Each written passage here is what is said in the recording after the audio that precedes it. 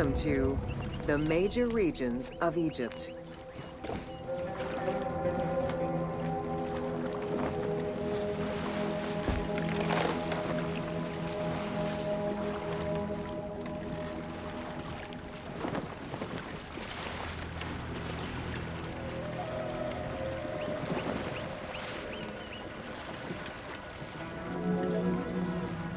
Life in ancient Egypt was concentrated along the shores of the Nile and divided into two regions. Lower Egypt was situated on the Nile Delta near the Mediterranean, and Upper Egypt was at the south reaching into Africa. Due to its proximity to the Mediterranean, temperatures in Lower Egypt were less extreme than in Upper Egypt.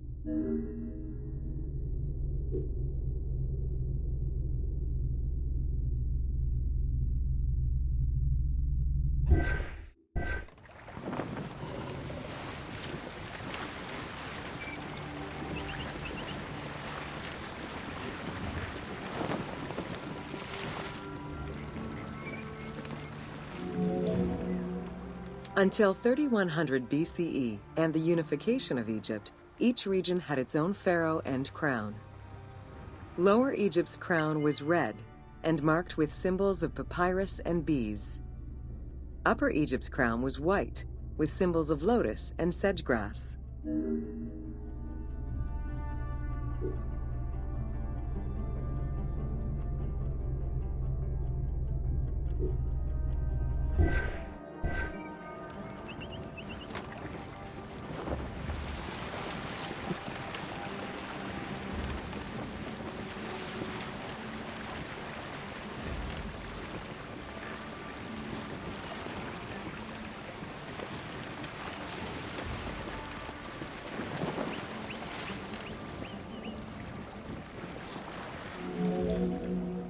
Both regions had competing major cities, most notably Memphis in Lower Egypt and Thebes in Upper Egypt. There were different religious cults in both regions, each worshipping their own major gods.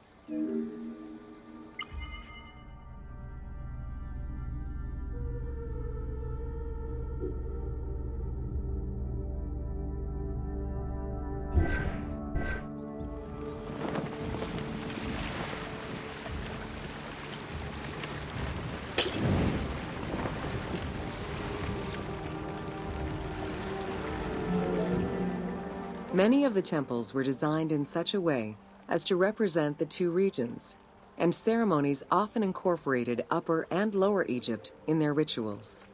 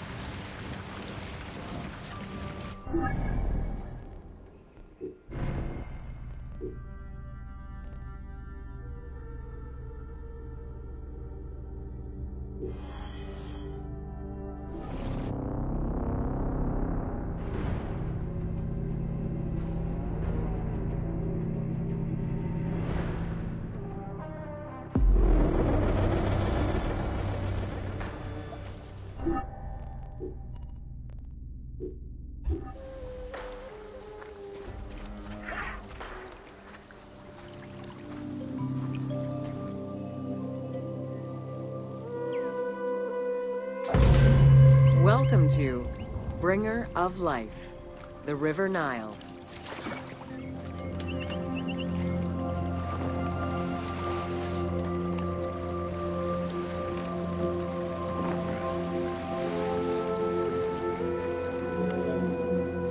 The ancient Egyptians called the dark fertile soil of the Nile the Black Lands, and the surrounding desert was referred to as the Red Lands. The dramatic difference of productive land opposed to barren desert had a deep influence on cultural ideology, mythology, and religion.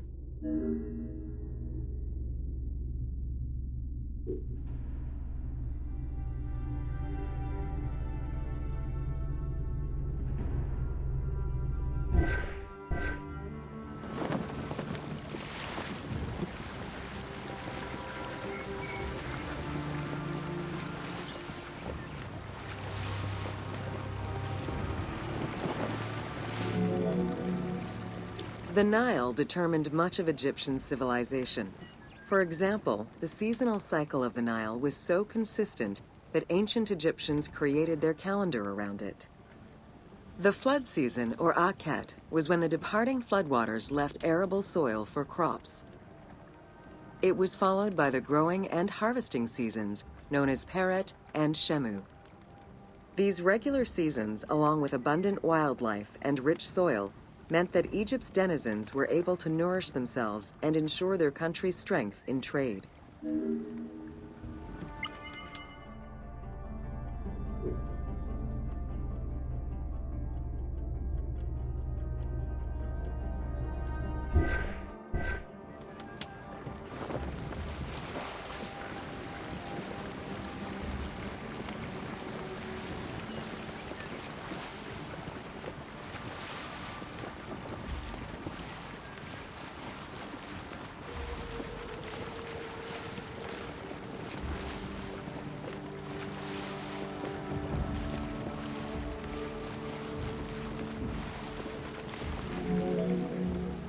The River Nile, flowing from the south to the north, neatly traversed through both Upper and Lower Egypt.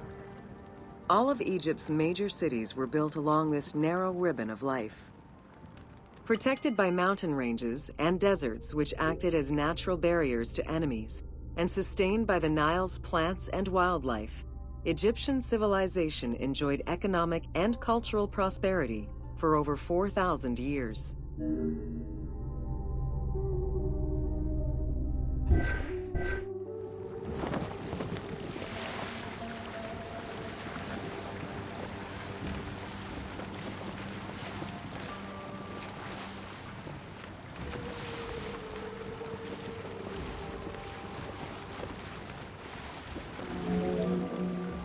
Both ancient Egyptians and ancient Greeks referred to the Nile as the river in their respective languages.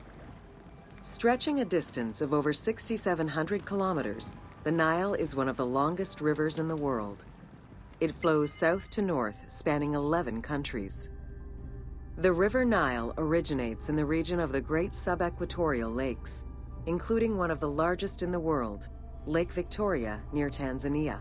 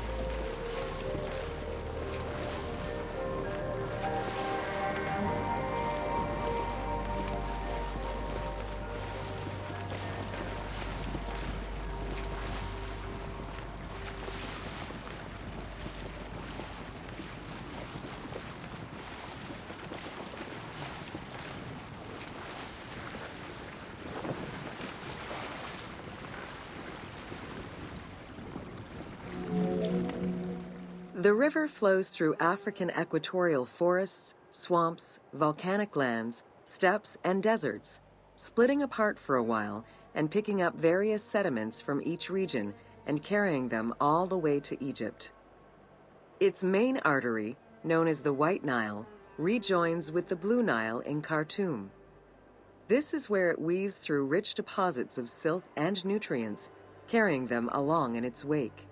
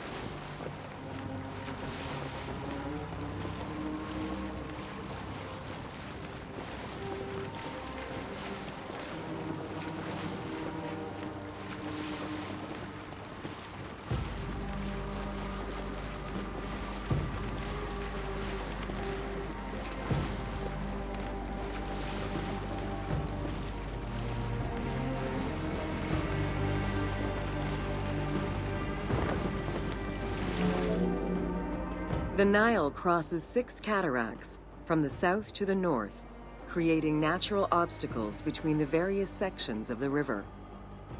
The cataracts are long zones of about 100 kilometers, where the bubbling and rapidly swirling waters advance tumultuously amid enormous heaps of rocks and benches of hard stone.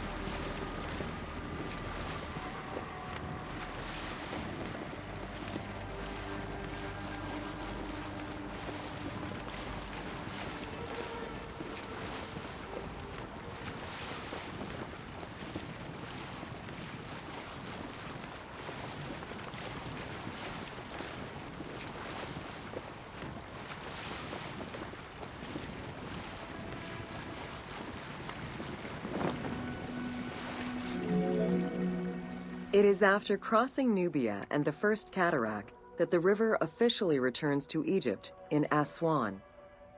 There are still 1,000 kilometers before it reaches Cairo and the Delta, bringing life to those living on its shores before it eventually empties into the Mediterranean Sea.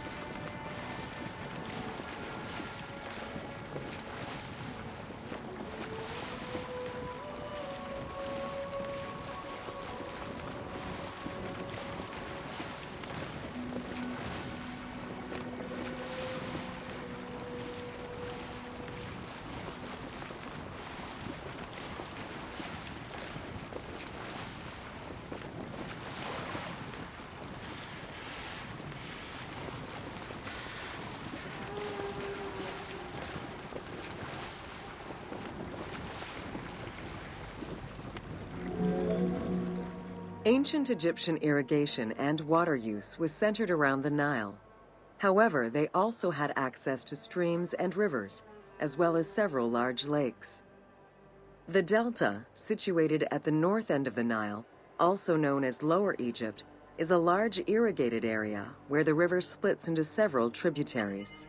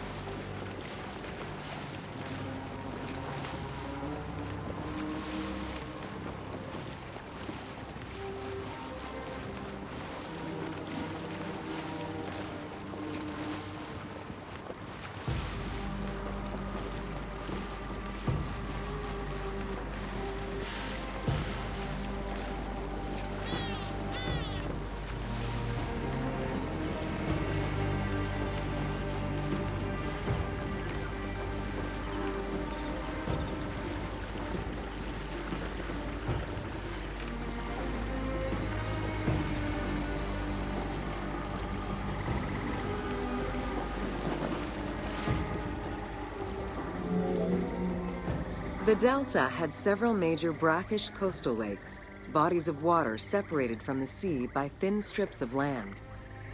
A mix of deep to shallow waters, salt swamps, and sand plains, these lakes were refuge to a wealth of species, as well as water and land plants. The occasional bandit could also be found sheltering within the denser reeds, waiting for the unwary traveler.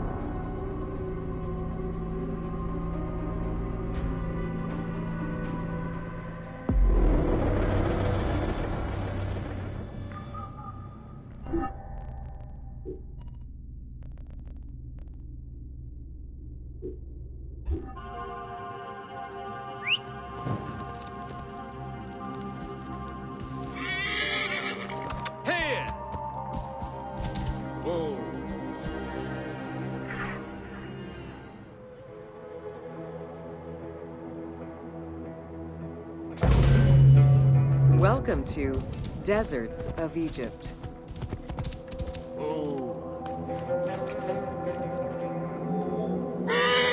Reaching out on either side of the lush Nile are the harsh, arid Western Desert and the mountainous Eastern Desert. They cover nearly 94% of Egypt.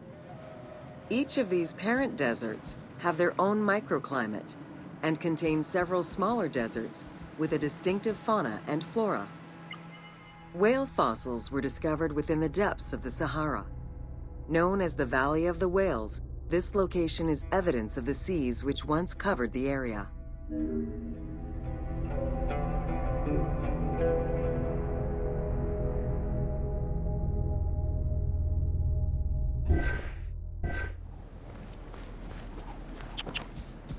Hey!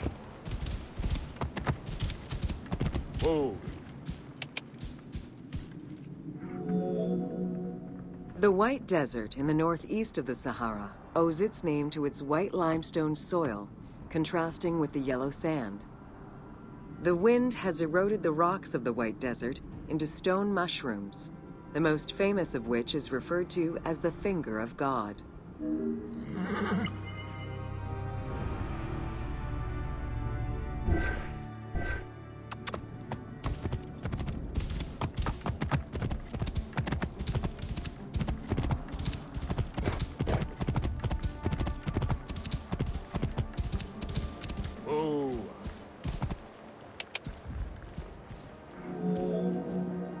The Great Sand Sea is a large unbroken desert that reaches out through western Egypt and eastern Libya. It is home to a unique geological formation known as Libyan silica glass. The pale yellowish-green material ranges from pebble-sized fragments to glass rocks the size of rough boulders.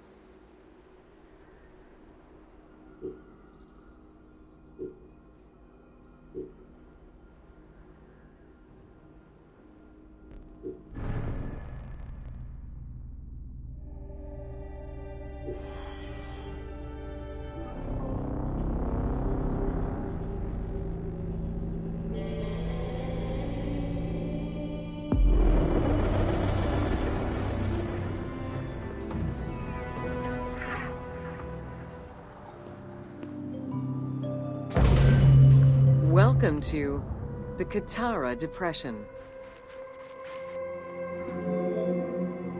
The Katara Depression is located in the northwest part of Egypt. Reaching 18,000 square kilometers, the basin is 133 meters below sea level and covered with salt. It is the second lowest point in Africa, after the Afar Depression.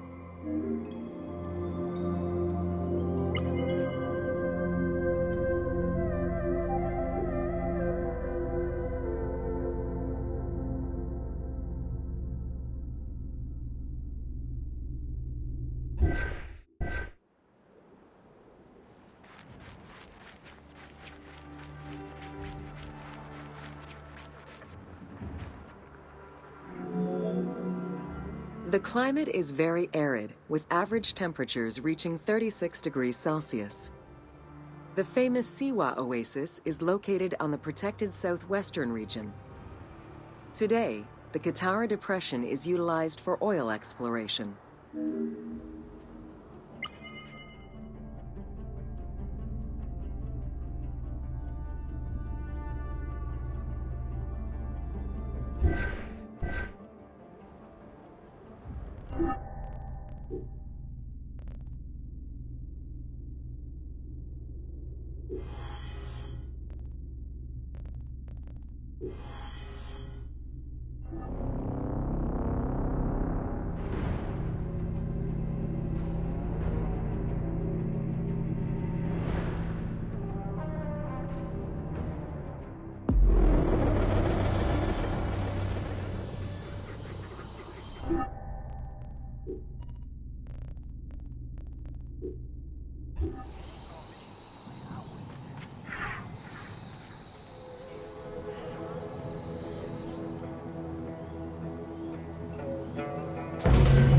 Welcome to Siwa.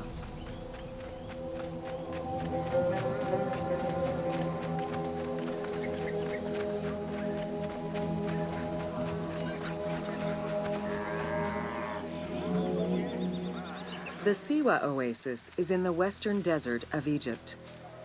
Geographically, the Siwan Oasis is located in a depression 20 meters below sea level.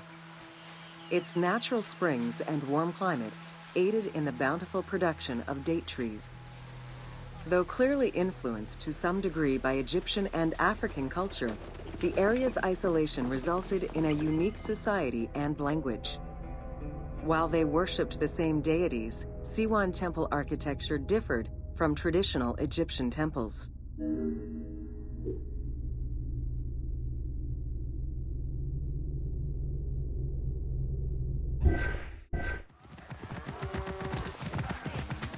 Yeah.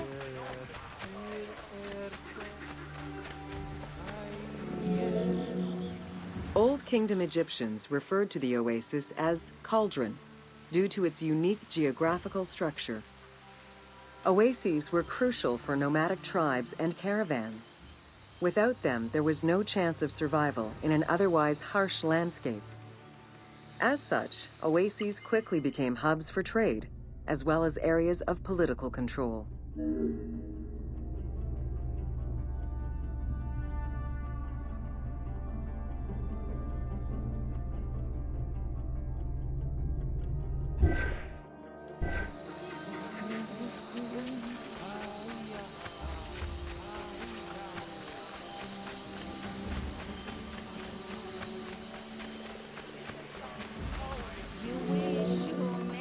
Because of the dry climate, there is very little rainfall to sustain the oases. Instead, underground rivers flood the natural basins. Since many oases have a north-south orientation parallel to the Nile, some geologists suggest they were once tributaries of the mighty river. There is evidence that ancient Egyptians attempted to create some oases.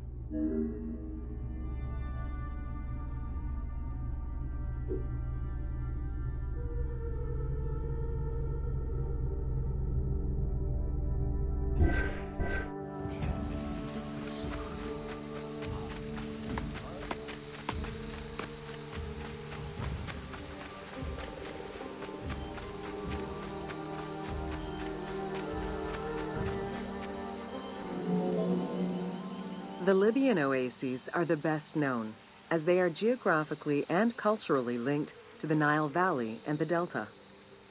These western oases have a distinct geology from the other regions of Egypt. The most famous and important oases are Karga, Dakhla, Farafra, Baharia, and Siwa.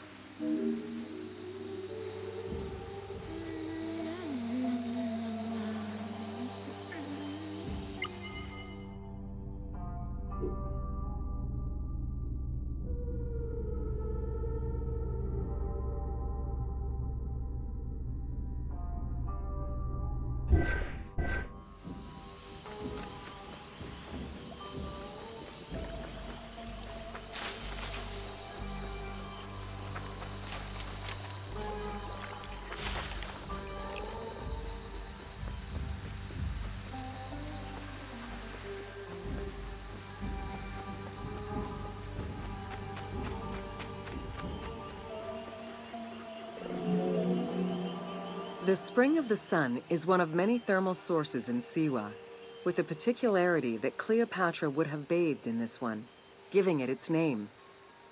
The presence of the source beneath was attested already by Herodotus during the 5th century BCE, when the oasis was called Amuneion by the Greeks of Cyrene.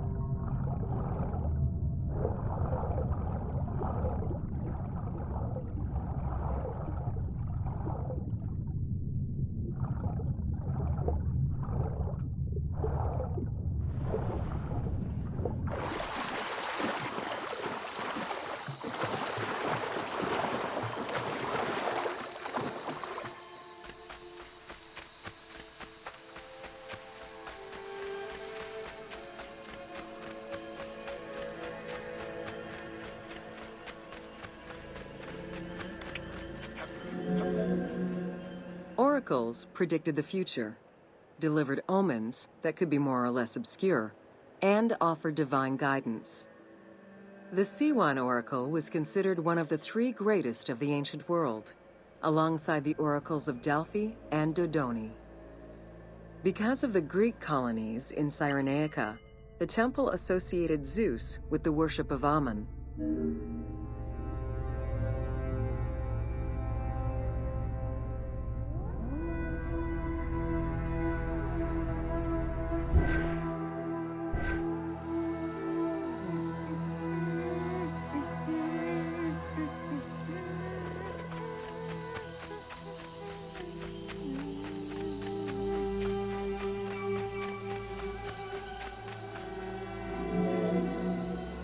It is no wonder that Alexander the Great made the perilous journey to Siwa in order to consult the oracle, emulating the actions of mythical heroes such as Hercules and Perseus.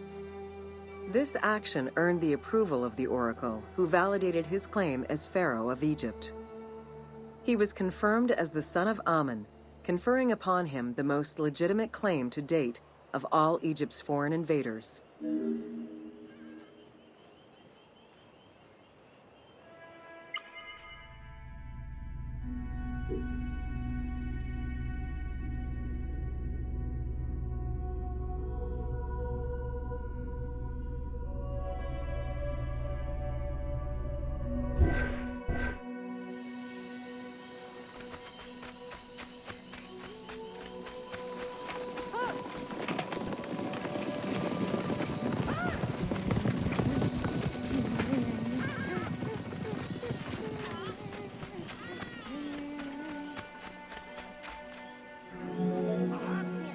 The powerful and the rich would send gifts or travel great distances in order to ensure their good fortune by gaining the blessing of the Oracle of Siwa. Every successful blessing only increased the soothsayer's prestige.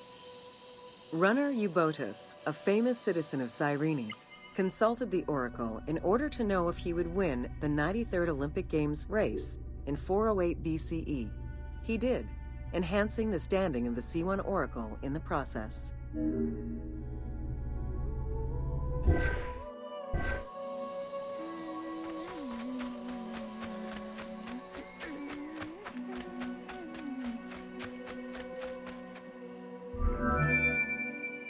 The Temple of the Oracle of Amun was built in the 6th century BCE by Pharaoh Amasis. In the game, its entrance is guarded by ram-headed sphinxes, the animal representing Amun. They were inspired by similar statuary located at the British Museum. Another option would have a Greek-influenced representation of Zeus Amun, a human-headed sphinx with horns. This representation of Zeus Amun was very popular in Siwa.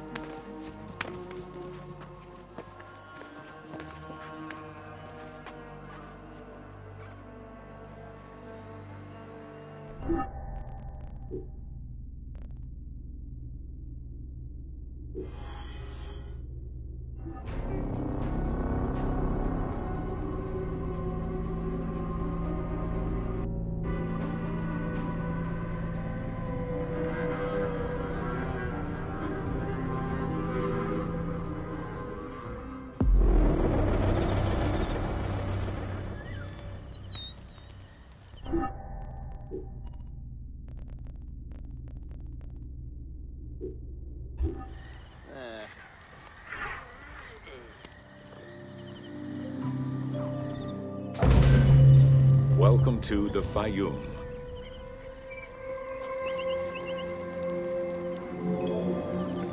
The Fayum Oasis is an enormous basin in the western desert that formed from the Nile's overflow. As such, it is not considered a true oasis, though it gives its name to the region, which covers Lake Moeris. The oasis harbors some of the oldest archaeological artifacts of the region, indicating that the area has been inhabited by hunters and gatherers since the Neolithic period.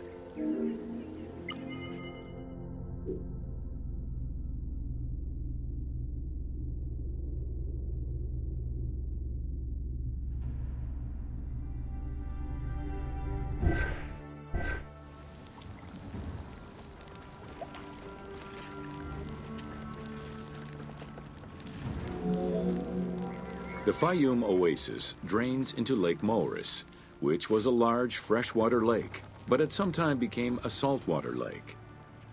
In the 12th dynasty, ancient Egyptians redirected the water flow with a dam and dug a supply canal using the lake as their reservoir. Irrigation enabled them to continue growing crops of figs, grapes, and olives year-round.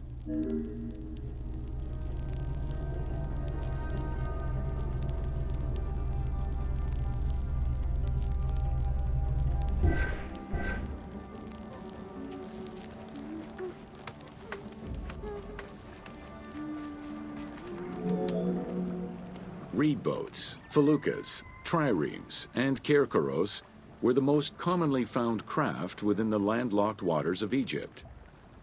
They were used for various purposes, ranging from daily fishing, trade, warfare, and travel, to the ferrying of massive stone blocks used to build the great monuments of Egypt.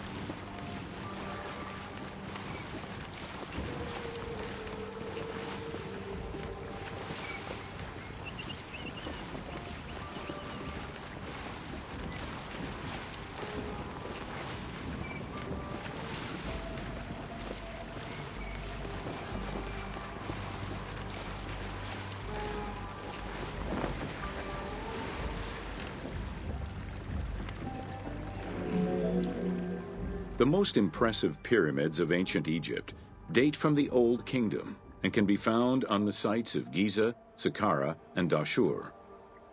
However, one particularly famous pyramid of the time is located elsewhere. During the Middle Kingdom, some pharaohs chose the Fayum as their final resting place. One such ruler was Amenemhat III. His pyramid left a mark on the imagination of antique chroniclers. They referred to it as the Labyrinth, mostly due to the vast mortuary temple complex at the foot of the pyramid. Herodotus mentioned that he had visited 12 courts and over 3,000 of its chambers. But he was also well known for being prone to hyperbole.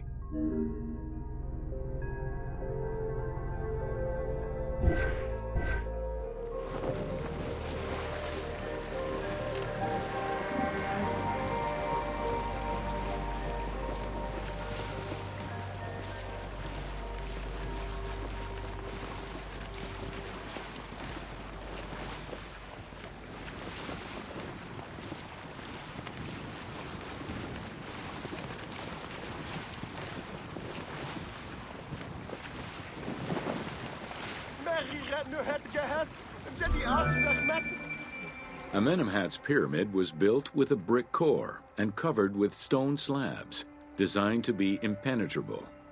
The burial chamber, made out of a single block of sandstone, is unique in its design.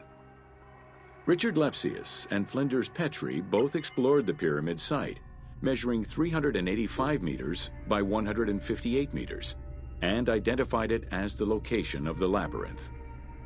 Their research conditions were difficult, as most of the site had been submerged by the nearby canal.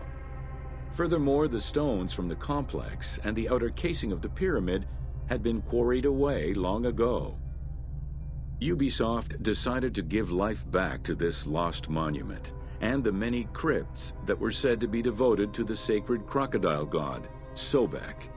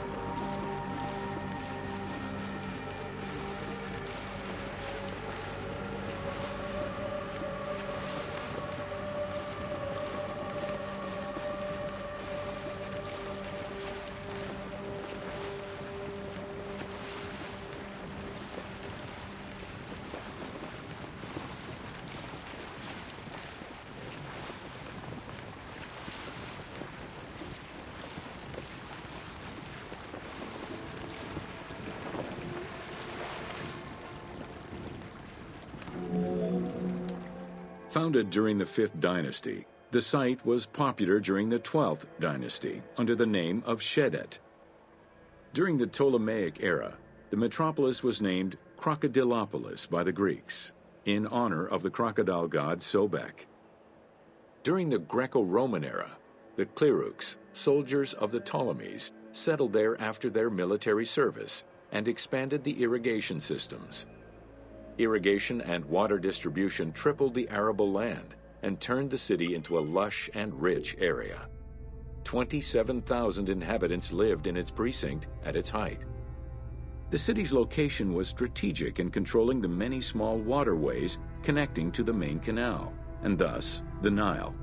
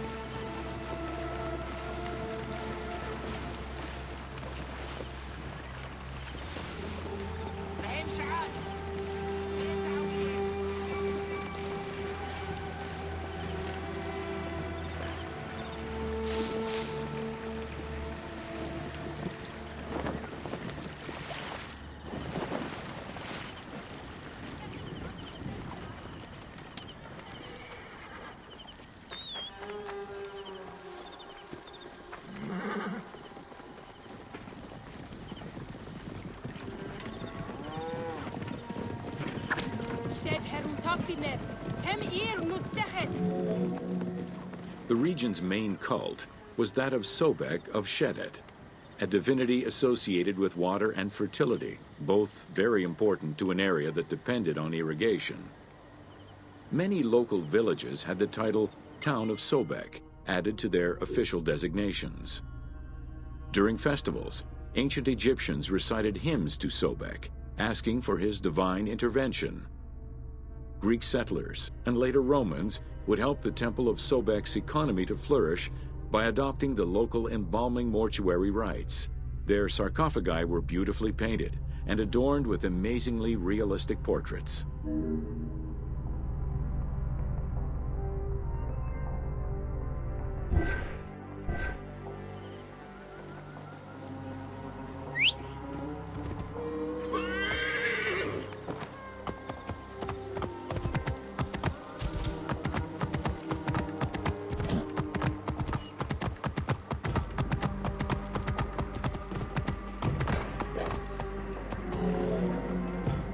Very similar to the cult of the Apis bull in Memphis, a living crocodile was worshipped within the precinct of Crocodilopolis's main temple.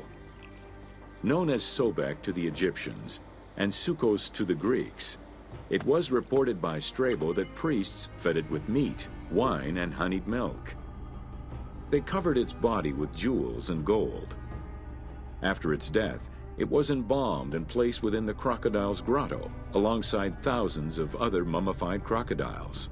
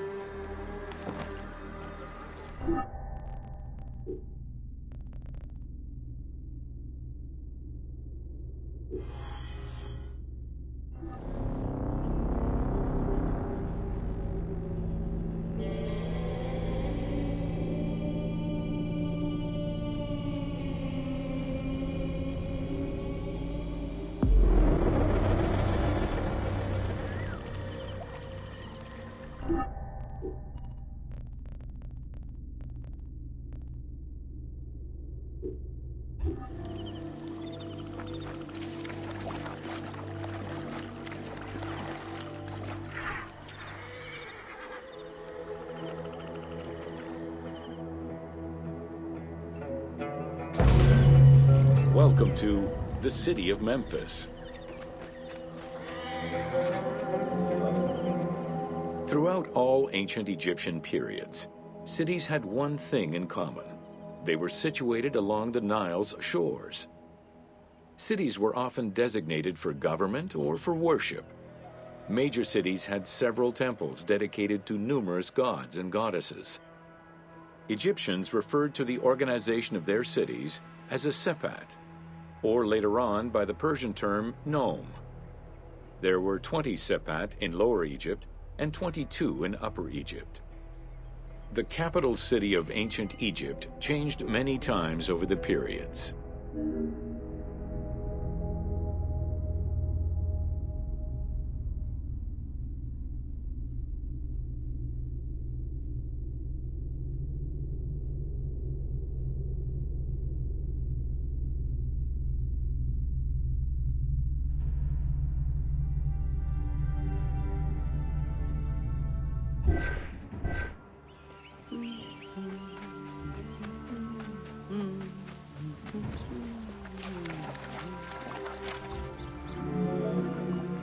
One of the largest was Memphis, located in Lower Egypt.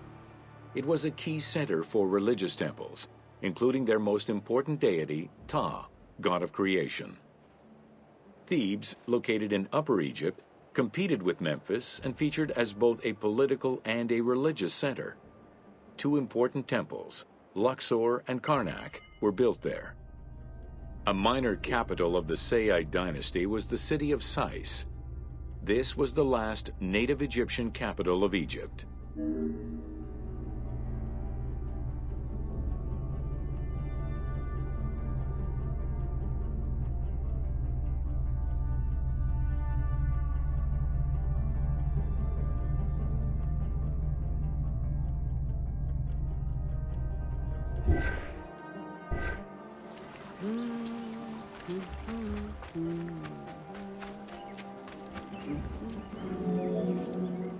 During the Third Dynasty, under Pharaoh Djoser, Memphis became the first religious and administrative capital of Egypt.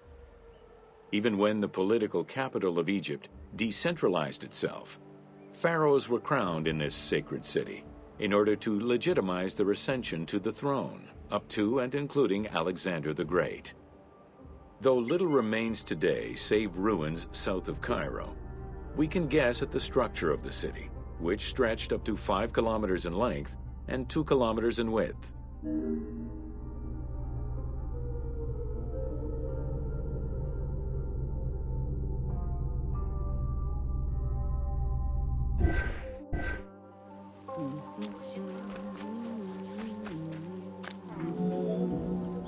Memphis was also referred to as the City with 100 Doors, or the White Walls. These names were in reference to the wall which surrounded the city. Under the protection of Ptah, god of craftsmen, the city was a thriving religious and economic hub.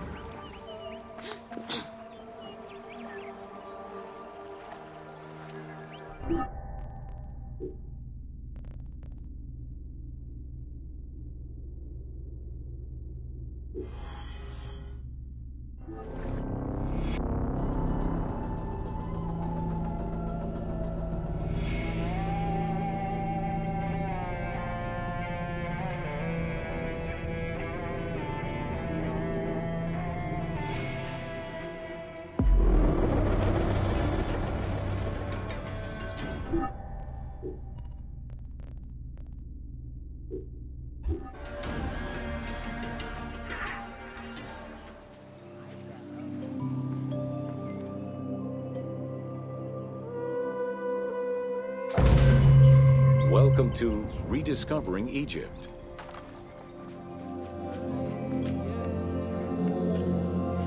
In the 19th century, the increased intensity of tourism and excavations, as well as the outflow of antiquities to other countries, threatened Egypt's archaeological heritage. Egyptians took part in this destruction by ransacking sites for artifacts to sell, quarrying stones from ancient monuments, and removing sebak, ancient mud bricks, to reuse for their own purposes.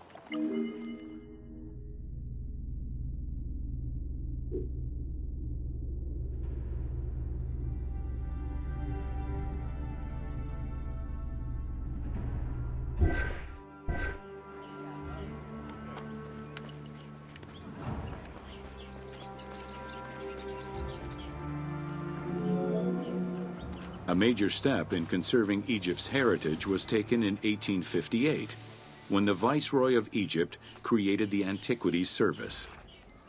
Supported by a team of foreign scholars, Auguste Mariette exerted an iron grip on the service.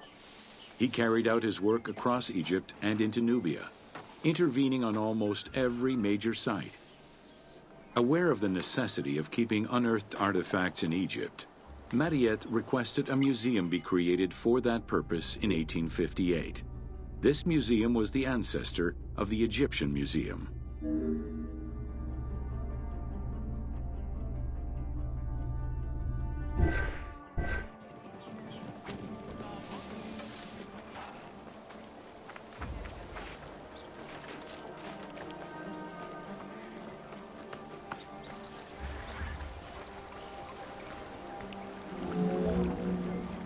Gaston Maspero, Mariette's successor, expanded and reorganized the Antiquities Service and instigated laws regulating the export of artifacts. French scholars ran the service until it passed into Egyptian hands in the 1950s. As of the mid-19th century, Egyptology was fast becoming a recognized discipline within both private institutions and learned societies.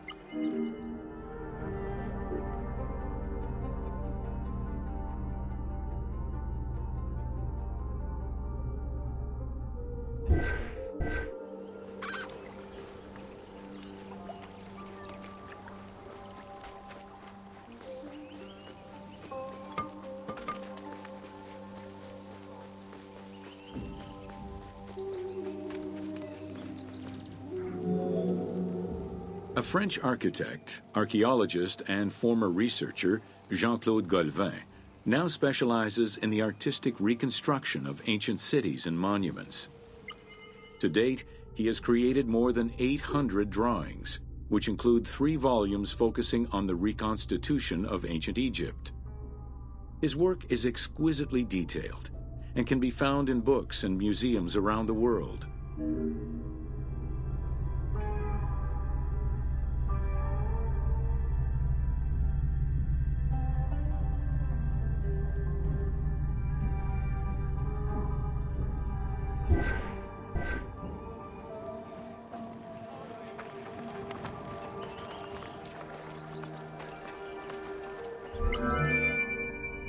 The team was thrilled to collaborate with Jean-Claude Golvin in order to recreate Egypt for the game.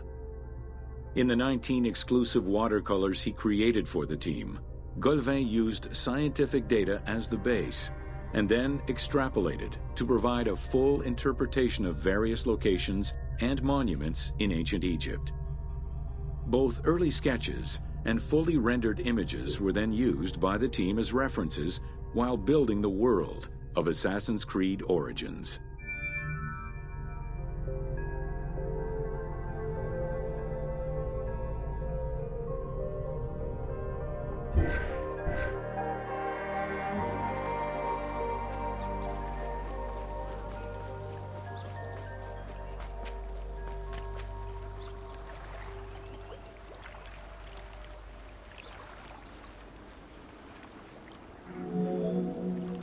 Although ancient Egypt's rich religious culture and its mortuary monuments continue to be investigated, the modern discipline of Egyptology has shifted focus. Rather than single-mindedly retrieving impressive artifacts, Egyptologists today focus instead on increasing the body of knowledge. In the past, excavations took place in the field, and while that is still the case today, much of the work on Egyptology now takes place in libraries and archives.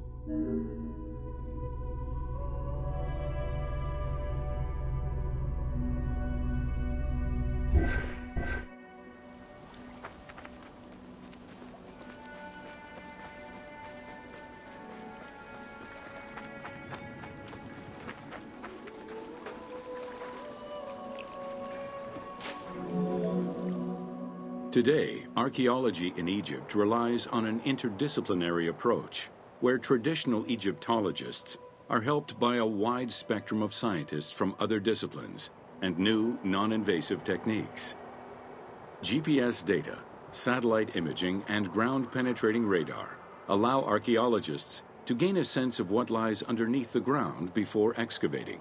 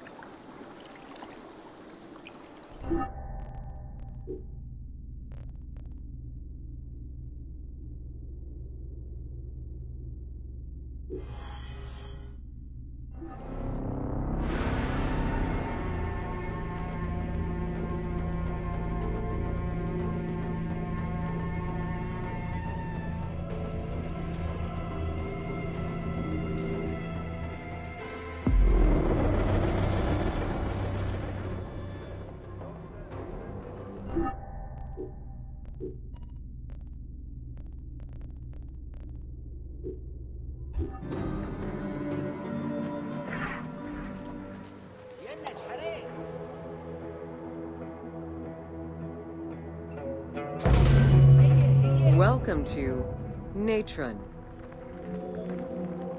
Natron is a colorless salt that was used by ancient Egyptians for food preservation, cleansing products, and glassmaking. It was also used in the mummification process.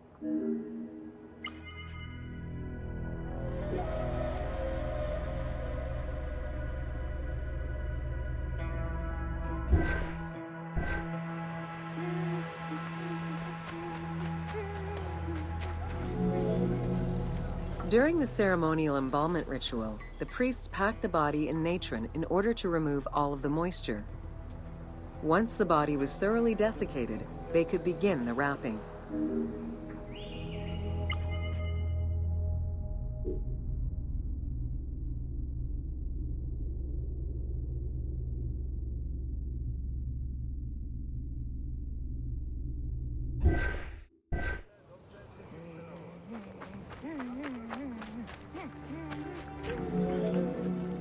Natron was mined in Wadi Natron.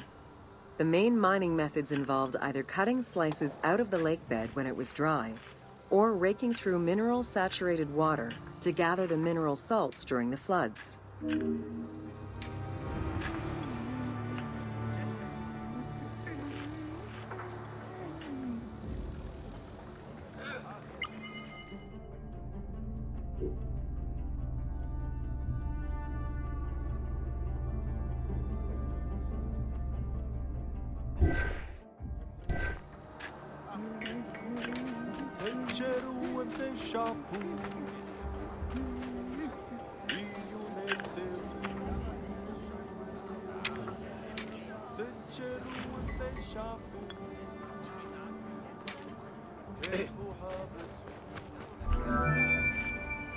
Both techniques are still used today and inspired the team in their recreation of the mines located in the mountains northwest of Memphis.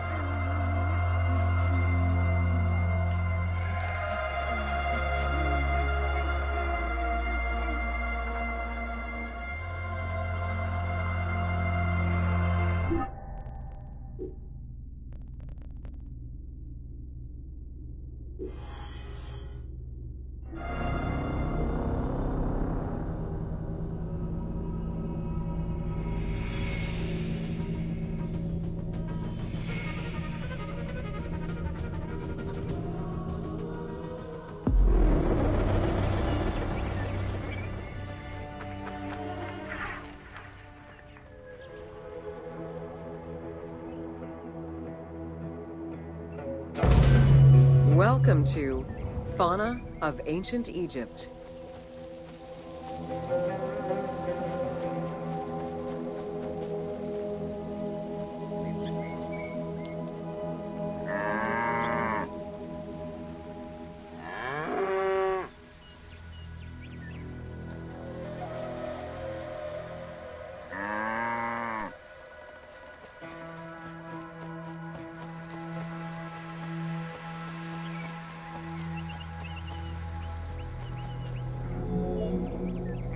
Both domesticated and wild animals were features in ancient Egyptian bas-reliefs as early as the First Dynasty.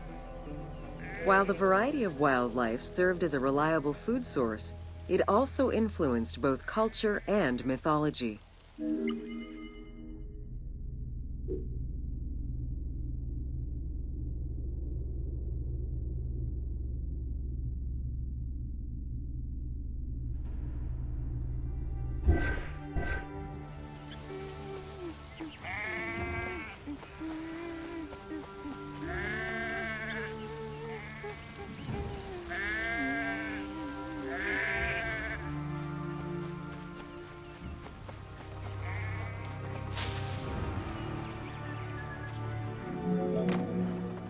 Egypt's terrain allowed for a diverse range of animals, including panthers, rhinoceroses, elephants, and many variations of antelopes.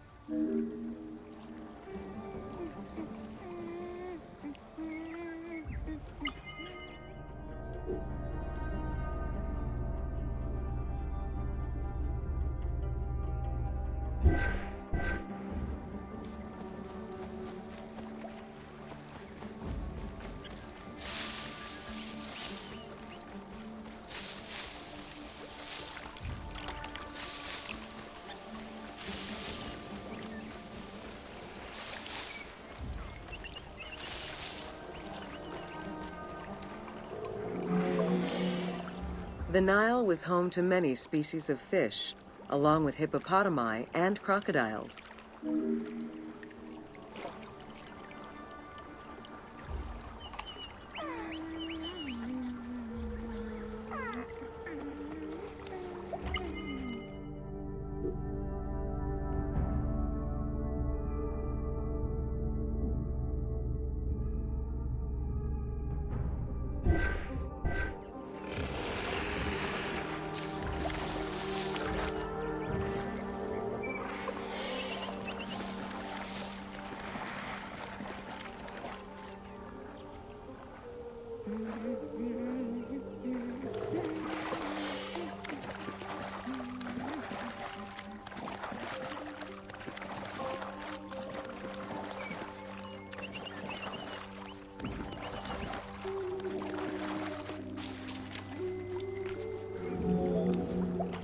The wide variety of birds that populated the riverbanks, from raptors and waterfowl to songbirds, were all cataloged within Egyptian hieroglyphic signs.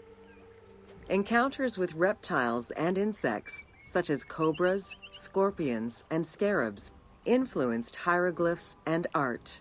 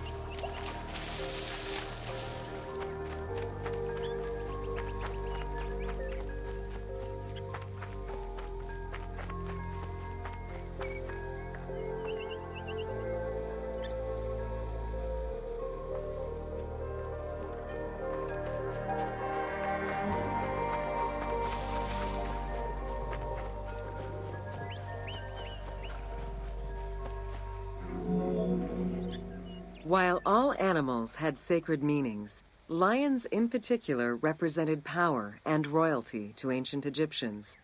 They were so prized by pharaohs that they were hunted to extinction within Egypt.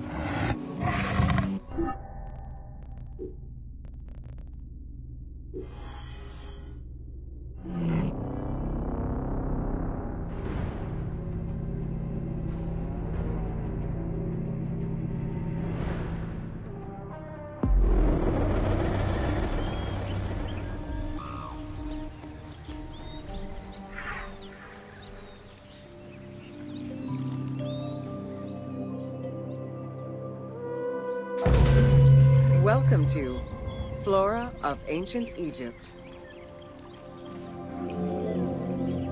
The climate and unique geography of the Nile Delta offered a wide variety of plant species.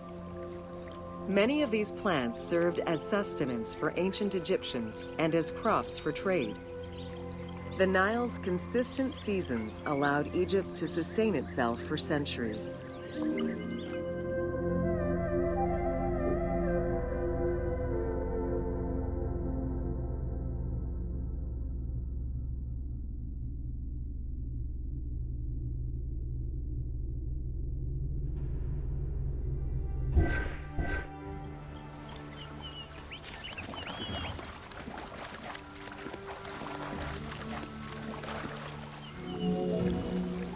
Possibly the most useful of the plants was the papyrus. This tall sedge plant grew in abundance along the water's edge of the Nile. Commonly known for its use as paper, the ancient Egyptians found many other functions for it, including rope, sandals, and mats. Papyriform boats made from the plant are seen in paintings and reliefs, and were used in ritualistic ceremonies.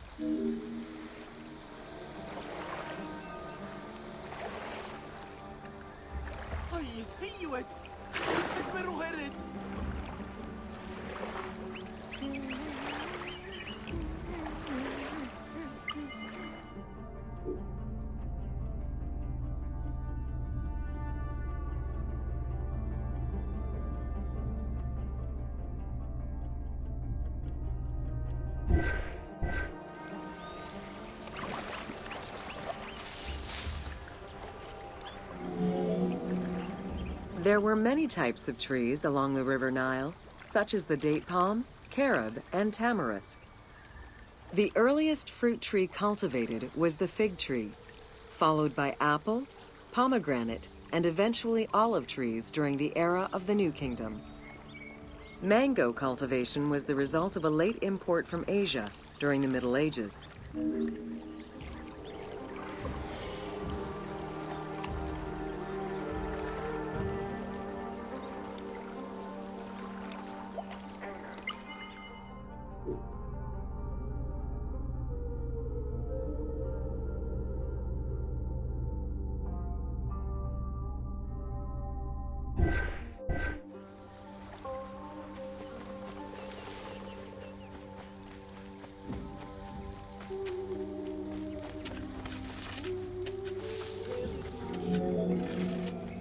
Some trees were associated with gods, such as the acacia with Horus. The divinities Thoth and Seshat were depicted inscribing the reign of the king into a Persea tree. The sycamore was connected with the goddess Iset, patron of the ritual of life.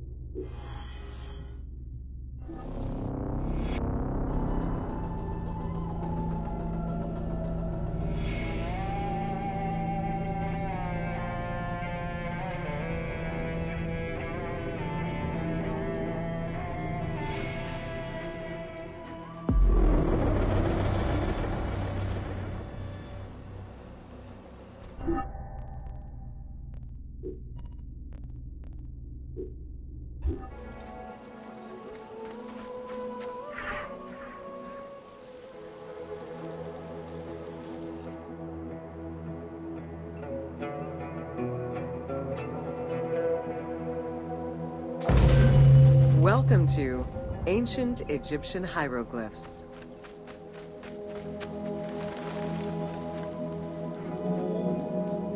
Hieroglyphics were used as sacred writing, appearing on monuments, statues, and sacred papyrus texts. The earliest symbols that resemble hieroglyphs were on pottery dating back to 4000 BCE. This stylized form of signs and drawings was the only writing used from its ancient origins to the end of pharaonic history. Ancient Egyptians referred to hieroglyphs as the writing of the gods.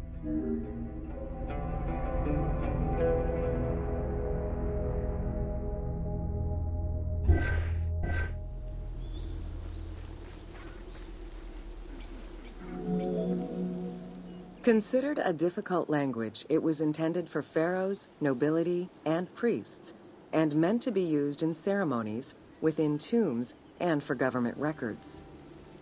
Since few Egyptians were able to read the ancient hieroglyphs, the mythological aura around the language was persistent, even in their own culture.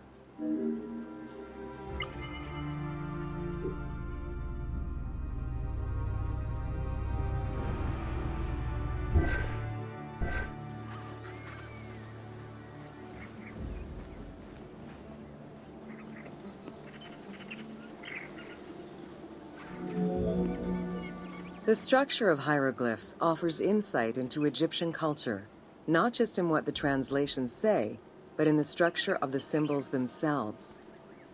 They were found on tomb walls, on sarcophagi, on statues, and on pottery, and were meticulously recorded in countless ancient papyri.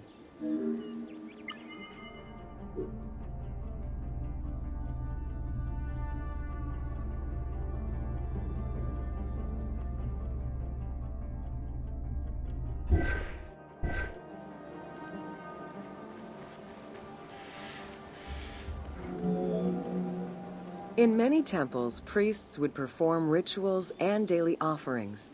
These were accompanied by hieroglyphs used as spells. In tomb paintings, the hieroglyphs are represented with formulas to recite.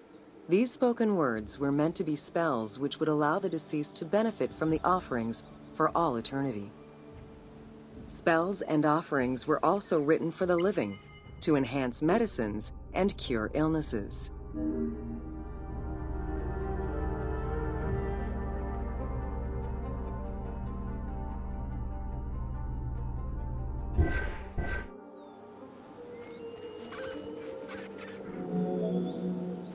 The most famous of ancient Egyptian documents is the Book of the Dead.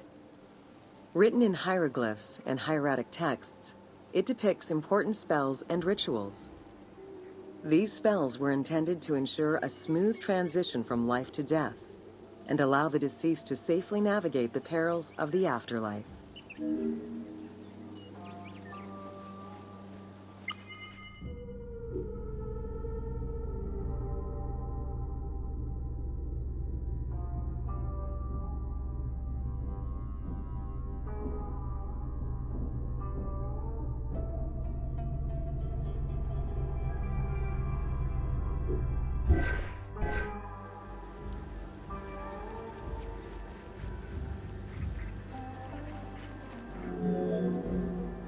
Even after it was deciphered, the reading of hieroglyphs remained difficult at times due to the many directions in which they can be read.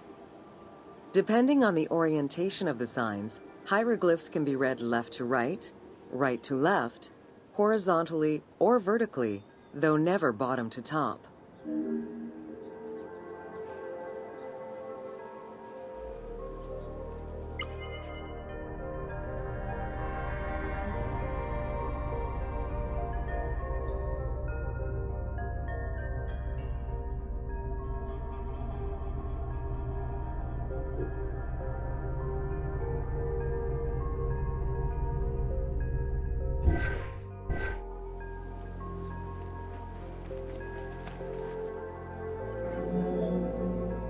A clue on which way to read is to first notice which direction the figurative signs are facing.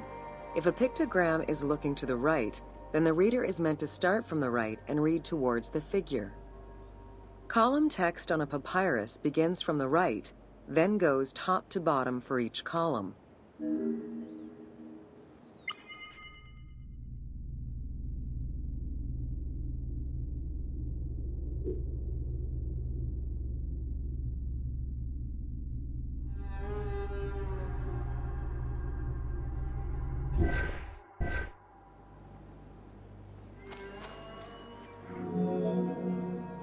Text written on tomb walls resembles the structure of a page from a comic book. The text can be placed in front, behind, or above the character, and its symbols look in the same direction as the character. Another clue is that the name of a god or hieroglyphs meaning gods or kings are always written before the descriptive text.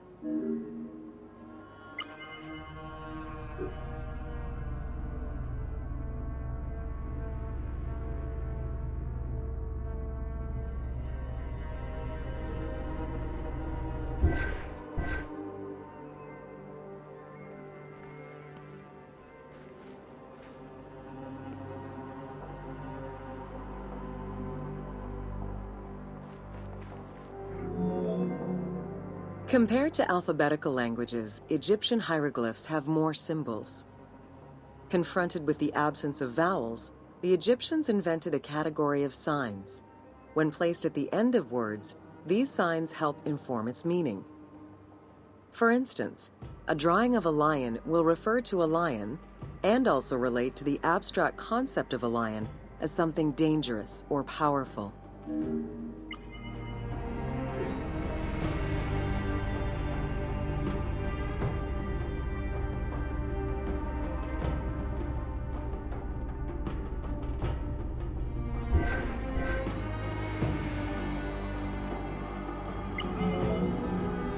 Middle Egyptian hieroglyphs contained a little more than 700 signs. By the end of the Greco-Roman period, there were 10,000 signs.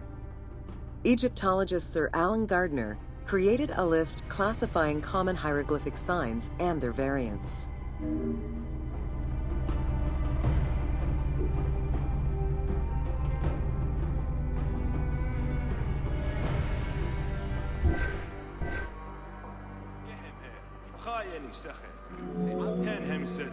Ancient Egyptian languages have many similarities with Asian and African languages. They have evolved in similar ways to the various forms of written Egyptian. These languages belong to the Hamito-Semitic group. There were 5 clear evolutions in the Egyptian language, each with their own distinctive structure. These languages are known as Old Egyptian, Middle Egyptian, Late Egyptian, Demotic, and Coptic. Coptic is the only living language that allows linguists to define the vowel structure and to distinguish different dialects. Meshir Shenabet, Yerut Mesheru, Jehutimes, Yementie, Bik Gere.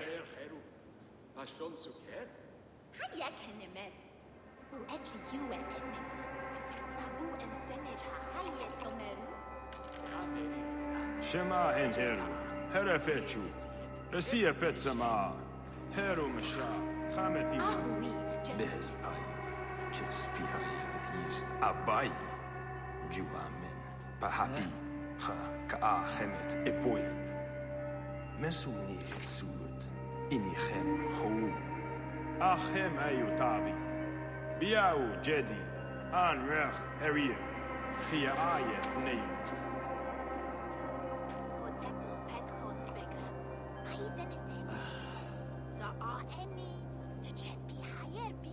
Achet, Peter, Meshaev, Retechenu, Asenev, Shen Tatais, Shemusi. While hieroglyphs and hieratic script give us an idea as to how the ancient Egyptian language was structured and written, the way it was spoken is still up for debate. The team opted for English as the spoken language, with the characters using ancient Egyptian and Greek words and accents. The language that is spoken in the background by the crowds is largely based on Sir Alan Gardner's Egyptian grammar. To help resurrect a dead language, we consulted Egyptologists and dialogue coaches to establish our target sound and cast actors with Arabic, Hebraic, and African backgrounds to bring the game to life.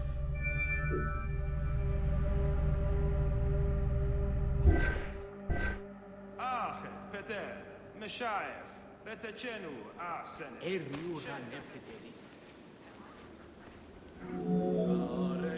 After Alexander the Great's arrival in Egypt and the establishment of his reign, Greek became the language used by the governing bodies. The inability to read hieroglyphs caused resentment among the Greek population. It's from this tension that the Rosetta Stone was created.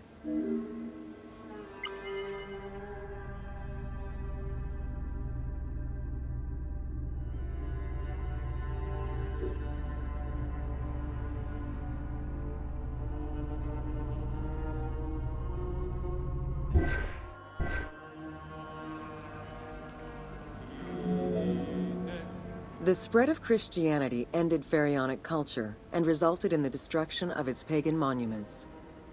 This also marked the end of hieroglyphic writing and understanding.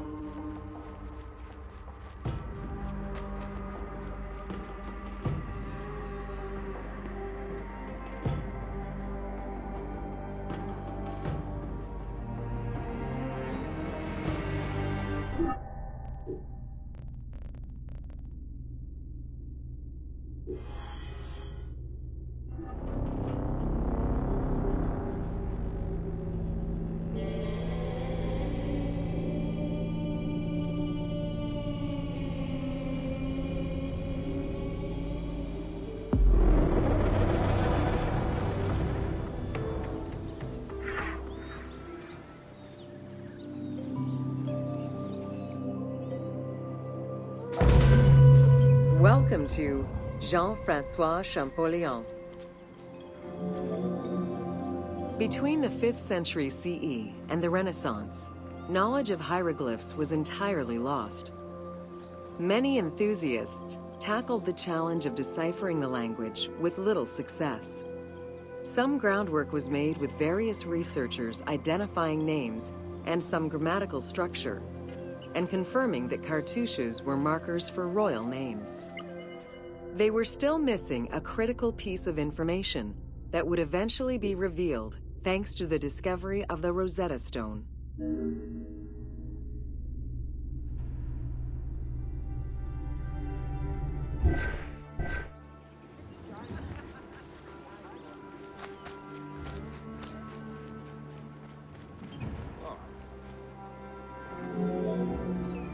The Rosetta Stone was found in 1799 by Bouchard, a soldier in Napoleon's army.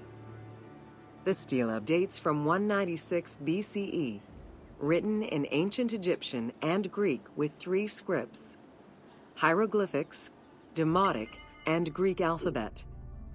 Following the defeat of Napoleon Bonaparte in 1801, the English took possession of the stone. It has been at the British Museum since 1802 and remains the most visited object of the museum to date.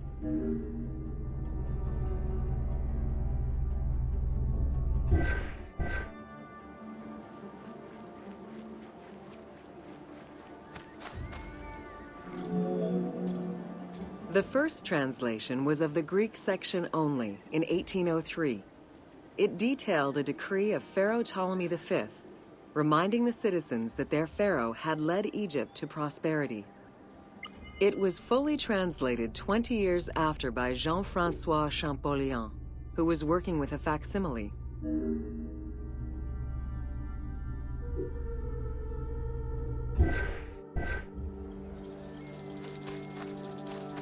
Nehabetan sachat, yuichem chet, sheshepai nejem. Saha eni wa'ab, em chachad hachpaises.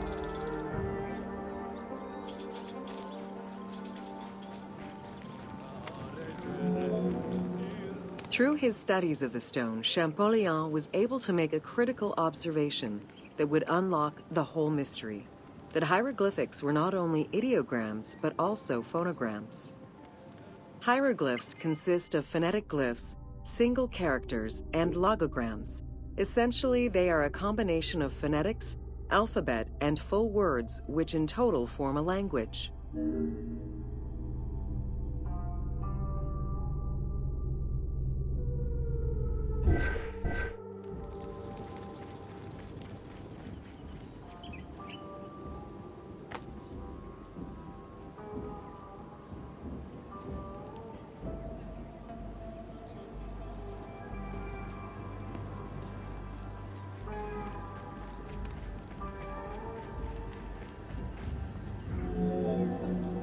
While studying the stone, Champollion realized that there was a difference in the number of hieroglyphic characters in relation to the number of Greek characters for the same word. This led him to believe that hieroglyphs must have phonetic characteristics. This was the first step to unlocking the Rosetta Stone's secrets.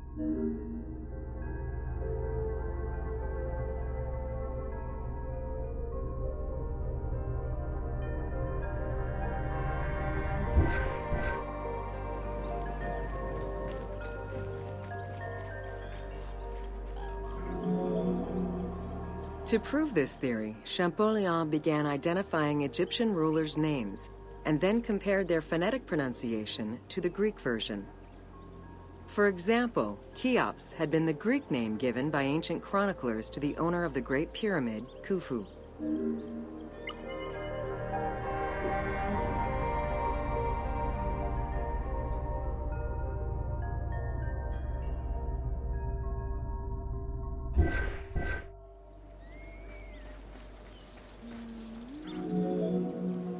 The next step for Champollion was to confirm that his approach was verifiable by using the Philae obelisk as an additional reference.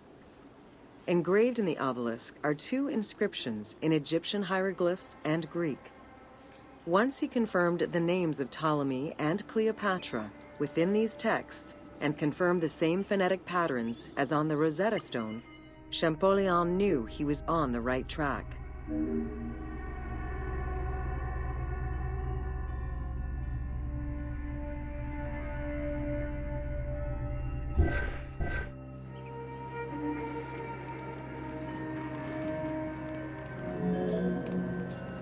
Champollion had already mastered several ancient languages when he took on deciphering the Rosetta Stone. He used his knowledge of Coptic to identify the solar disk hieroglyph on the obelisk as the phonetic translation of Ra. Further translation only strengthened his conclusion. Egyptian hieroglyphs encompass the alphabet in both phonetics and determinative ways, which means that the symbol represents the word itself.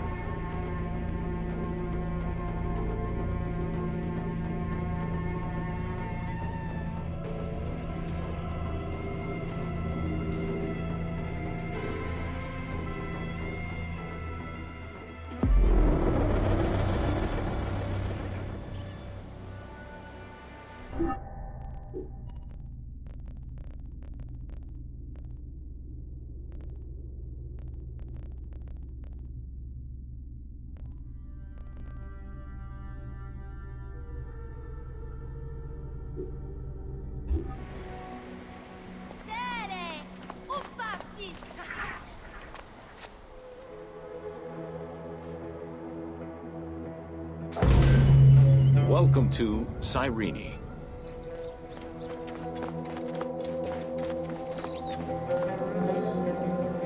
Cyrenaica stretches across the coast of northwest Africa. It was known as Pentapolis in antiquity, a reference to the 5 main cities that formed the Greek colonies. Built on a lush plateau of the Green Mountains, in what is present-day Libya, a colony of Greek settlers formed the city of Cyrene in 630 BCE. Cyrene's population quickly grew, spreading out across the terraces of the plateau, making it the first and largest of the 5 colonies.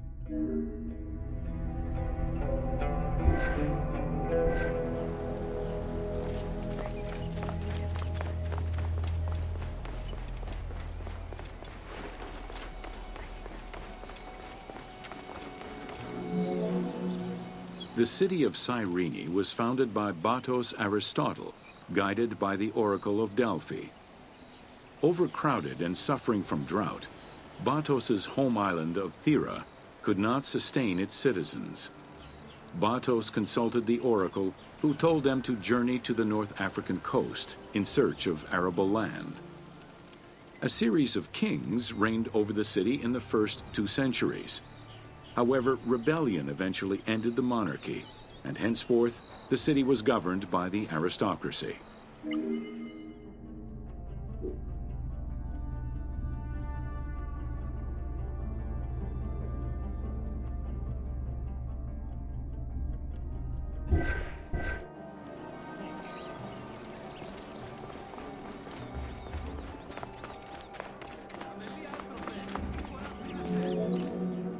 The key features of Cyrene were temples dedicated to gods, Apollo, Demeter, and Zeus, alongside Ptolemaic gods such as Isis and Serapis. A large agora defined the city's center, and on the western edge, the famed Acropolis was built. A fortification wall was added around the harbor at the end of the 2nd century CE. As the city grew, more buildings were constructed beyond the walls.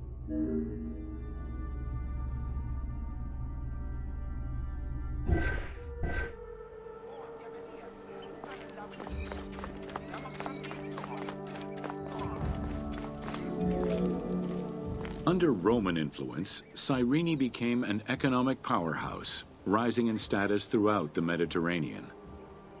Cyrene's school of medicine rivaled all others except for that of the Greek city Kos. Some of the great minds in ancient math, astronomy, and geography were born or established in the various schools of the city, which included an institute of philosophy founded by Aristippus, a pupil of Socrates.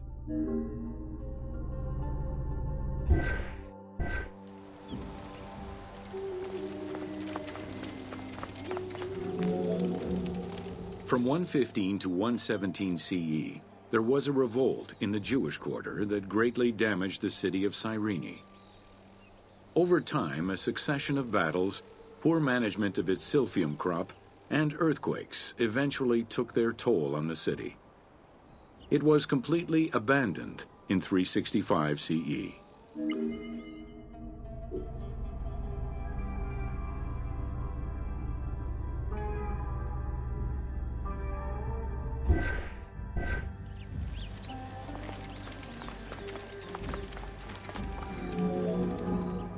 The nearby port of Apollonia was an ideal location, with its natural cove, sheltered by 2 islands and rocky inlets. Along with a lighthouse, the port was later equipped with quays and warehouses to accommodate the increased shipping traffic.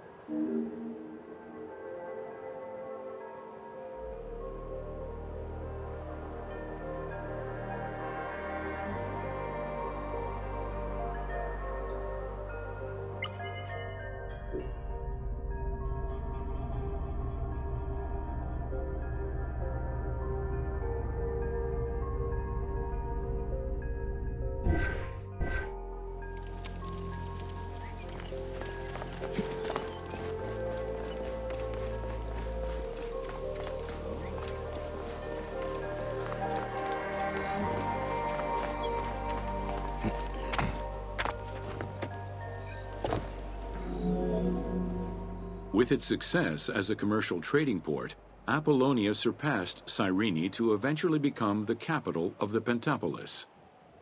A number of earthquakes gradually shifted the city, causing many of its original structures to sink. Some of its ruins can still be seen underwater.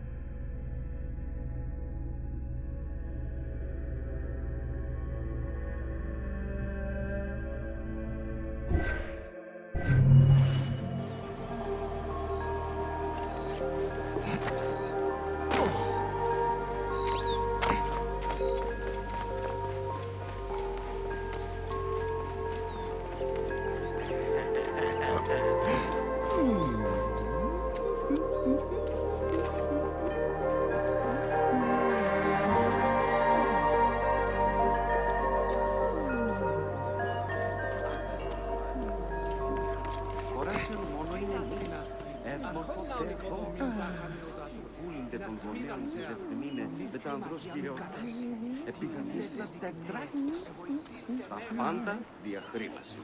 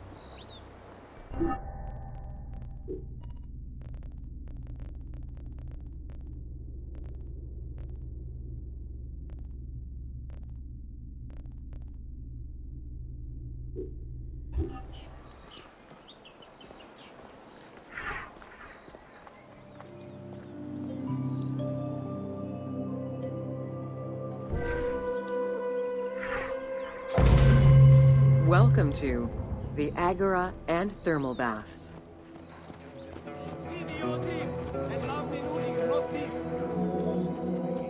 Cyrene's Agora was the public marketplace and political hub of the city.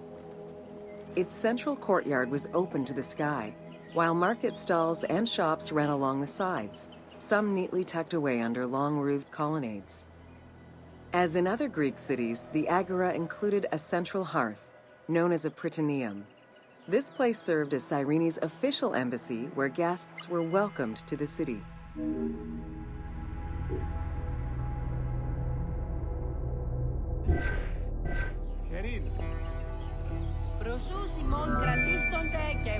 An unnamed statue representing naval victories was the centerpiece of the Agora.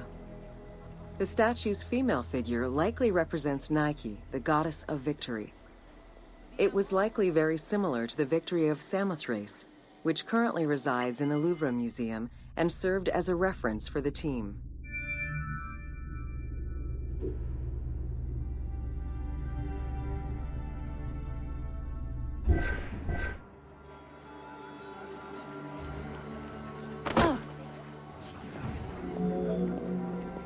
The Cyrene Agora also displayed many temples and monuments celebrating its founding king, Batos, and the city gods.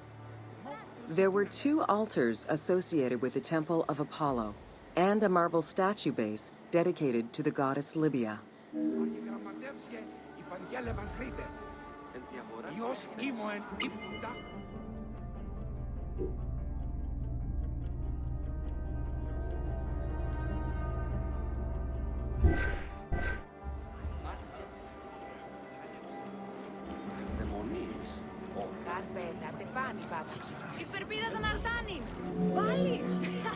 The civic buildings included a law court complete with an archive library that would have housed legal documents and other papers essential to the city's governance.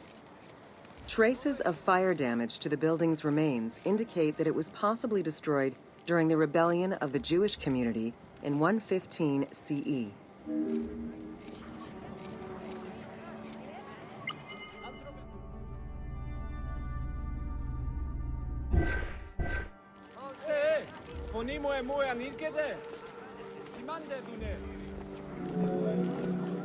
Public baths were common in Roman and Greek cities, and Cyrene held true to this tradition.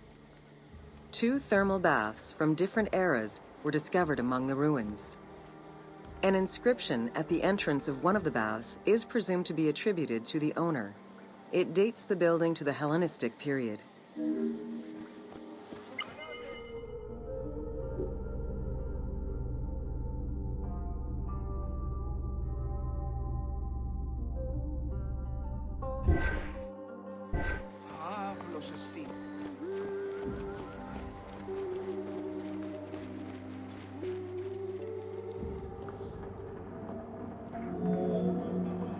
Mosaics were originally created for practical reasons, the need to waterproof floors. Imported by Greeks in Egypt and Cyrenaica, the designs represented either scenes from daily life, marine fauna, or mythological figures. In addition to traditional Greek motifs, They also integrated concepts specific to Egyptian culture, such as the Nelumbo. The best examples of mosaics recovered to date, however, come from Alexandria.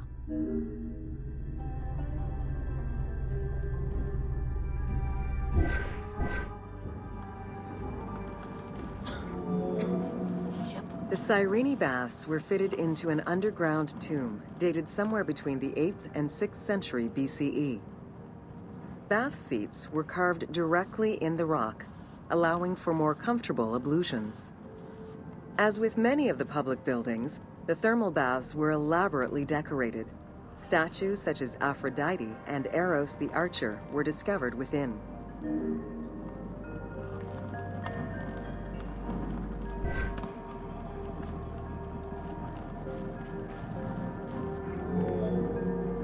The Frigidarium, a pool of cold water, was the first room visitors entered. It was followed by the Tepidarium, or tepid water area, and then the hot water room called the Caldarium. Water for the thermal baths was sourced from a natural spring. Burning stones were deposited into the water to create steam as required. The flowing water of the spring ended in a cistern and fountain referred to as the Aqua Augusta.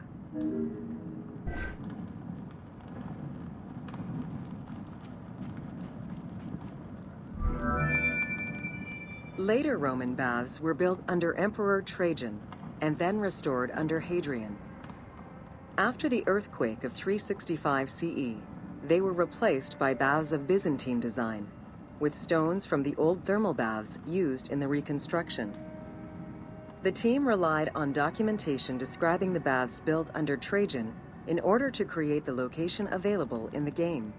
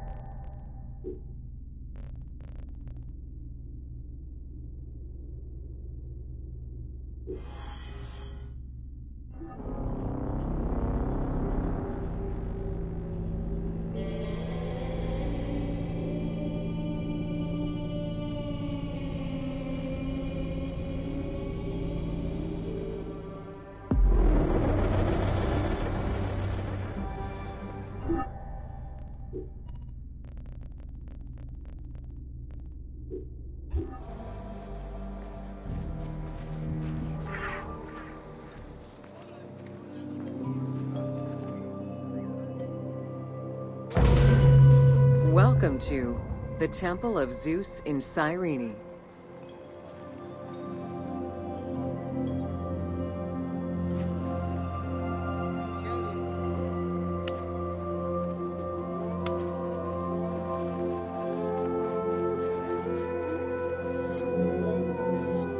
Facing east towards the rising sun stands the temple dedicated to the cult of Zeus. It was built sometime in the 5th century BCE. 70 meters long with 46 Doric-style columns, the imposing structure was the largest Greek temple erected in Africa. It was only slightly larger than the Parthenon and the Temple of Zeus in Olympia.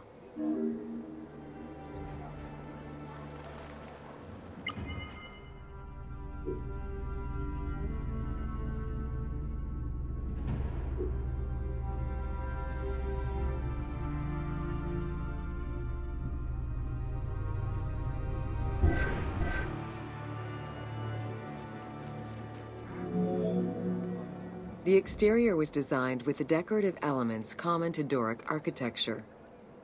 The dimensions of the columns were different, giving visitors an impression of uniqueness when viewing each facade.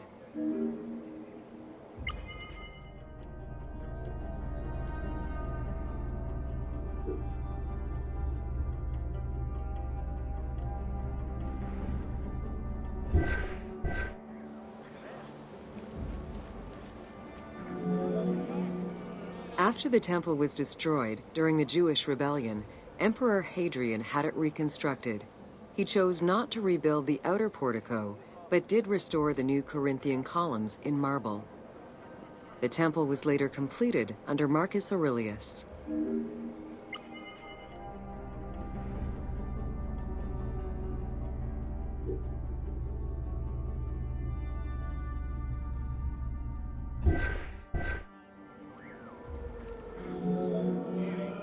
In the time of Augustus, a faithful but smaller imitation of the Olympian Zeus was used to be worshipped. Hadrian then installed a new 12-meter-high statue matching the Zeus in Olympia.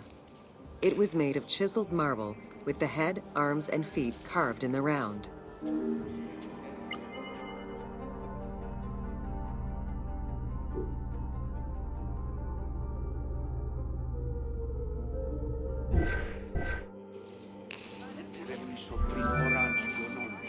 Archaeologists confirmed that there was a monumental statue of Zeus in this temple, though experts remain divided on whether it was one of Zeus or one more specific to the cult of Zeus Ammon.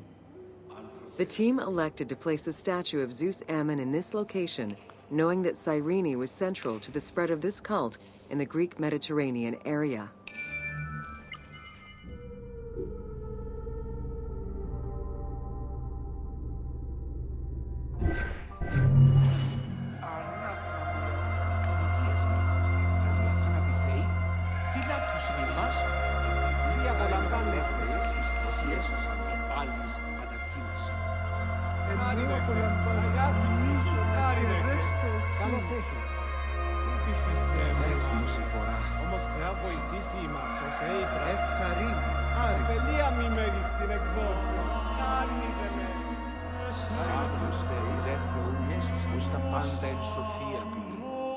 Ότις αγαθότης, χαίρετε τα του οίκου, απολαμβάνεσαι.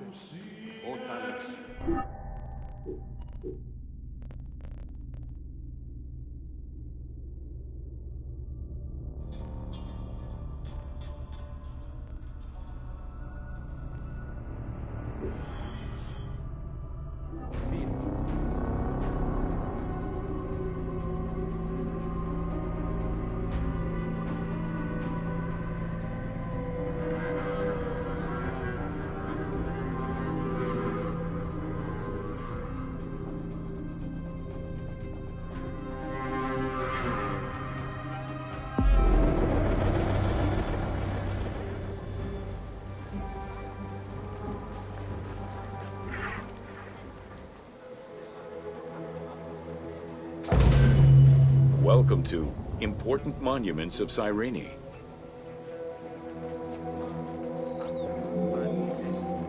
The sanctuary of Apollo sits on a prominent edge of the plateau of Cyrene, overlooking the Mediterranean Sea. It could be accessed either by the road from Apollonia, via the necropolis, or by the Sacred Way, coming from the agora of the city.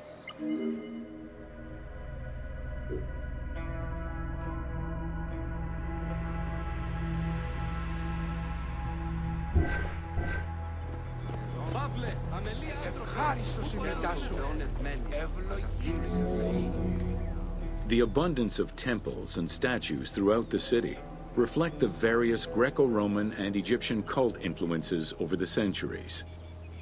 Temples dedicated to Apollo, Cyrene, and Zeus stood alongside those of Ptolemaic gods, such as Serapis and Isis. Numerous fountains were decorated to represent other gods, including the city's namesake, Cyrene.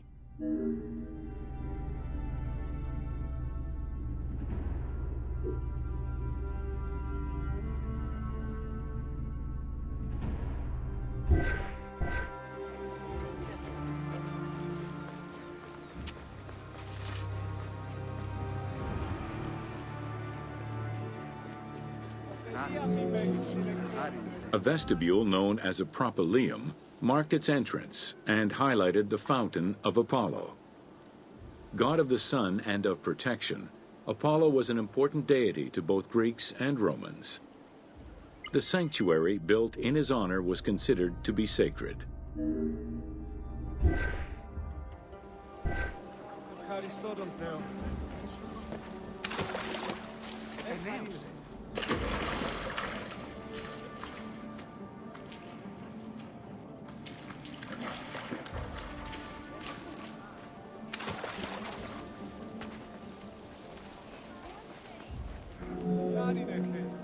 The imposing temple was built on a natural cornice, stretching more than 200 meters in length and roughly 50 meters in width, and was surrounded by a vast Doric colonnade.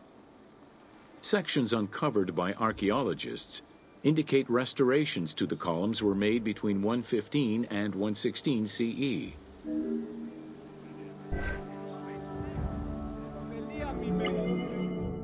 The imposing temple was built on a natural cornice, stretching more than 200 meters in length and roughly 50 meters in width, and was surrounded by a vast Doric colonnade. The altar was located in front of the temple. Both are estimated to be the same age, though restored at different times. Many bulls were sacrificed each year at the altar in honor of Apollo. The imprint in the stone of the ring used to strap the animals down is visible to this day.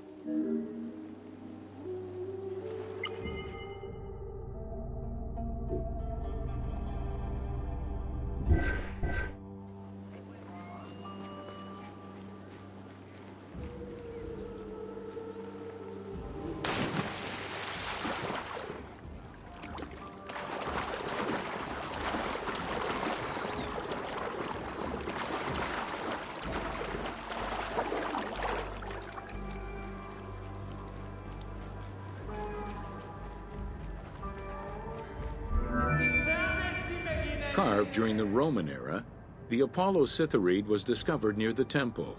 It is considered an important archaeological find. The statue of Apollo was in pieces when it was uncovered.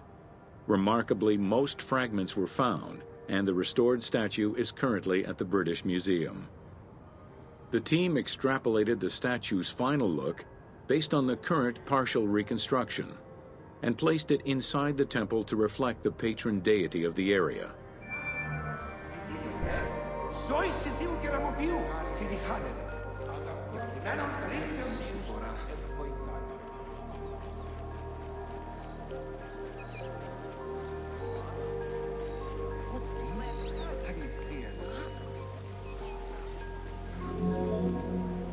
The amphitheater of Cyrene is located on what is known as the Terrace of Myrtosa, next to the sanctuary of Apollo.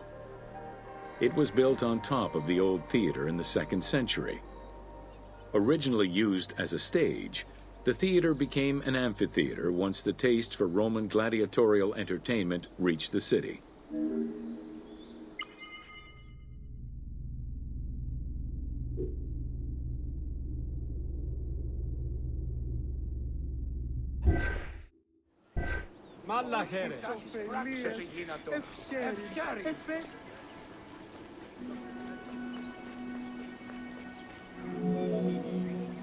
Entrances were placed at both ends of the amphitheater. A wall replaced the first 2 rows of bleachers as protection from the array of wild animals in the ring. The tunnel used for the parade of beasts and gladiators circled the arena, unlike the Roman Colosseum's tunnel, which was beneath the amphitheater. The basement and corridors accommodated both the gladiators and the animals, and included lifts that raised the traps into the arena's center.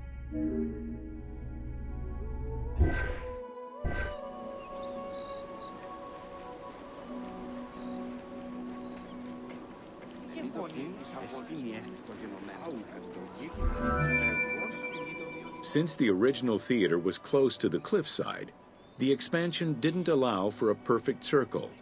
Instead, junctions of the semicircle formed the arena into an oval shape. This elliptical formation still ensured an excellent view from all angles. The team decided to create a perfectly round theater for technical reasons, and used the structure of the Roman theater as their reference.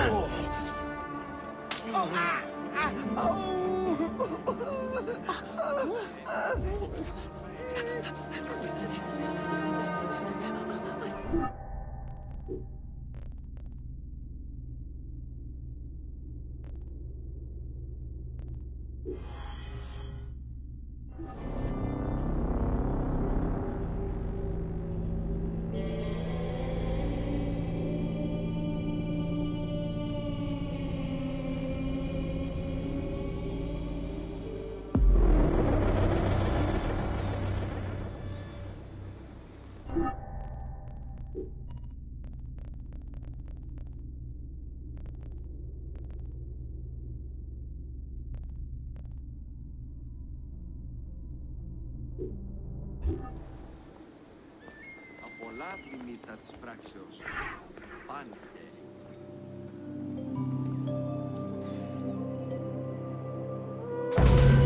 Welcome to the Acropolis of Cyrene.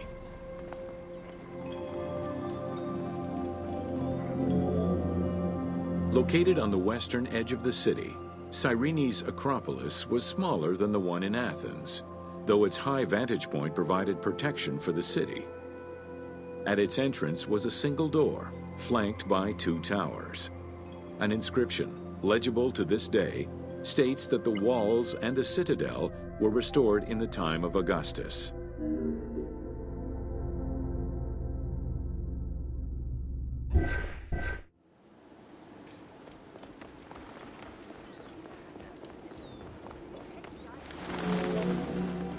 A number of statuettes have been excavated from the site, including one of Berenice, the daughter of Magus, the king of Cyrene, and half-brother of Ptolemy II. At the northeast tower, there is a sanctuary consisting of two small temples with a vestibule, and an altar believed to be that of Serapis and Isis. When the temples were excavated, archaeologists found traces of fire damage. However, there are no indications as to when this fire occurred.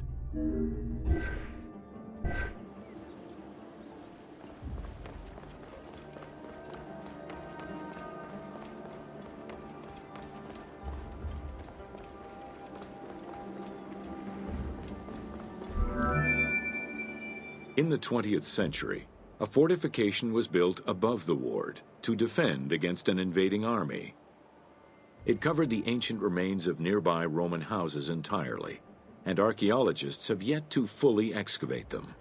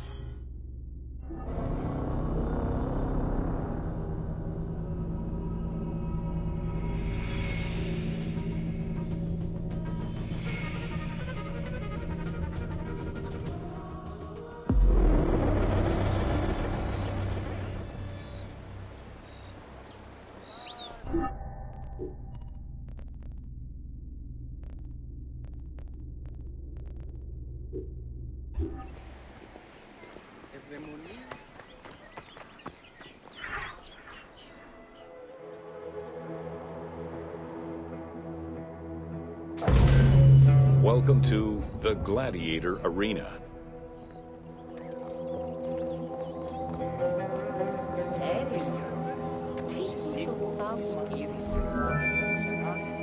While gladiators would not perform in Cyrene until later in the Roman era, the team decided to include a gladiatorial arena for two reasons. First, they believed it was important to portray this aspect of Roman life. And second, they felt it would add interesting gameplay possibilities.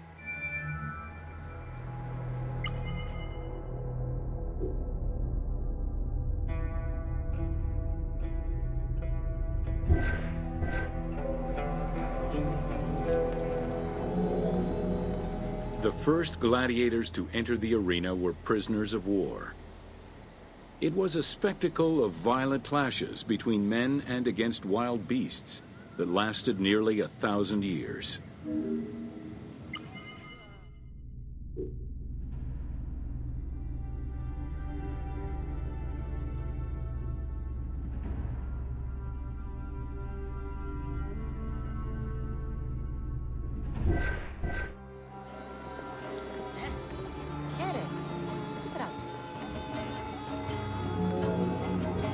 Eventually, volunteers began to enter the ring. For status and money, many of the more skilled combatants increased the quality of the entertainment. Thus, the profession of gladiator came to be.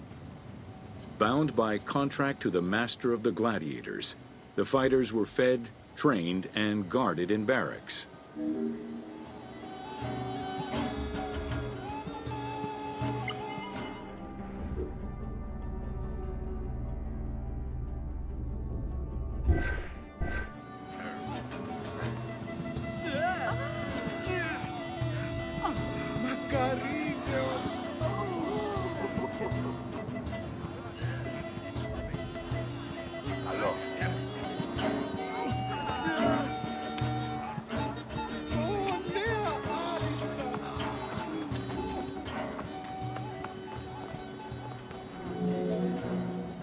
Gladiators were separated into heavy and light armored fighters, each with their own set of specific armor and weapons. Organizers often had two audience-favored factions face each other in combat.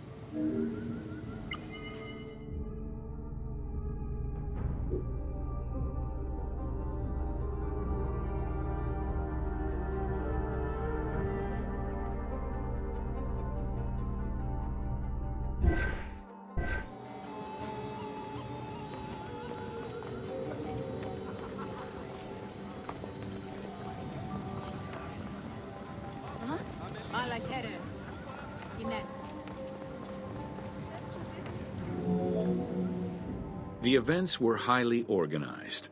Fights were held with a background of music and supervised by a referee. Death, either in the course of combat or by decision, was not always the only way out for the loser. Several were released due to their performance and gained great notoriety as celebrities.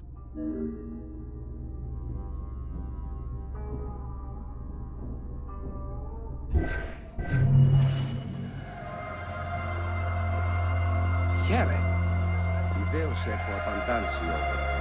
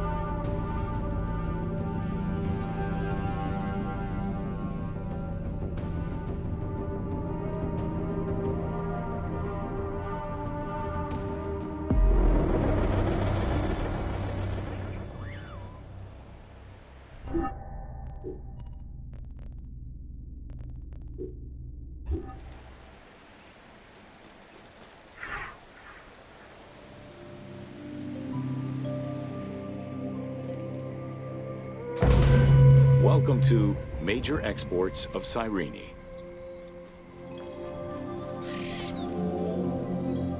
Cyrene's main source of economic wealth was in the cultivation and export of poppies and silphium. Though the opium oil from the poppies was also an export, little is known about this crop.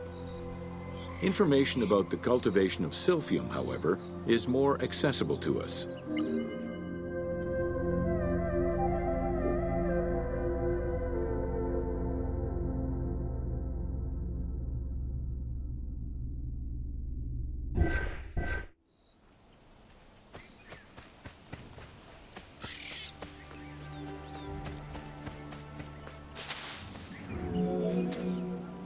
Silphium, with its yellow flower, was considered a gift from the sun god. Grown solely in this region near the Mediterranean Sea, silphium extract was exported at high prices and was so crucial to the wealth of Cyrenaica that it was depicted on their coins.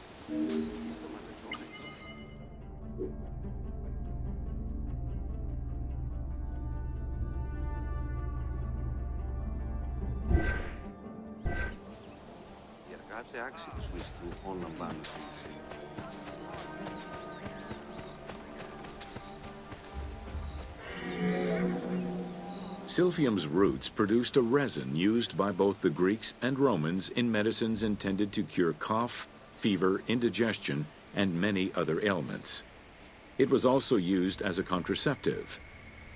In a compilation of culinary recipes from the 4th century BCE, the herb is mentioned in various recipes, including a flamingo dish.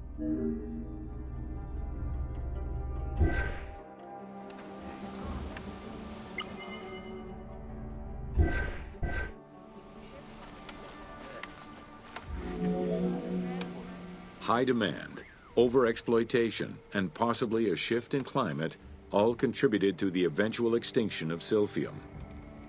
The last mention of it dates from the 4th century CE, and to this day, no traces of this plant have been identified.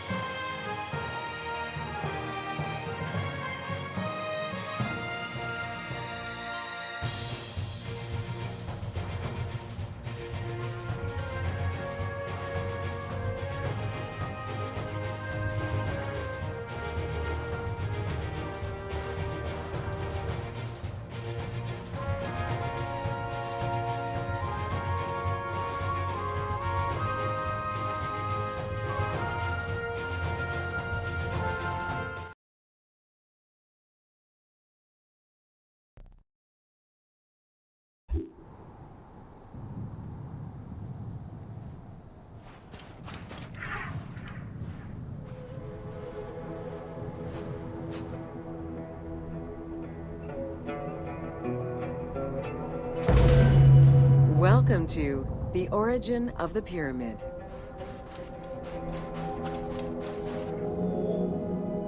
The origin of the word pyramid is controversial. Most believe that it originates with the Greek word pyramis, which referred to a bread of conical shape. Life and death in ancient Egypt were modeled on the cycle of the sun.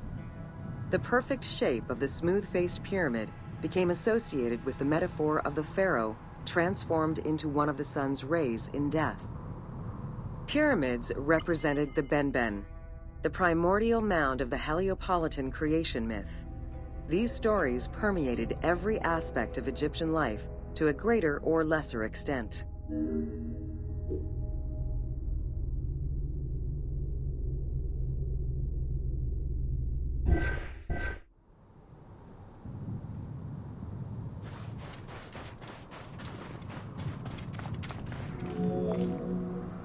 During the pre-dynastic period, the development of funerary practices was different, depending on whether one was located in Lower Egypt or Upper Egypt.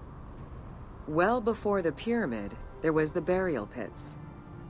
It is on the site of Merimde Beni Salame in Lower Egypt that we find the oldest funerary site, dating back to 5000 BCE. Study of the tombs revealed that the bodies of the deceased were deposited in a shallow grave in a fetal position. Though a few objects were recovered from these graves, they offered no insight as to the social class of those interred within.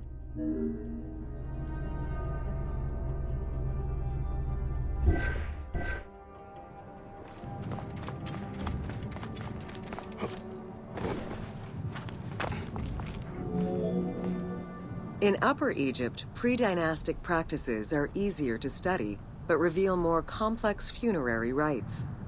They are divided into two cultural phases, Badarian and Nagada. The Badarian phase ranged from 4400 BCE to 3800 BCE.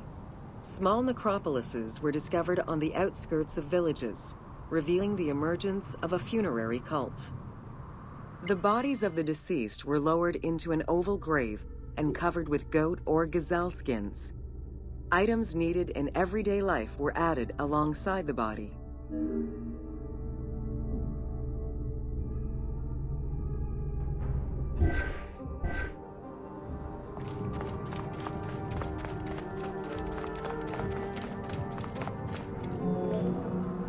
During the three Nagada periods ranging from 4000 BCE to 3510 BCE, funerary practices evolved in complexity. The shape of tombs changed from oval to rectangular, mimicking the homes of the living. The size of the burials increased and funerary items became more stylized and numerous. Tombs gained complexity with masonry, wooden veneers, or raw bricks added to strengthen the structures. In time, socially stratified necropolises emerged. For example, in Hyrcanopolis, the elite and commoners had separate necropolises.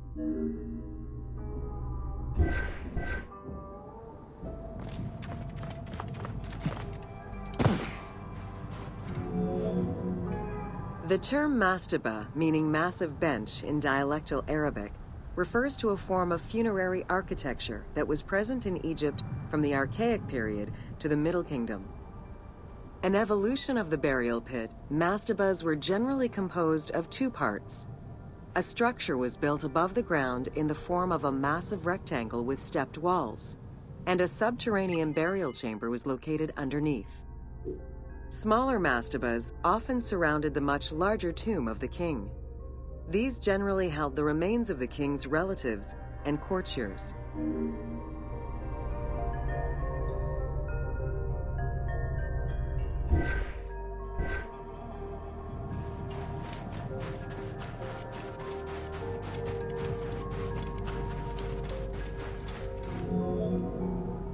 The arrangement of the substructure of the mastaba evolved during the course of the Old Kingdom. From the 5th dynasty onwards, mastabas often featured multi-roomed substructures, with sometimes up to 30 rooms. Also, the quantity and quality of decorated surfaces increased noticeably, as well as the number of statues found within.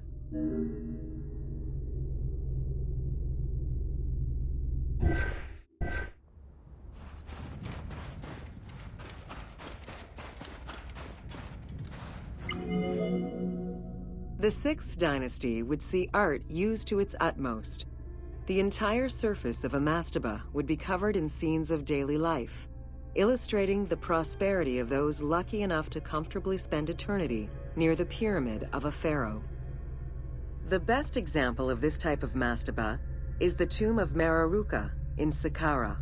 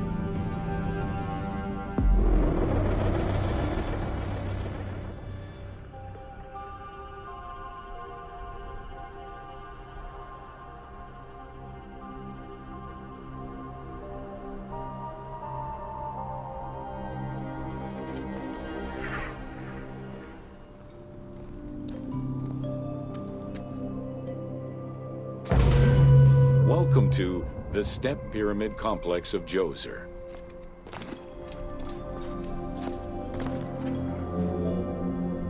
The Step Pyramid is at the center of an enclosed complex, comprised of temples, models of palaces, and artificial constructions, all built for the afterlife of Pharaoh Djoser.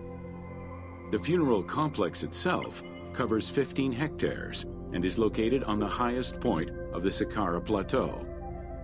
It's clear from the elaborate detail and scale of the complex that this was a technological marvel of its time. The only fragment of information regarding the design plans of the complex was discovered on a section of stone containing an architectural sketch of a vault.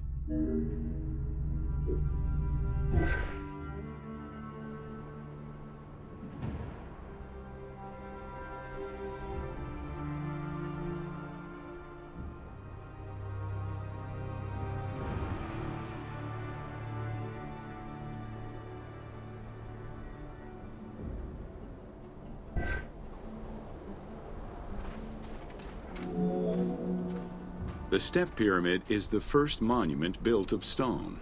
Standing at 60 meters high, it was the tallest of its time. Built 4,700 years ago, it was originally intended as a mastaba, which was a flat-roofed rectangular tomb. Its famous architect, Imhotep, may have felt this was too humble for the great Pharaoh Djoser and began to add the steps.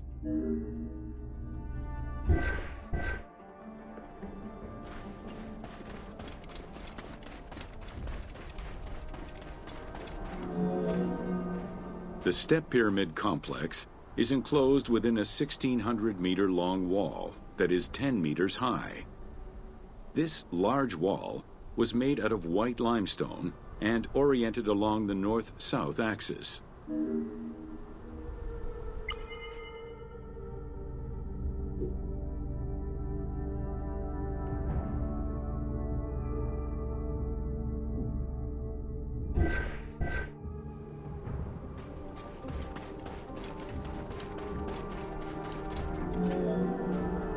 While there are 14 doors, only its eastern door was intended to accommodate the living. The remaining false doors were built as portals for the king's ka to pass through. Along with false doorways, the walls were designed with bastions and steeples resembling a defensive wall. The positioning of these design elements suggest that they were related to the Hebsed festival.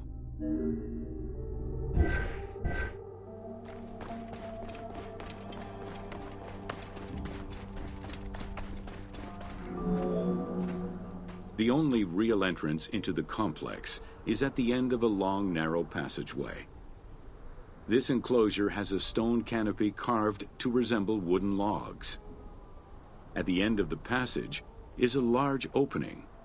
Meant to resemble a doorway, it has carved doors and hinges that are permanently open and immovable.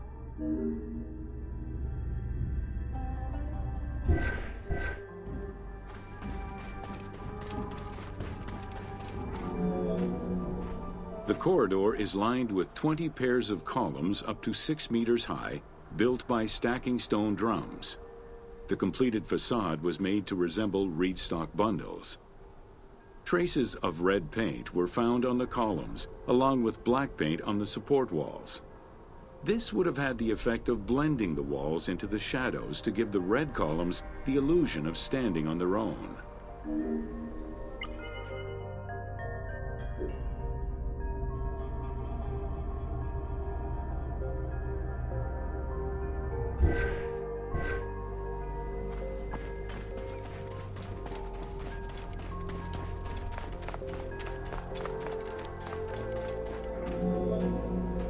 Chambers are located on either side of the columns and are thought to be chapels representing the provinces of Upper and Lower Egypt.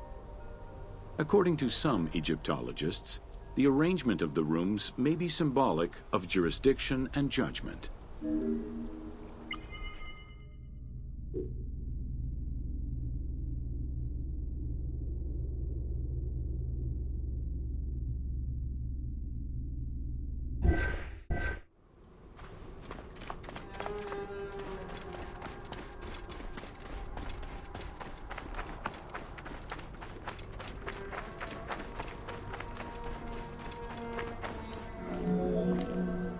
Guarded by a line of carved snakes, this tomb is located at the southern end of the courtyard. The burial chamber is beneath it, down a 30-meter deep shaft. The low-ceilinged chamber resembles a mastaba and is relatively intact compared to the later burial chamber. The tomb is made of pink granite, though there is evidence it was once polished limestone. Too small for a body, it is possible that the tomb was intended for the king's ka, or to hold the canopic jars containing the king's organs. Later traditions in burials would have the canopic jars in the same chamber as the body.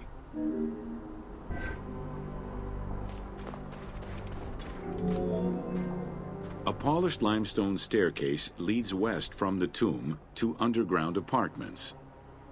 Some of these rooms were intended to accommodate the king and his family in the afterlife. Many large jars of pottery were found, including some that still had deposits of beer, milk, and oil inside them. The false doorways are decorated with reliefs of the king taking part in rituals. In these reliefs, he is seen carrying agricultural tools, running, and performing a ritual for the reanimation of the deceased.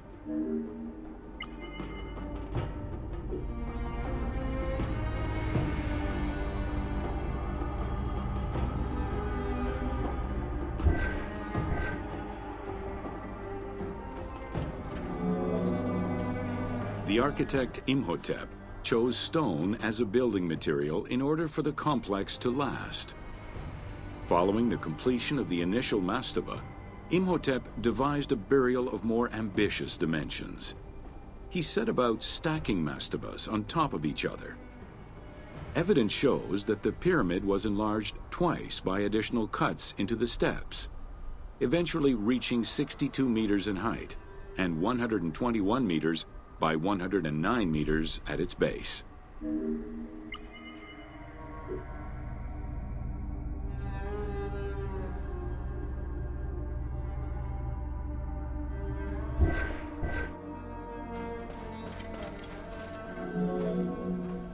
A staircase allowing the pharaoh to enter the divine world was represented by a tiered pyramid, oblong in shape, completely enveloping the original mastaba. The pyramid itself is a solid structure. All of the chambers and tunnels are beneath the structure.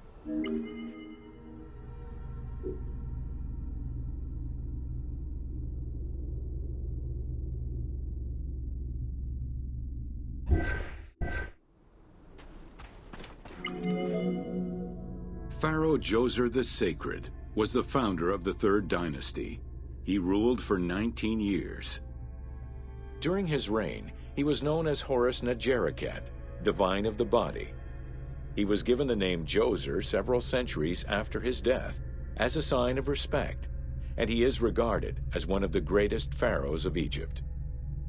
An apocrypha was drafted in his name during the Ptolemaic period, 2,500 years after his death.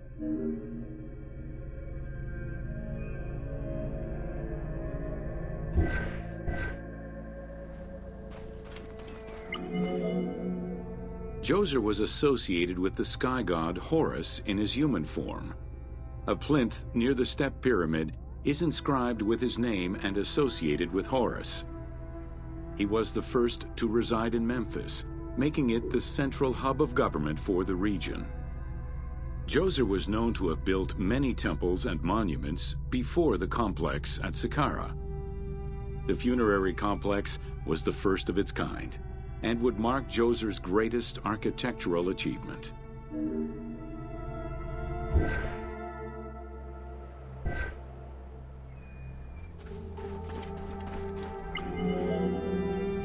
The funerary complex was built to resemble Djoser's palace, with the stone carved to imitate mud brick, trees, and reeds.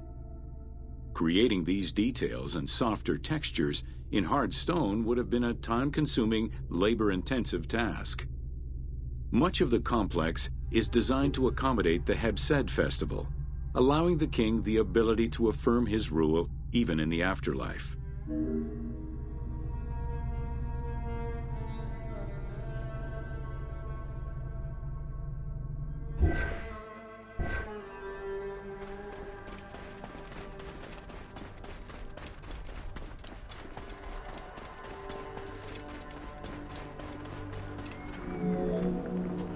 In the corner is a temple referred to as T. This temple is among the most mysterious structures in the complex. Its outer facade is plain, while inside it is decorated with intricate jed pillars and carvings. It's possible that this place was intended to be where the Ka of the king materialized, symbolically visiting the platform of the Hebsed courtyard from the afterlife.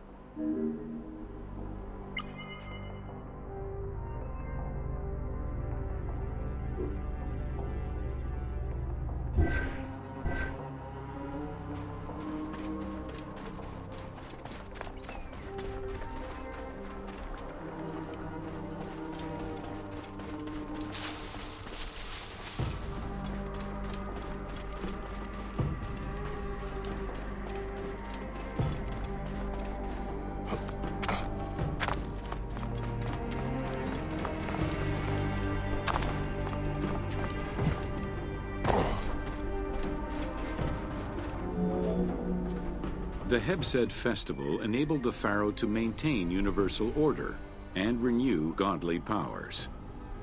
Through a series of trials and religious rites, such as dance, offerings, and visiting the sanctuaries of various deities, the ruler's vital force and divine nature was confirmed.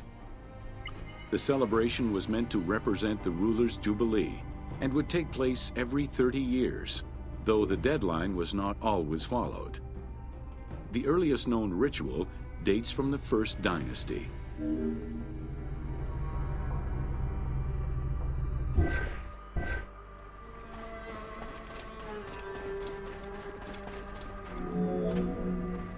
Within the complex of Djoser, southeast of the pyramid, is a dedicated space for this essential ritual to be performed by the king even in the afterlife.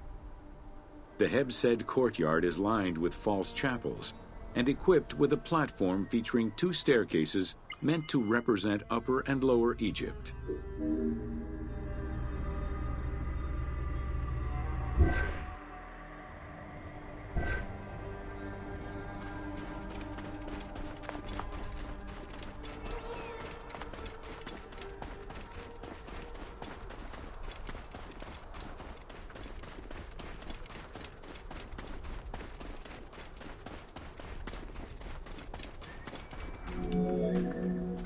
Located in the courtyard, the 2 pavilions are believed to represent the palaces of Upper and Lower Egypt.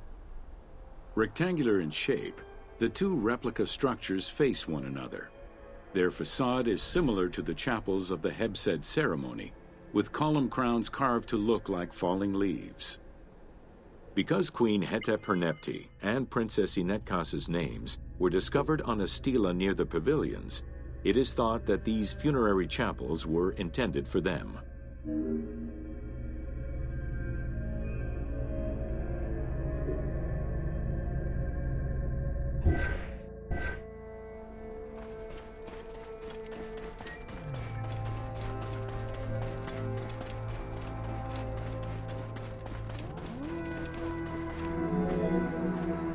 The funerary temple is on the north side of the complex, facing the stars where the deceased ruler was believed to travel after death.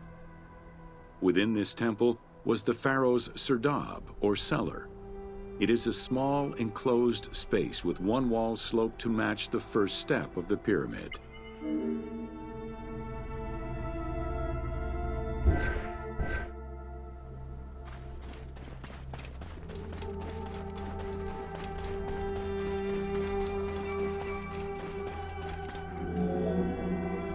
The north wall has 2 observation holes. A statue of Djoser is seated on the throne, wearing a mantle and a tripartite wig with a crown known as a Nemes. Representing the king's Ka, this statue looks through the observation holes into the courtyard, enabling the king to observe the ceremonies and receive offerings in the afterlife.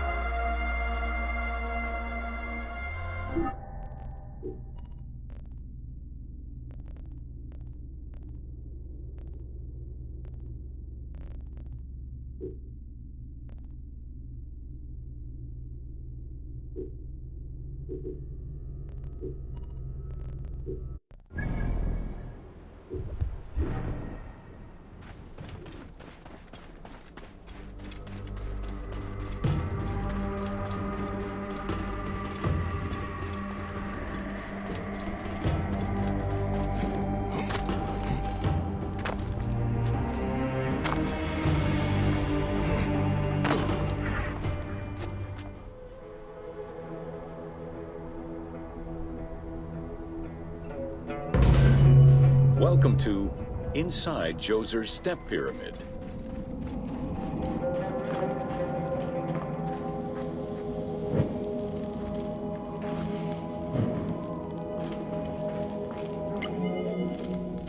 The architect of the Step Pyramid, Imhotep, was a man of great importance to Pharaoh Djoser and ancient Egyptians in general. The base of a statue of Djoser, discovered in 1926, celebrates Imhotep as a carpenter, sculptor, stonemaker, and chief of the seers. Little is known of Imhotep's day-to-day life. While he is credited for writing medical texts, it is for his role of architect that he is most famously known. From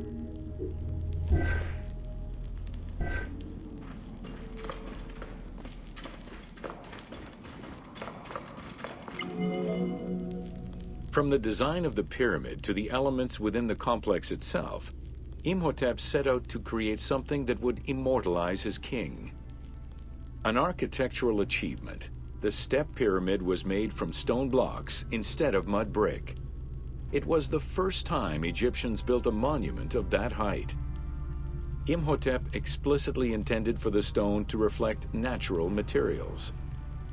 The funerary complex of Djoser remained famous throughout the centuries and millennia, and its great architect, Imhotep, was deified by ancient Egyptians during the late period.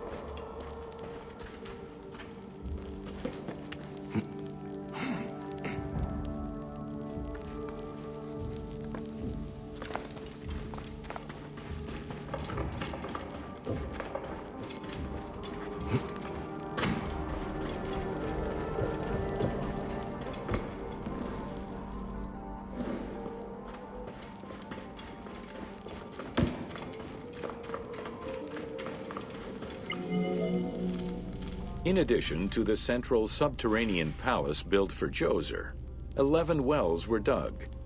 Each went to a depth of 33 meters and connected with a horizontal gallery extending for about 20 meters. The first 5 galleries were intended for members of the royal family.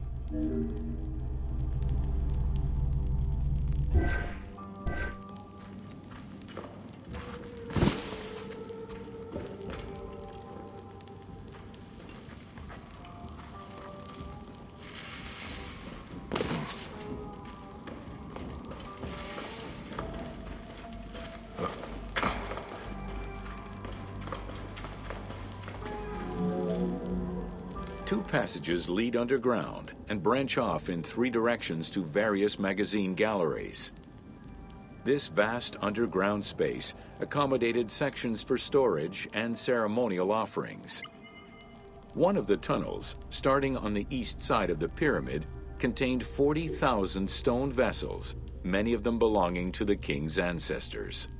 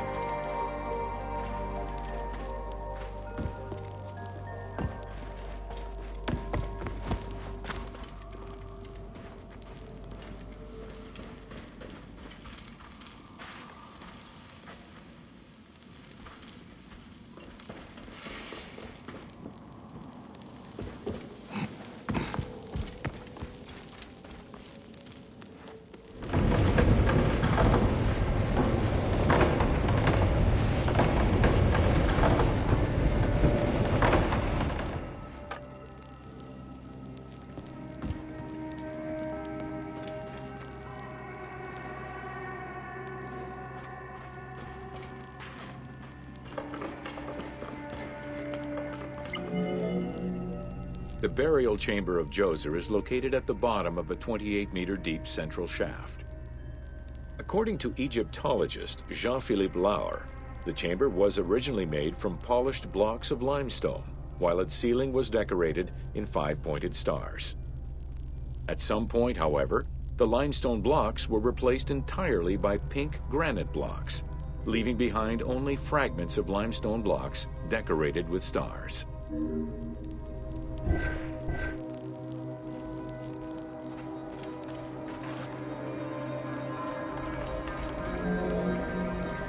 At the foot of the chamber are many tunnels going in all directions. This maze of tunnels, galleries, and chambers stretches over 5 kilometers. There are a number of dead ends and false doors. They may have been intended for the afterlife, rather than to fool thieves.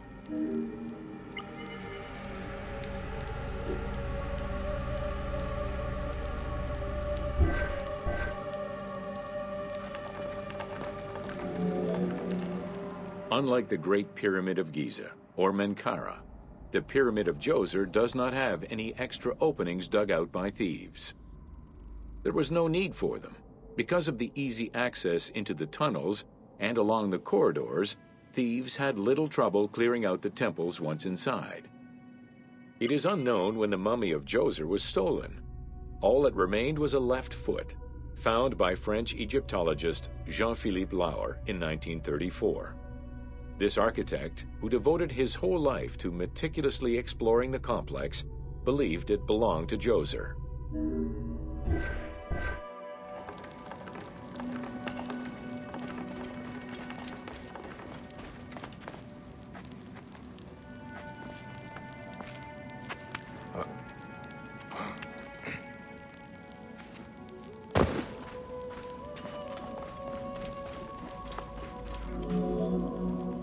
The Pharaoh's apartments, also known as the Blue Chambers, are decorated with blue-green tiles meant to imitate the reed matting that covered the walls and windows of his palace. The stone is carefully curved and painted to look like the rolled mats of open doorways and curtains.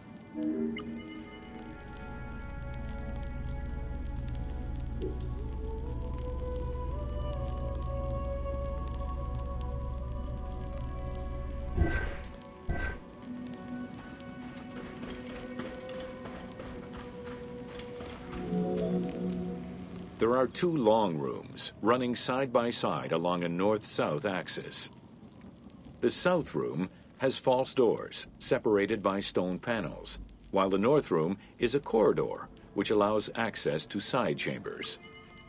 Nearby chambers originally housed the pharaoh's treasures.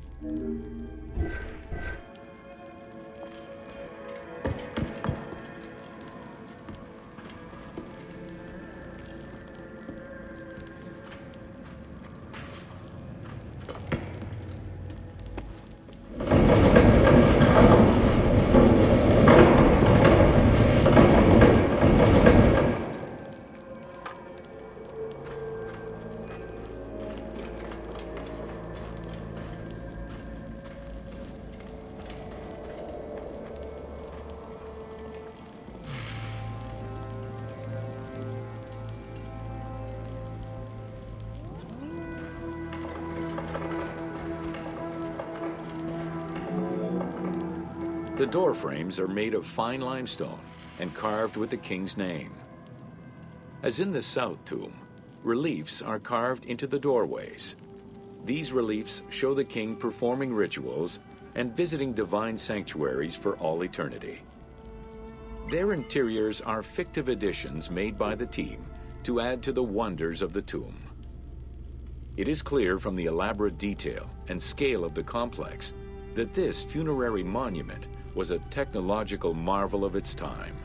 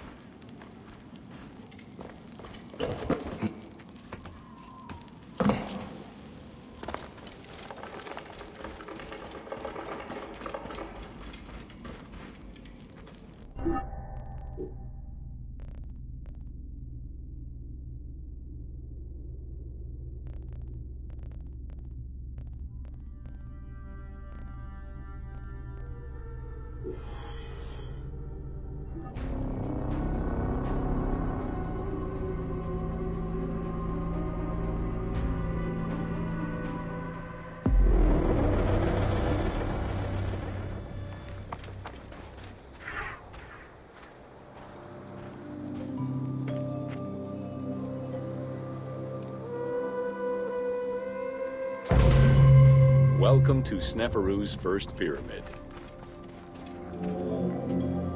With the long reign of Sneferu, the first king of the 4th dynasty, the most brilliant and creative period began for the construction of funerary monuments in Egypt. Funerary monument design moved from the step pyramid to the smooth-faced pyramid, testament to the evolution of the practices of construction. The first attempt at this design was the Pyramid of Meidum.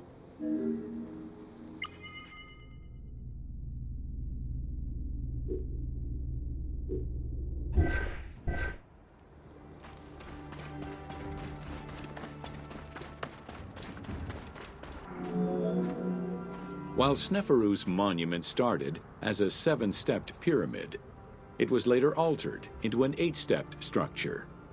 The final phase of construction saw the steps filled out and an outer casing applied to achieve a smooth surface.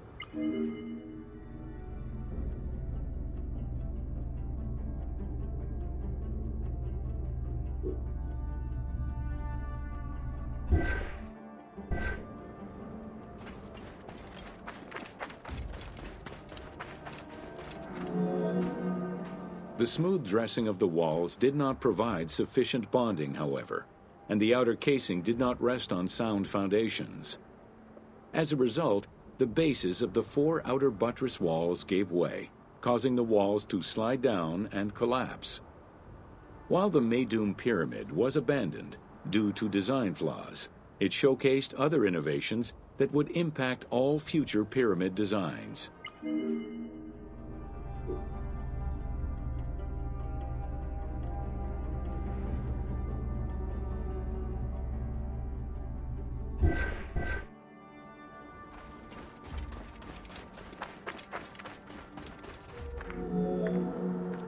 As well as the smooth sides, it was the first time a ceremonial pavement was built, leading from the valley to the temple of the pyramid.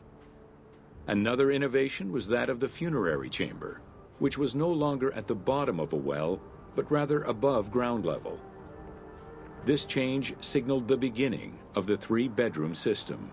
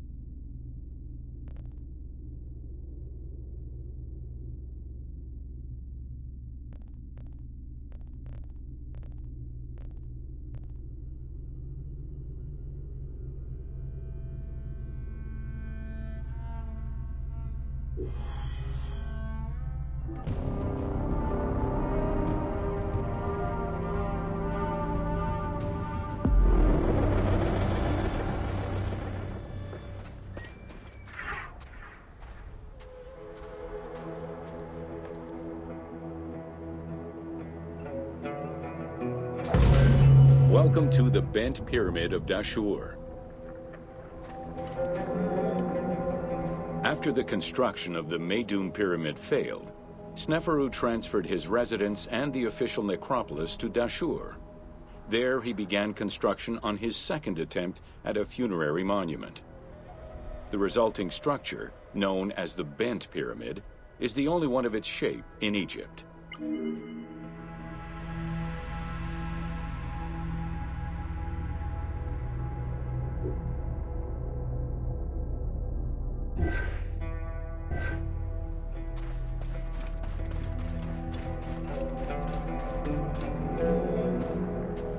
Though the pyramid also proved unstable and was abandoned, it marked a technical and architectural breakthrough.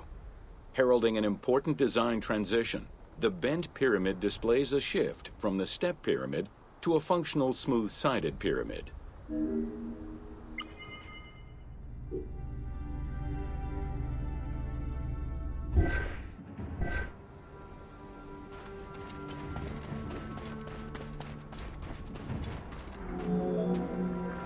The Bent Pyramid was unique in having two separate entrances, one on the northern face and another on the western face. The chamber of this pyramid was too small for a human burial. It was probably meant for the burial of a statue designated to house the Ka, the vital spirit of the deceased king.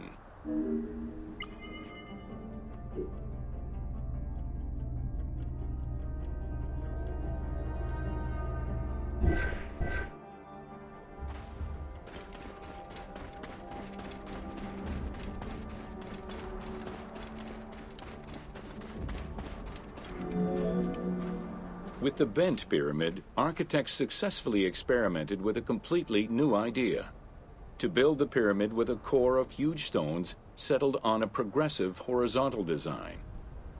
This way, each construction phase could be completed in a single stage, allowing the architect complete control over every design element. Unfortunately, these precautions did not prevent sagging or cracks in the interior rooms of the pyramid. Sneferu abandoned the monument and began the construction of yet another pyramid.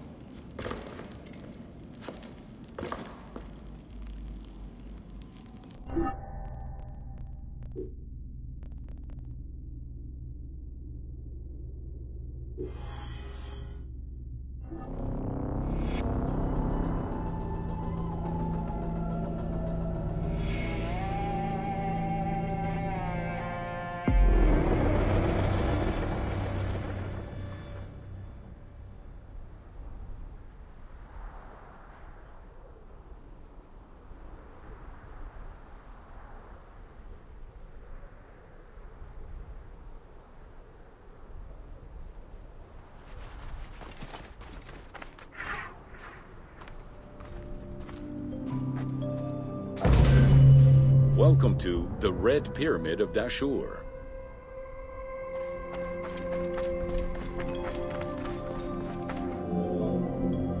The Red Pyramid was built 2 kilometers to the north of the Bent Pyramid. It was so named due to the reddish limestone used in its construction. The Red Pyramid reached a height of 105 meters. While the ground level of the Red Pyramid is lower than that of the Bent Pyramid, its height is virtually the same. The task of making the pyramid a geometrical, true flat-face pyramid brought about yet another new design concept, the use of casing blocks.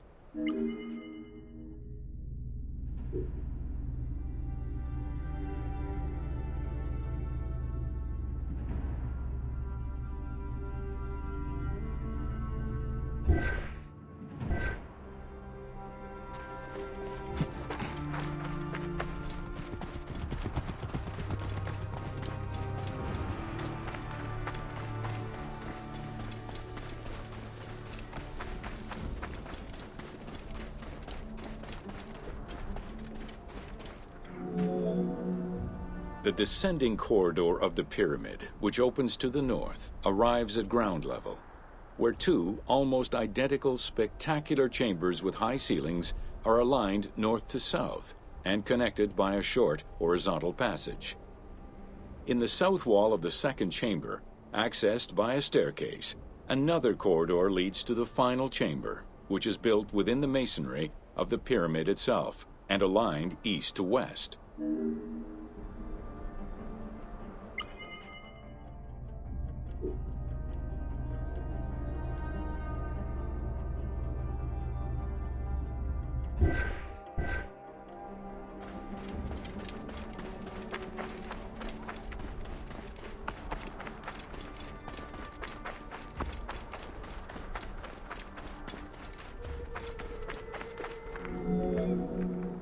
The annexes of the Red Pyramid consist of a small funerary temple located to the east. A causeway presumably ran due east from the temple, but it has yet to be excavated.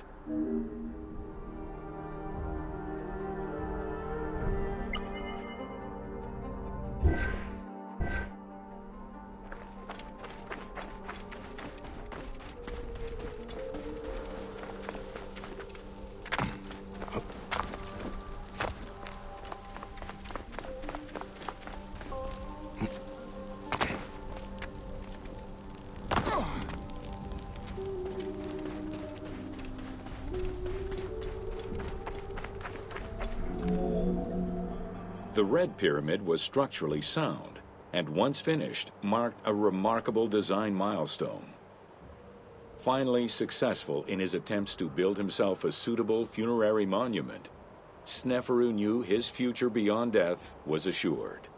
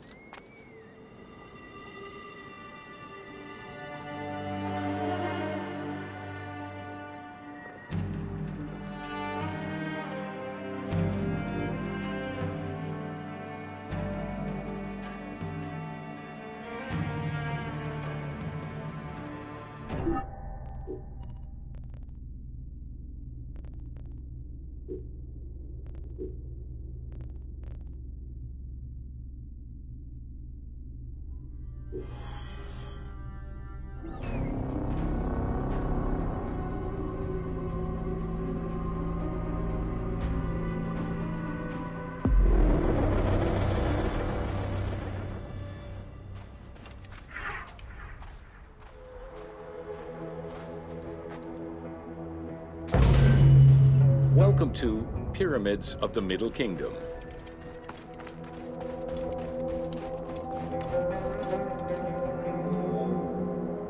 During the Middle Kingdom era, the powerful rulers of the 12th dynasty resumed the tradition of elaborate pyramidal tombs. For example, Amenemhat I built a funerary complex in Lisht, and Senusret II selected the Elahun site in the Fayum.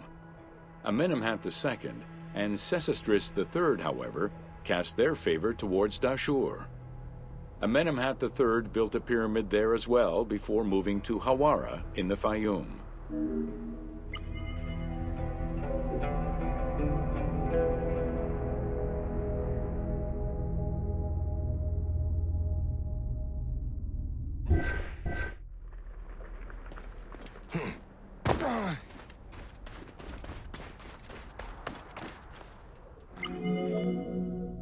The plundering of tombs in troubled times prompted the architects of the Middle Kingdom to devise increasingly complicated means of security during construction. As such, while the architectural plans of the Hawara pyramid were simpler than the one at Dashur, the means used to protect it from looters were much more elaborate. Beyond the use of blind passages and concealed trapdoors, the architects relied on a system of stone slabs, which were slid into place at the end of construction. These massive stone slabs were meant to permanently block the passageways leading to the funerary chambers.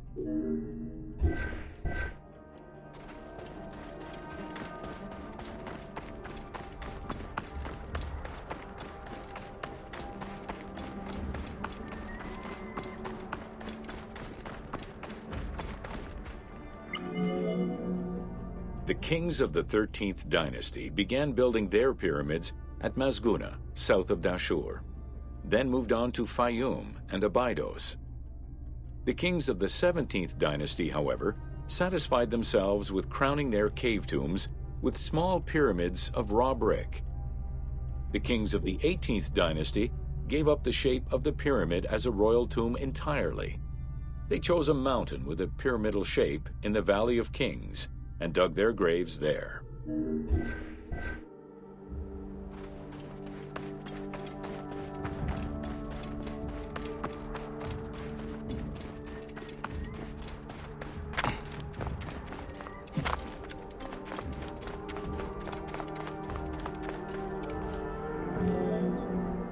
It was not until the Nubian pharaohs of the 25th dynasty that kings were once again buried under pyramidal tombs. In fact, today, the area of ancient Nubia, modern Sudan, contains a record number of 220 known pyramids to Egypt's 138. Despite their slow decline in use and quality, pyramids continued to fascinate all and sundry up to the Roman era. They remain to this day a symbol of the religious dedication of the pharaohs and the grandeur of ancient Egypt.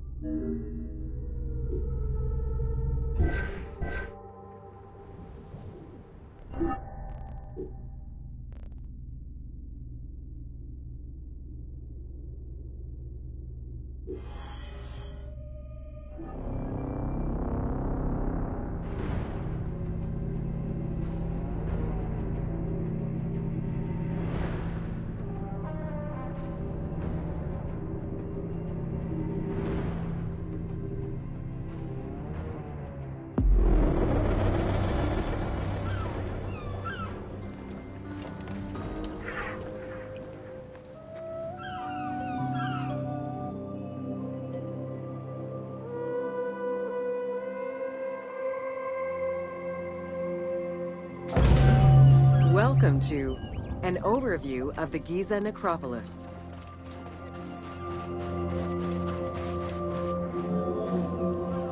The Giza Plateau is located on the west bank of the Nile and was considered by ancient Egyptians as the domain of the dead. The pyramidal complexes found there were built over the span of 3 generations, during the reign of Khufu, Khafre, and Menkaure.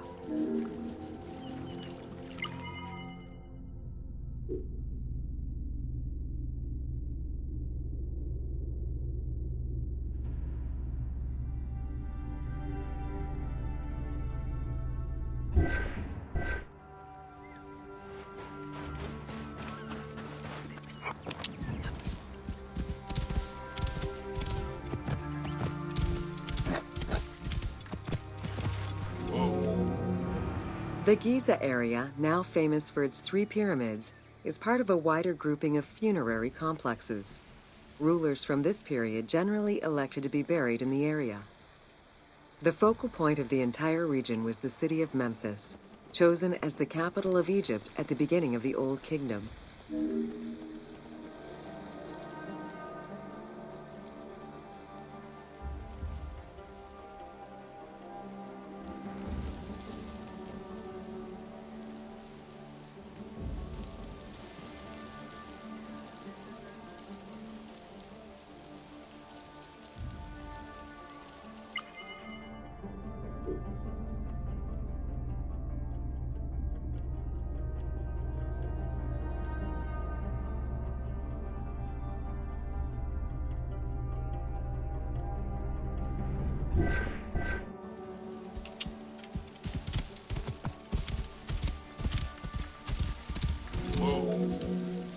The placement of the Giza monuments, and particularly that of the pyramids, followed a practical yet strict alignment.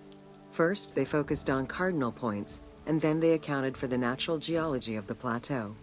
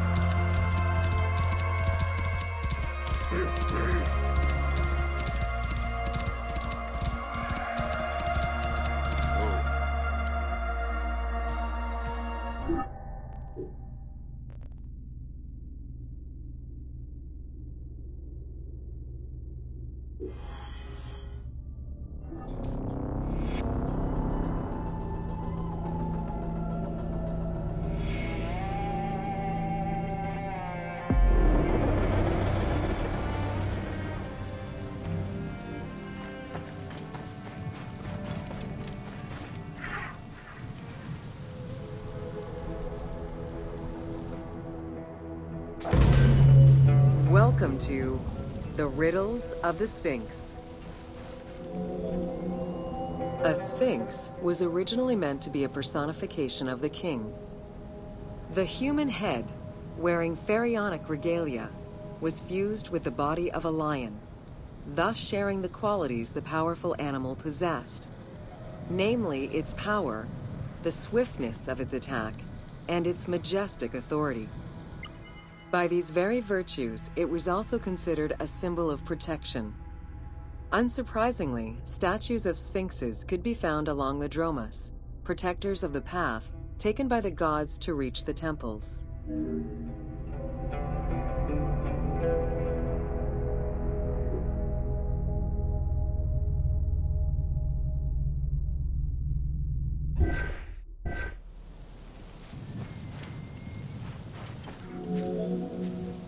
Over the centuries, enthusiasts and historians alike have wondered, who built the Sphinx? For what purpose? And who does it represent? These questions remain unanswered. Several theories do exist, however, some more credible than others. One theory supposes that Jetafre chose to pay homage to his father Khufu by building the Great Sphinx of Giza. The stone temple on the eastern face of the Sphinx would have been added later on by his brother and successor, Khafre. in order to strengthen the divine worship of their father. It would be the first Egyptian temple oriented with the sun.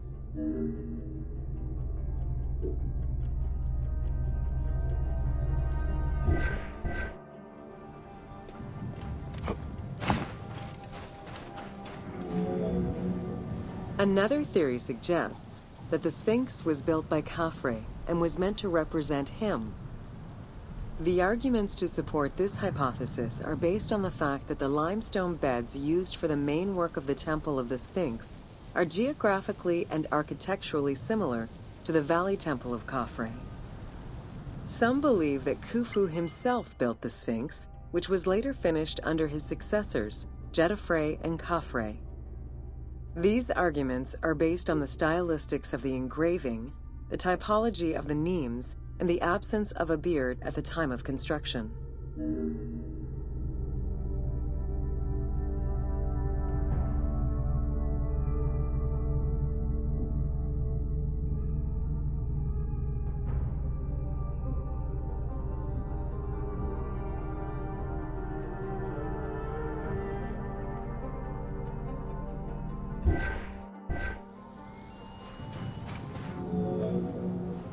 While ancient Egypt as a whole leaves a rather monochrome vision of its monuments and statuary, it is vital to understand that in ancient times, absolutely everything was painted. The sun, eating away at the pigments of the colors, the sand, the climate, and the implacable impact of time, unfortunately destroyed the glorious colors of the Sphinx of Giza. Documents from an Arab Egyptologist of the 12th century, Abd al-Latif al-Baghdadi, indicate that traces of red were still visible in his time. Today, however, the only color that remains are traces of red close to the ears of the Sphinx, as well as hints of blue and yellow on the nemes, traditional colors for that type of headdress. The pigments for the color red were man-made, obtained by mixing different products such as clay, quartz sand, and very finely crushed hematite.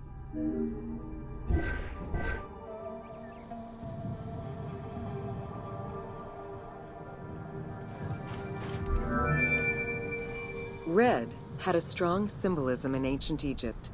It was both the color of life and the color of death. It could represent the sands of the desert or the brilliance of the sun. Red was also associated with the god Seth, vengeful and destructive.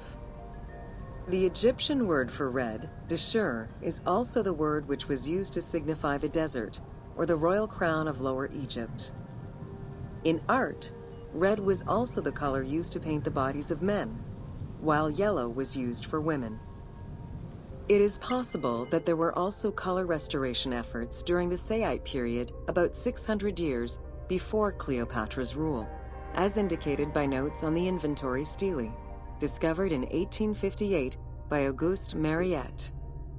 It is because of this that the team made the decision to display it with its full range of colors, even though the Sphinx's colors would have likely faded by Cleopatra's time.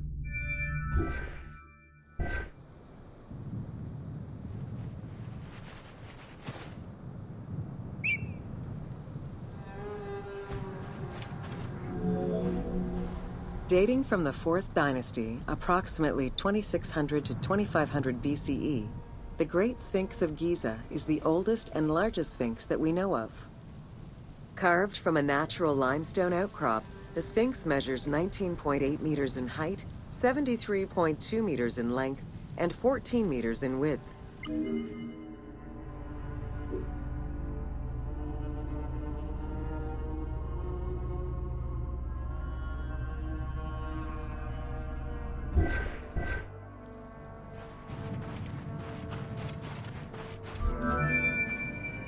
In order to bring polish to the imposing monument, several blocks of limestone were added after the initial construction phase. Since then, there have been numerous attempts at preservation. The polish present in the game integrates some aspects of modern restoration attempts. The team made this choice to present a more iconic version of the Sphinx of Giza to the player. Today, the Sphinx is called the Terrifying One.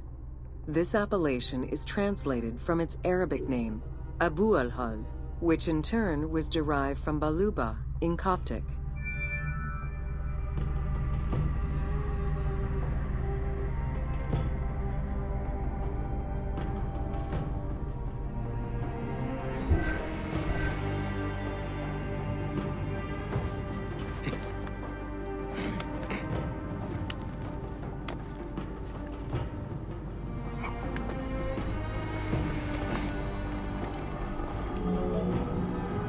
The Sphinx as a whole was carved in situ from a natural stone promontory.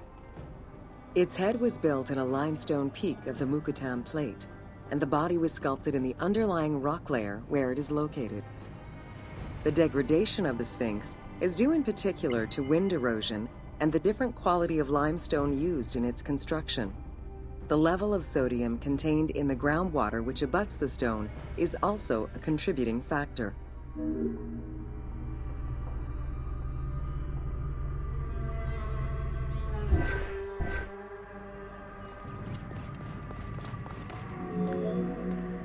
The natural bedrock is seen through the oblique natural strata of the Sphinx's body that are similar to the surrounding limestone.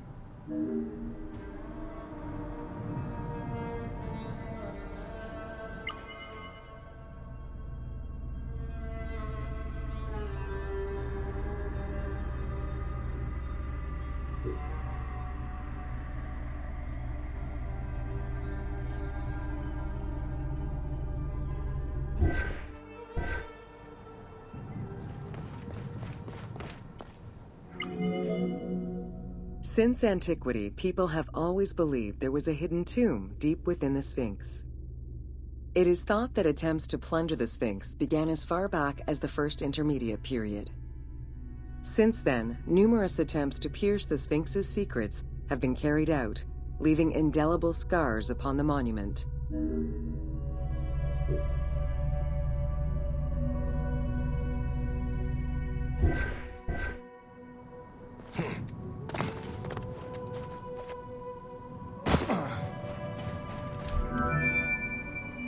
12 meters long and cut during pharaonic times, another entrance in the back of the Sphinx aroused curiosity. Although Thutmose IV attempted to seal it off, it was possibly reopened by treasure hunters. It was rediscovered by Howard Vyse and mapped more recently by Mark Lehner. This entrance at the back of the Sphinx leads to different cavities of a few meters each, in directions going inside the statue's body and under the surface. The team has used this opportunity to extrapolate a little more.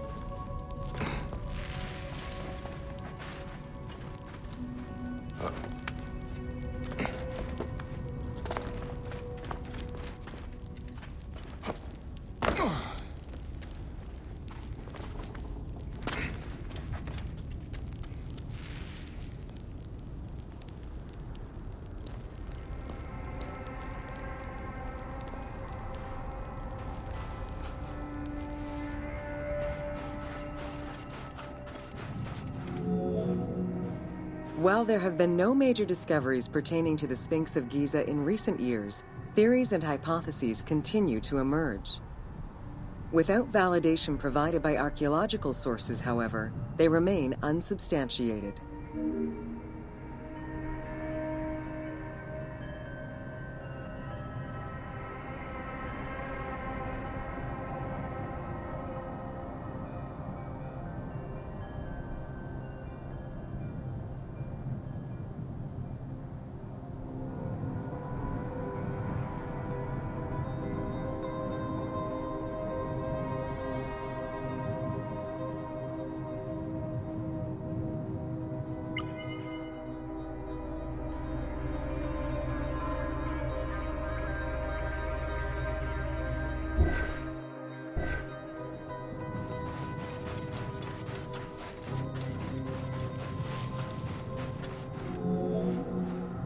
The first of the main theories as to the Sphinx of Giza's meaning posits that the Sphinx was originally a massive representation of the god Anubis. Its principal arguments are that the head of the Sphinx is disproportionate compared to the size of its body.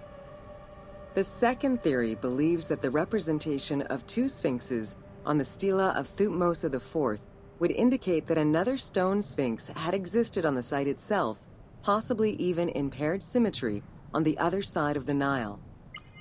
However, neither of these theories can be verified in any way.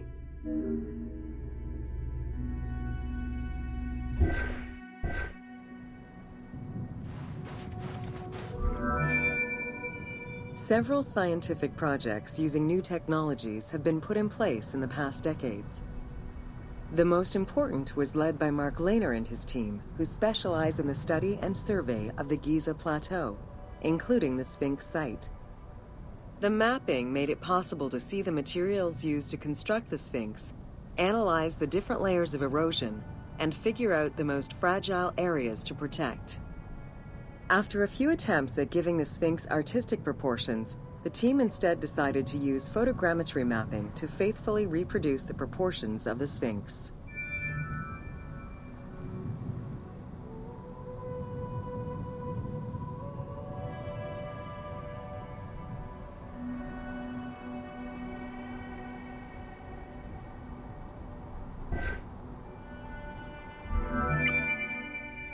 Several scientific projects using new technologies have been put in place in the past decades.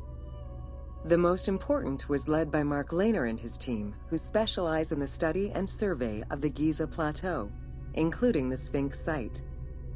The mapping made it possible to see the materials used to construct the Sphinx, analyze the different layers of erosion, and figure out the most fragile areas to protect.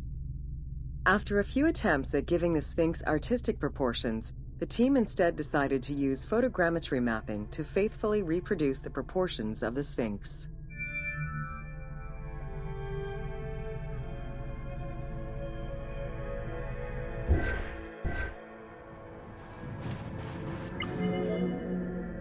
What the Sphinx of Giza represented during its construction and how the Sphinx was perceived by the Egyptians of the New Kingdom are two very different matters. Originally a representation of the king imbued with the power of the lion, the Sphinx was eventually viewed as a direct representation of the most divine.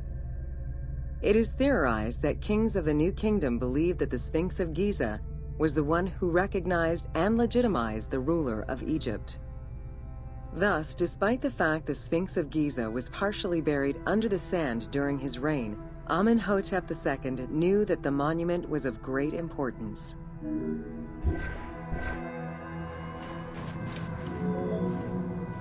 Amenhotep II built a second temple dedicated for the Sphinx as Horamakhet to pay homage to Khufu and Khafre, his predecessors. It became a common habit for this dynasty to spend time with their royal courts at the Sphinx. Its sanctuary became known as Setepet, the Chosen.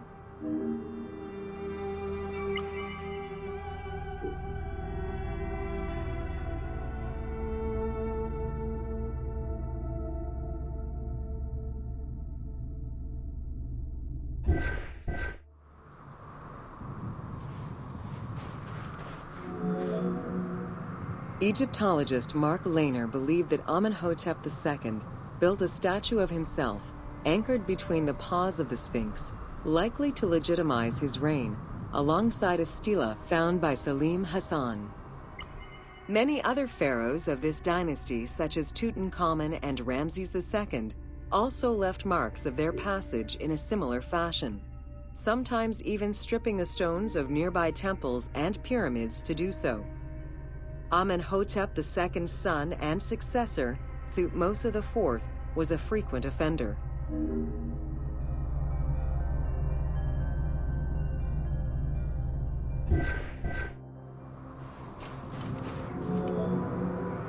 While sleeping between the Sphinx's paws, the future Thutmose IV saw in a dream the god Horamakhet proclaiming his coming accession on the throne of the two lands.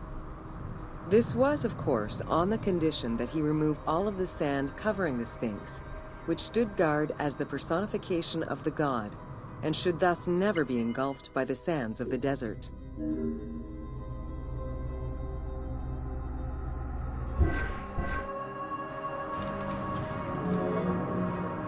The 15-ton dream stela built by Thutmose IV to commemorate his dream was discovered by an Italian Egyptologist, Giovanni Battista Caviglia, in 1818, when he undertook the task of freeing the Sphinx from the sand, which had, yet again, covered it. Caviglia was looking for an entrance into the structure of the Sphinx, but instead he discovered an open-air chapel and stelas between the paws. Ashes from a ceremony were still present. Protected by sand, they quite possibly were from the last ceremonies in Roman times.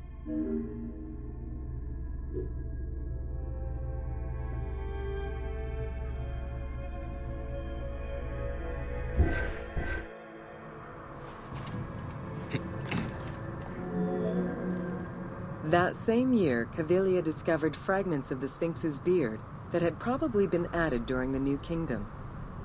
If many of these pieces are held by museums in Cairo, a fragment is displayed at the British Museum, along with a piece of the uraeus that was on the Sphinx's headdress.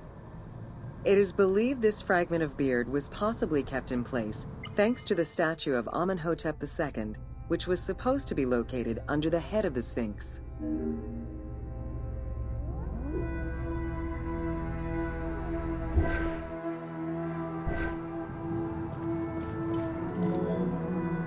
A popular cultural legend purports that the nose of the Sphinx of Giza was lost during the time of Napoleon Bonaparte to the cannon fire of French soldiers in training.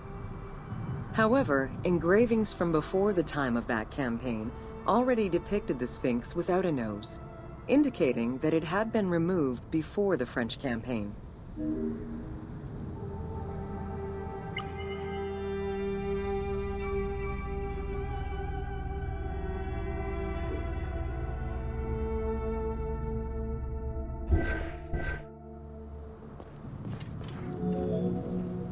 The most plausible hypothesis is based on the research of the German historian Ulrich Harman. During the 1980s, Harman compiled medieval sources written by Arab authors. In doing so, he discovered that the Sphinx was once perceived as a favorable omen, a deity supporting sediment-nurturing floods and crops. Around 1378, a Sufi by the name of Muhammad Sa'im al-Dar could not stand this vision of the monument, and in an iconoclastic act, broke the nose of the Sphinx. According to the texts, he was then hanged and burned between the legs of the Sphinx for his crime.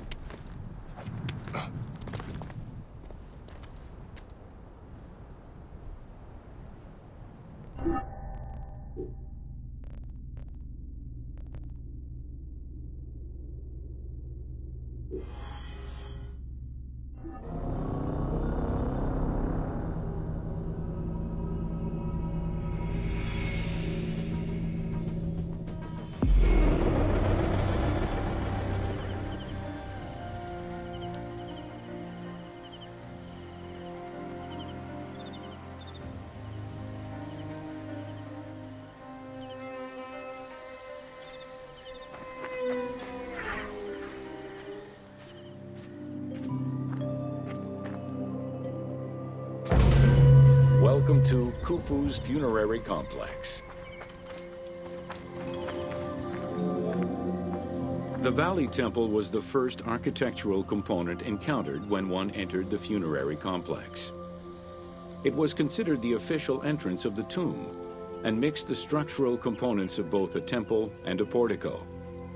Khufu's Valley Temple shows evidence of a basalt pavement, letting us know where the portico portion of the structure was located.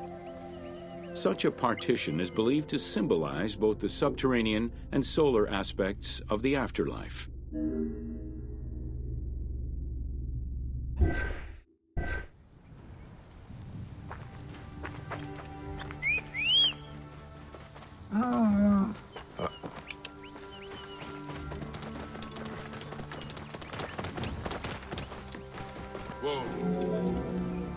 Khufu's causeway ran from the floodplain up to the plateau, linking together the Valley Temple and the Mortuary Temple.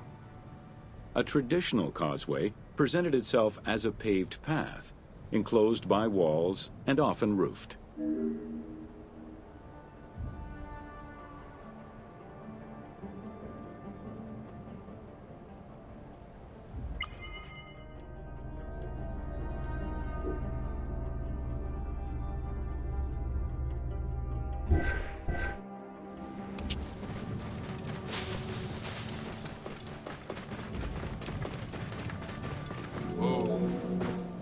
Fragments discovered by archaeologists indicate that the walls in Khufu's causeway, one of the longest known to us, were decorated with carvings and possibly paint. Depictions show a great variety of themes: stars on the ceiling, accompanied by scenes of battles on the walls. Other engravings depicted the creation of the complex by illustrating craftsmen at work.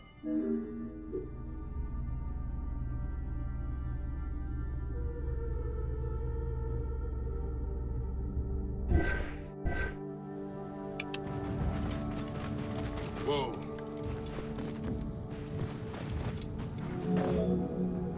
The most impressive private cemeteries of Giza are located east and west of Khufu's pyramid. The eastern cemetery was reserved for members of the royal family, while the western cemetery was mostly set aside for various court dignitaries.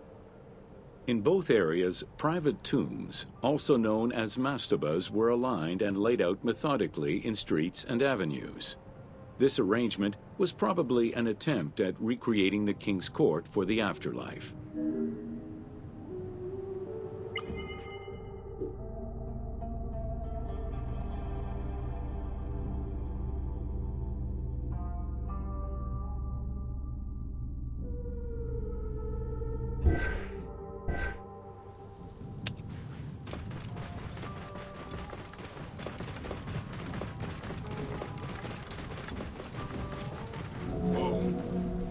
To the east of Khufu's pyramid reside three smaller constructions, the three Queen's Pyramids. A sloping passage led from the ground surface to a burial chamber, cut out of the bedrock and lined with masonry. If it seems quite certain that these monuments were intended for Queen's burials, the identity of the original occupants is hard to assess.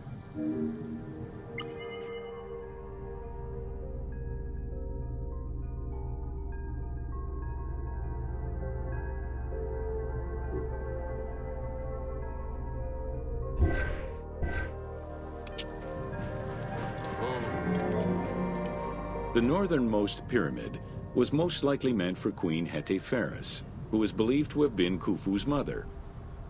However, in 1925, her actual tomb was discovered nearby by accident. It was hidden at the bottom of a deep masonry pit in an underground chamber. Within the concealed chamber, Egyptologists discovered the most complete royal funerary equipment, dating from the Old Kingdom, though her body was missing.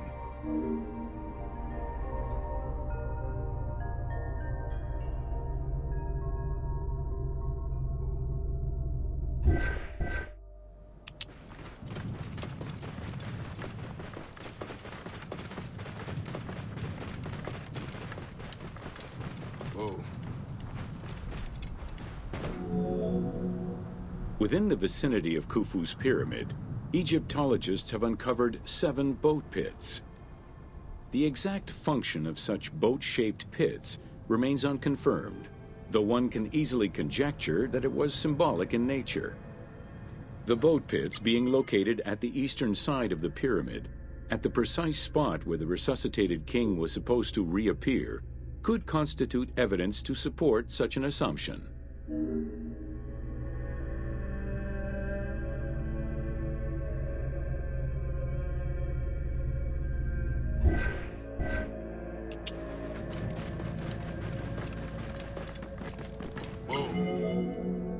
The 2 southern boat pits, each covered by a roof of huge limestone slabs, were discovered in 1954 by Kamal al-Malak, an Egyptian Egyptologist. Only one of them had been opened. 1,224 boat parts made of cedar wood were retrieved one by one and patiently reassembled by the master restorer Ahmed Youssef. This process took 28 years. Youssef worked by following lines of mortise and tenon joints and by stitching parts together with vegetable ropes, all in order to keep the design as authentic as possible.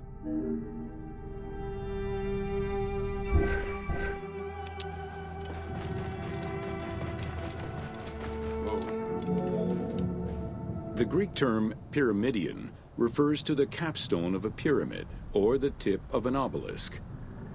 In ancient Egyptian, Both components were called ben-ben. This word was also used for a specific kind of food, a cone-shaped offering made of bread. The pyramidion was intended to be a miniature reproduction of the pyramid, making it equal to the monument itself in symbolic importance.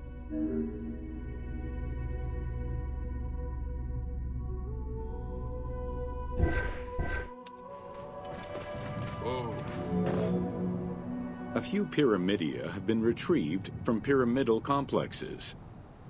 The earliest, found in Dashur, is undoubtedly a good example of Old Kingdom's pyramidia. It is made of limestone and has no inscriptions. Some engraved pyramidia were recovered from private funerary chapels. Their inscriptions all related to the solar symbolism of the ben-ben.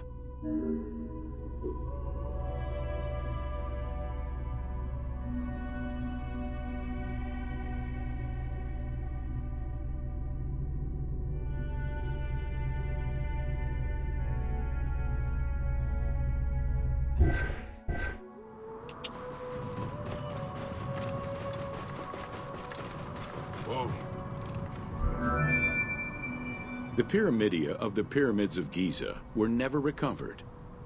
The reconstitution you see in the game is fictive, incorporating a golden pyramidion bearing inscriptions relevant to Khufu.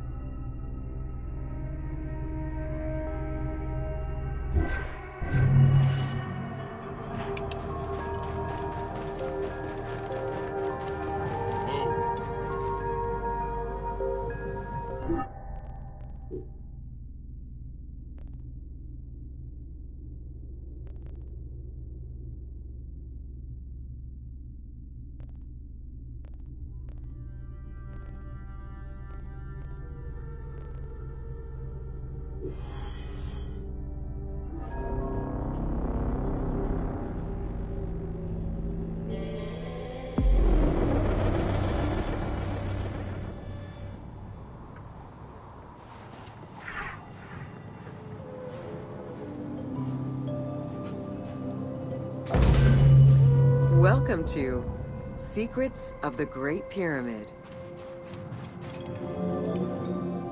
Built around 2550 BCE, the Great Pyramid of Giza is considered one of the most iconic structures of Egypt. It is the biggest of the pyramids and the only one of the 7 wonders of the ancient world still standing. The numbers associated to the Great Pyramid of Giza are impressive. A workforce of over 20,000 people, 6 million tons of stone, and 20 years of construction. It was a massive undertaking for a pharaoh's tomb.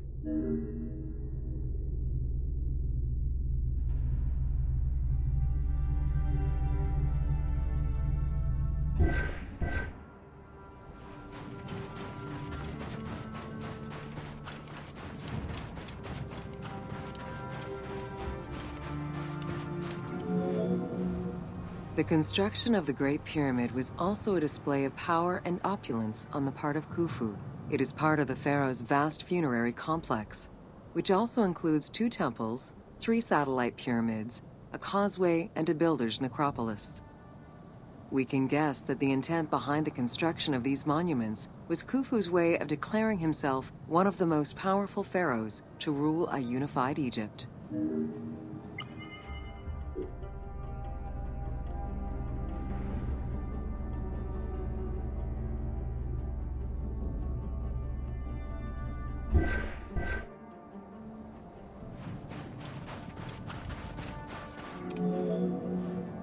New insights into engineering and ancient Egyptian culture are still being revealed over 4,500 years later. For example, a recently unearthed papyrus offers a glimpse into the life of a tradesman at the time of the pyramid's construction. Also, a logbook belonging to a team leader during the building gives details on the craftsmen, their work schedules, and the raw materials required.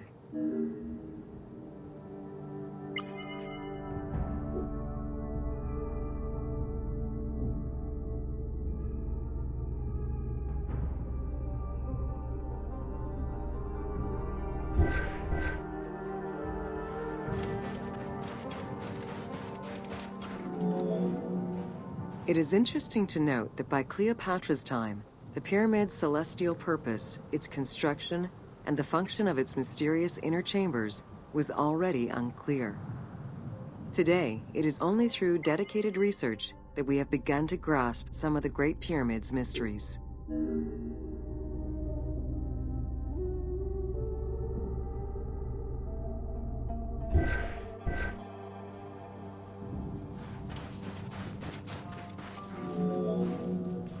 The Egyptians had polished their design for centuries by the time work on the Great Pyramid began. Intended as a tomb for Khufu, the Great Pyramid's structural design has been considered to be nearly perfect by engineers and historians ever since.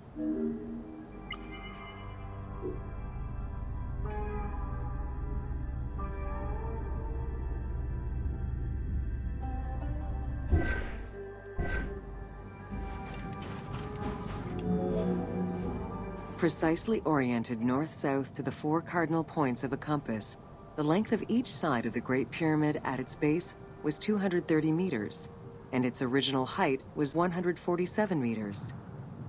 The pyramid is a mere 0.05% error away from being a perfect square.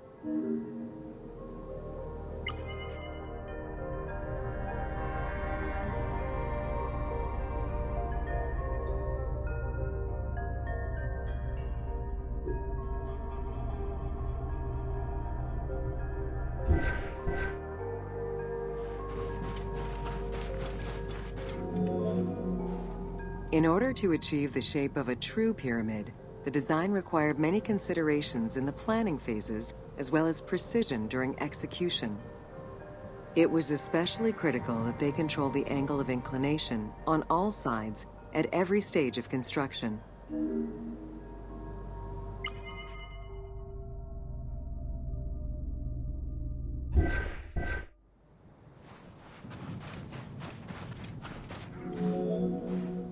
Materials for the Great Pyramid consisted of quarried limestone blocks, weighing between 2 to 15 tons each.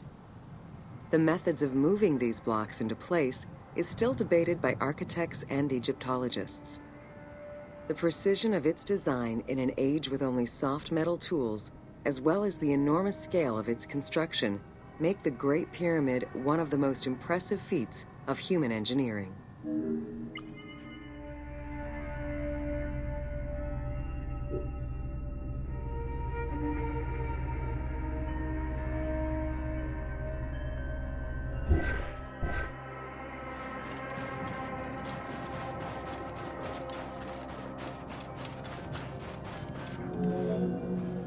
It's estimated that it took between 600,000 and 2 million blocks of stone to build the Great Pyramid.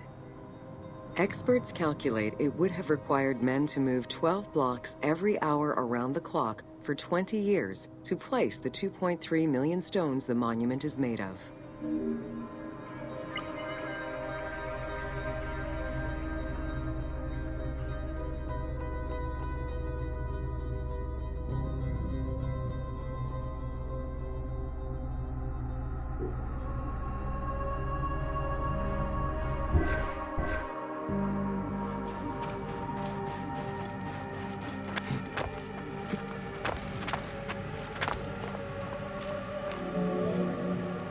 While the interior chambers were built with red granite from Aswan, most of the pyramid was made from local limestone, weighing between 2 to 15 tons per block. There is debate on how the pyramid stones were moved into place. Recent research is exploring the idea that it was built around a large interior ramp.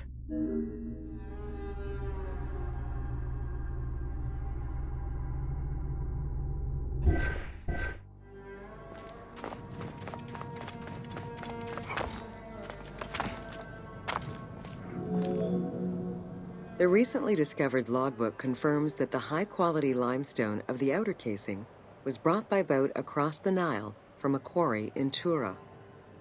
Once complete, the smooth white polished stone of the Great Pyramid would have reflected the sunlight like a beacon, earning it the name the Horizon of Khufu.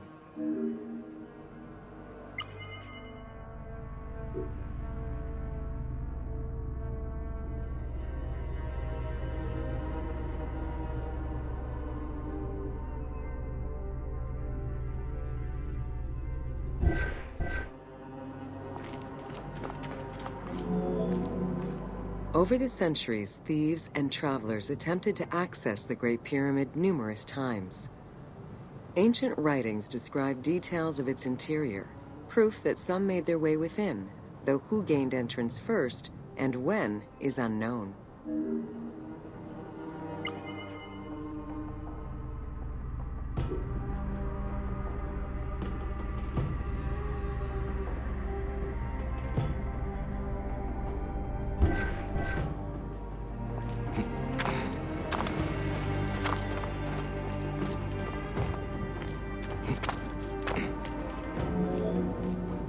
The main entrance of the Great Pyramid is located 17 meters above ground level. It faces north, likely in order to align with the North Star. Though the entrance passageway had been discovered in antiquity, any further access into the Great Pyramid was stopped by massive vertical slabs of rock. As such, present-day visitors to the pyramid must use the robber's entrance.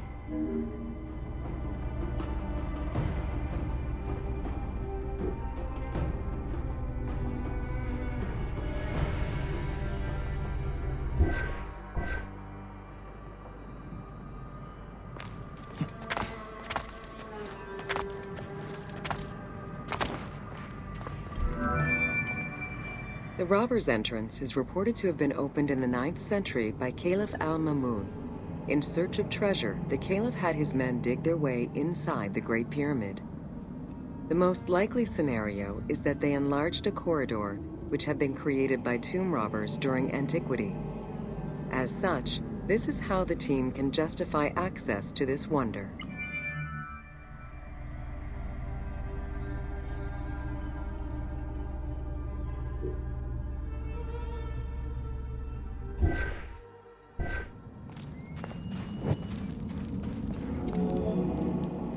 Attempts to gain entry to the Great Pyramid and uncover its potential secrets continued throughout the centuries.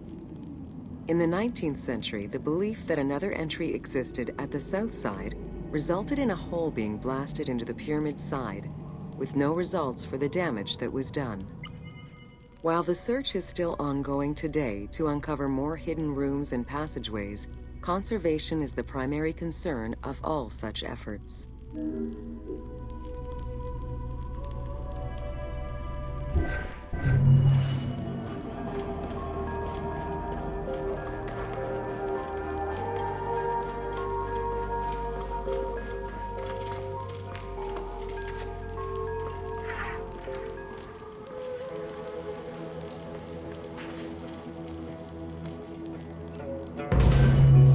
Welcome to the Great Pyramid of Giza, Upper Chambers.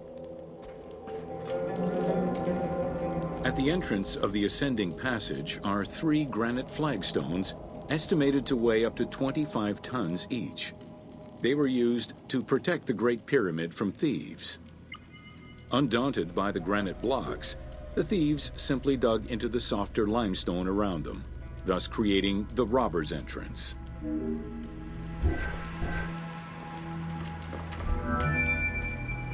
While in reality the robber's entrance is one single cavity which leads to both passages, in the game, the team created individual accesses to either passage. As such, in the game, one entrance leads to the ascending passage, while another leads to the descending passage.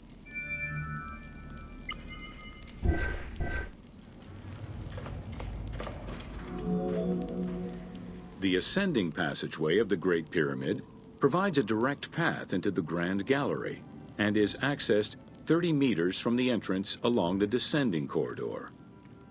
Both corridors have similar dimensions and are designed with the same 26-degree incline.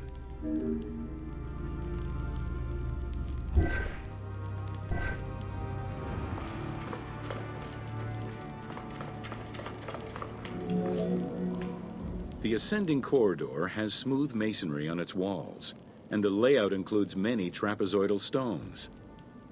Both the floor and ceiling of the passageway indicate that the passage was enlarged, possibly during or after the funeral, to allow workers room to move granite blocks meant to plug the corridor.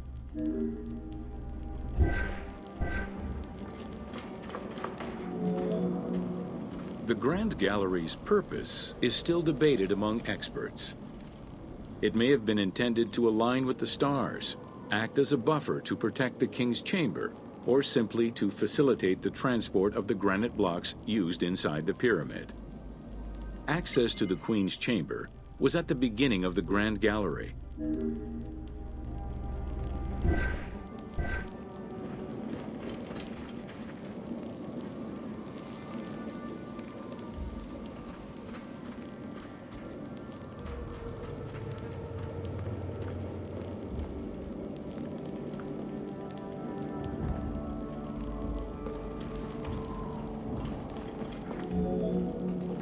Though this room is referred to as the Queen's Chamber, it is believed that there was no queen buried here. Based on their knowledge of earlier pyramids, Egyptologists believe it was more likely intended as the king's serdab, a chamber meant to contain the Ka statue, which would in turn house the king's spirit.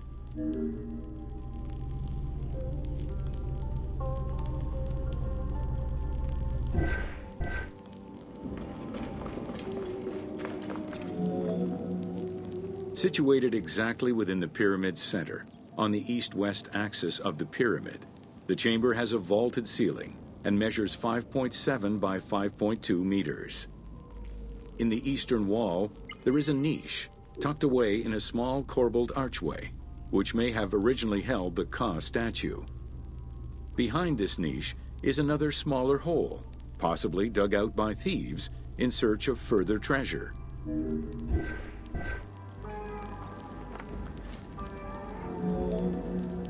In the 19th century, two shafts were found running through the north and south walls. They each run in a horizontal line for 2 meters before sloping upward, and both are closed off with limestone blocks fitted with copper handles. Whether they were intended as ventilation shafts for workers or a celestial connection for the pharaoh's spirit is unconfirmed.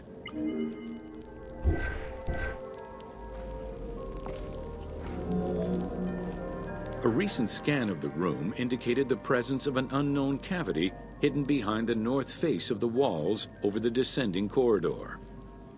Further investigation is still ongoing to ascertain the nature of the anomaly, so as to avoid risking damage to the monument.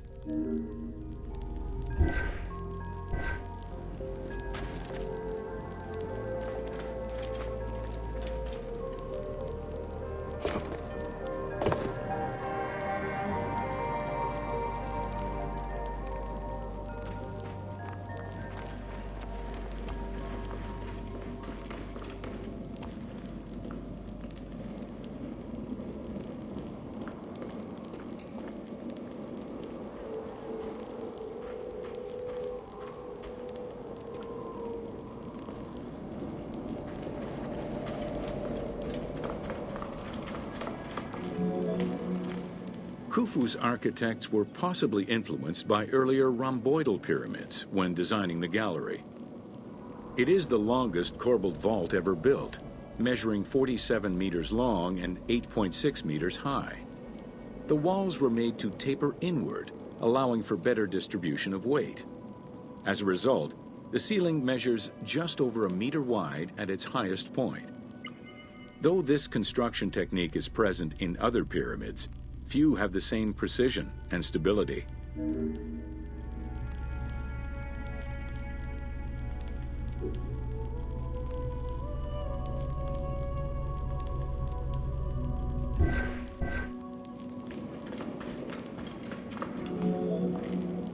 While the space is visually dramatic, the gallery seemed to serve a practical function, though what exactly remains uncertain. Still, the wall design was undoubtedly meant to contribute to the stability of the structure, and its floor may have helped workers move the materials. A channel runs along the middle of the room. A movable floor originally rested in this central recess. The raised benches on either side are equipped with slots that may have been used to help position the granite blocking stones.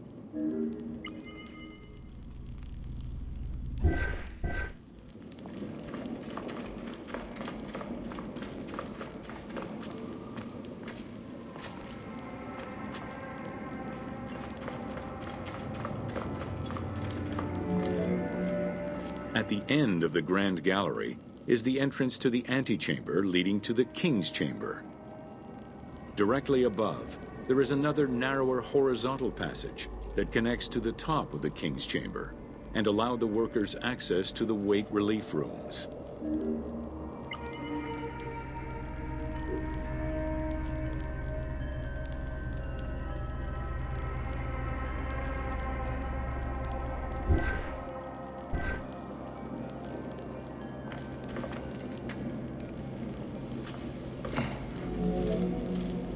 The far end of the Grand Gallery leads to a small antechamber with a portcullis, preventing access to the King's Chamber.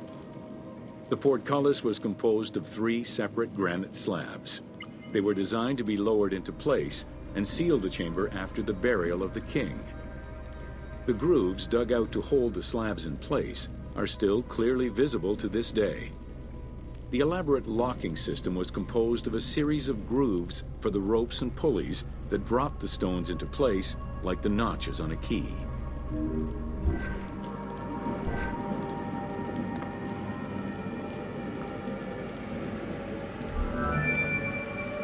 For the purposes of the game, the team elected to remove the portcullis slabs in order to grant the player access to the King's Chamber. In reality, workers would have backed out of the room after the funeral, lowering each slab into place behind them one at a time. Each of the 3 stones were smashed by looters centuries later, and evidence of their break-in is still evident.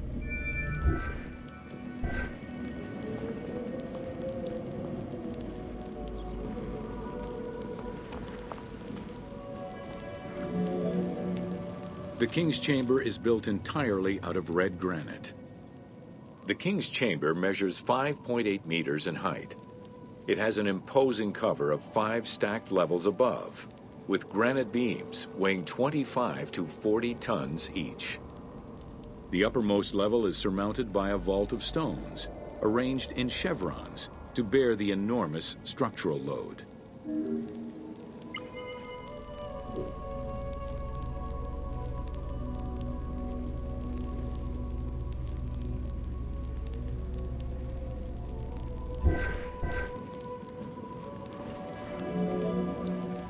As in the Queen's Chamber, 2 shafts extend out from the room towards the north and south faces of the pyramid.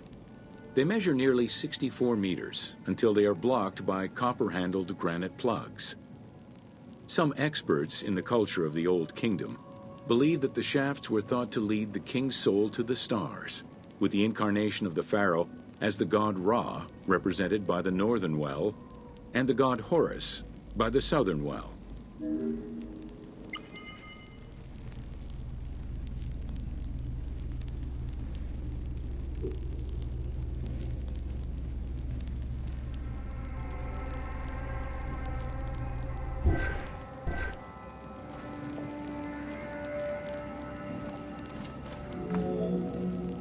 There is a granite sarcophagus at the west end of the room, but it is the concealed construction inscriptions left by workmen on the roof's stones which verify this as the resting place of Khufu.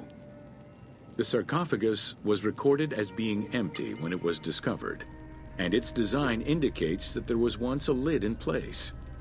It's possible that this sarcophagus is only a cenotaph in memory of the pharaoh, but was never actually meant to receive the body.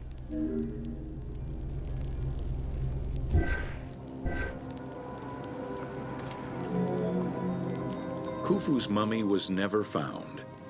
It is hoped that as of yet undiscovered hidden rooms and shafts of the pyramid may provide an answer as to its location.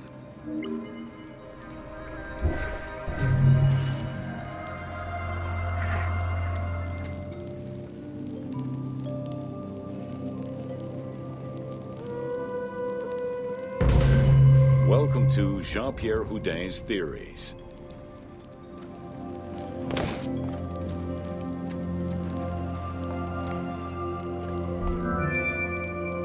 The team wanted to provide players with a sense of exploration and discovery, particularly within the Great Pyramid. As such, a decision was made that the internal design of the monument in the game would reflect Jean-Pierre Houdin's theories. While the antechambers of the king's tomb have yet to be discovered, Houdet posits that this is merely due to a unique design, placing the pharaoh's tomb at the center of the pyramid. The entire tour you are about to take was designed along Houdet's hypotheses.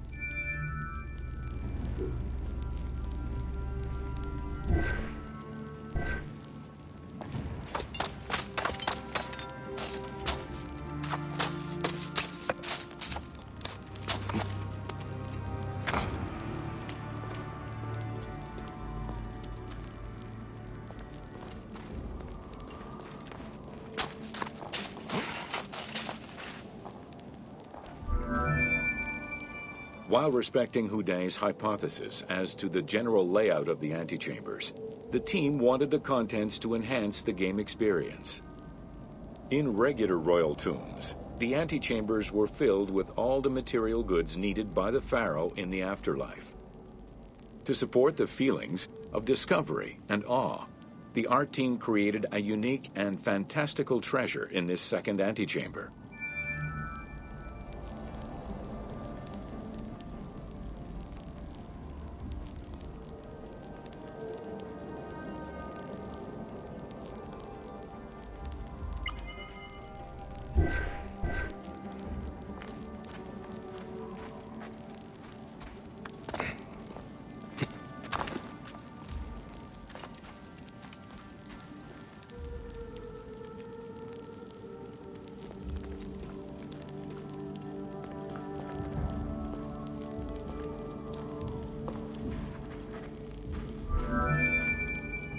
Houdet theorized that the ascending corridor and the Great Gallery were used by the workers to haul hoist the heavy beams above the king's chamber. He called it the service circuit. The corridor you are in now was created by the team following Houdet's theory and is referred to as the noble circuit. It is through this corridor that the wooden sarcophagus containing the pharaoh's mummy would have been transported to its final resting chamber.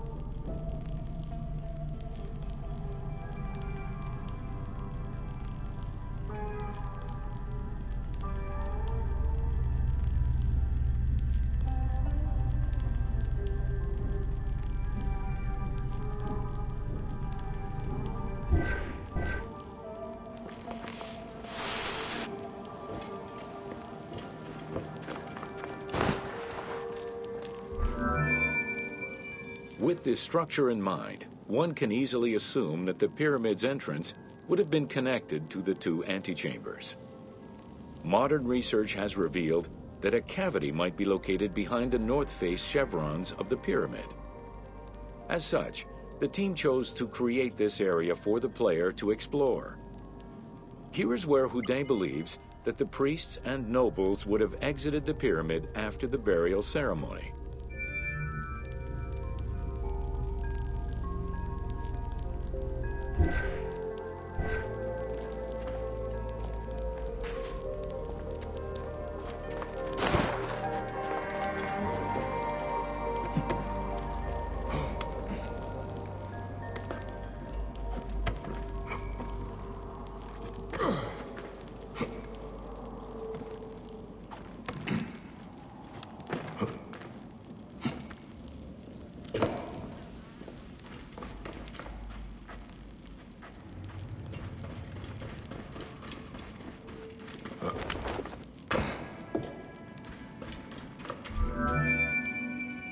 Many theories regarding the construction of the Great Pyramid rely on the usage of external ramps.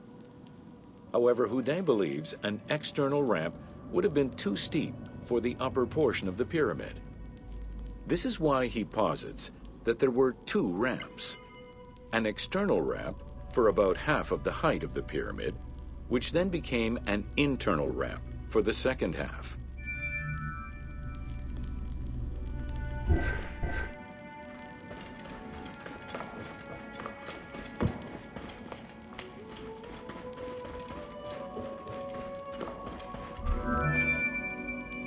Houdet's theory states that this internal ramp followed the sides of the pyramid in an ascending spiral pattern.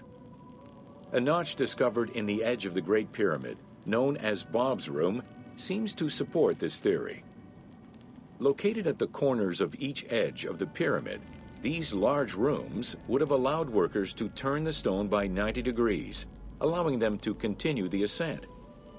The team chose to create rooms such as this one, bringing Houdet's hypothesis to life.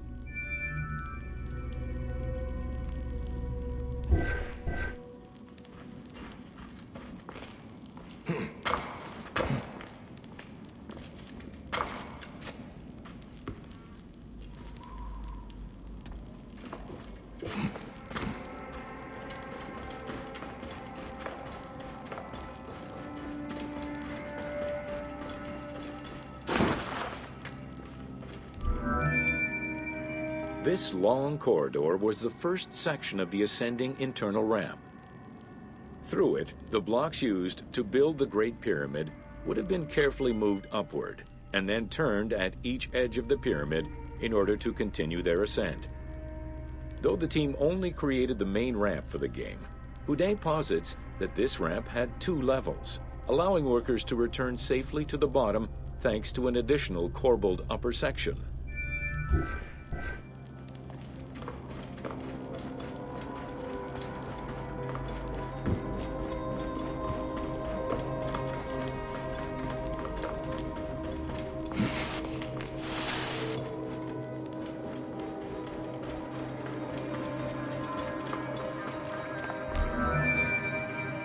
According to Houdet, the start of the inner ramp was located at the base of the southeastern face of the pyramid.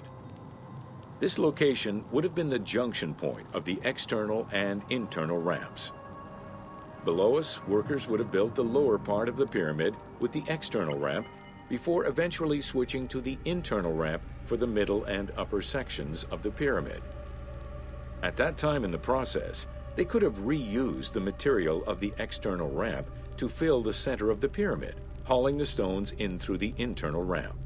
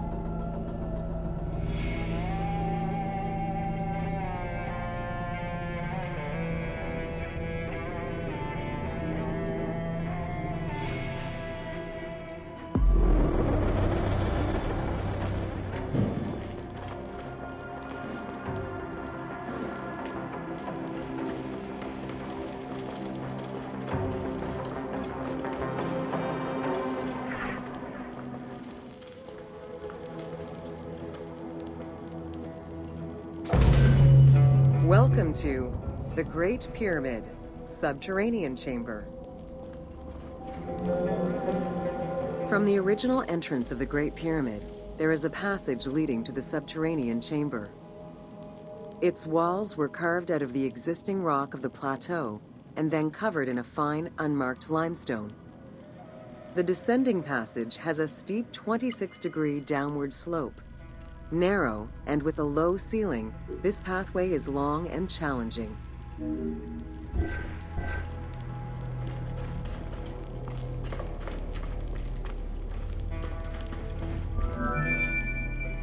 While the original passage was 145 meters long, the team reduced its length and made it both wider and higher. The main focus of the work in reproducing the location was centered upon preserving the unique claustrophobic environment of the Great Pyramid, while still allowing for a smooth game navigation.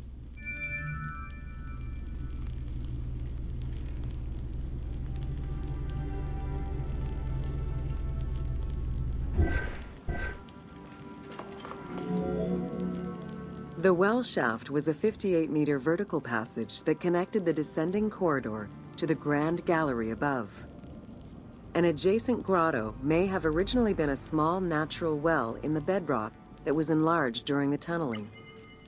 Whether the grotto was intended for another purpose is uncertain.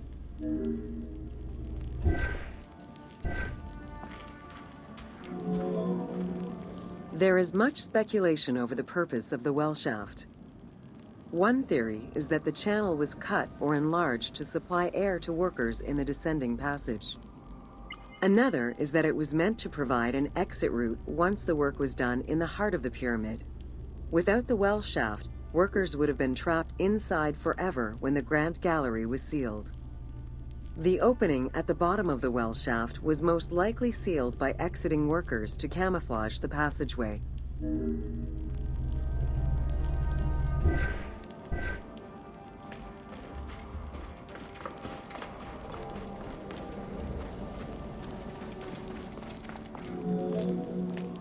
There is a subterranean chamber at the end of the descending corridor, 30 meters below the Giza Plateau's surface. Dug directly into the bedrock, the space is wide with a ceiling 3 meters in height.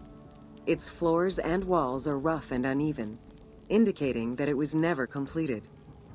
At the south end of the room, there is another narrow corridor, similar to the others, though it abruptly ends after roughly 20 meters.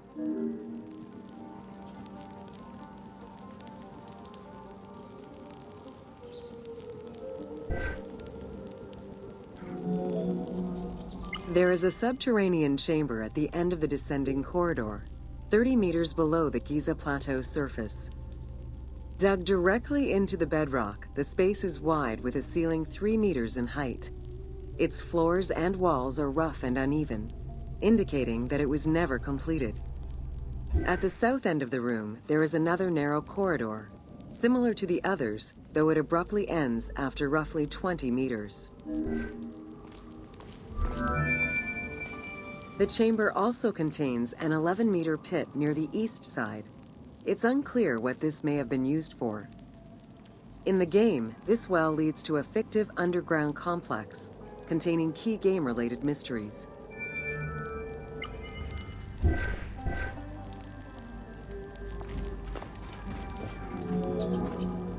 The subterranean chamber's original purpose remains a mystery.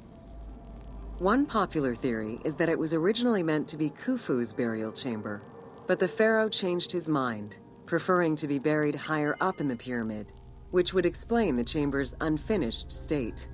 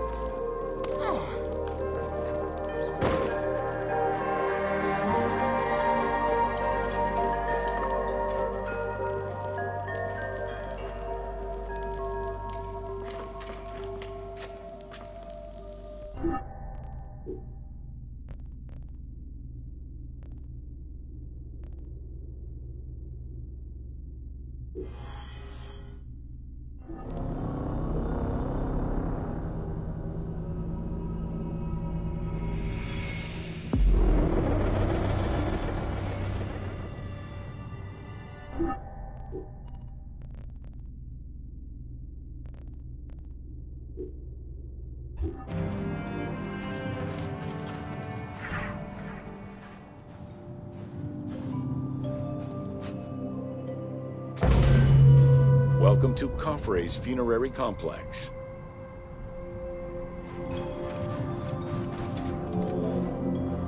Since the very beginning of the 4th dynasty, mortuary temples were built adjacent to pyramids on the eastern side. Such a location, facing the rising sun, as well as the world of the living as a whole, held an important symbolic meaning, for it was within the mortuary temple that kings were revived through daily rituals.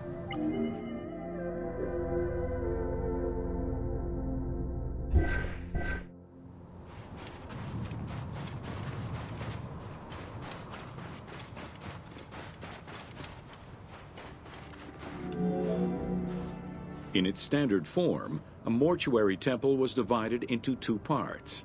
a front area which consisted of a vestibule and a courtyard, and an area in the back, where all sacred elements were located.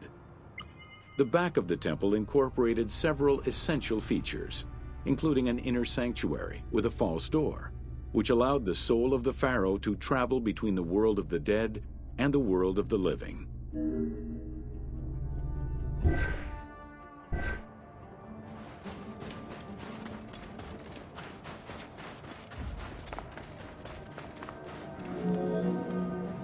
The largest of all such structures, Khafre's mortuary temple, was entirely built with megalithic blocks of limestone from a nearby quarry and encased with granite. Parts of Khafre's mortuary temple, particularly the courtyard walls, are thought to have been decorated with splendid reliefs.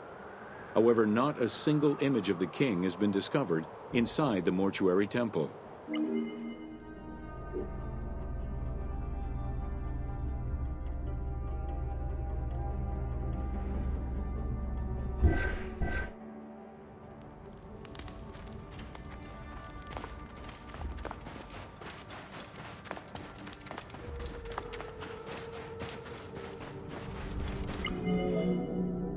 Khufu's direct successor, Jedefre, followed the custom which required each king to establish a new site for their funerary accommodation, and chose Abu Rawash as his last resting place. When the time came to build his own funerary complex, Khafre, also one of Khufu's sons and the successor to Jedefre, broke with tradition and returned to Giza. Not only did Khafre thumb his nose at tradition, but he did so in a way which he hoped would allow him to overshadow his father's most important monument.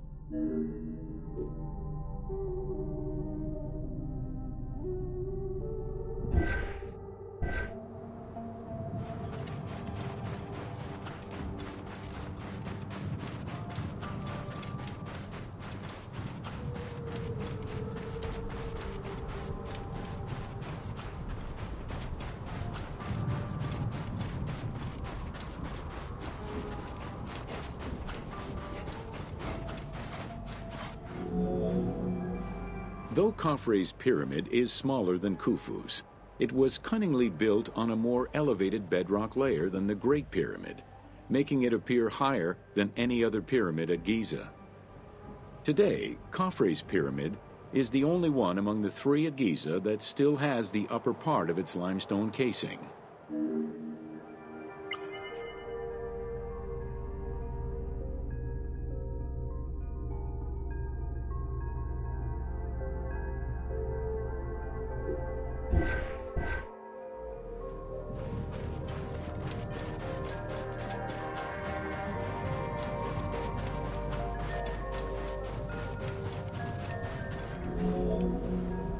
Considered a most sacred area, the Giza necropolis was strictly defined, both geographically and physically.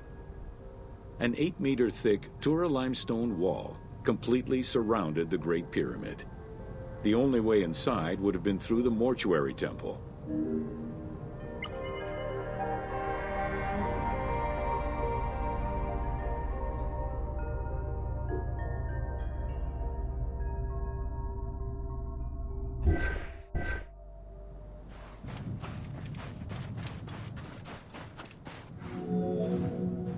From the reign of Sneferu and onwards, the subsidiary pyramid became a common feature within the pyramidal complex.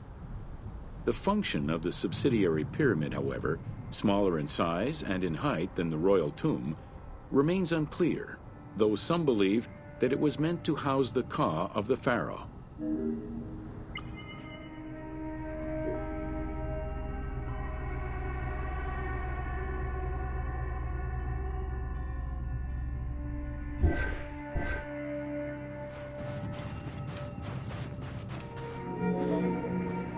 In mainstream media, the ka is often defined as the soul of the deceased. The truth is a bit more complicated. Within the ancient Egyptian funerary belief system, the ka was a component of a living person, which separated itself from the body at the time of death. It represented the deceased's vital essence. In order for the deceased to ascend to a new life, Whether in this world or the next, the Ka had to be embodied in a statue, and its existence maintained through offerings and rituals.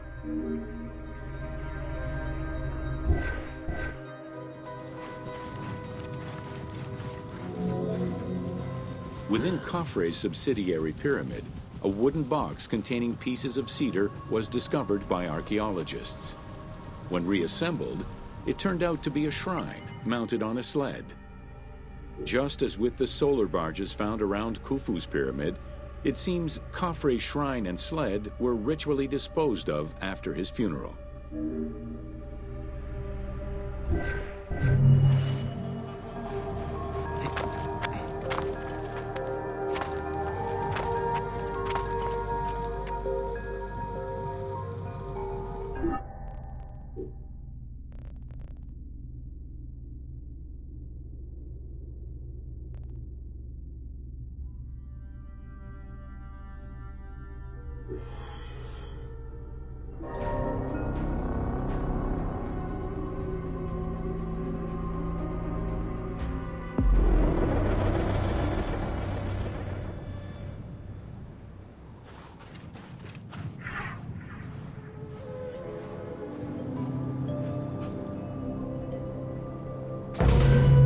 Welcome to Menkaura's funerary complex.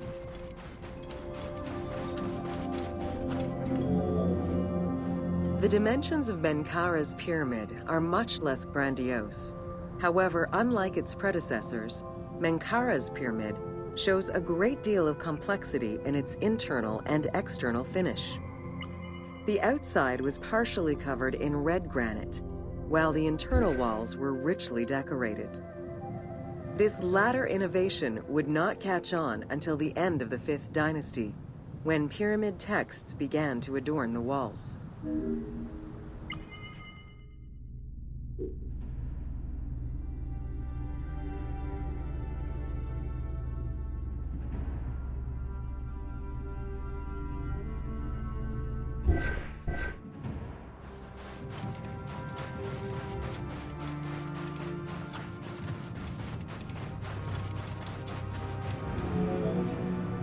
Menkaura's pyramid contains 2 sloping passages, both located in the northern side of the structure.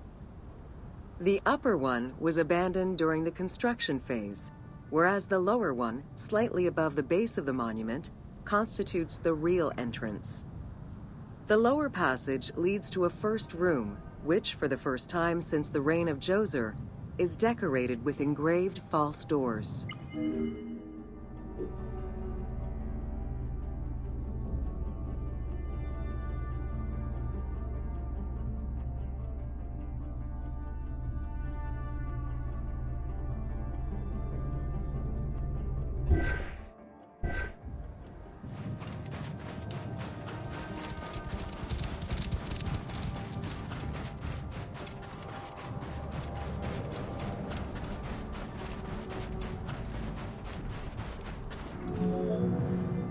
While Menkaura's pyramid complex was unfinished at the time of his death, it was hastily and somewhat shabbily completed by his successor, Shepseskaf. Even so, this funerary structure marks a watershed in the history of this kind of monument. From then onwards, the pyramid shrank, whereas the mortuary temple expanded both in its quantitative and qualitative aspects. Of particular note, it is within Menkaura's mortuary temple that one can find the heaviest block of limestone ever used for a pyramid complex, weighing in at over 200 tons.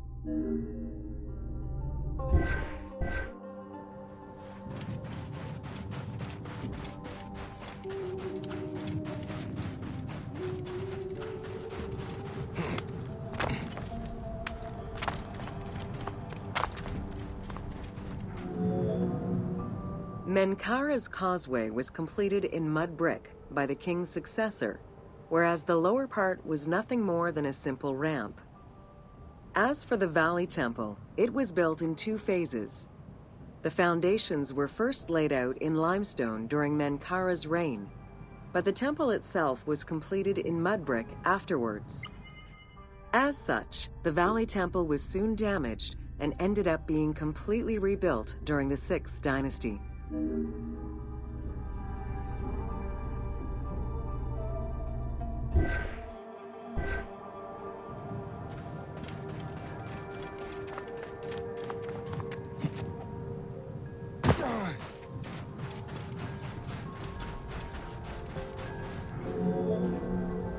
Three small structures, referred to as Menkaura's Queen's Pyramids, were erected along the southern side of the main pyramid.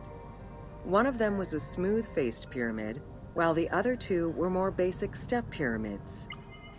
It is difficult to assess whether the latter were designed as such or were left unfinished with no casing to smooth out their surfaces.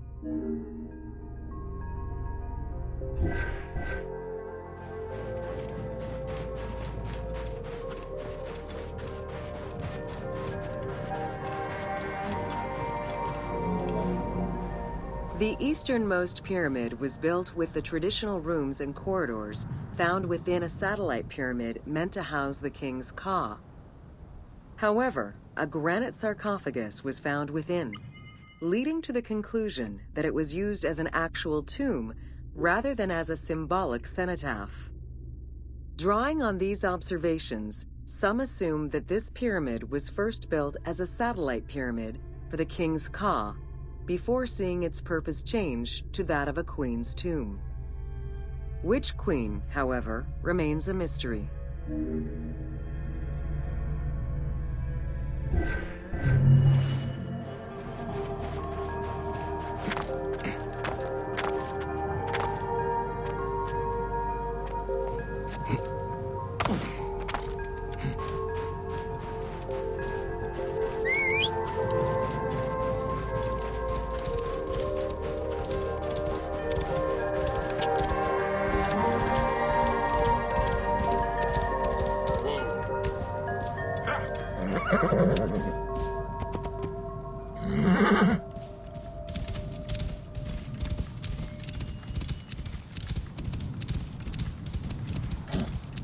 Whoa.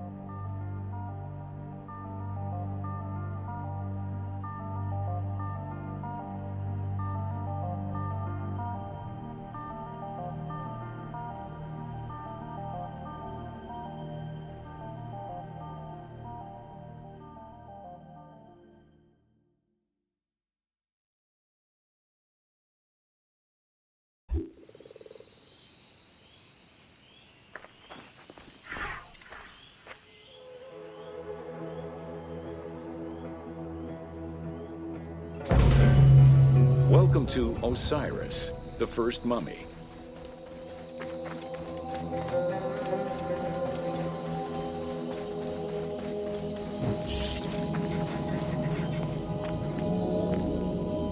The oldest mummies recovered date from the Old Kingdom, though Egyptologists believe that mummification was in use much earlier than that. At first, the body was mummified through environmental desiccation by leveraging the dryness of the environment and the heat of the climate. Early experimentations in mummification were conducted with the use of resin made from tree sap. Strips of linen were only used on some superficial parts of the epidermis of the hands or jaw.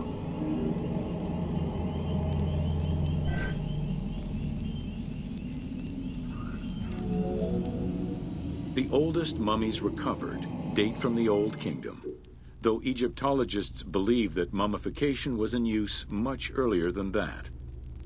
At first, the body was mummified through environmental desiccation by leveraging the dryness of the environment and the heat of the climate. Early experimentations in mummification were conducted with the use of resin made from tree sap. Strips of linen were only used on some superficial parts of the epidermis of the hands or jaw.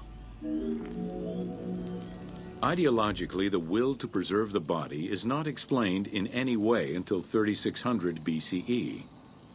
This is when the Egyptian belief that the body housed the soul was finally documented for modern Egyptologists to eventually decipher. It was not until the arrival of the myth of Osiris in the Egyptian religion around the 5th dynasty that mummification was thoroughly conceptualized. The practice was thereafter grounded in both a mythological and ideological point of view.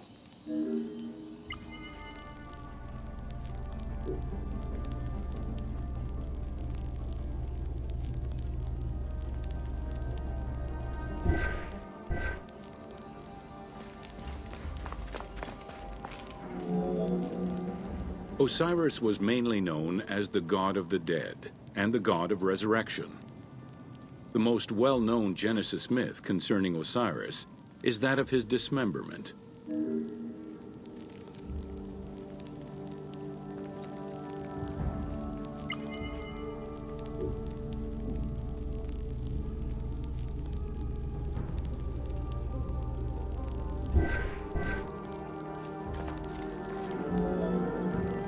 It is Plutarch who gives the most simplified and complete summary of the story. Within Egyptian mythology, Osiris represented the first king to rule Egypt. Jealous of his power, his brother Seth attempted to usurp his throne. After several unsuccessful attempts, Seth succeeded in killing his brother by dismembering him and scattering the pieces of his body all over Egypt. Isis, the great of magic, traveled all over Egypt in search of the pieces of her husband's body. After a long search, she recovered all the pieces save for his manhood, as it was eaten by a fish.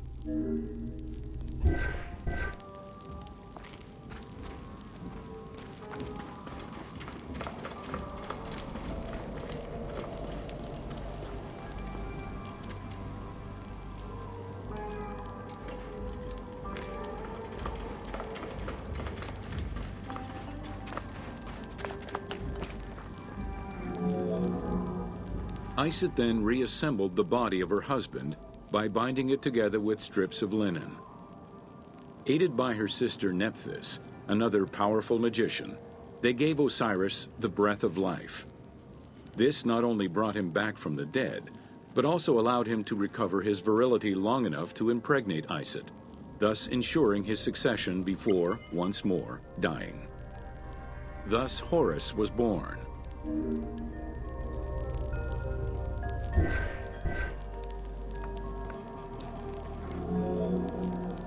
The ritual used to bring Osiris back to life essentially depicts how he became the first mummy. It is why, on the sarcophagi of kings, we often find Isis and Nephthys represented as the magicians who restore life to the deceased.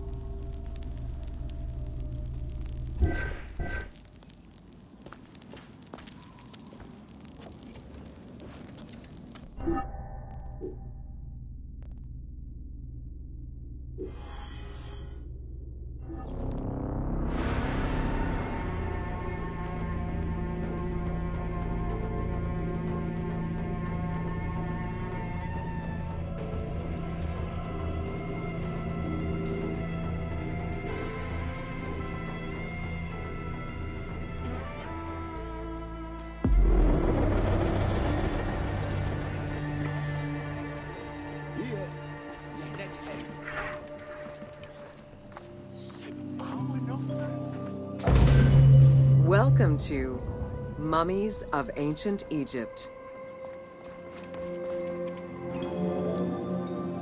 The mummification process used by ancient Egyptians was highly ceremonial in nature. The different types of mummification took into account the social level and richness of the deceased and even included animals. The most expensive was that reserved for the pharaoh and the royal family, as well as some of the wealthiest members of the court.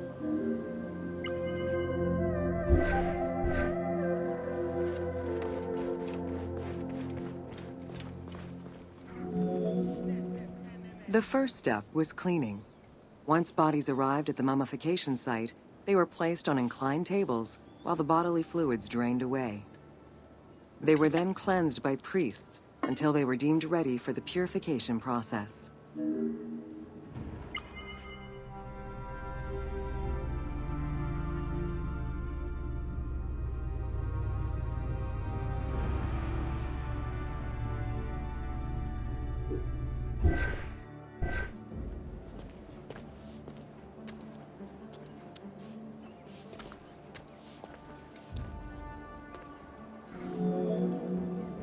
The purification of the body began with a libation from sacred water. The priest then fumigated the body with terebinth resin. After the ritual cleansing, priests used oils, spices, and all kinds of essences to further purify the body of the deceased. Finally, all body hair was meticulously removed.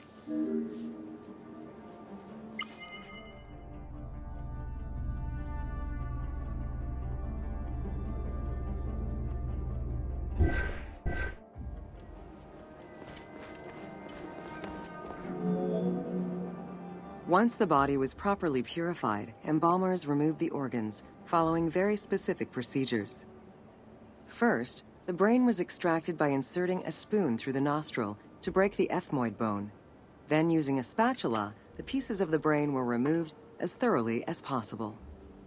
What matter remained was extracted after a process of liquefaction, achieved through the use of a caustic liquid. The cranial box, once emptied, was rinsed and disinfected with palm wine, and then stuffed with strips of linen cloth and liquefied resin.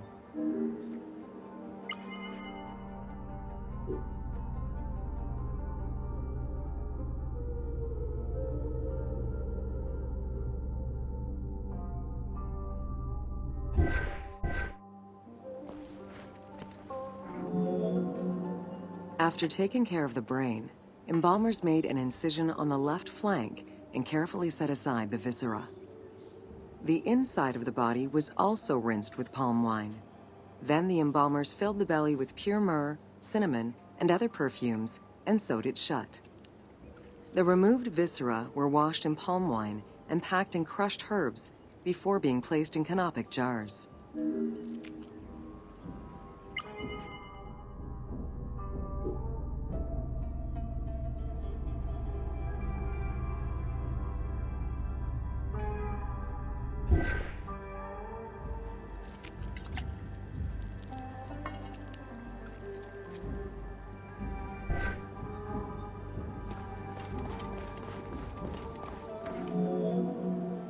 Canopic jars were placed close to the sarcophagus or kept in a chest nearby.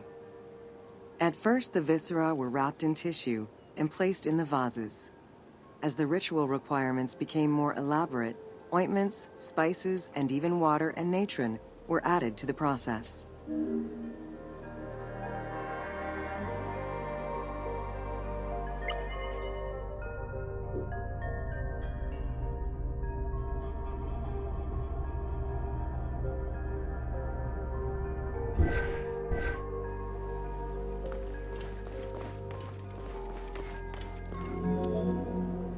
Towards the middle of the New Kingdom, canopic jars assumed the appearance of the 4 sons of Horus.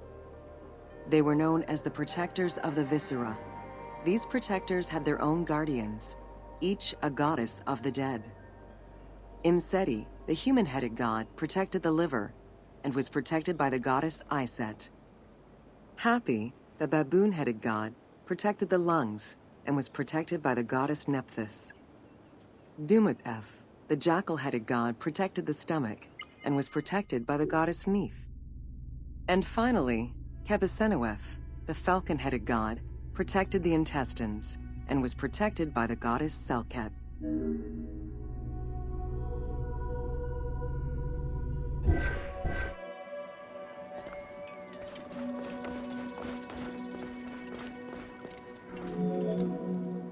Natron is a naturally occurring mineral found in evaporite. These sedimentary rocks are made up of mineral salts and were generally mined from lake beds in Egypt.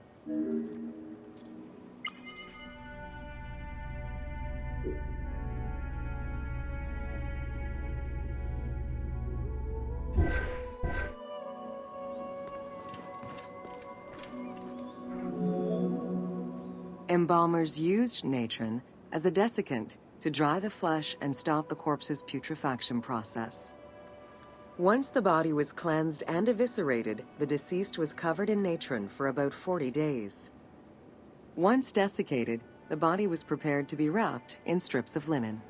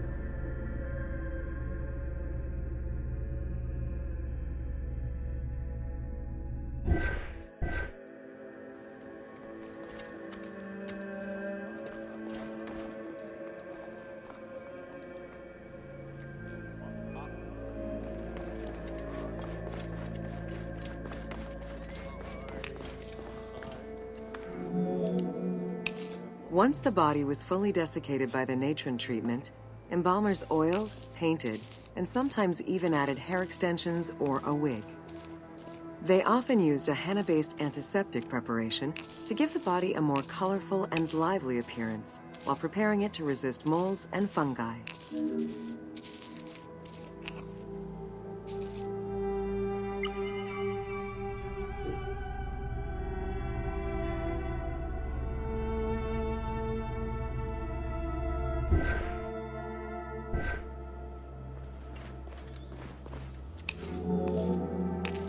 Next came the phase which gave mummies their most well-known appearance, the wrapping.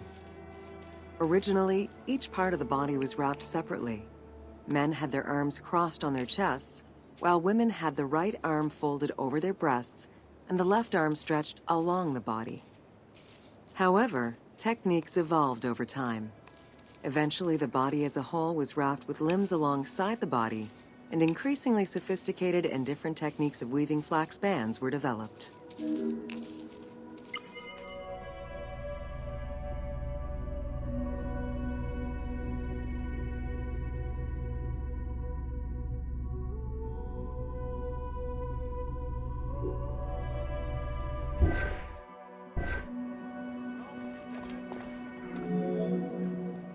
In addition to the jewelry and amulets arranged on the skin of the deceased, amulets were also carefully inserted into the weaving of the linen strips.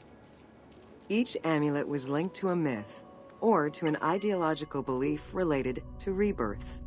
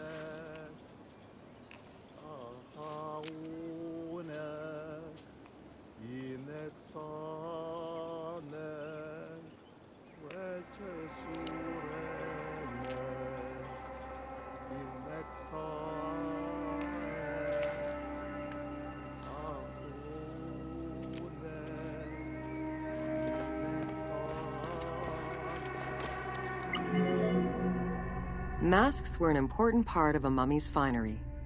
Early wooden funeral coverings were very expensive, however, and soon replaced by masks created through a technique known as cartonnage. Masks fashioned with this method were created by laying several layers of linen or papyrus pulp on a base made of mud or straw. Cartonnage was used for more than funerary masks. Ornaments and the animal coffins of the late period were also made in such a fashion.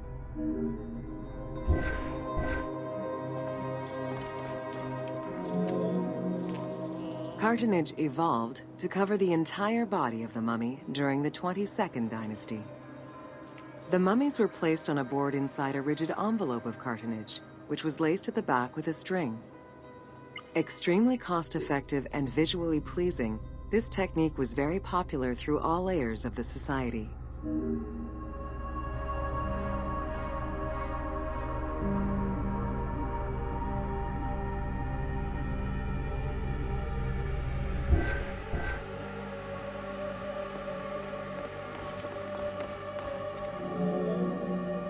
Cartonnage envelopes were usually covered with inscriptions and polychrome decorations, specifying the names and titles of the deceased, scenes depicting daily life, or decorations specific to the funerary world. This was a true gift for Egyptologists eager to study the funerary rites of the ancient Egyptians.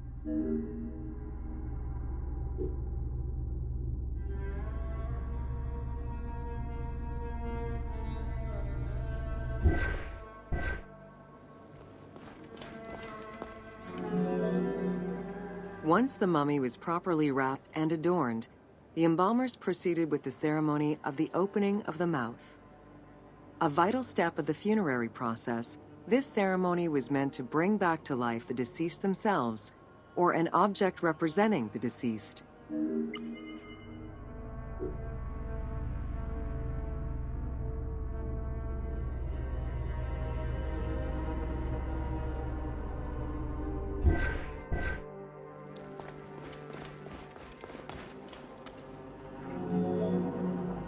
There were no less than 75 different stages for the opening of the mouth.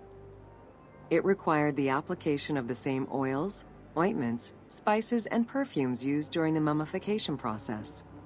Makeup was sometimes part of the process as well.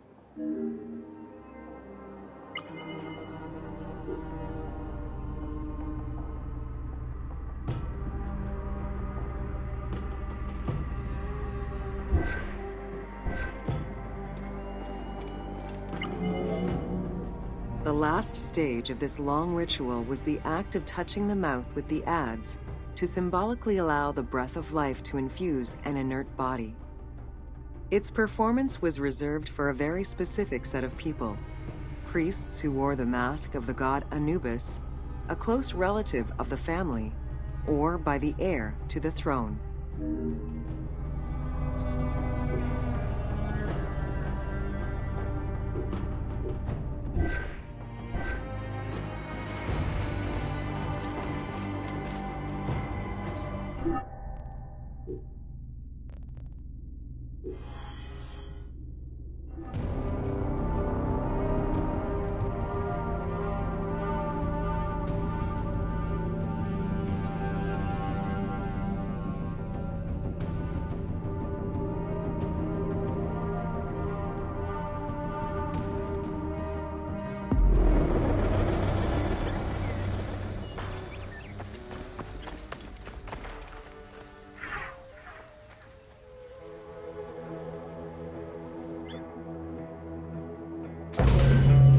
Welcome to The Importance of Mummies.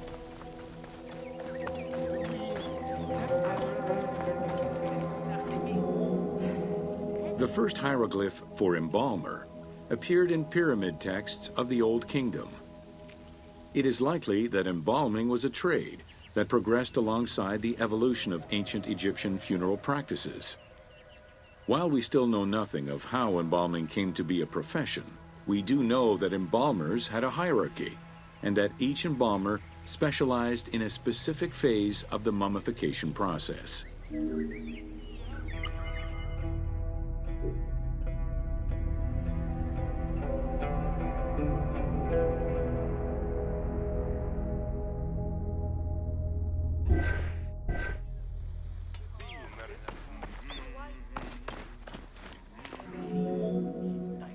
The mummification techniques were jealously guarded by embalmers from generation to generation. Despite their efforts, Herodotus and Diodorus discovered their methods in late antiquity, but historians were skeptical about the validity of the texts. It remained a mystery until two teams of modern medical legal scientists confirmed the process in 1994 and again in 2011.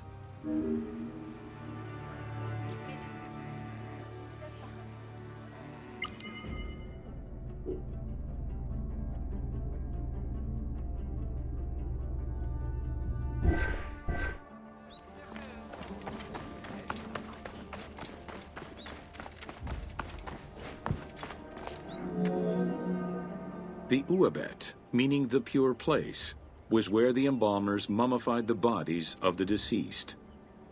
Until the end of the Middle Kingdom, it was located in tents at the edges of the city due to the smell of decomposition. In the New Kingdom, however, the Uabet was located within the city limits, though still in open-air spaces. In the same way that the practices and techniques of mummification evolved, so possibly did consideration towards embalmers within ancient Egyptian society.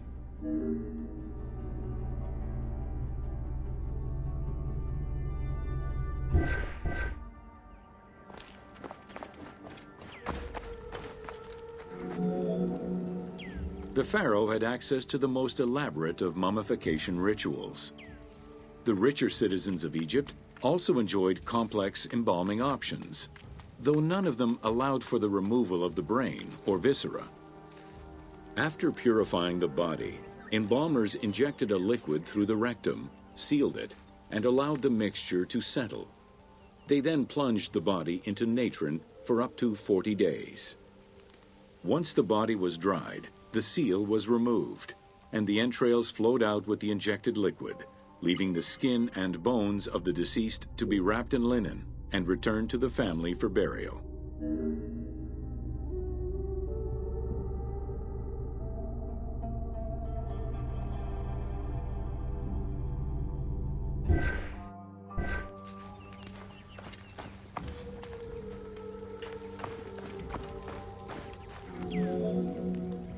The least costly embalming option was for the embalmers to simply inject a product called surmaya and immerse the body in the natron for up to 40 days before handing it over to the family.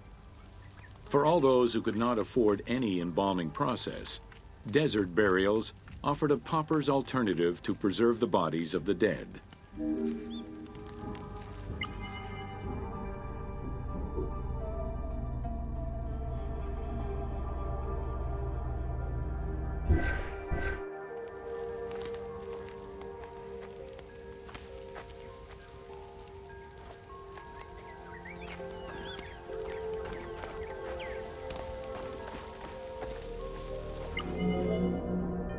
Egyptian civilization has always appealed to Westerners, even before the Greek and Roman invasions. As early as the Middle Ages, mummies discovered by travelers were often sent back to Europe. Curio cabinets, dating from the 16th and 17th centuries, usually included pharaonic artifacts in their collections.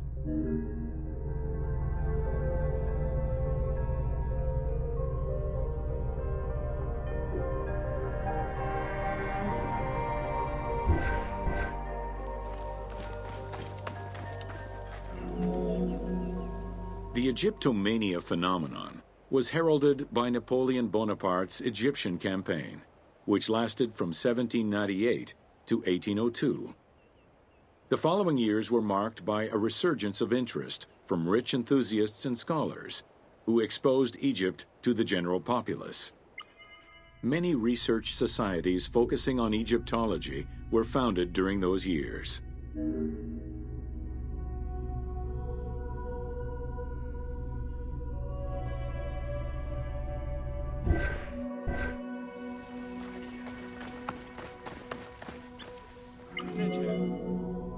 By 1868, mass tourism began in Egypt under the aegis of the Cook Agency.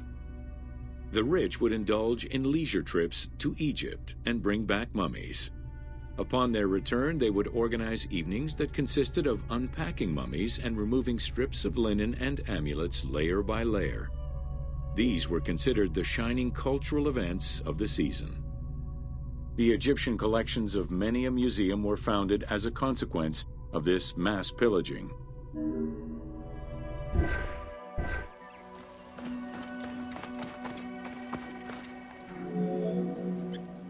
Thanks to those dubious parties, the fantasy of a mummy coming back to life, seeking revenge on its defilers, was born. The mummy malediction myth has remained steady in popular culture ever since, particularly in written media and cinema.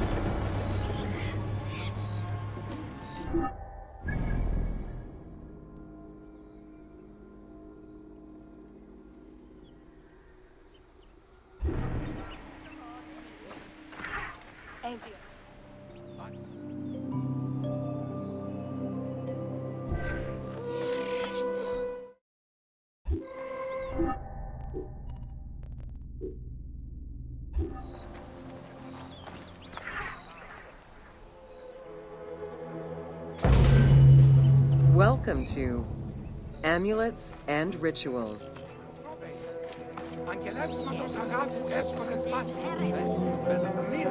Ancient Egyptians believed the world was a chaotic place, filled with supernatural forces.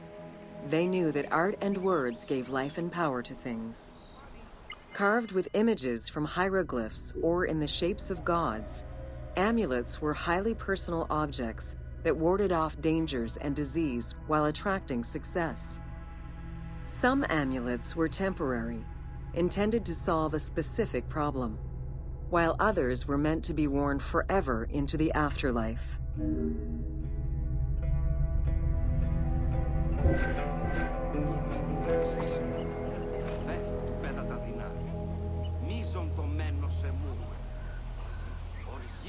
Κομισέι, εκείκο! Αντίπατρος και αρσινόη, χωρίου διορίγματος έγκυς ζητήν, θελούσιους επικουρείτες, μελιδαίων. Priests would infuse amulets with magical energy during religious ceremonies, imbuing them with protective magic to safeguard against supernatural powers.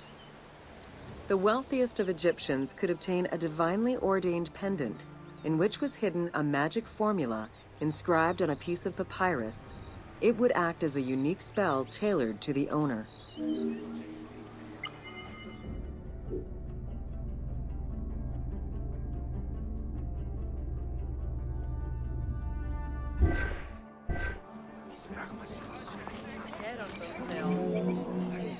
Religion was so important to ancient Egyptians that it permeated every aspect of their daily lives.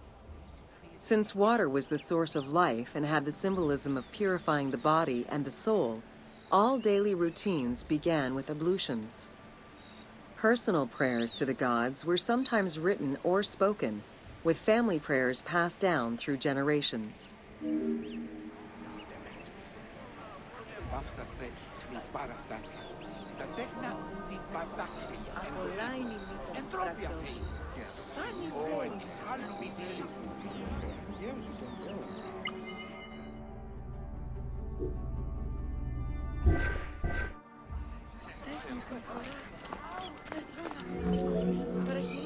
There was a complete calendar of each of the religious days, both good and bad, illustrating the appropriate daily rituals.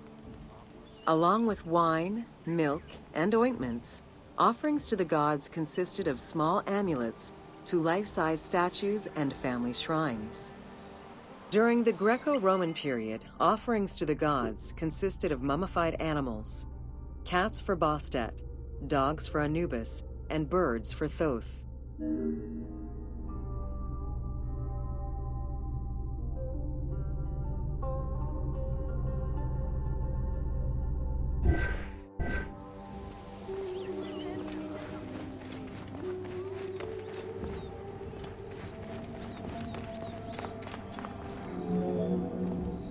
Deemed messengers of the gods, oracles offered guidance and judgment for all Egyptians, regardless of status.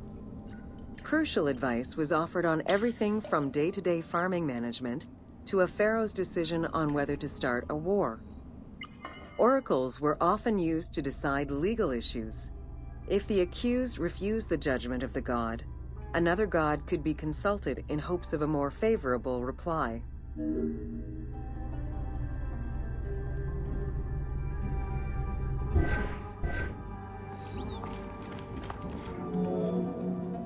It was oracles that guided the Greek sailor Batos to the coast of Libya, where he founded a colony known as Cyrene. During Alexander the Great's campaign to conquer Persia, he consulted the oracle at the Temple of Amun within the oasis of Siwa, and was subsequently ordained a divine being.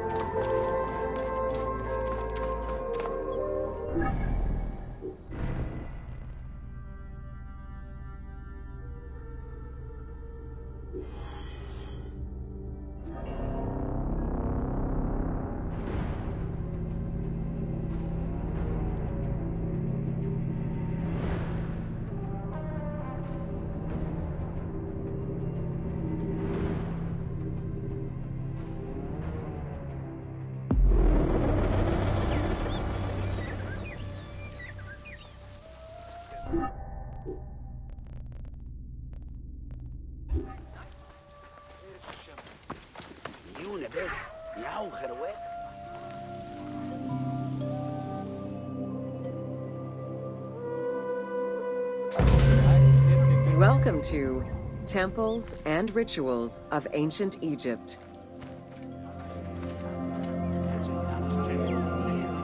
During rituals and festivals, the god was carried on a solar barge between the areas of a temple or the temples of different cities. Funerary carvings and paintings covering thousands of years, as well as the Book of the Dead, depict the same ship and oar design. Solar barges have been uncovered near or within several pharaohs' tombs. They were intended to carry the pharaoh into the afterlife.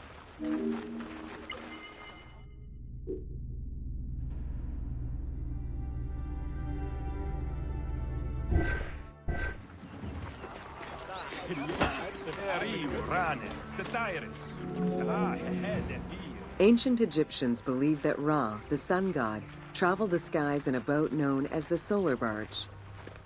The solar barge was believed to cross over to mythological lands.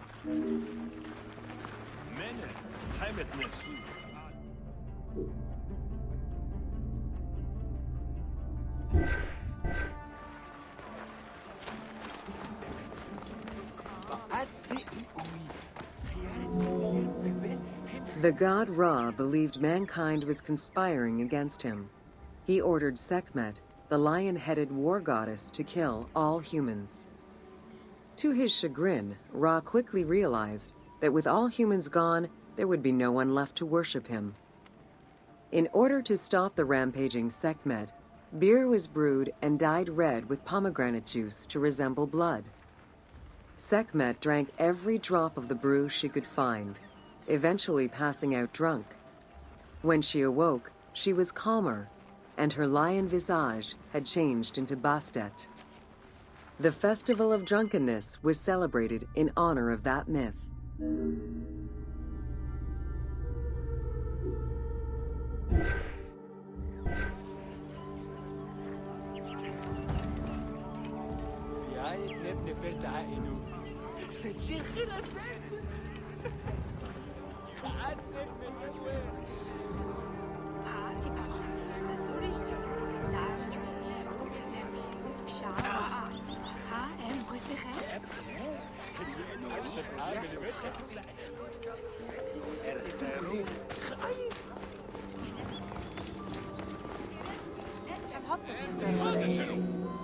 Unlike the daily rituals that took place in the temple and were performed by priests, festivals allowed the entire population of the city to participate. Festivals helped mark the passing of the seasons in the agricultural calendar. In reflecting the cycles of life, festivals offered a sense of consistency and structure for the regular citizens, thus reinforcing the sense of order that pharaohs were to provide for the citizens of Egypt as part of their godly duties.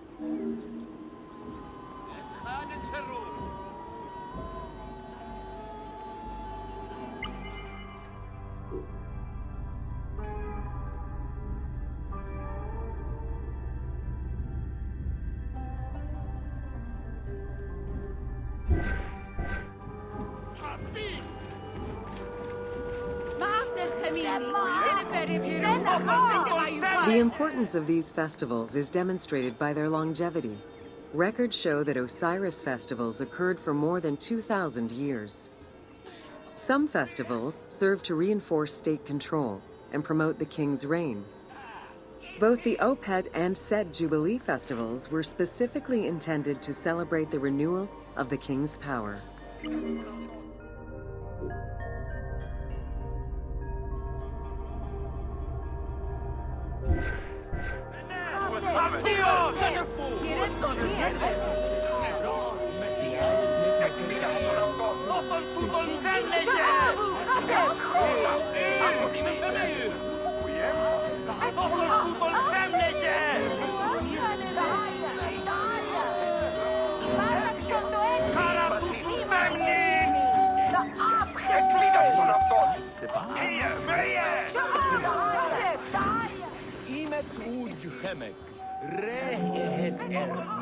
The temple hierarchy consisted of high priests, several types of priests, scribes, and servants. The high priest was known as the prophet. Some divinities had up to 4 prophets, and they were the ones to perform the most advanced and complex rituals.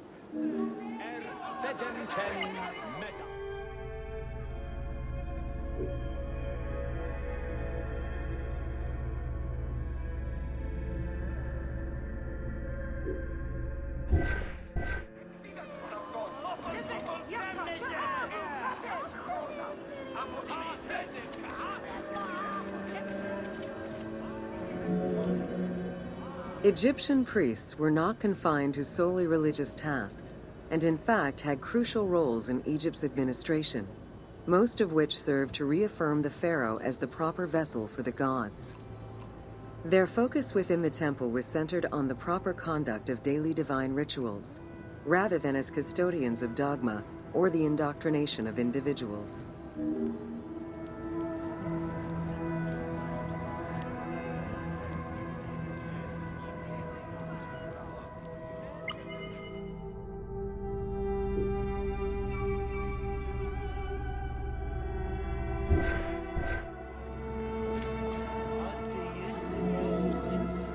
Scribes were custodians of the sacred sciences. Some priests were associated with the funeral rites and were considered the group with medical knowledge. The servants of the Ka were low-ranking priests who carried food and offerings in funerary rituals. Lector priests were distinguished by their ability to read, and their main duty was to recite specialized religious texts in both temple and funerary rituals.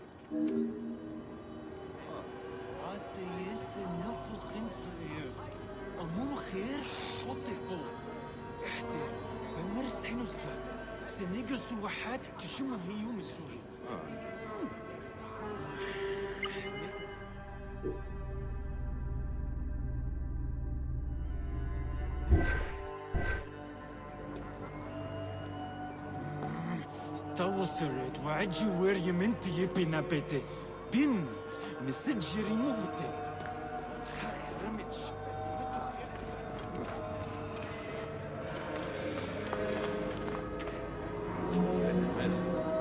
Priests and all the officials who served the temple worked only 3 months a year, with each period separated by a quarter of inactivity, at least within the temple compound.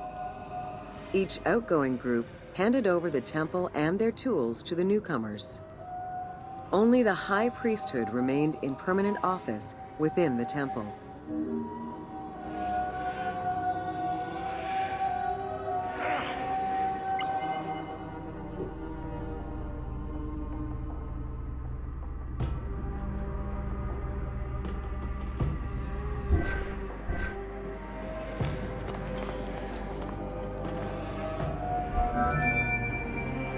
The most sacred part of the temple was referred to as Jesser Jeseru, the Holy of Holies. The most sacred inner sanctuary was where the shrine to the temple deity was located.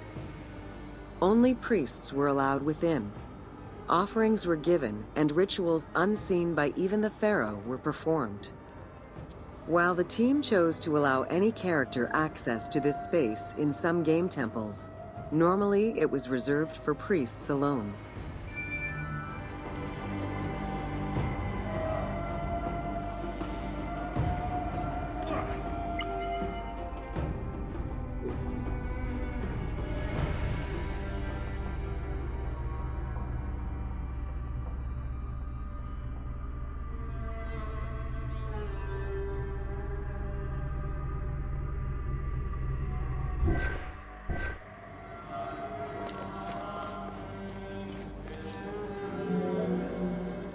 Pharaohs and their priests often chose the site of these sacred temples because of some mythological connection or an alignment with the cardinal points and certain stars. Once selected, a foundation ritual was performed. The pharaoh was required to complete 10 steps in the ritual, which required a mix of offerings as well as specific construction techniques. Once the temple was complete, construction of the chamber containing the shrine, or naos, began.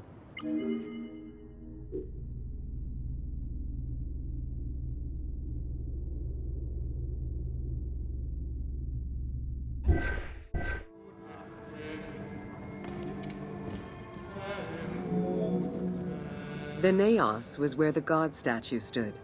The representation of the deity was usually in stone or wood and decorated with gold, silver, and precious stones. Smaller temples had only one naos, while larger complexes, such as the Temple of Karnak, had many chambers to honor gods, such as Amun, Ptah, and Osiris. Each statue was believed to be a receptacle for the presence or essence of the god's Ka, enabling it to take a physical form. Through the statue, the god came to the shrine to eat, drink, and communicate with the pharaoh, or with the priests standing in for the pharaoh.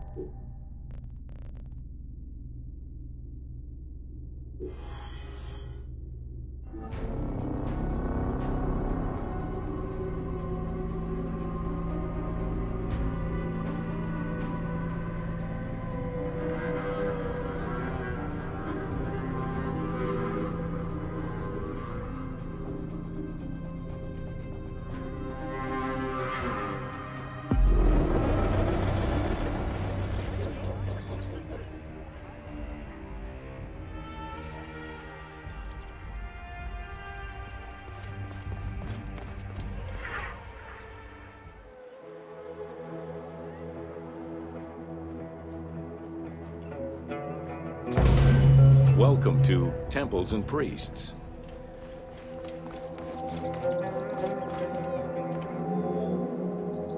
From its foundation, the city of Memphis favored worship of the god Ptah. The main temple of Ptah was known as Hutkaptah, meaning Palace of the Ka of Ptah. The name of the temple, translated into Greek as Aegyptos, would eventually evolve into the modern name Egypt.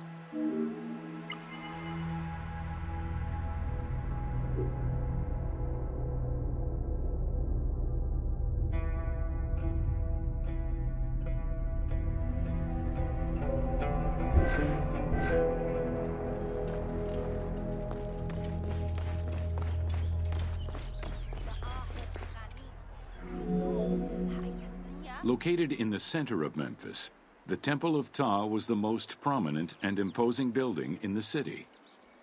The long walkway leading toward the temple, known as the Dromos, was guarded by rows of sphinxes. The entire sacred area was designed to keep the statue of the god protected, deep within the sacred enclosures that surrounded it.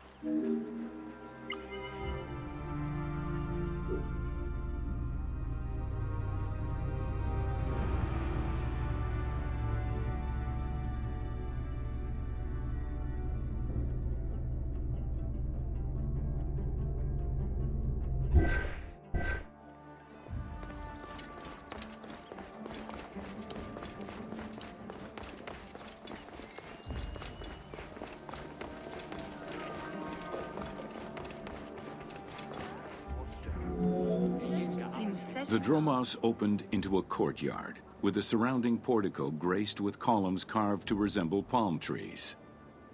During special festivals, the general population was allowed to enter this location, but under no circumstances would they be allowed into the sacred spaces beyond the courtyard.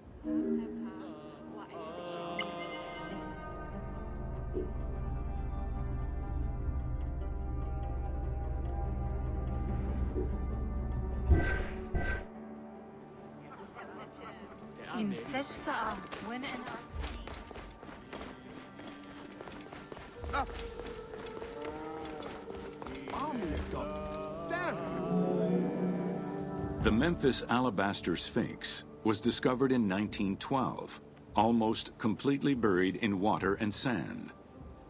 8 meters in height and weighing in at roughly 90 tons, it is still mounted on its original pedestal. Though it is called the Alabaster Sphinx, it was in fact carved from common calcite rock, which is similar in appearance and texture to alabaster.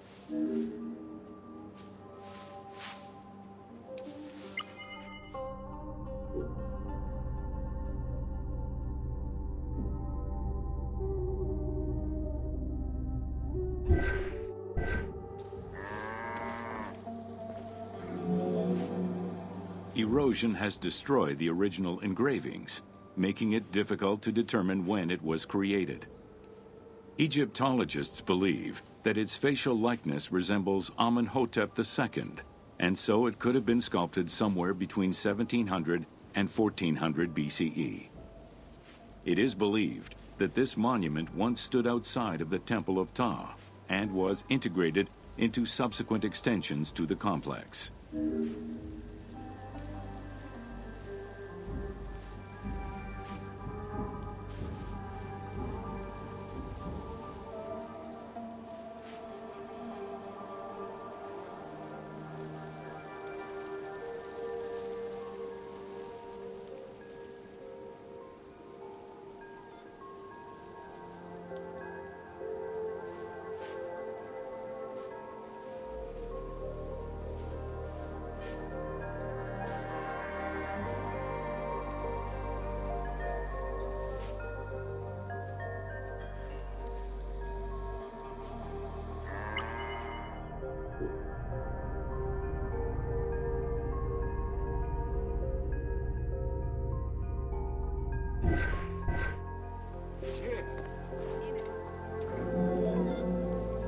The size of the imposing sculpture reflects the importance it had to the temple during the New Kingdom.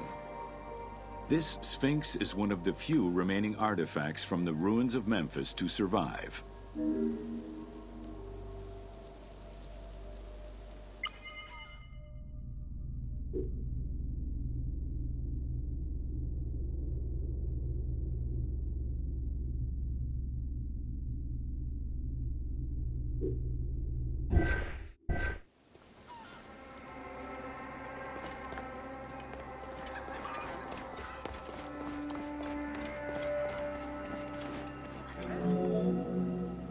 In Egyptian culture, some animals were associated with gods, while others were considered to be living gods. The Apis bull was believed to be a divine entity. The earliest mention of the Apis bull in ancient Egypt goes back as far as the first Egyptian dynasty.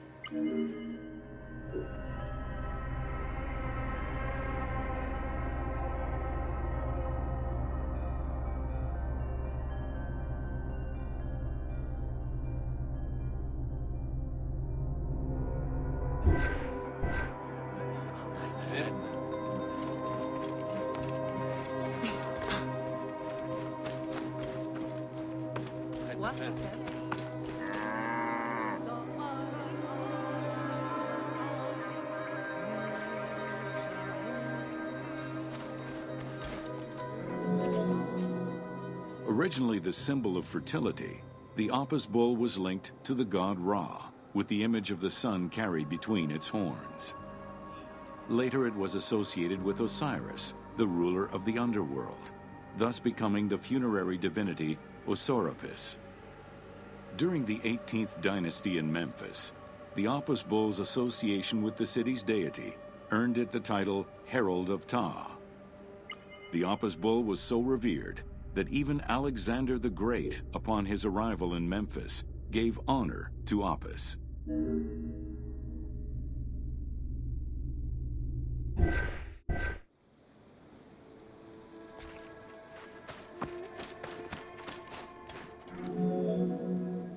The Apis bull lived with its harem in a sacred barn located in an enclosure in the Temple of Ptah.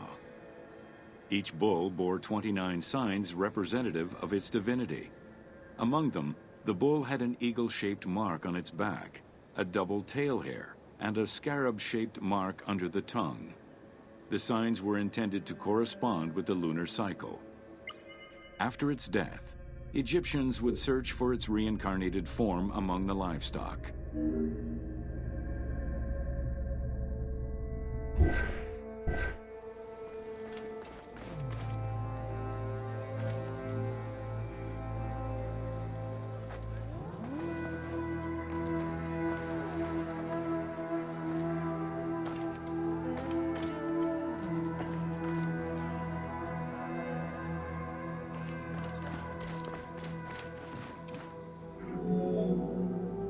Like other living divinities, the mortal incarnation of the Apis bull was prayed to, and when it died, it was given a luxurious funeral, which included mummification.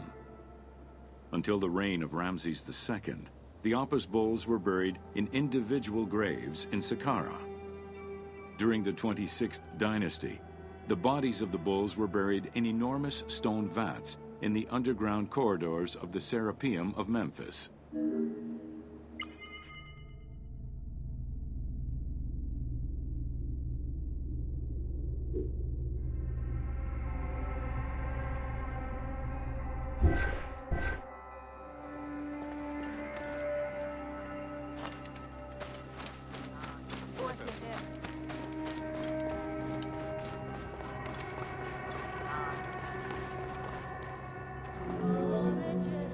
Ancient Egyptians believed that temple rituals were essential to maintain order in the cosmos and allow communication between humans and gods. The pharaoh was required to bring offerings as part of a twofold promise made to the gods: to remain a just ruler and to prevent chaos from entering Egypt.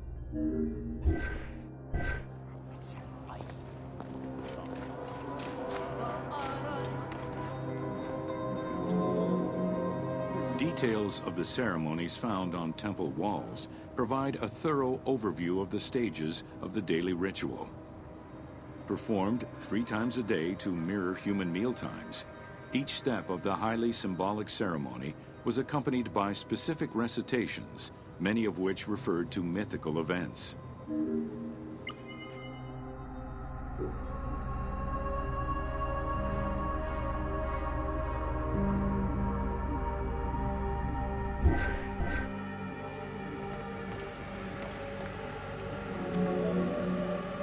The high priest would first awaken the sleeping god with a chant.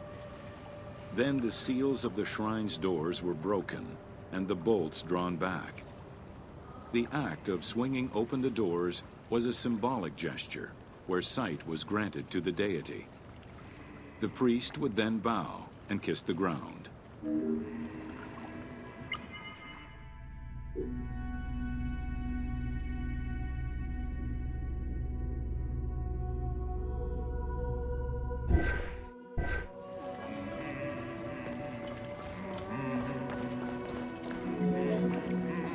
The god was then washed with incense-infused water and its mouth rinsed with mineral salts.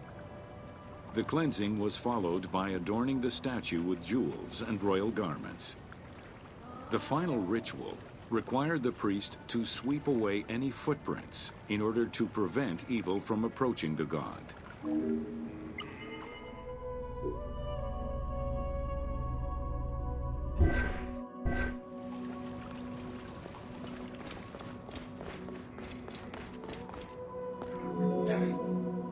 Heredity was the primary source of new recruits. Rarely was an outsider allowed this position. At the top of the temple hierarchy was the high priest. Each temple dedicated to a god had at least one high priest devoted to its care and service. During the Ptolemaic dynasty, one family held the position of high priest in Memphis for almost 300 years.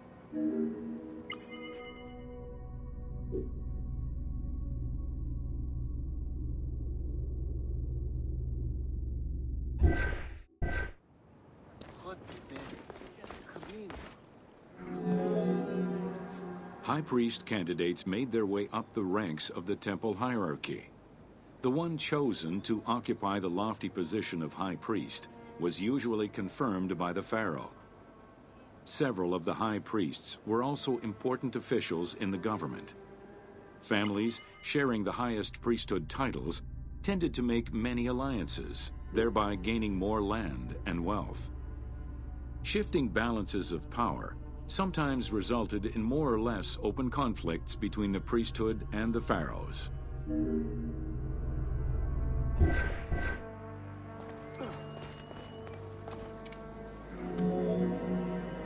In the 21st dynasty, Thebes became the capital of an almost entirely theocratic government.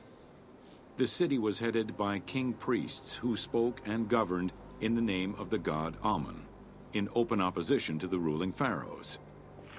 These king priests caused a massive decentralization of power, known as the Third Intermediate Period.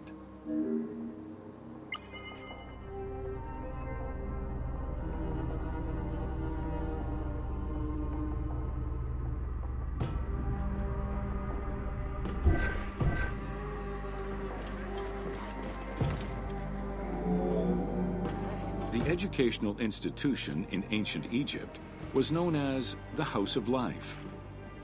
Attended by the offspring of the elite and the clergy, it was a place tailored to the social status of its attendees. The earliest references to this type of institution date back to royal decrees of the Old Kingdom.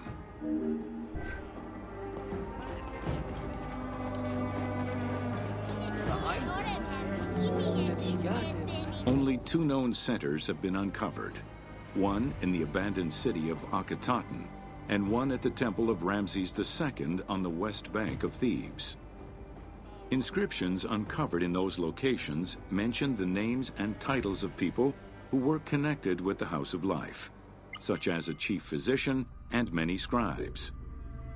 It is presumed that by the late kingdom, every temple had a House of Life.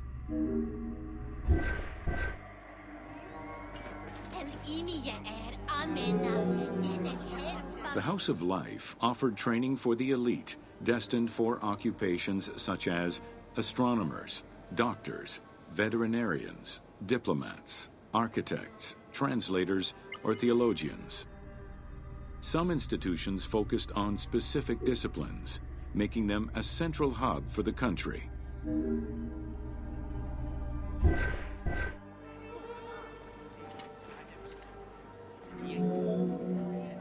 Not limited to instruction for young students, the House of Life was a source of reference for many scholars, with rooms dedicated to papyri of many disciplines. Because papyri were preserved there, the Greco-Romans referred to the House of Life as a library.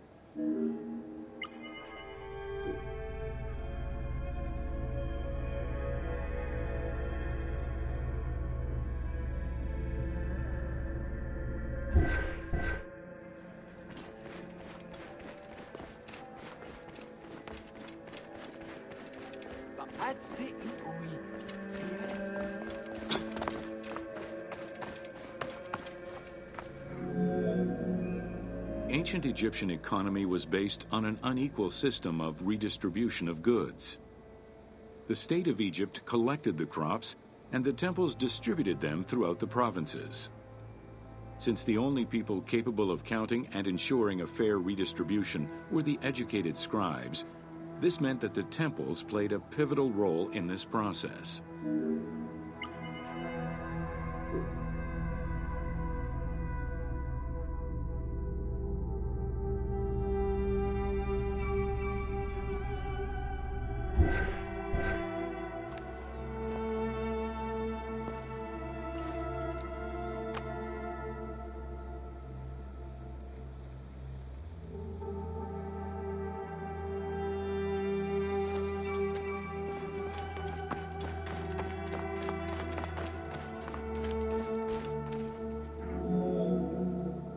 There are records of pharaohs making offerings of large tracts of land and animals to temples in order to maintain their favor. Ramses III offered generous gifts to the temple of Amun in Karnak in such a manner.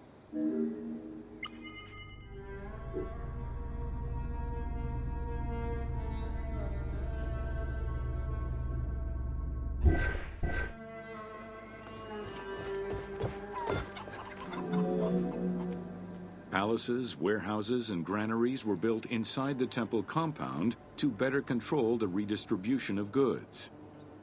The size of the recorded numbers of goods, combined with every other function filled by temples, only serves to confirm their might as economic, religious, and political centers of power within Egypt.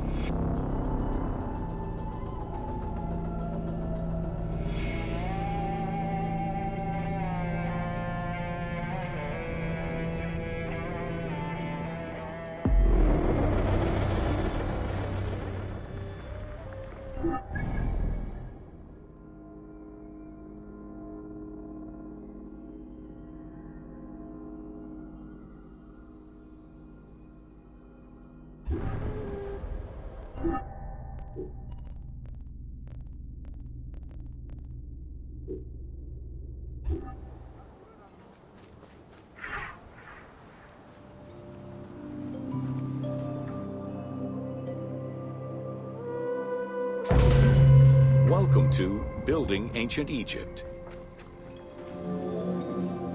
Constructed with bricks made of mud, most ancient Egyptian buildings were not permanent. Only religious temples and funerary monuments were meant to stand the ravages of time. For these very important structures, Egyptians used limestone, sandstone, and harder materials, such as granite, quartzite, and travertine.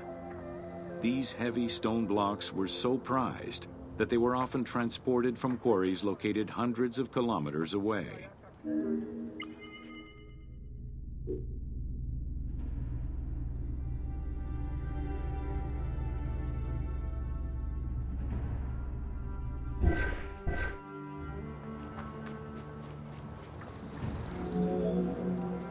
Limestone was common and easy to extract from quarries on the east bank of the Nile. This particular limestone had marine fossils in it, however, preventing it from being easily decorated and polished. Used as the main building material, the structure would then be finished with a finer limestone that was polished smooth and decorated as needed. Limestone was used for the building of the first pyramids and for most of the religious buildings of the Old and Middle Kingdoms.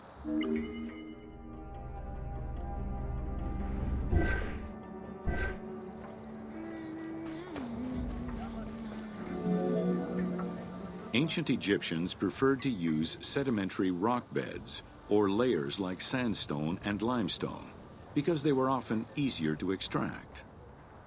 The common method used to extract stone was the open pit quarry. Stonecutters would find quality stone, shape, and dig it out on site. Open pit quarries enabled many workers to work simultaneously on many blocks, which allowed for better productivity.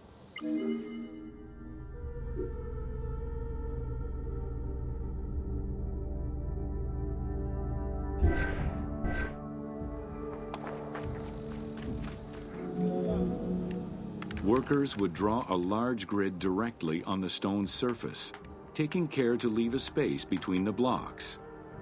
This allowed them to isolate the different blocks and create a trench that would make the extraction easier.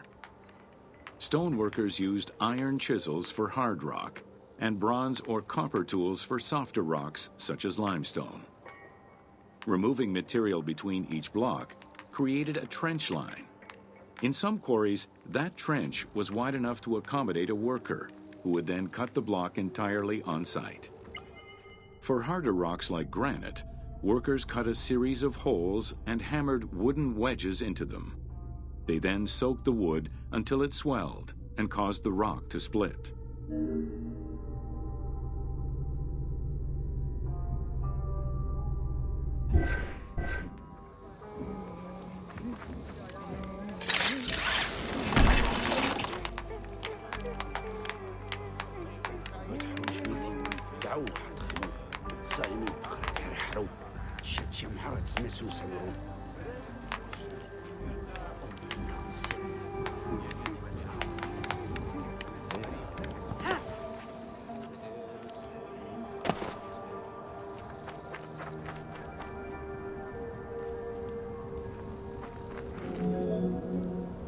The gallery extraction technique was used when the desired rock was buried under layers of rubble.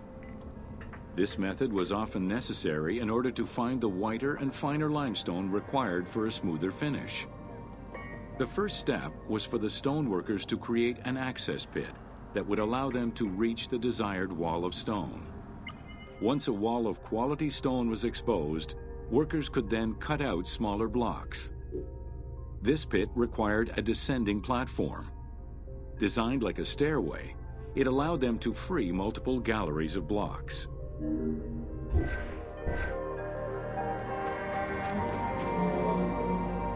To cut the stone, they created a longitudinal kerf or slit, and then cut the rock at a 90-degree angle. The lower side was determined along the geological layers or by using a horizontal cut. Wooden wedges were inserted in the rock and hammered in. Shock waves were then generated using hammers, fracturing the blocks at the seam.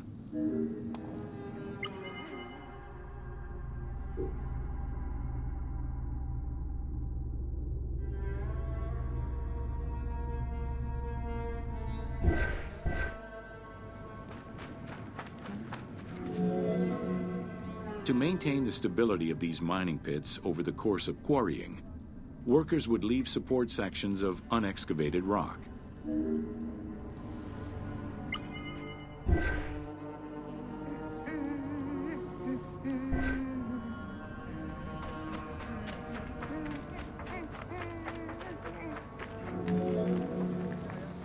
In every quarry, dedicated shrines were established to offer protection for the workers. In particular, Serket, the scorpion goddess, was considered a very powerful deity among quarry workers. Every mine and quarry of ancient Egypt included a scorpion charmer, who was said to use magical powers to ward off the dangerous insects and keep the workers safe.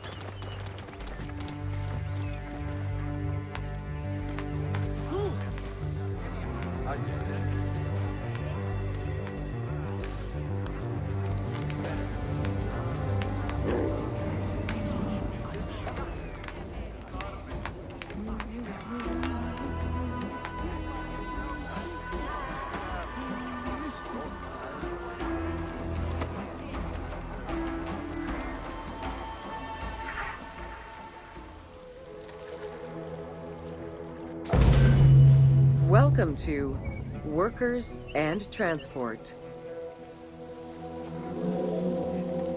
Whether workers were employed for the pyramid construction or at the quarries, the government supplied food and housing. Workers for the pyramids and royal necropolises were housed in more permanent villages, such as the famous Deir el-Medina. Quarry workers had more temporary lodgings. All skill levels were needed and utilized, from basic work hands to prepare the gypsum, to brickmakers and sand carriers, to skilled stonemasons to shape the blocks.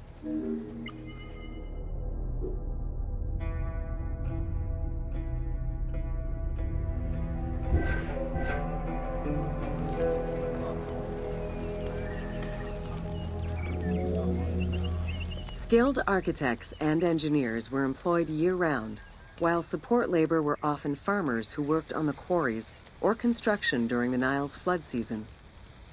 The basic laborers were hardworking and versatile. Many may have been farmers who joined the construction during the off-season. Hieroglyphs found in the work villages listed assigned job titles.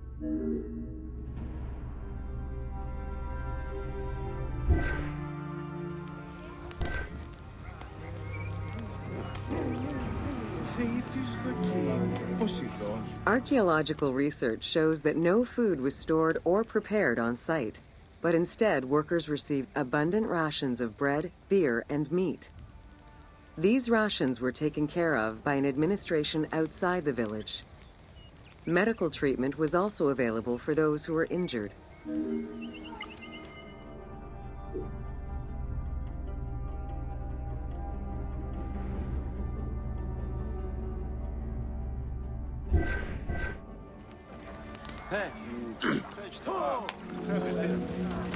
While some quarries were close to the Nile, others were located across the desert and required long expeditions.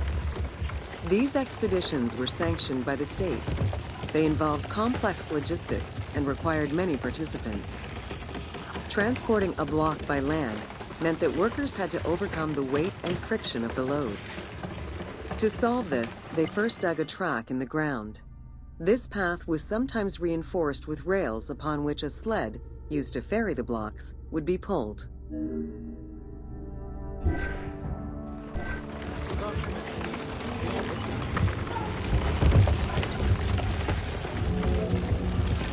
Whenever possible, blocks were toppled from a higher elevation onto the sled. Workers then poured water onto the clay at the front of the sled, creating a slick surface to more easily move the load. It wasn't until the New Kingdom that animals were used to tow the burden.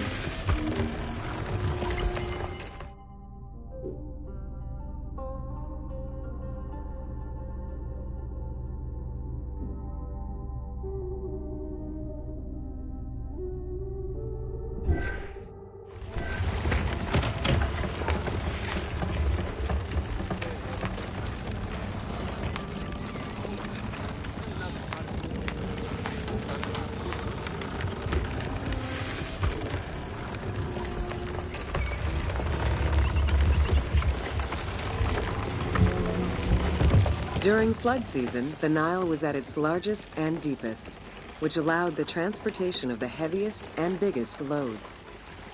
Quarries close to the river had troughs dug out to deliver the stones to the shoreline.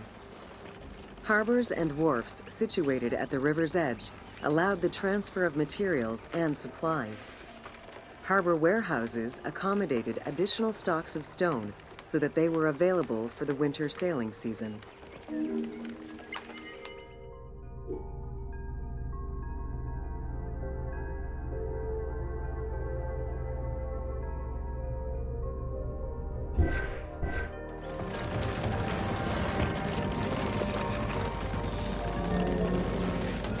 The Wadi al-Jarf papyri detail a limestone load intended for the Khufu pyramid that weighed in at 70 to 80 tons, or 30 blocks.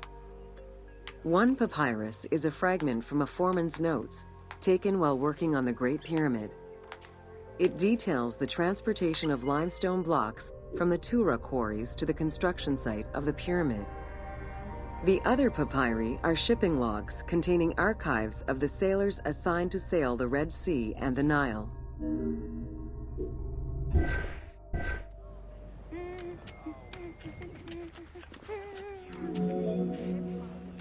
Stone cargo generally weighed 15 tons per boat, amounting to roughly 6 or 7 blocks per trip. For heavier loads such as obelisks, monolithic pillars, or gigantic statues, larger boats were used. These transports are the ones typically showcased on temple walls.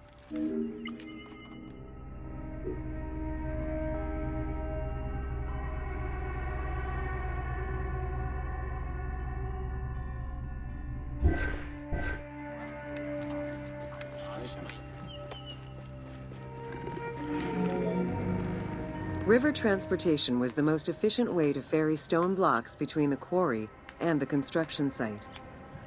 Blocks were transported by flotillas of several types of boats. The most detailed illustration of transport by river is a relief of Queen Hatshepsut's barge with an accompanying flotilla.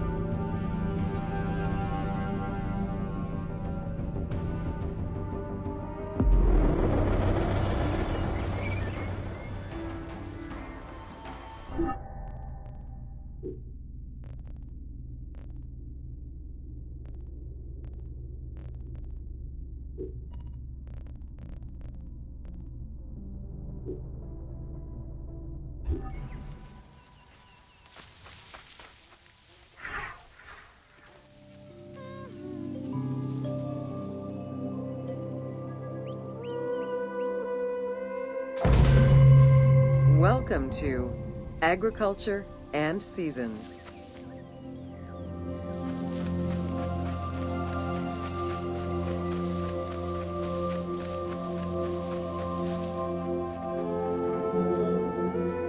While crops were cultivated in different oases around the desert, most of the arable lands were near the Nile. Two types of cereal grain were cultivated, barley and an ancient wheat known as emmer. These two key ingredients contributed in establishing bread and beer as the staple of the Egyptian diet and the basis of its economy.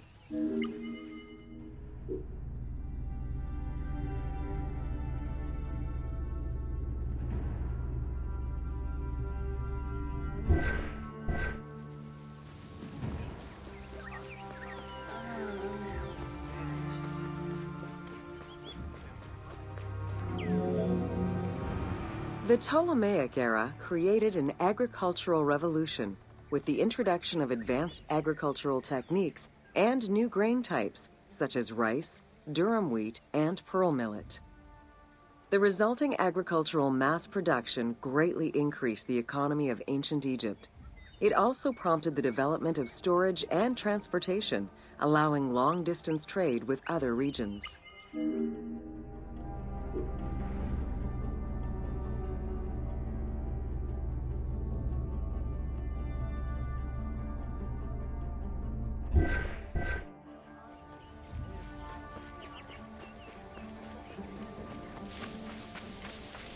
μου.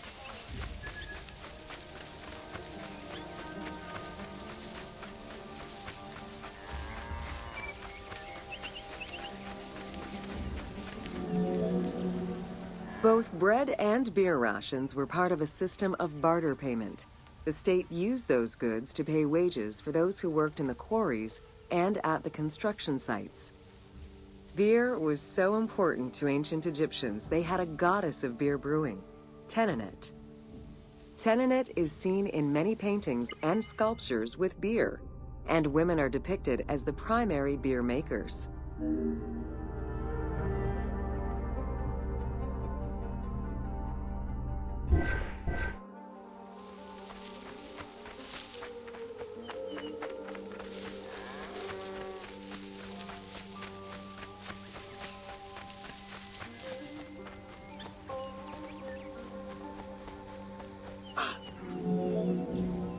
In order to increase agricultural production, fertile land was divided into plots and large agricultural villages were encouraged.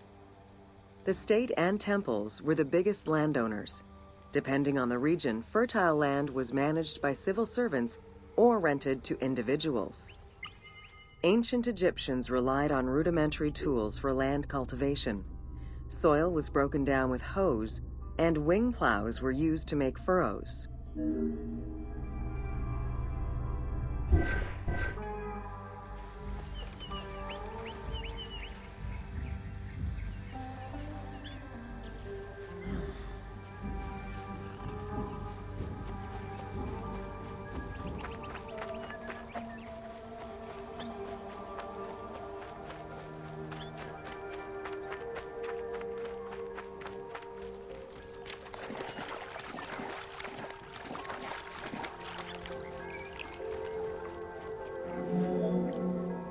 The three seasons known as Akhet, Peret, and Shemu corresponded to a specific phase of the agricultural process and the river's natural changes.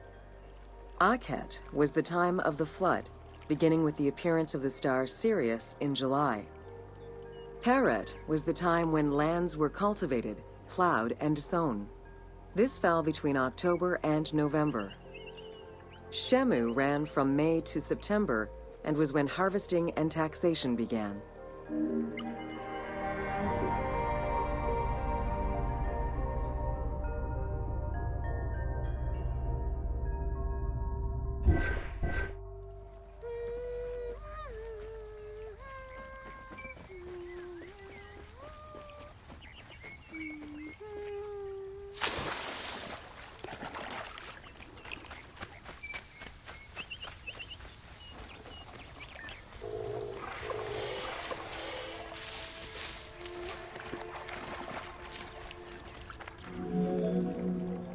The pharaoh's duty was to uphold order against chaos and provide for his people. Priests and local governors also wanted to appear as protectors of the people. However, any variation in the Nile's seasons could cause water shortages. This had devastating consequences on wheat and barley crops. The pharaoh, administrators, and priests knew they needed to demonstrate their ability to prevent such a catastrophe from happening. And so they invented the story, which would be inscribed upon the famine stela.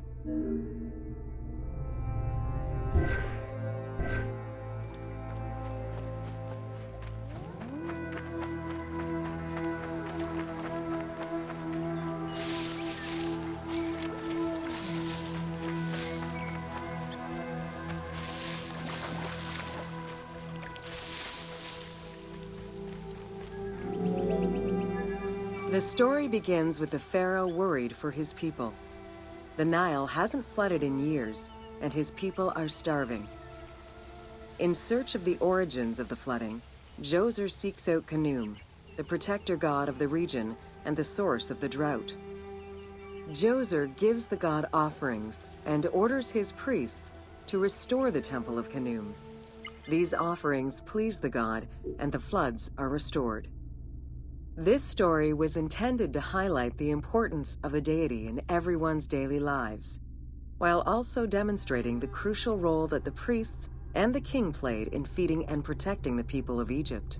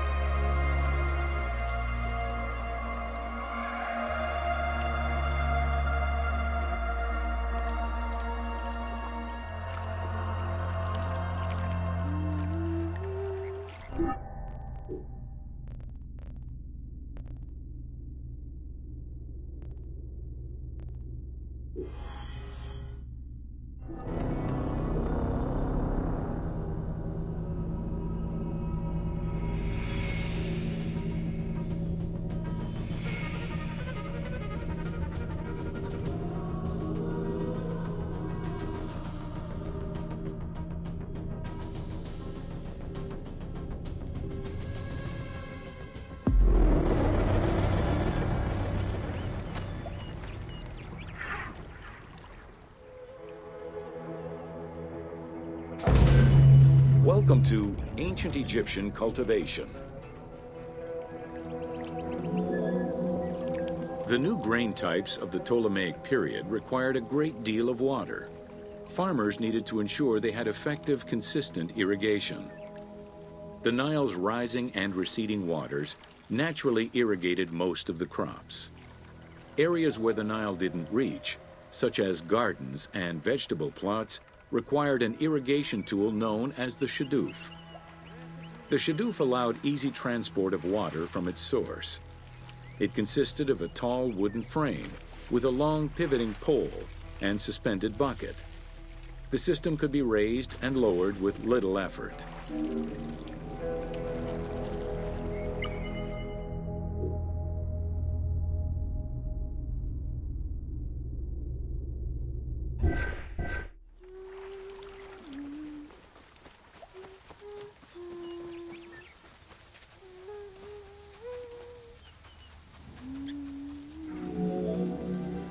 Later, a sakya, or water wheel, was invented.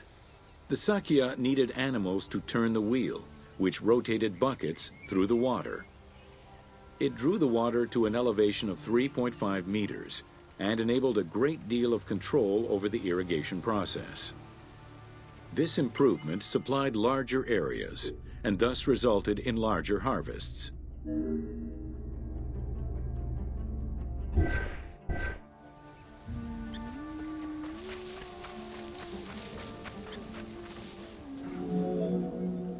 The threshing process separated the grain from its husk. Workers would spread the ears on clean ground. Oxen, cows, or donkeys were then guided back and forth to trample the grain. This continuous movement worked the grain loose while preventing the animals from eating it. Unwanted chaff and straw were swept away, or gathered and added to the mud used to make bricks, to make them stronger.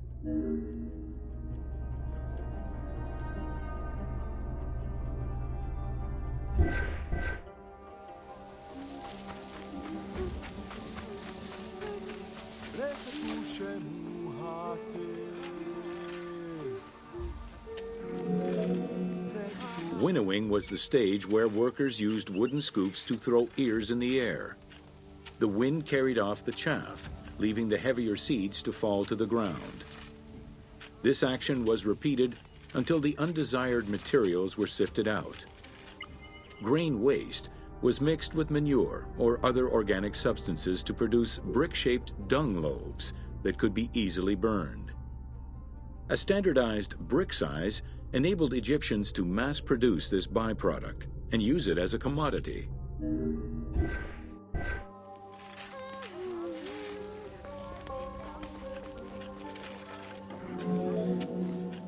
Transporting large amounts of grain required ships equipped to carry heavy loads.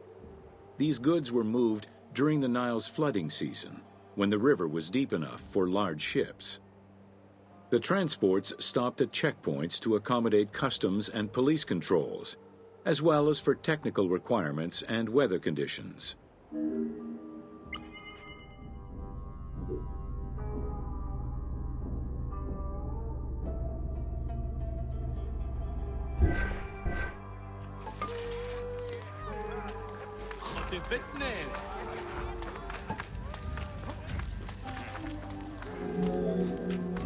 Having reached Alexandria's inner harbor, the wheat was unloaded under the supervision of a civil servant in charge of wheat management. Portions were distributed to Alexandria's city market, and the remaining stockpile was either exported or stored in warehouses.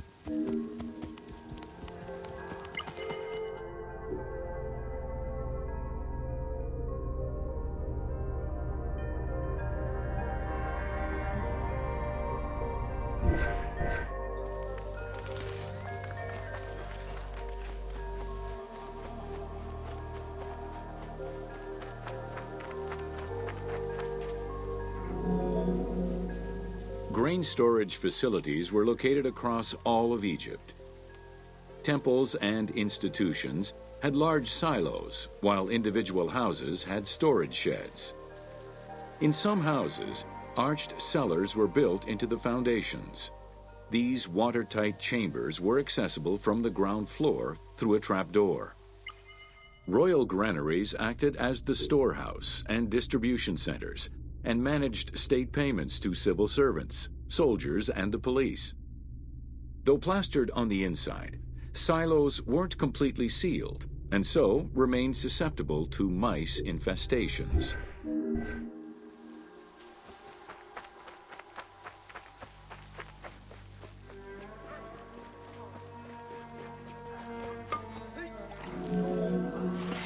When the grain was ready for processing, it was poured into bowls and pounded into a coarse flour. That flour was then passed through a sieve to make it of finer quality and further ground between stones. Ancient Egyptians did not stock flour. Instead, fresh grain was portioned out each time to produce flour as it was needed.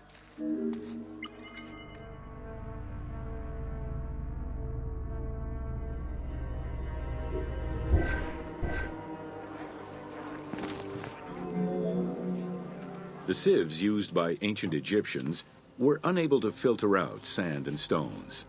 Grit often passed into the flour, causing long-term tooth abrasions among all classes of Egyptians.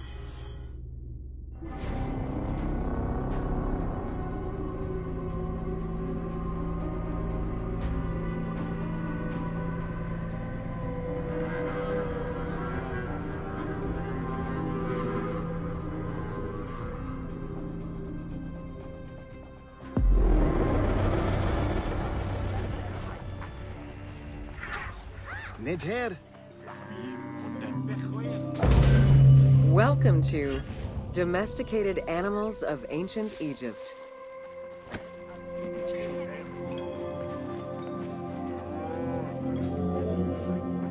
Agriculture and domesticated livestock were introduced 6,000 years ago.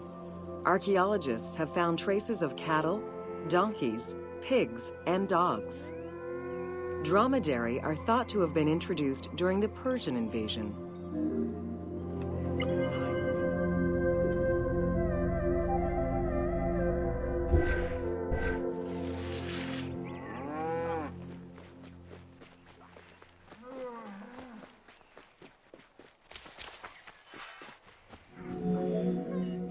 Pets were deeply cherished in ancient Egypt. Many illustrations of children often include a pet in the depiction.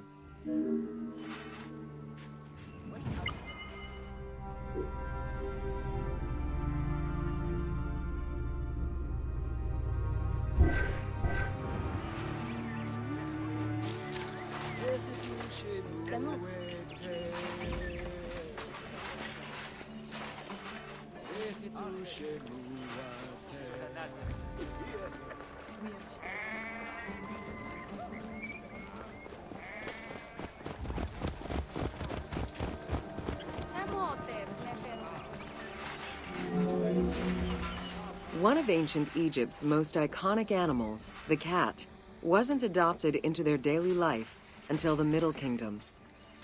Since they were so highly capable of killing snakes and rodents, cats were present throughout every period. However, they only became pets sometime during the Middle Kingdom.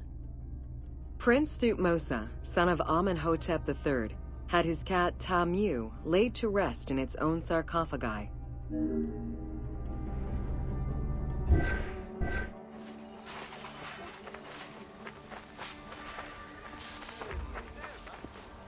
Ianu!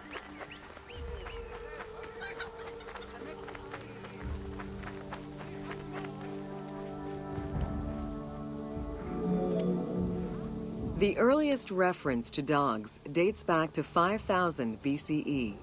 They were popular pets as they helped hunters and protected herds. They were closely linked to Anubis, the jackal-headed god. Baboons, monkeys, and even falcons were tamed as pets. Each was mummified and buried with as much ceremony as any family member.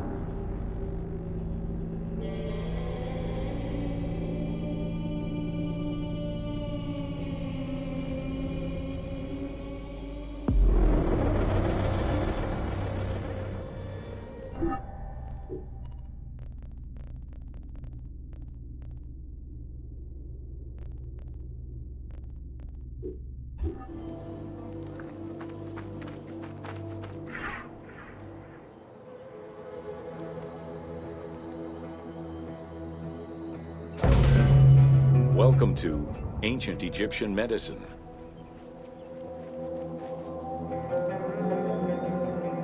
Evidence of advanced medical procedures have been found on mummies, and ancient Egyptians left detailed medical writings from diagnosis to follow-up treatment. One of the oldest known surgical studies is the Edwin Smith Papyrus.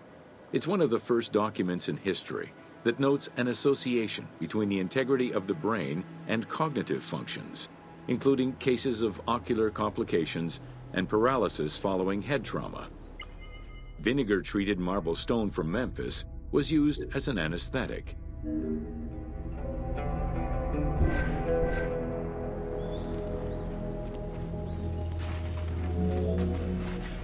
Another similar document, the Ebers Medical Papyrus, is over 20 meters long and 30 centimeters wide.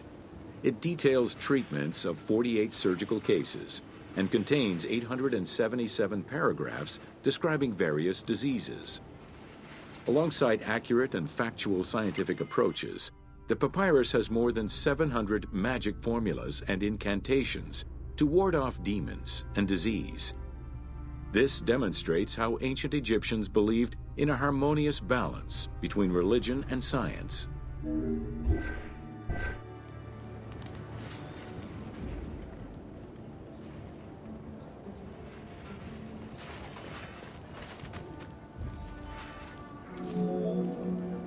Remedies were considered as medicine and carried by doctors and priests. Village doctors often had another job alongside their medical duties and the preparation of medicines. A cure for blindness was made of fermented honey, ochre, and coal. The science behind it was that honey functioned as an antiseptic and antibacterial, while ochre would reduce the swelling. All of their knowledge did not always suffice. Ramses II died of an infection caused by an abscessed tooth.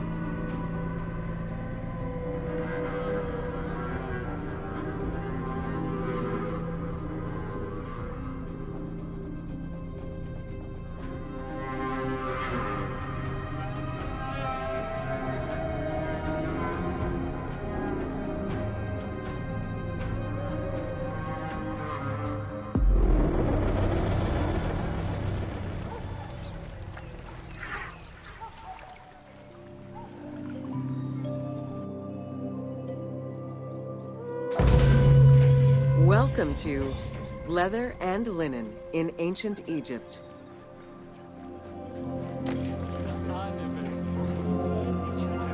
Tanning, a process which dates from prehistoric times, was present although not highly valued in Egypt due to the heat. Leather was reserved mainly for things such as sandals, leather bags, dagger sheaths, quivers, and other similar items. Leopard hides, unlike regular leather, were highly valued and usually worn by priests.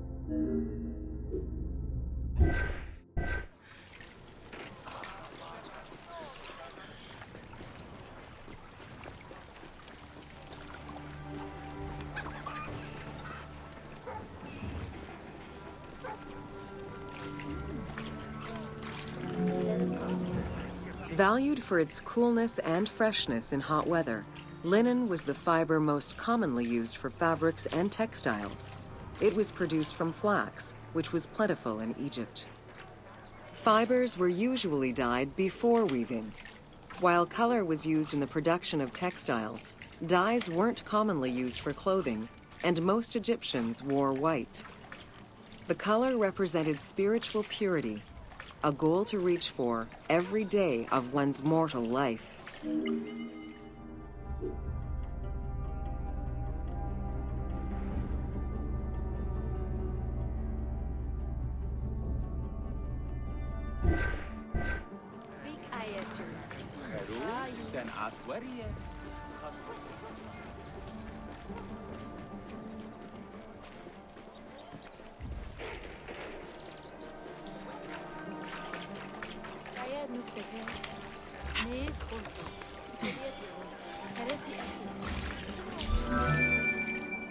This area's style is strongly influenced by the dye baths and tanneries of modern-day Fes in Morocco.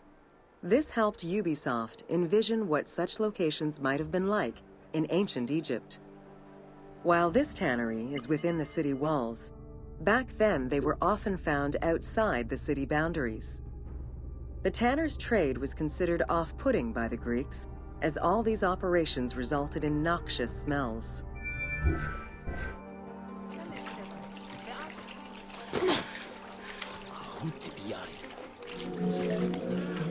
Various shades were achieved using woad, a dye produced from the leaves of Isotis tinctoria.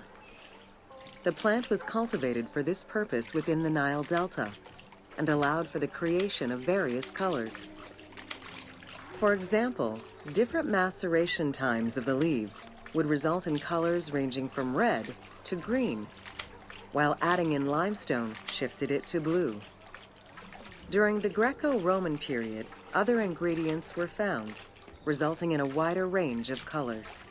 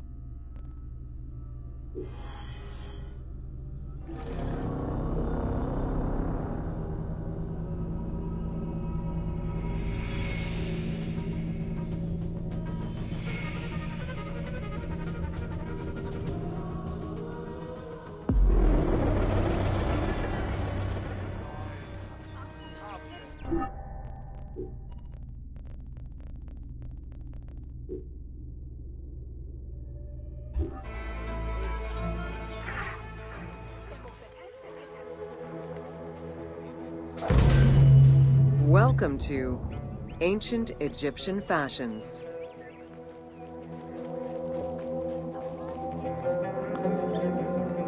Learning what life was like for ancient Egyptians presents many differences, and yet also surprising similarities to how people might live today.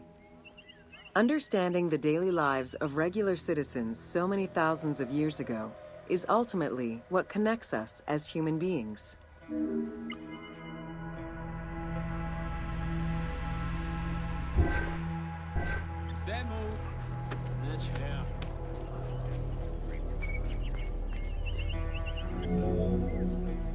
Jewelry was a popular item among ancient Egyptians of all social standing. Both men and women wore earrings, rings, and bracelets. Status determined how much jewelry a person wore and what it was made of. Common folk wore pearl necklaces, simple bracelets, and leather bangles. Brightly colored earthenware and glass paste were a favorite enhancement.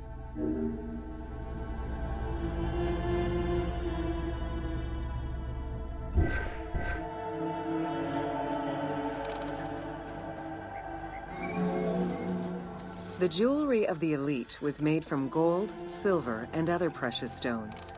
Because gold never lost its shine, it was considered akin to the flesh of the gods. Wide jeweled collars were a favorite. Made with rows of beads formed into patterns of animals or flowers, the soft chiming sounds they made were thought to appease the gods.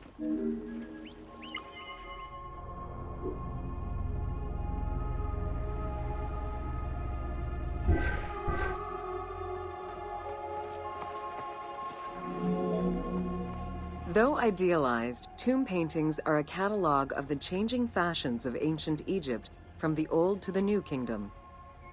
Egyptians took appearance and cleanliness very seriously and were diligent about their fashion, hair, and jewelry, as well as their grooming habits.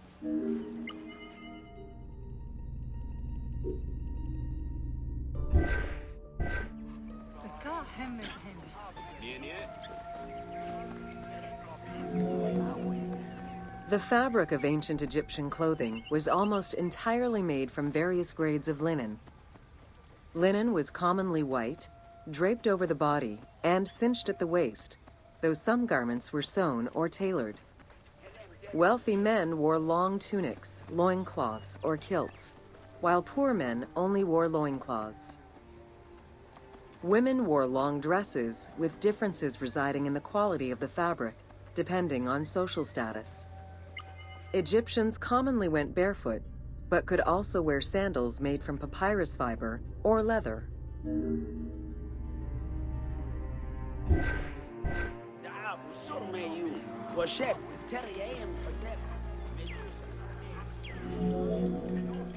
Cosmetics, including concoctions to prevent body odor and bad breath, were an integral part of everyday life for Egyptians. Used by both men and women, cosmetics were used as moisturizing ointments and sun protection as much as for beautification. Red ochre, a natural clay, was the most readily available cosmetic to tint lips and cheeks.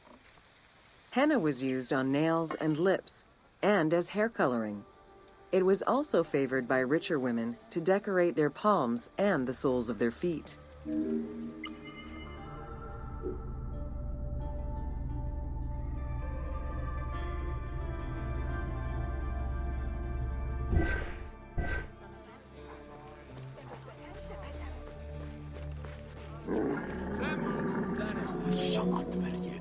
Egyptians believed kohl had magical powers, wearing it as black eyeliner to protect their eyes from the sun and to prevent eye infections from particles in the flooded Nile River. A special green kohl, made from ground malachite, was worn for ceremonies and religious rituals.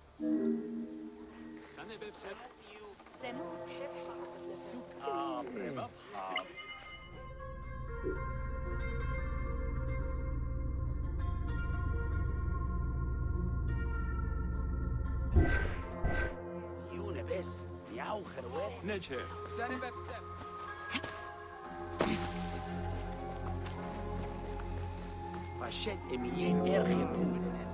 Women and teenage girls wore their hair long and often braided. Wealthier women included carved combs or hairpins. The length of men's hair rarely dropped past the shoulders. They were mostly clean-shaven during the dynastic period, a trend began by the elite and soon adopted by the general populace. Queen Hatshepsut donned an artificial beard when she became pharaoh.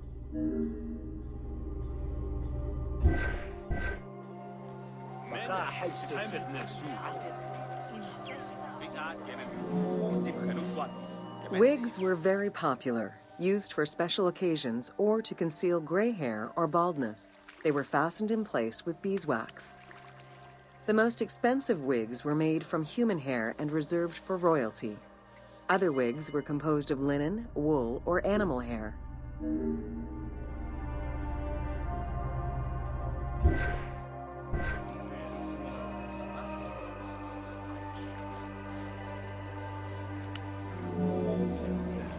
Prepubescent children generally had their heads shaved.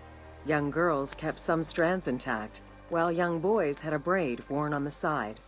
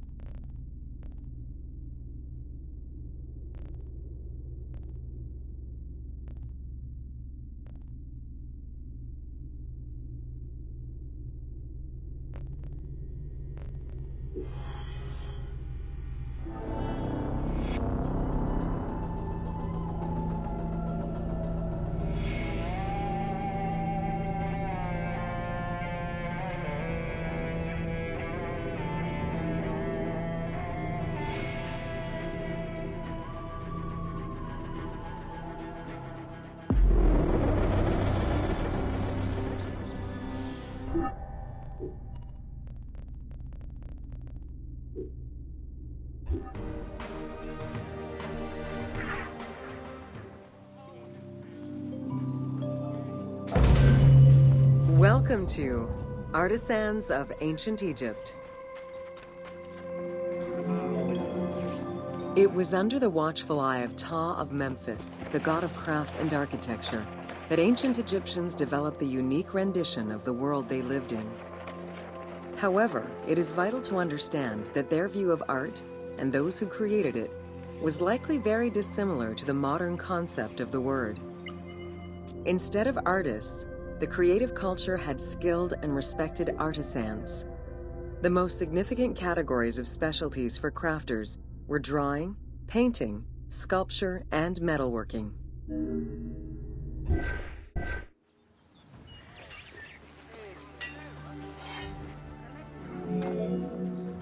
Ancient Egyptian craftspeople created both art and a wide variety of mundane, everyday tools.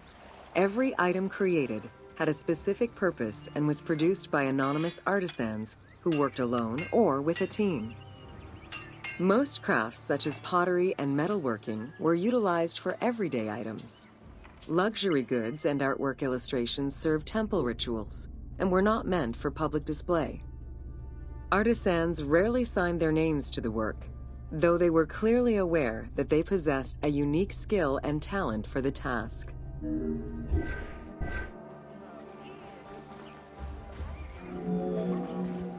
Art, in all its forms, has offered not only a practical insight into the way ancient Egyptians lived, but in how they viewed the world and their place in it. The balance of order and chaos was crucial in both the physical and the metaphysical universes. As a result, their art appears to follow a strict set of stylistic conventions that supported this worldview. From households and palaces to temples and tombs, pottery, papyrus, and textile items were essential to the everyday life of ancient Egyptians.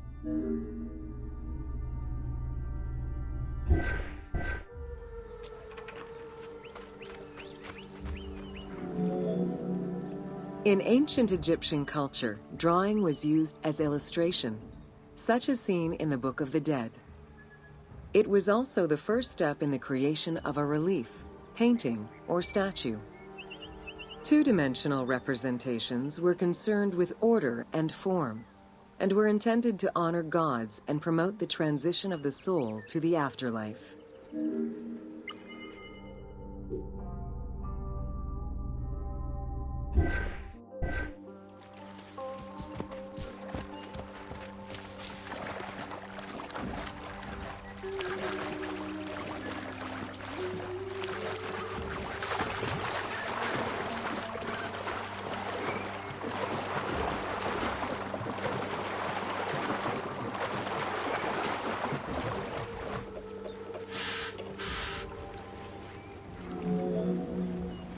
Stylistically, Egyptians were concerned with the depiction of the human form's inner self. As such, artistic representations were not concerned with realism, but rather with idealized youth and perfectly harmonious visuals.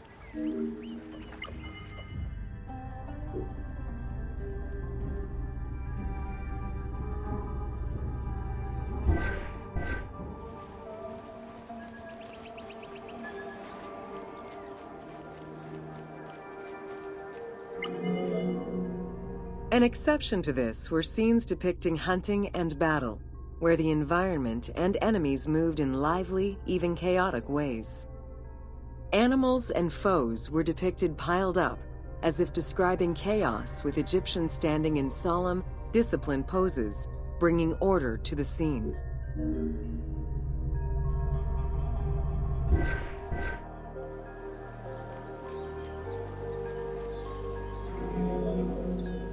Reliefs could be either in high relief or low relief. Either method required a surface suited to the desired technique. Preparation of the surfaces differed depending on the quality of the rock. A quarried block only needed a simple smoothing. Rough-cut rock monuments, such as those found in tombs, required more work. Often the surface was coated in plaster before being sculpted.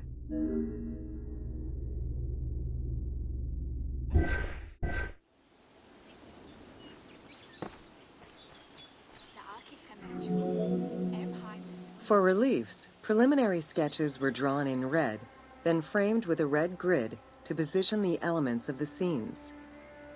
Corrected sketches were in black, and once approved, the scene was ready to be carved. This method likely explains the name given to relief makers, the one who draws the outlines.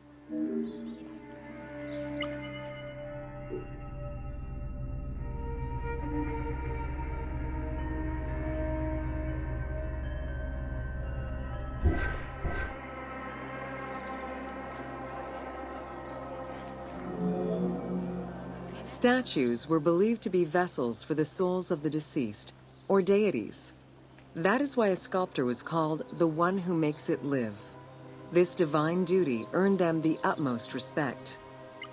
As with a relief, creation of a sculpture began with a drawing. Most statues were made of quarried blocks of stone, primarily limestone, though sometimes harder stones such as quartzite were also used.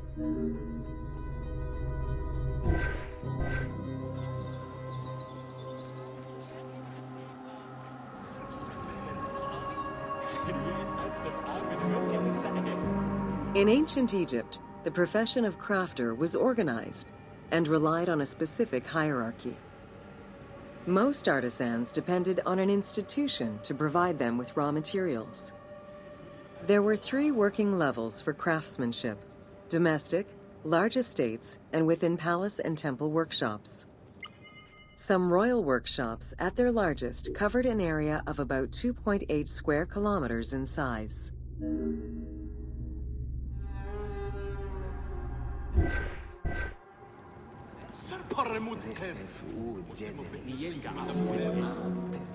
At the domestic level, most Egyptians were craftspeople to a greater or lesser extent. The ability to repair tools was a daily necessity. Crafted everyday items could also be bartered for at the local market. Artisans with skills but lacking in resources worked at large estates. where the elite provided them with space to work and raw materials.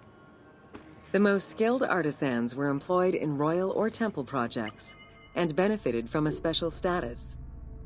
They were provided with good workspaces and considered to be highly skilled.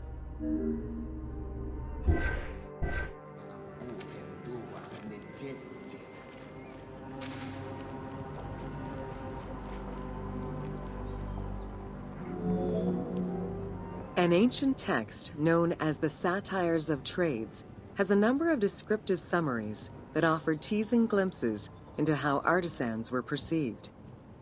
A coppersmith was said to stink and have fingers that resembled crocodile droppings, while potters were said to be like those who lived in bogs.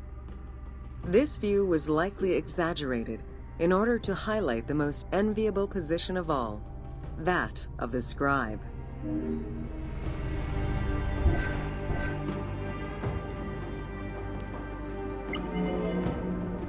Located near the Valley of the Kings, Deir el-Medina was a settlement created by order of the king to honor the most skilled artisans.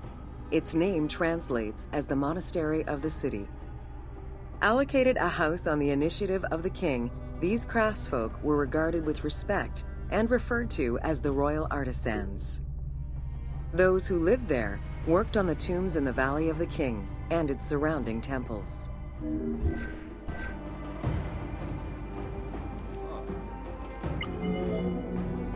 Archaeologists believe the site was home to skilled and respected artisans for over 400 years. It is considered one of the most important discoveries relating to Egyptian daily life. While much of the focus of Egyptian archaeology was on its kings and queens, it wasn't until the excavation of Deir el-Medina that Egyptologists were given a valuable window into the community life of ancient Egyptian artisans.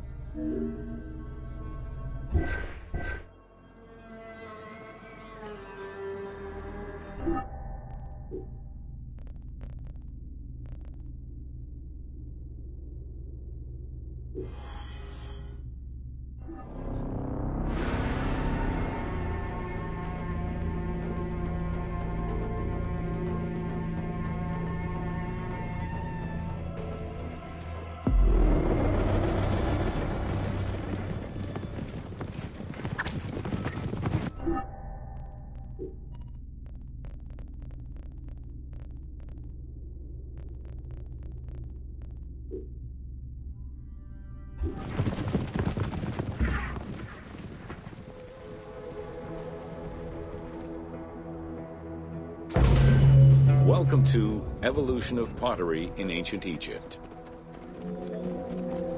Excavations all over Egypt have uncovered enormous quantities of pottery vessels of all shapes and sizes.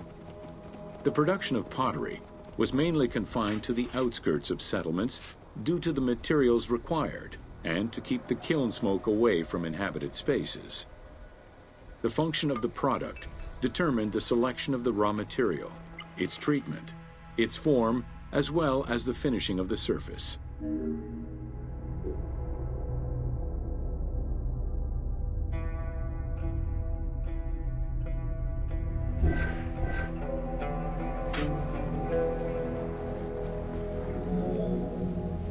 Pottery was essential to ancient Egyptians' daily lives.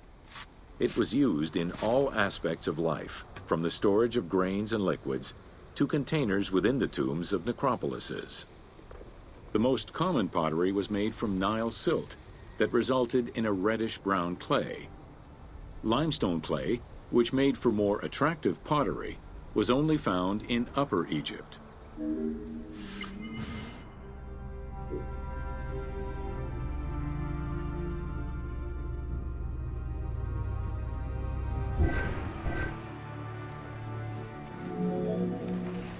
Early pots were made from pinched or coiled clay. Chopped straw, ashes, and other minerals were added, and the mixture was then smoothed and decorated before being put in the oven. Pots were fired in bonfires or enclosed within a brick kiln.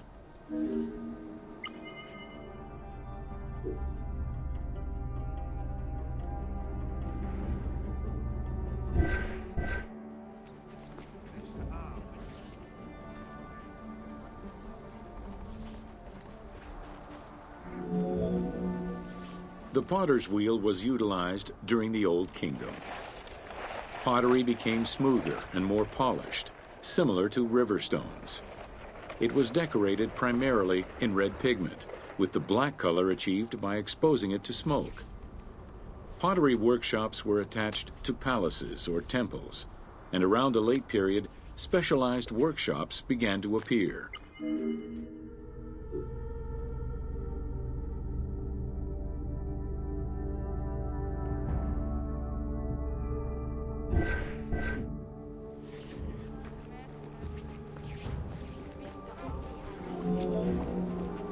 Quartzite particles, which created the rich blue or green glazing, became common during the New Kingdom. Mediterranean motifs and tin-based glazing came with the Greco-Roman era.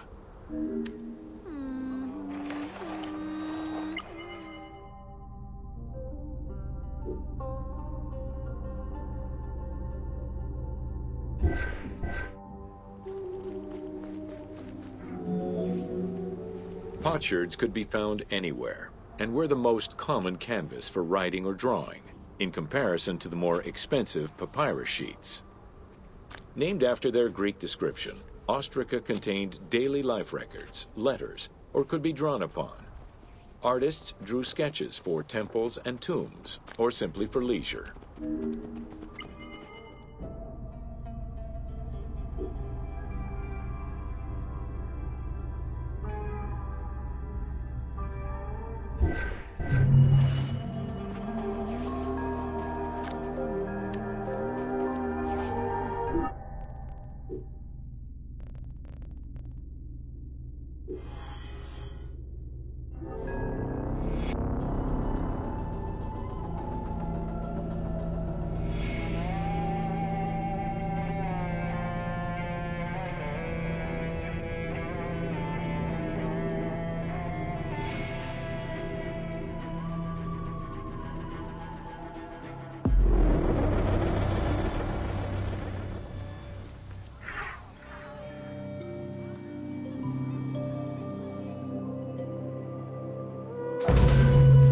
Welcome to the Egyptian household.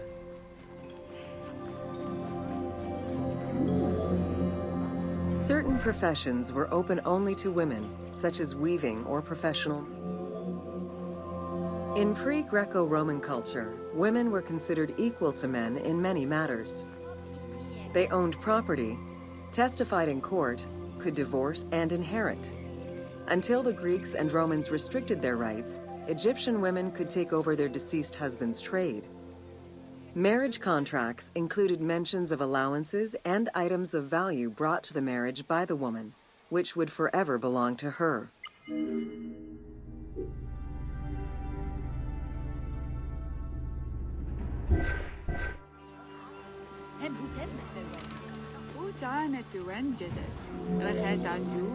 Certain professions were open only to women, such as weaving or professional mourning, while others were available to both genders, including working as servants for the rich households.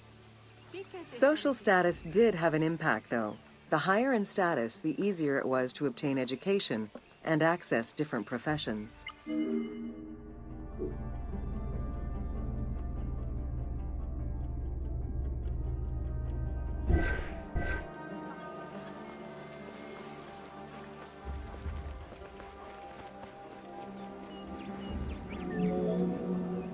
Homes were generally composed of 3 rooms. First, there was the entrance, furnished with a small bench of brick, probably intended for a statue and protective divinity. Then there was the ceremonial room, meant to receive guests. The last room was either a bedroom or kitchen. Furniture consisted of basic chairs, chests, and storage. Tables were not used for family dinners. Instead, each individual had a small table of their own.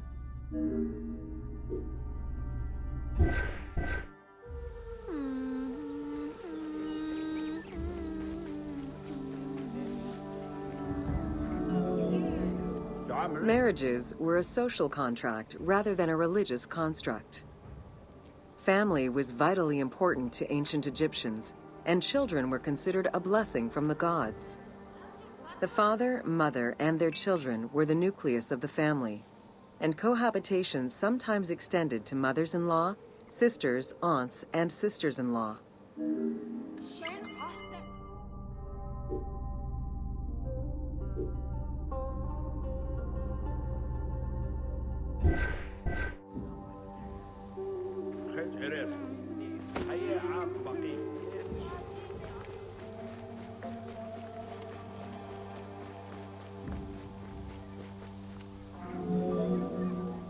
Status and wealth played a large role in the style and size of ancient Egyptian homes.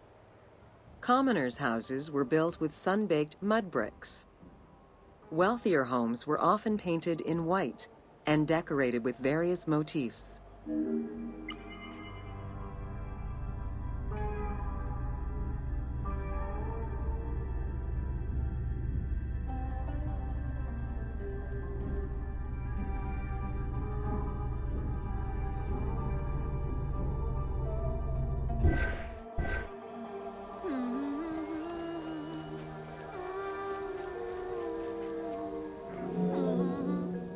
Town officials and the rich lived in mansions with numerous rooms that were luxuriously decorated. Only temples and tombs meant to last for all eternity were built with stone.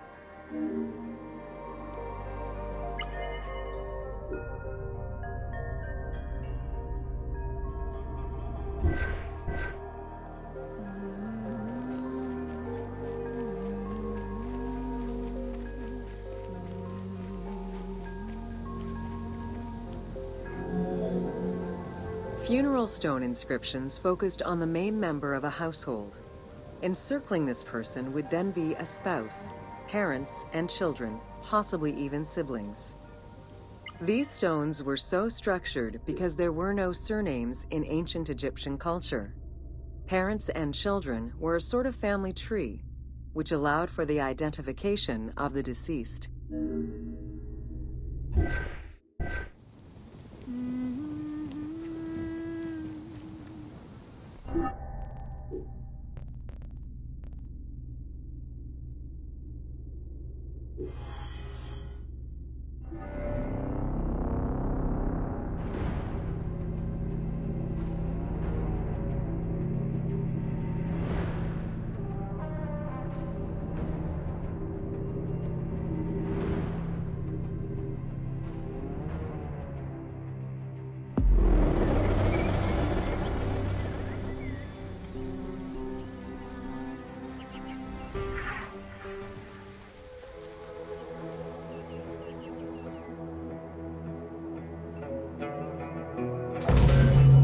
Welcome to Bread and Beer.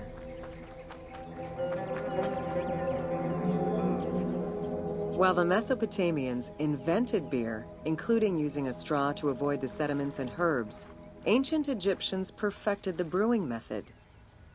Egyptian beer's quality was determined by alcohol strength, color, and flavor. During the Pharaonic era, beer was the most commonly used and important alcoholic beverage.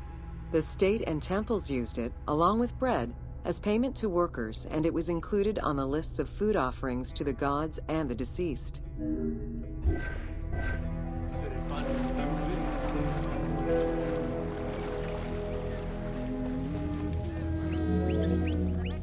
Beer was the popular drink of ceremonies and festivals. The festival of drunkenness was even dedicated to it. Considered to be quite nutritional, beer was also significant in the day-to-day lives of ancient Egyptians. Egyptian adults and children consumed beer with all of their meals, and medical texts include hundreds of remedies that contain beer. It remained the most popular alcoholic beverage until the Roman era.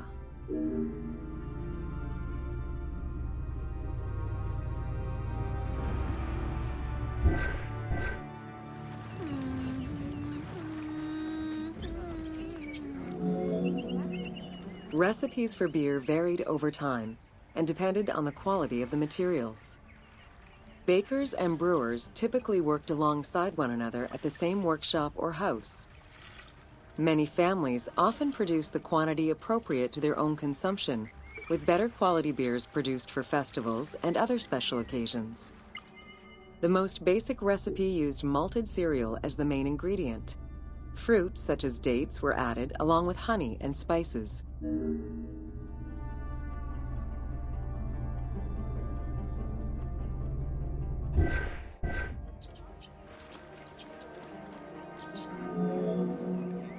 Once baked, bread would be crumbled into the brew to start the fermentation process.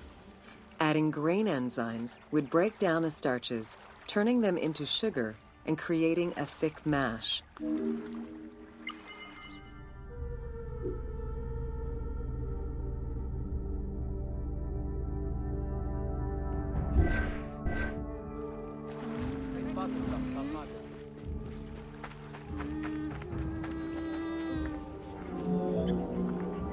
Once ready, the bread and grain mixture was compressed and then strained through a sieve with water into the mix of malt beer.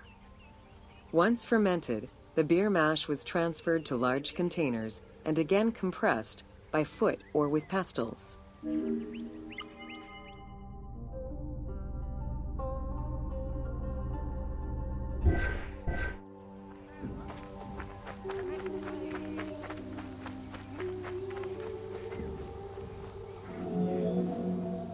Once smooth, the beer was stored in pottery jars and sealed with a clay stopper. It probably couldn't be kept for long and likely had a thick, pasty appearance and texture. Very little was wasted. Leftover grains were reused to make sourdough bread or combined with the next batch of beer.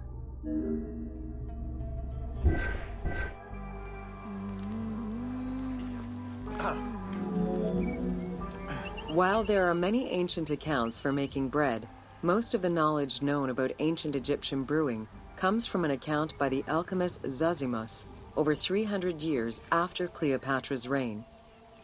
More recently, Dr. Delwyn Samuel, an archaeobotanist, has proposed alternate antique techniques to brew beer. However, experts are unable to replicate an authentic beer since not all of the techniques and ingredients used by ancient Egyptians are known yet.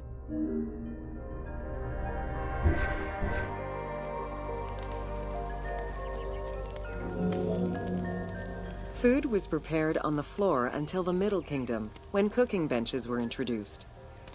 The introduction of durum wheat improved bread quality, meaning that the upper and middle classes ate better. The poor, however, still made do with a diet consisting of a gruel made of vegetables, softened bread, or barley.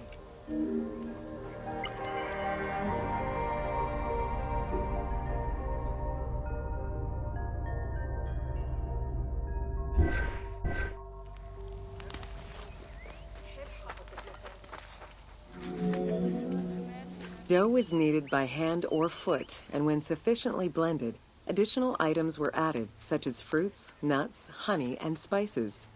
To leaven the bread, they added sourdough or leaven from beer brewing. Ovens were circular or beehive-shaped and made with clay or brick. If there was no oven at all, a bread maker used the hot sand to bake flatbread, a technique still in use by some Berbers today.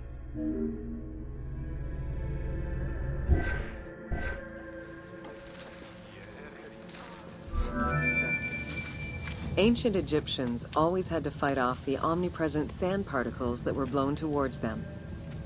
Despite their best efforts, sand regularly made its way into their food. Additionally, particles from the grain-grinding stone tools and ovens they used also contributed to attrition and prematurely worn teeth. The team tried to portray this through toothache animations and commoners sweeping sand off.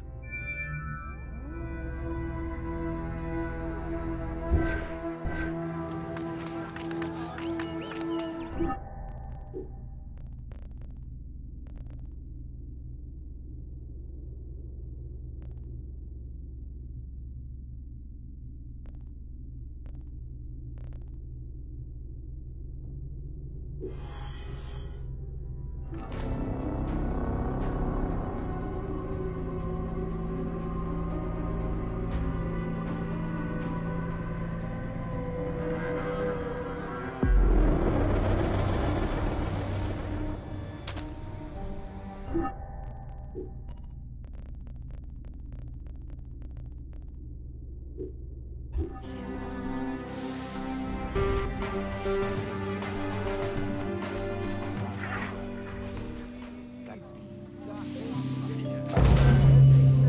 to Wine in Ancient Egypt. When the god Horus lost his eye in a war with Seth, the ancient Egyptians believed the eye turned into a vine, and the vine's tears became wine. Early texts, dating back to 3150 BCE, contain the hieroglyph for vine. Regarded as extremely valuable, wine was highly sought after by the elite. It was also an essential part of many religious ceremonies.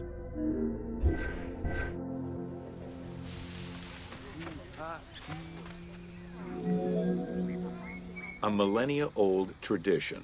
Grape cultivation and wine production was regimented in the way typical of ancient Egyptian bureaucracy.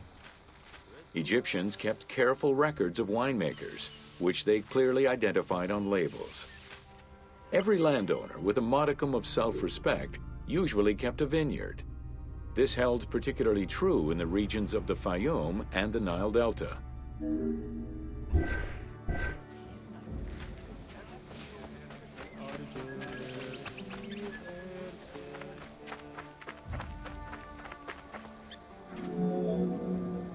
Documentation shows that only certain craftsfolk were allowed to provide the containers required to store and transport wine.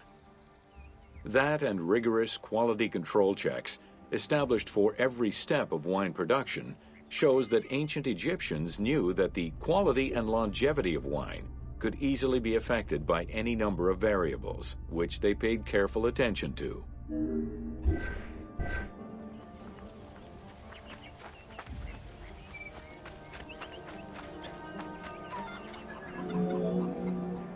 Egyptians had different kinds of wines, most of which ranged in quality from good to very good.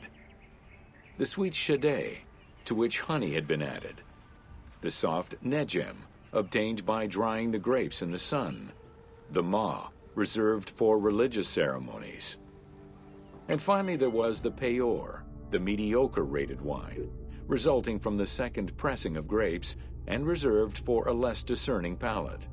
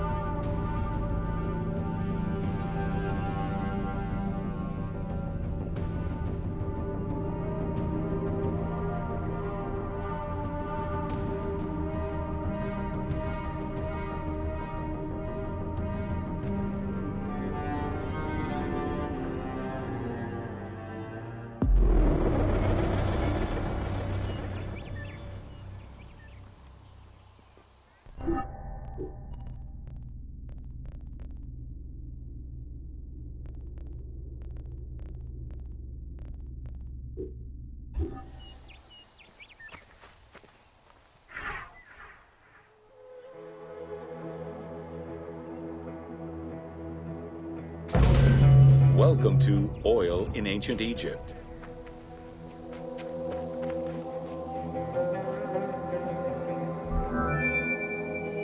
Castor, sesame, and moringa were the source of the most common oils in ancient Egypt.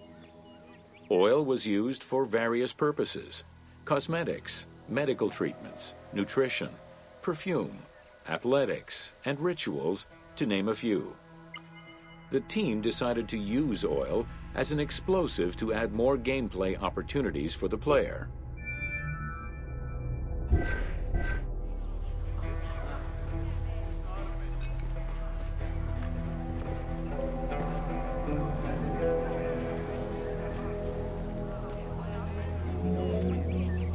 Ancient Egyptians originally used castor oil in wick lamps, but also for cosmetics, such as facial and hair treatments. There is mention in some papyrus of castor oil being prescribed to treat constipation and help pregnant women. Castor beans were found in ancient Egyptian tombs as early as 4000 BCE. Castor oil was made by pressing the beans from the plant of the same name.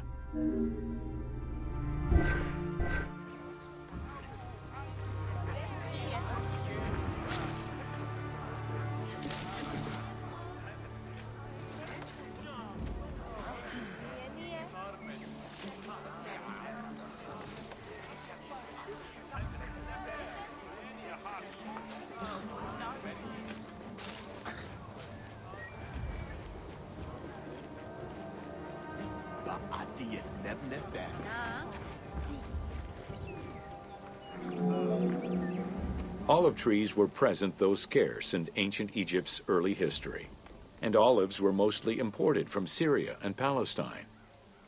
Their use and cultivation remained uncommon until the mass arrival of Greek settlers during the reign of the Ptolemies, when demand increased sharply.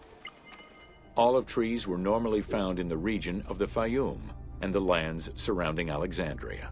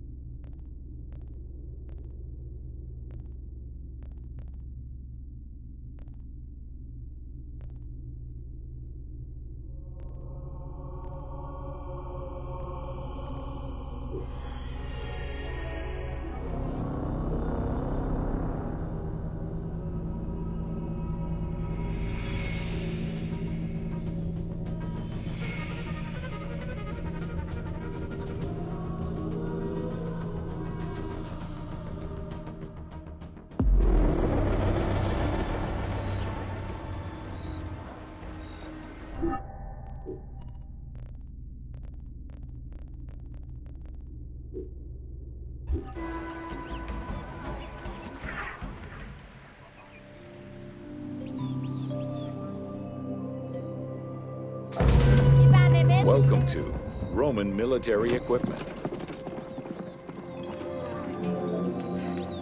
The strength of Rome was directly dependent on its military supremacy and fundamentally militaristic society. Regular citizens, comprised mostly of farmers and herders, joined to protect their land and families. In return for their service, members of this civic army were allowed to vote.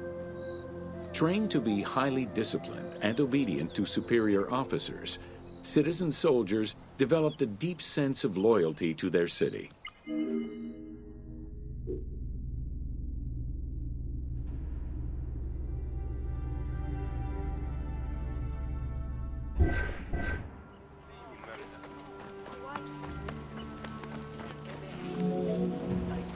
The quality of the armor of a Roman foot soldier was intrinsically linked to his social status and wealth. Chainmail was the most commonly used type of armor. Scale armor, made famous in today's media, came into use after Caesar's time.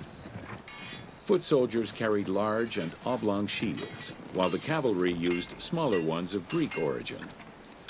Soldiers were expected to carry their own kit, including the tools required for the construction of forts and tents.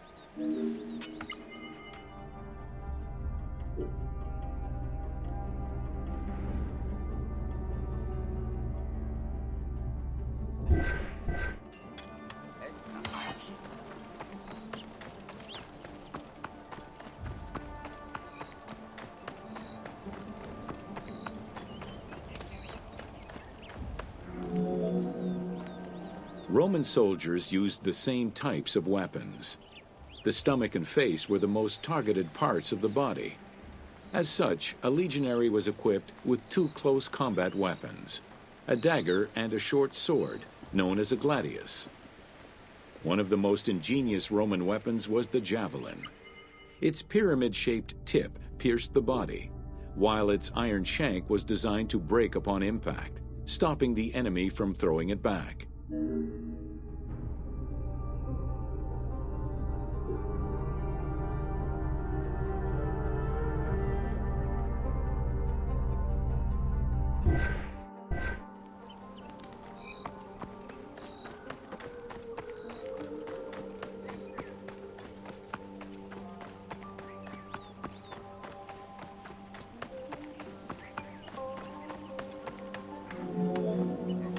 During their conquests, the Romans regularly transformed enemy technologies to add to their own formidable arsenal. After capturing a Carthaginian vessel, the Romans adopted its better features and constructed a superior fleet of ships. Adapting heavy artillery designs from Greek models aided the Romans in building catapults and ballistae. The latter became an iconic symbol of Roman warfare.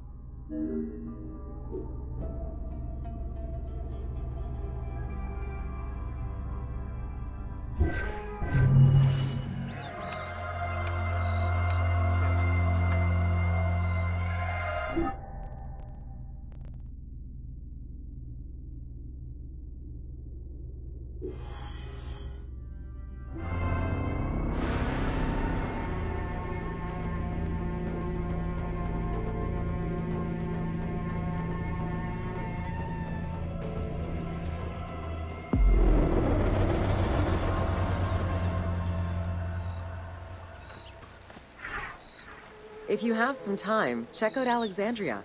It's one of the greatest cities in antiquity. Welcome to Roman forts. The size of a Roman military camp, known as a castrum, varied significantly depending on how many soldiers it needed to accommodate. However, they all shared common characteristics in design and construction, such as this fort before you, located in Cape Chersonesos.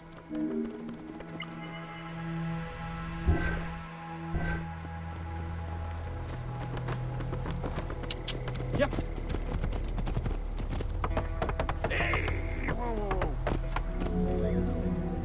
Rectangular in shape, the forts were heavily fortified by ramparts and a ditch system.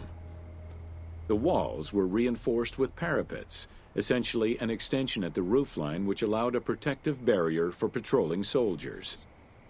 Depending on the availability of materials, some forts were built with stone, timbers, stacked turf, and particularly in the eastern part of the empire, baked brick. Yeah.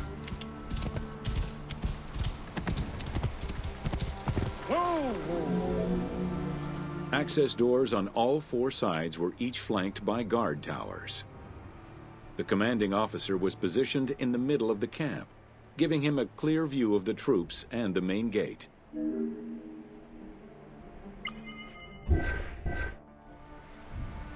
Yep. Oh. Oh. Yeah.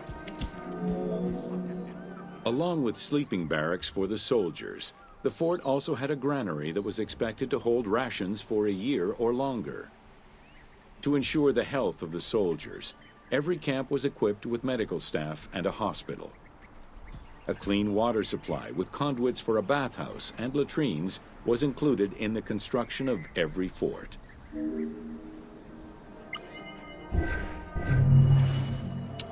Yep.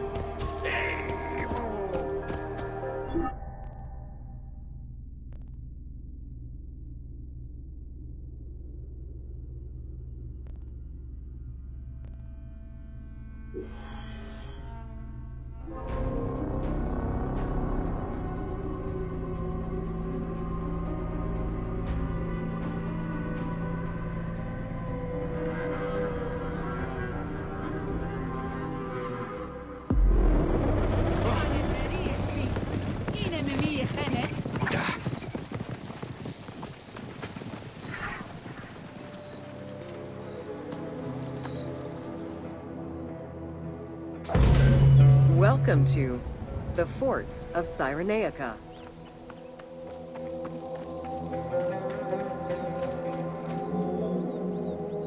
Cyrenaica was a Libyan region under Roman control, gifted to Rome by one of Cleopatra's ancestors. The remains and foundations of ancient fortifications were discovered in the 19th century in the southwest of Cyrenaica, as well as a Roman garrison dating back to the 1st century CE.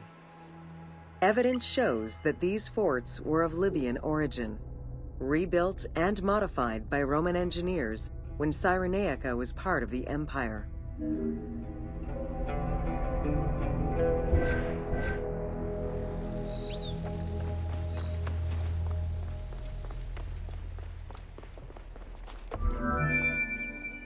Stone was the most commonly used material to build forts in Egypt and Cyrenaica.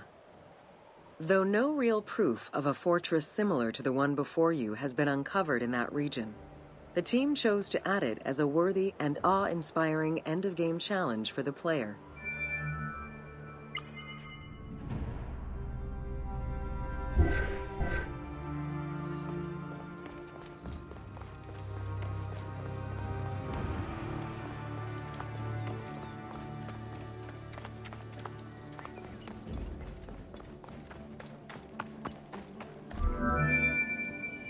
The forts of Cyrenaica were intended to prevent invaders from gaining access to the main route that led to the country's 5 most important cities. These forts were built close to coastal plains and deserts for added defense.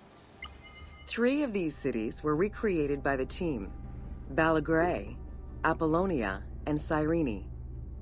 Had it existed, the fort before you would have protected the road leading to Balagrae.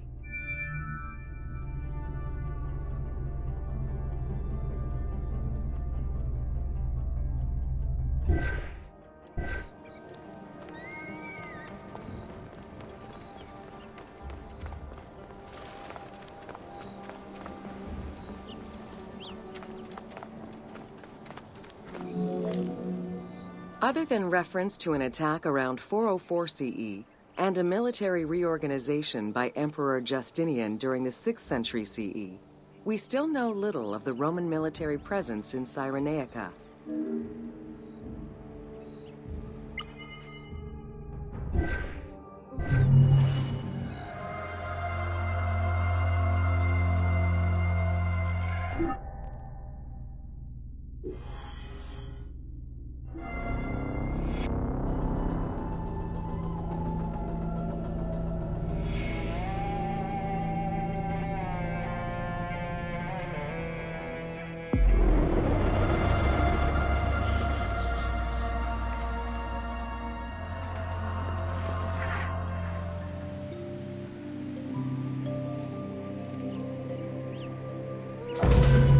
Welcome to Roman Aqueducts. Water management was taken seriously by the Romans. Cyrenaica benefited greatly from Roman administration with the construction of aqueducts and canals. The source of water varied depending on the location. Many aqueducts were built at the foot of the mountains, offering greater flow from the melting snow.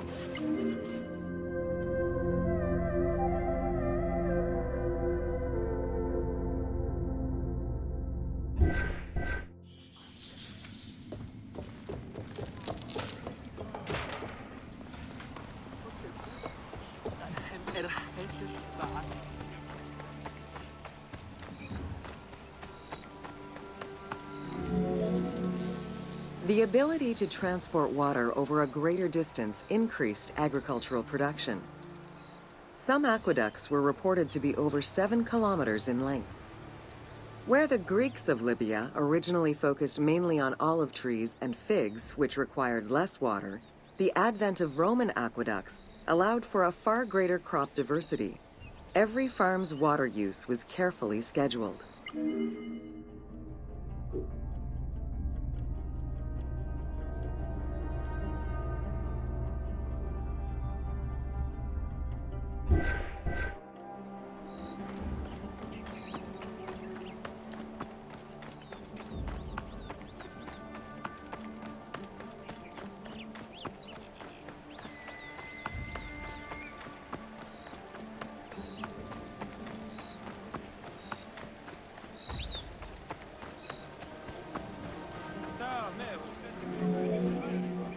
The engineering methods used to create aqueducts were constantly reviewed, with a clear focus on exploiting the local environment. Materials, water usage, cleaning regulations, and a deep understanding of how to exploit gravity itself were all important concerns. Several fortresses were built to protect the aqueducts, basins, and cisterns.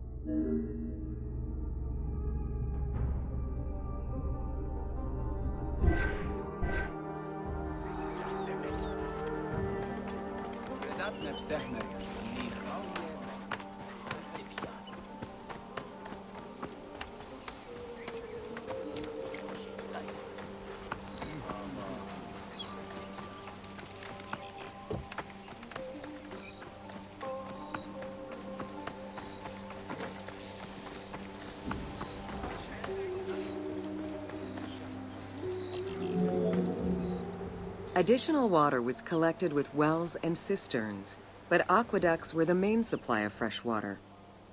The water was distributed based on the collective needs of the city before the private needs of an individual.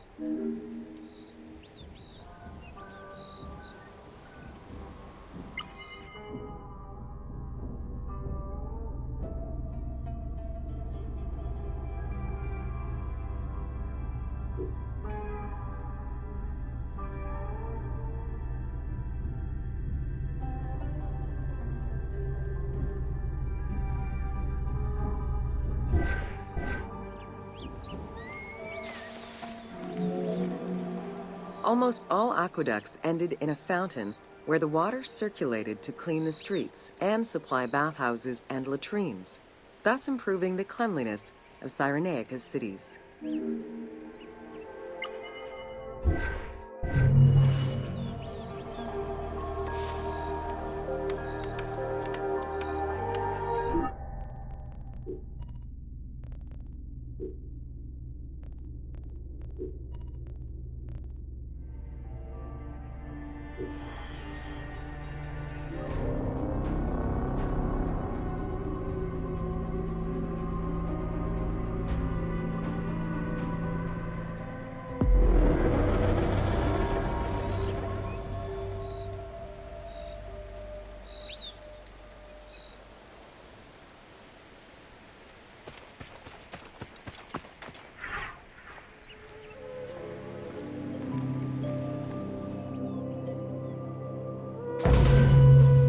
Welcome to Crucifixion.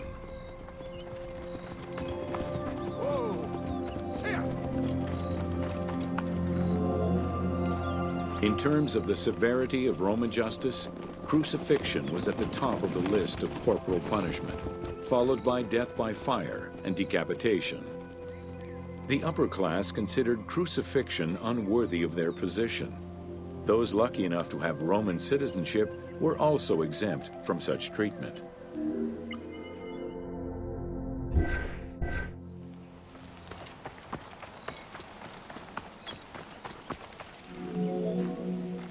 Easily accessible, crucifixions were popular entertainment among the citizenry. Unlike throwing victims to wild animals, which required an arena, crucifixions did not require any particular setting.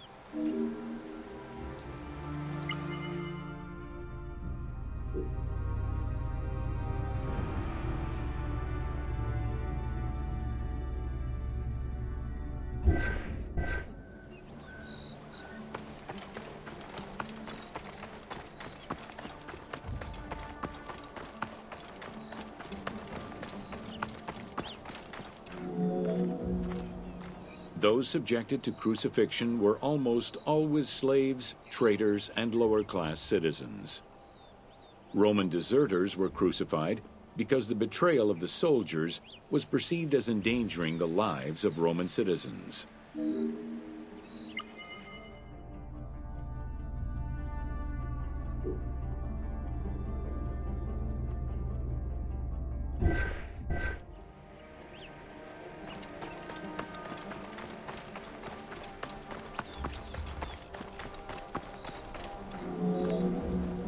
In 71 BCE, a major slave uprising in Italia was repressed by the Roman army. This resulted in the crucifixion of 6,000 men, including their leader, a slave and former gladiator known as Spartacus.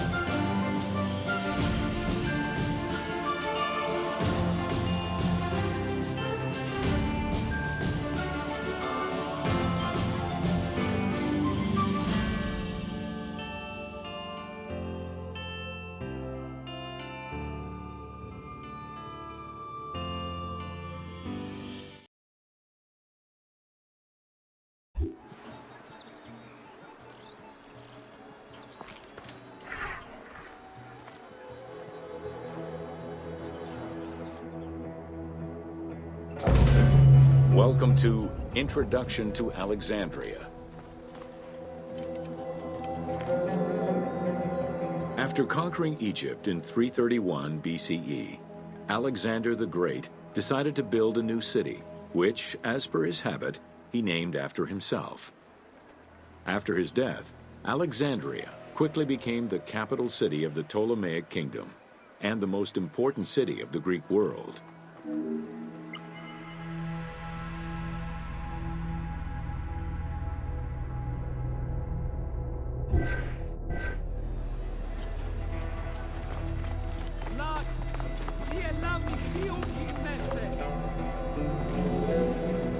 The city was built between the Mediterranean Sea and Lake Mareotis, which resulted in Alexandria becoming a crucial cultural hub and trading center.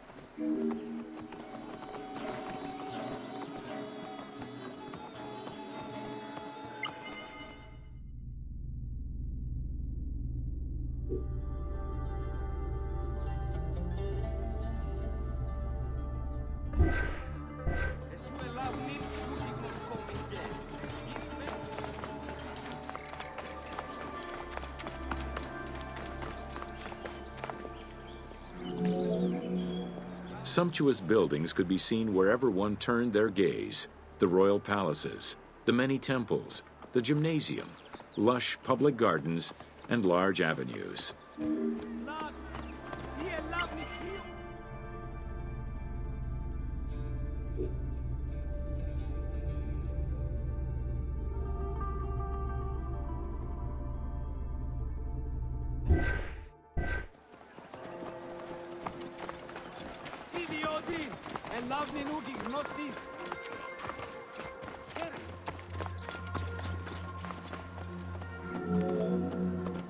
With its incomparable beauty and advantageous geographic location, Alexandria attracted foreigners, intellectuals, and traders. One of the most cosmopolitan cities of the ancient world, Alexandria supplanted even Athens as the most important Greek city in history.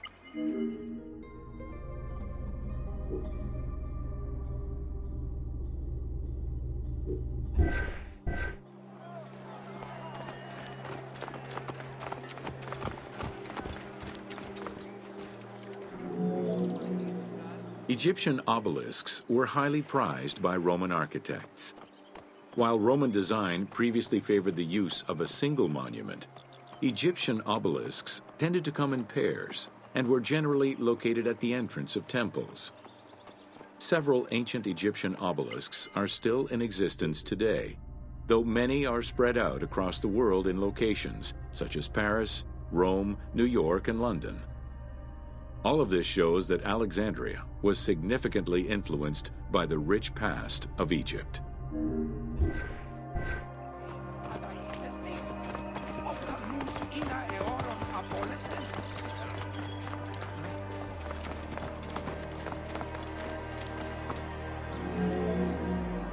Alexandria had several main streets.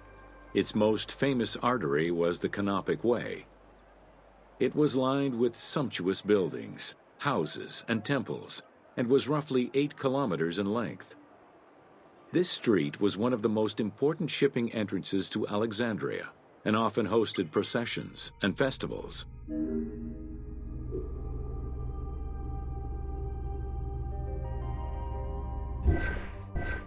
Ogalos, Evge!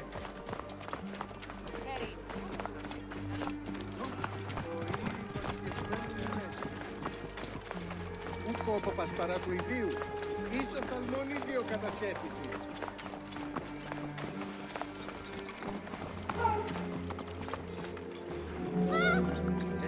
The width of the street, 30 meters, was abnormally large even by Greek standards. This is likely because the Canopic Way was made in a short span of time and based on an urban plan, as opposed to being slowly built over time, as was usual for the era.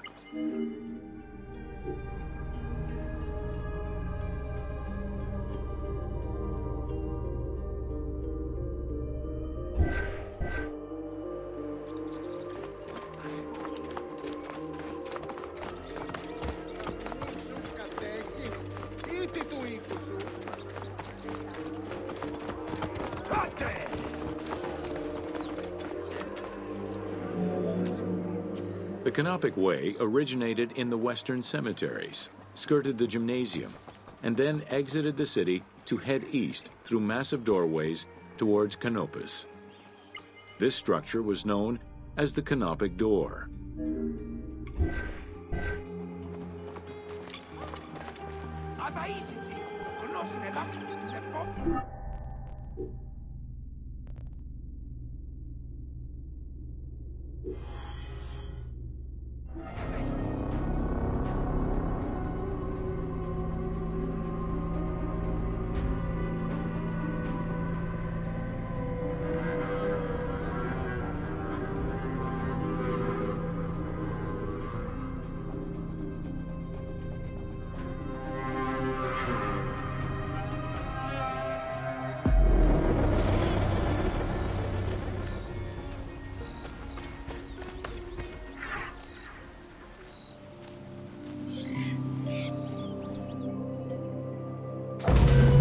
Welcome to Alexandria, planning of the city.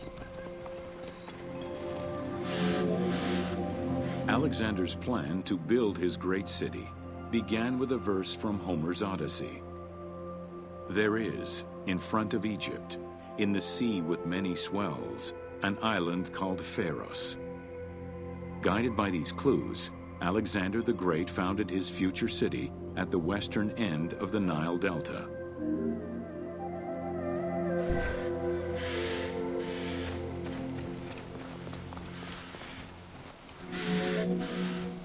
Though Alexander considered this location ideal for his great city, it presented considerable challenges. Too difficult to access during storms, the surrounding swamps threatened disease, and the limestone soil prevented the growth of healthy crops. However, due to the influence of his mentor Aristotle, Alexander the Great recognized that the true value was its strategic emplacement. Alexander knew that in controlling Pelusium to the east, Memphis to the south, and his crowning glory Alexandria to the west, he would create a triangular stronghold, allowing him to control the entire delta while giving him access to the Mediterranean.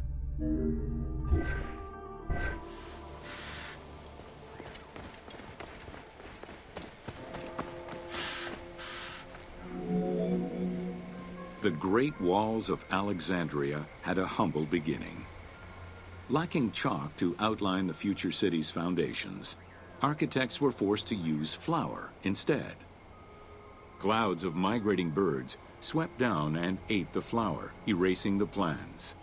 This prompted Alexander to seek guidance from the oracles, who reassured him that his future city was destined to feed a large population.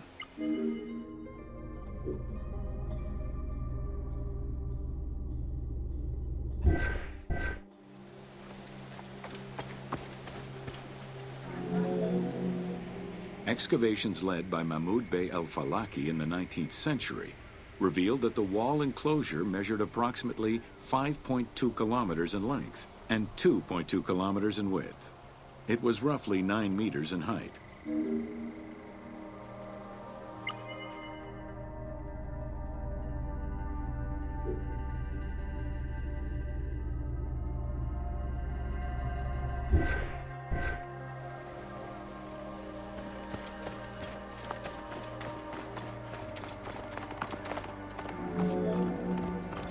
These formidable ancient walls would resist a number of attacks, including fending off the king of Syria in 169 BCE. It wasn't until 295 CE that they eventually fell to Roman Emperor Diocletian, and this only after 8 months of relentless assault.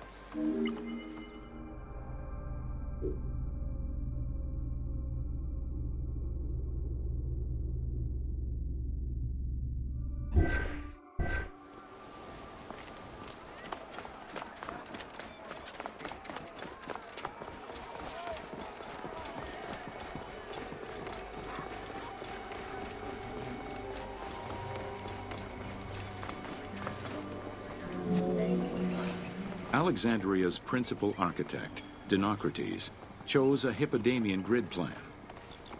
The grid maximized functionality with wide, straight roads and canals running beneath them.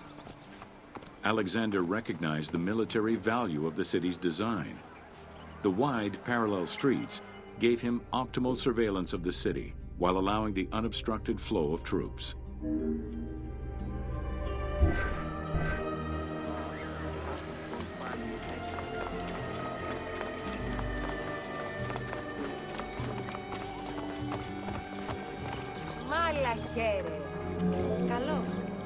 A central corridor ran from the Mediterranean's north port down to Lake Mareotis to the south.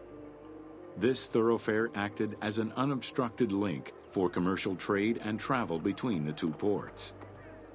Many of the streets were bordered with grand buildings and parks, including Canopic Street, with its impressive gate bordering the eastern end.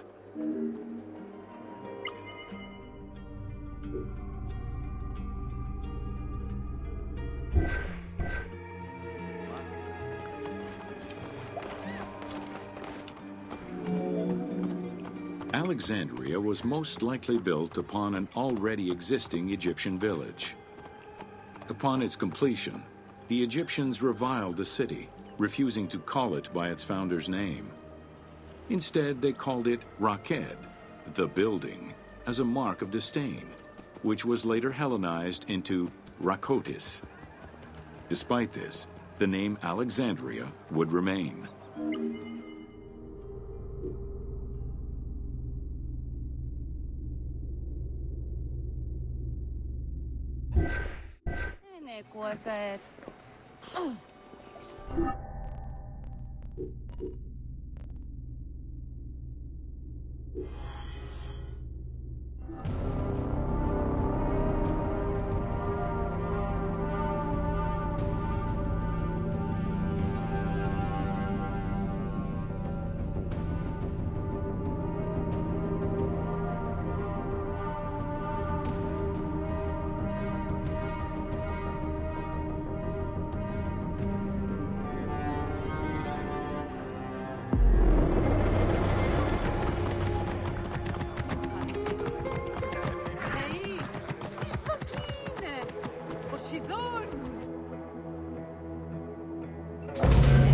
Welcome to Alexandria, a commercial hub. The ports of Alexandria were a major commercial hub, effectively connecting Egypt with the Mediterranean regions and beyond. A tremendous amount of materials and goods flowed through the city on a daily basis. The large port market was called the Emporion.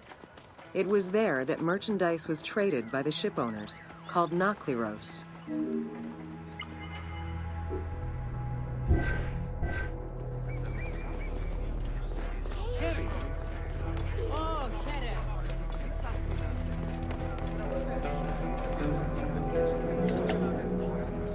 Food and other artisan work streamed out of Egypt. Ceramics, glass, golden rings, and minted coinage. The local potters, using traditional Egyptian techniques, competed with those from abroad, and the textile industry flourished. What Egypt did not produce itself was acquired through trade, using local resources such as wheat and papyrus. Most sought after was pine wood from Syria, iron and marble from the Greek islands, gold from Spain, and exotic fruits from Europe. All this commercial activity contributed to the already decadent wealth of the city.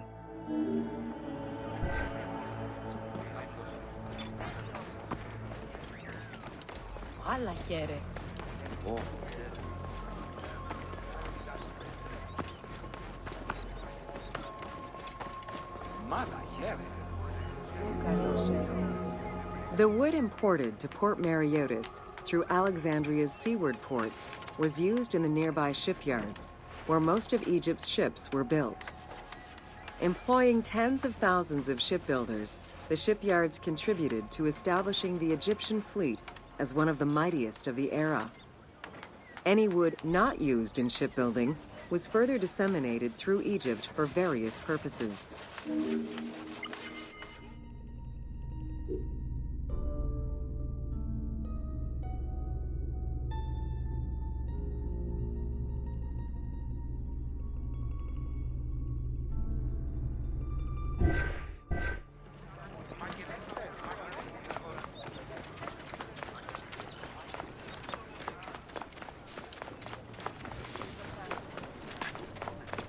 Σαρανάγκατον την πληγή.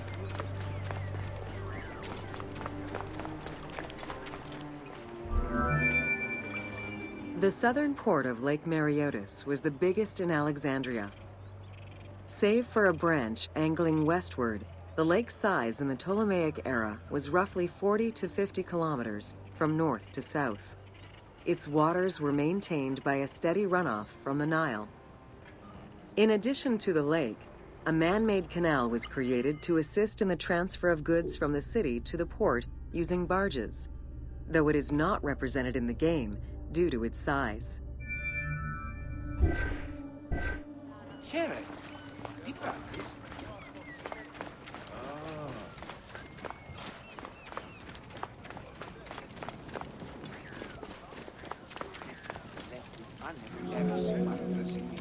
Banking was one of the most distinctive innovations brought by the Greeks to Egypt.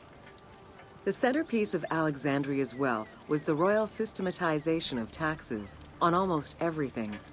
Basic items such as salt, oil, beer, wheat, and linen were heavily taxed. As a result, the royal treasury of Alexandria was able to ensure the economic stability of most of the administrative areas of Egypt.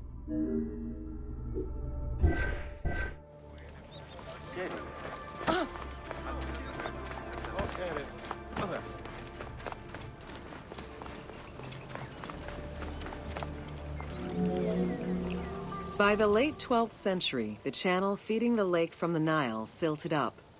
Lake Mareotis lost its connection to the Mediterranean, as well as most of its water, as the lake slowly evaporated to a fraction of its former size.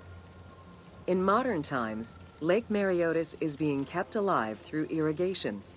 However, only about 17% of its original size remains.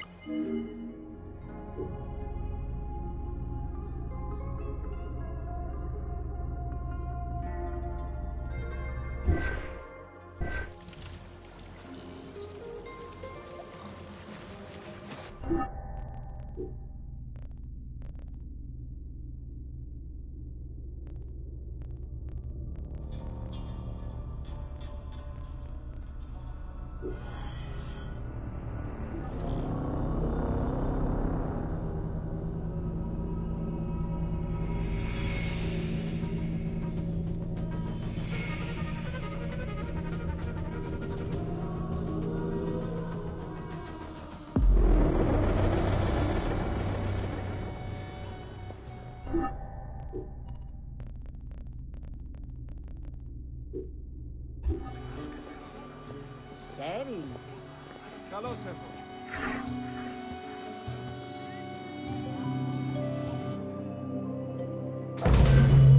Welcome to Alexandria, City of Celebration.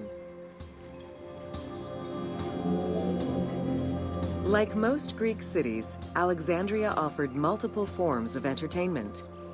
Most were related to cults, religious practices, and the festivities surrounding those practices. Among those festivities, the most important ones were the dynastic celebrations, instituted in honor of the deified Ptolemaic kings and queens. These celebrations could go on for many days and included sacrifices, offerings, processions, and public banquets.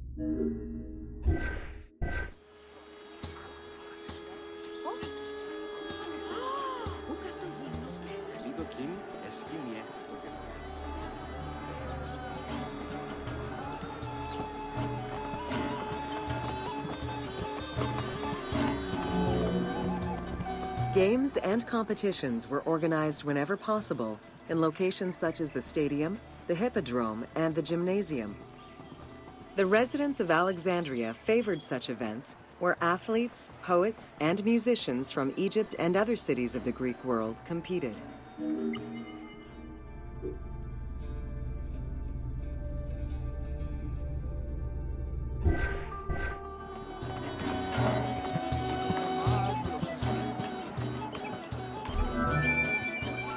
Like all good Greek cities, Alexandria had a theater.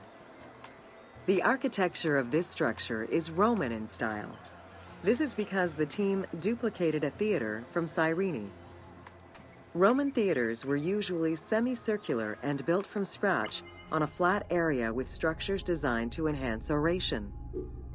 Greek theaters were more oblong in shape, similar to a horseshoe, and favored the slopes of natural hills to support their acoustics.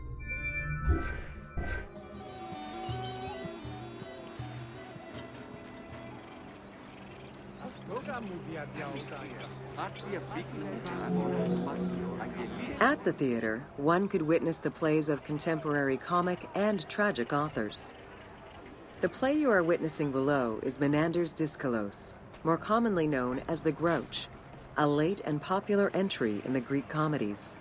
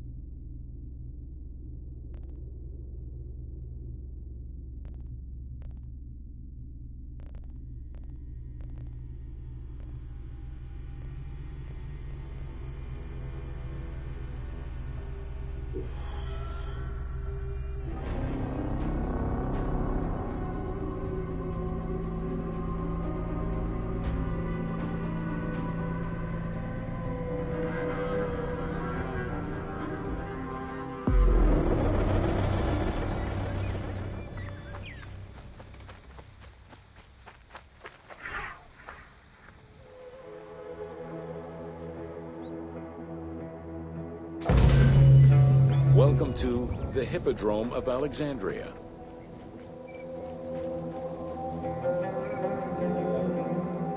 The main hippodrome of the city was called the Legeon, in honor of Lagos, the ancestor of the Ptolemies. Alexandrians were great lovers of horse racing.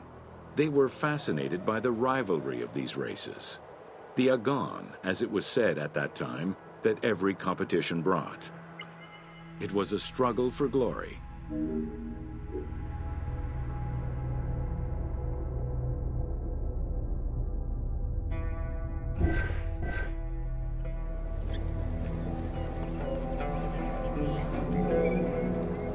The most important chariot race was the Tethrapon. Using 4 horses with the quickest harness to the front right, the charioteer would race for 12 laps, with sharp turns at either end of the hippodrome. The victors were crowned with garlands of olive and received prize money, but the most sought-after reward was to be acclaimed by the works of poets, such as Callimachus and Pindar.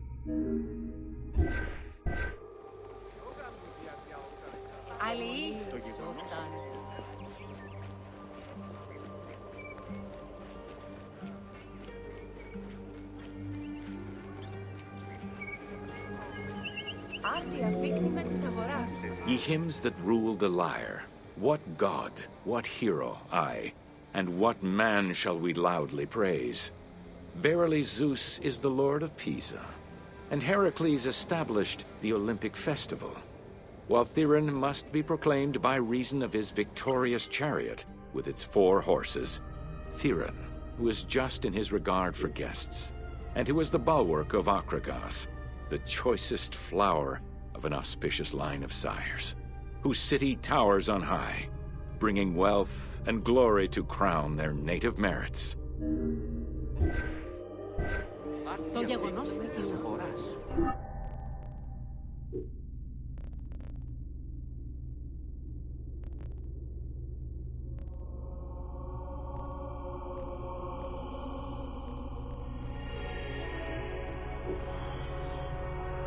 Αυτός εκεί.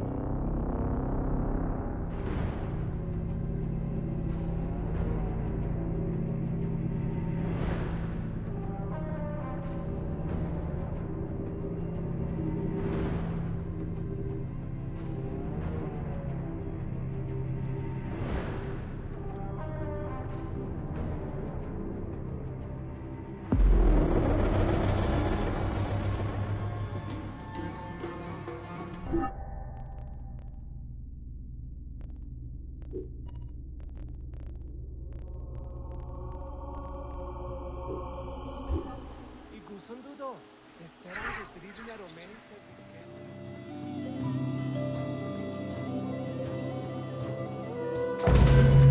Welcome to the Panean. The Panean was a temple built in honor of the god Pan, divinity of nature. This Greek god, often represented as a half-man, half-goat, with a beard, horns, and goat's hooves, was considered the protector of shepherds and herds.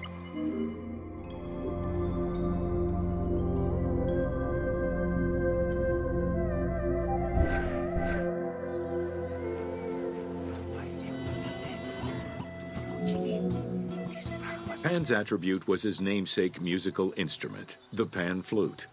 His temples were usually located in caves and on high mountains, and were frequented by shepherds. It is likely that Mediterranean cults adopted the imagery of Pan to symbolize the Christian devil.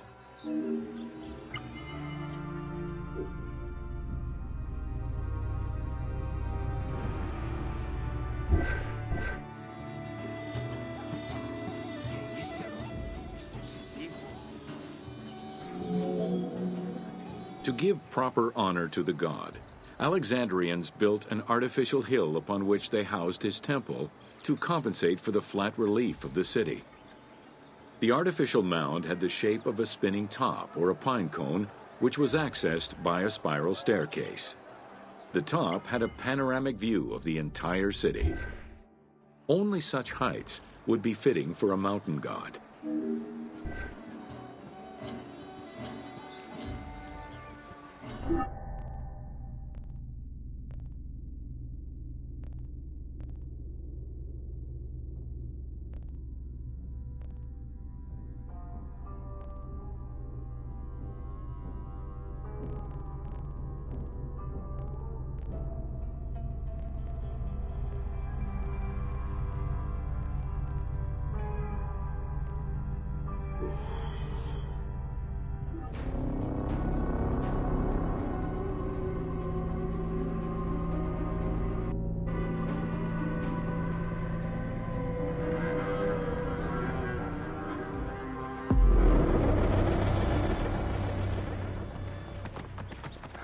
Ευδαιμονείς, Όταν.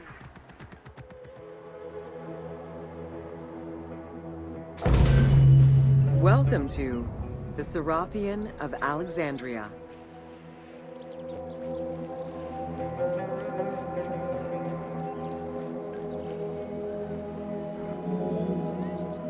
In a city of numerous magnificent attractions, the Serapion was considered to be the most beautiful temple of Alexandria.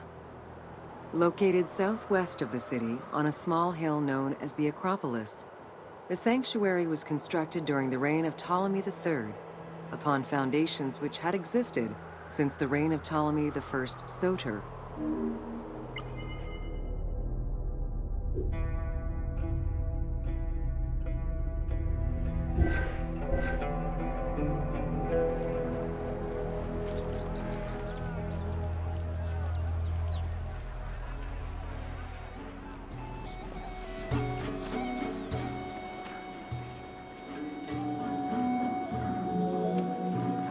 Visitors of the Serapion climbed 100 steps to reach the courtyard. Libraries were installed in the porticos surrounding the square building, with its roof and columns adorned with gold and gilded bronze. Pharaohs were generous to the temple, as were several Roman emperors after Egypt's conquest.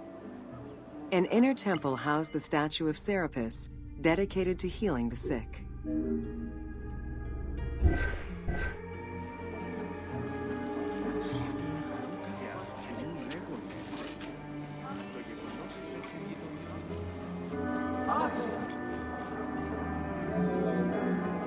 Since the 26th dynasty, Greeks in Egypt had gradually integrated the Egyptian cult of the Apis bull to their own rituals. With the establishment of the Ptolemaic dynasty, the cult of Apis was further integrated into Greek religion. During his rule, Ptolemy I chose to merge Egyptian and Hellenic gods into a syncretic divinity named Serapis. This name was the result of the amalgamation of Osiris and Apis. With this new deity, the Ptolemaic dynasty managed to accommodate similar belief sets for two different cultures, bringing about a new dynastic cult.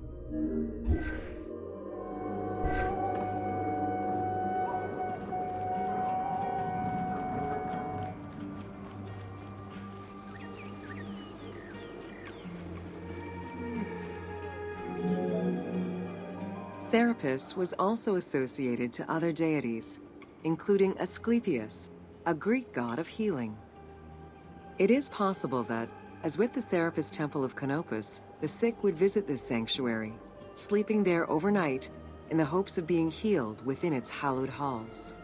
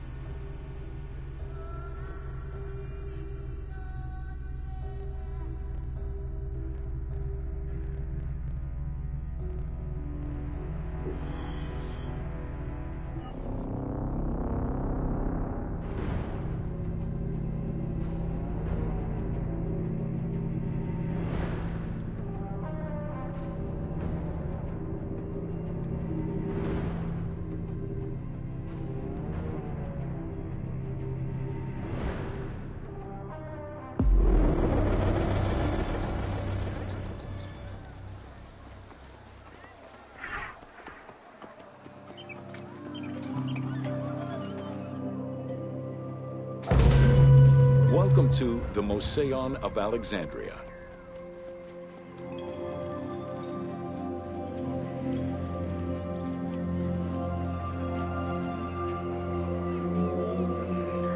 The Moseion was a sector of the city commissioned by Ptolemy I to rival Athens' Academy as an institute of intellectual pursuit.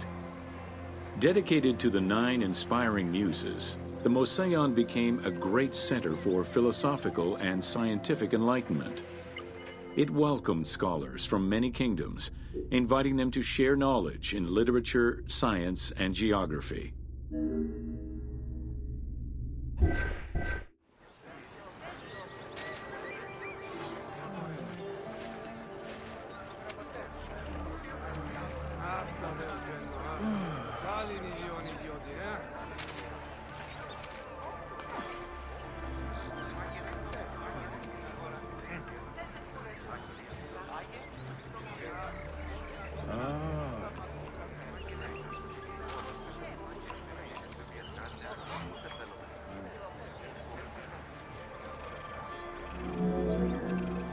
The Moseion was designed so that its buildings and grounds would accommodate free thinking, debate, and presentation. Meeting spaces and theaters surrounded a main courtyard. Expansive gardens were filled with exotic plants that aided in the study and supply of herbs and medicines. A zoo offered the study of animal behavior and physiology. Also among the Moseion's many star attractions was its astronomical observatory.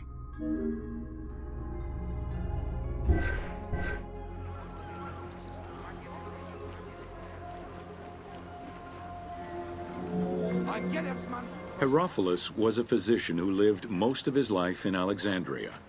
He was able to perform the dissection of human cadavers on a large scale due to the permissiveness of the city in such matters. Among many other discoveries, he learned that the brain was central to the human nervous system. He also extensively mapped the blood system and measured the pulse with the aid of a water clock. It is reported that in his thirst to understand human anatomy, he performed 600 vivisections on live prisoners.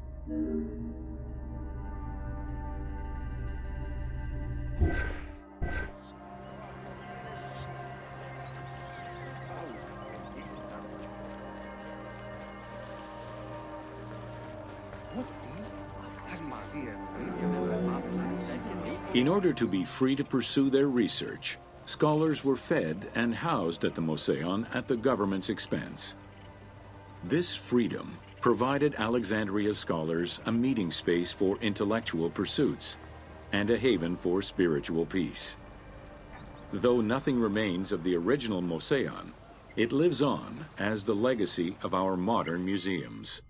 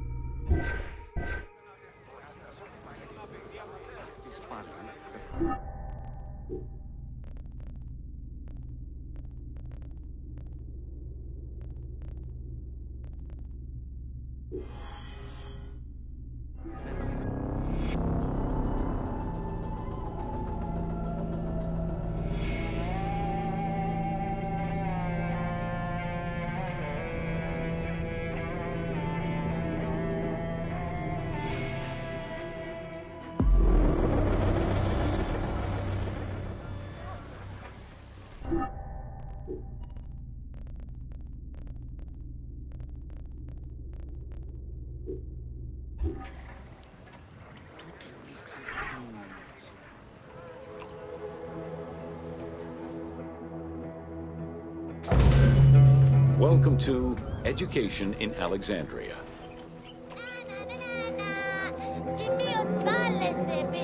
The education of young Alexandrians did not differ from the one generally dispensed elsewhere in ancient Greece. At the age of 7, the child was taken in charge by a tutor, who then became responsible for instilling an elementary education as well as good moral principles.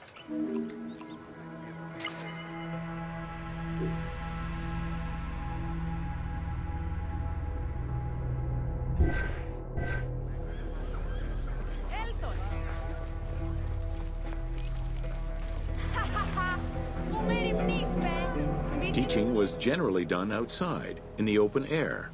In the gymnasium, students were taught not only sports, but also topics such as rhetoric, philosophy, music, and poetry, all things deemed essential to one's education at the time.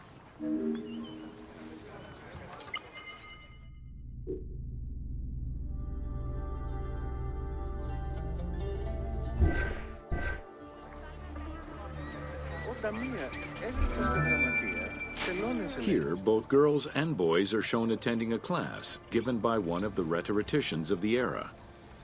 The team made the choice to show both genders attending class within the context of the game world. Even though it is historically inaccurate, the team felt it was not necessary to prioritize historical sexism over inclusive gameplay.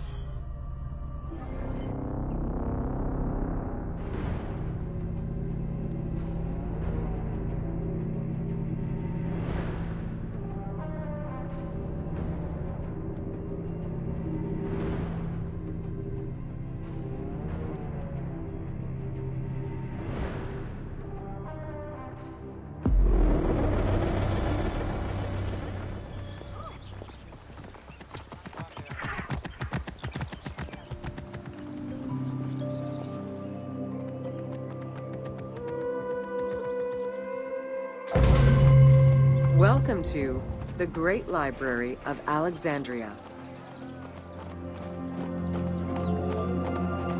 Near the district of royal palaces and within the Moseon was the most famous library of all antiquity. The Library of Alexandria was built to house all of human knowledge. At its pinnacle, the library was believed to contain over 700,000 parchments.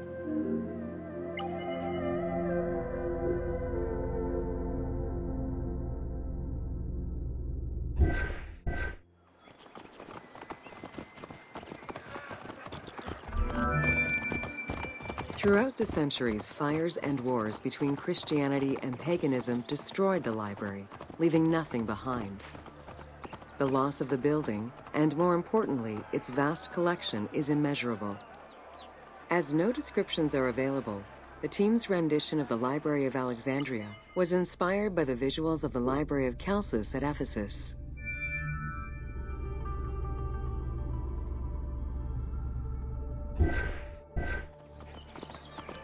Εκείκον πολύ λέτε.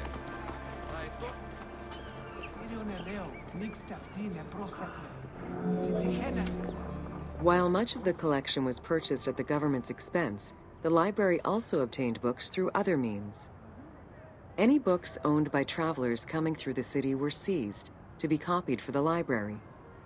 The copy would then be returned to the owner, and the original entered into the library's collection.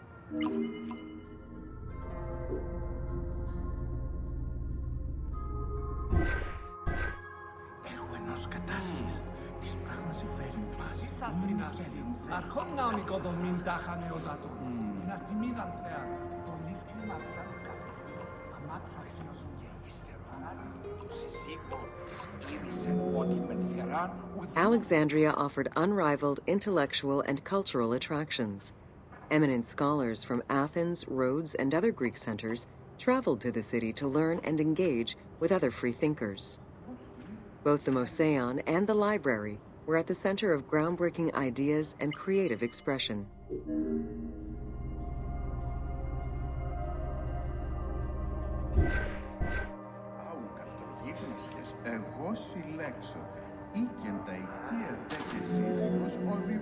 The great minds of antiquity were usually well versed in many disciplines, which were often associated to specific schools of thought.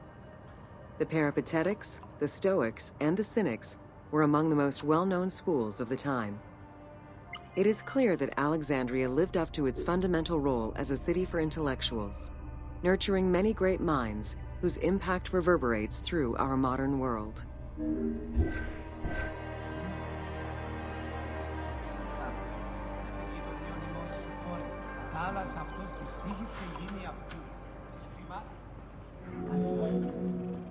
Hypatia of Alexandria was a Greek mathematician, philosopher, astronomer, and inventor. Though born in Greece, she eventually migrated to Alexandria, like many great minds of the time. It is there that she became the head of the Neoplatonist school of Alexandria. From most accounts, she was highly respected by her fellow Alexandrians, both as a teacher and a philosopher. With her death, the age of great ancient scientific discoveries came to an end.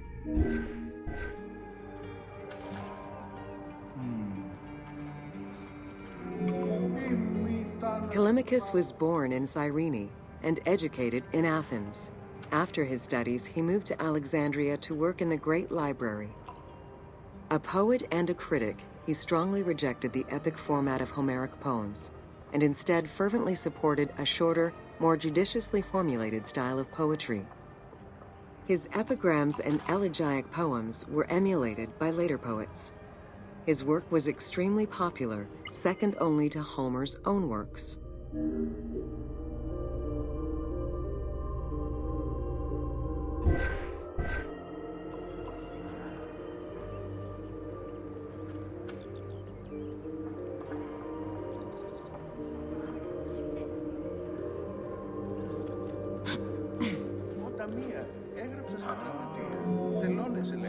It was in Alexandria that mathematician Euclid, the father of geometry, wrote the Elements, laying out the foundational work of what would become modern algebra and number theory.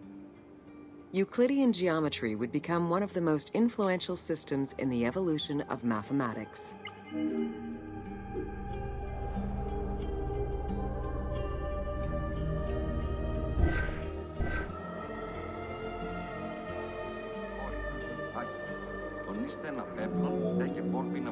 How do you calculate the circumference of the Earth? With a camel, 2 sticks, and shadows cast by the sun. This is what Eratosthenes of Cyrene described in his principal work, Geography, while he was director of the Great Library of Alexandria. He is credited for the invention of the armillary spear around 250 BCE.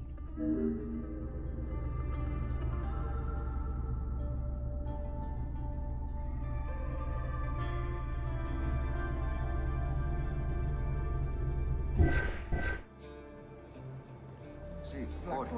Ai.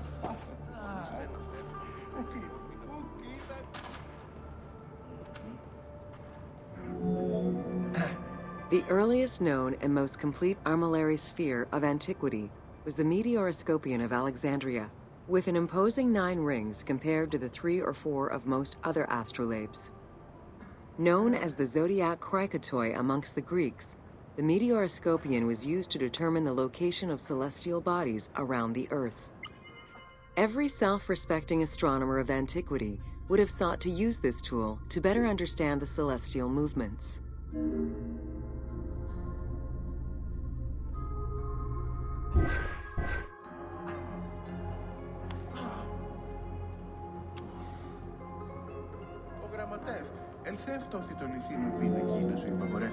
Pythagoras of Samos was a well-known and respected philosopher and mathematician. He is best known for the Pythagorean theorem. However, there is proof that the theorem existed in Babylonia and India long before Pythagoras was born, casting some doubts as to who exactly originated the theorem.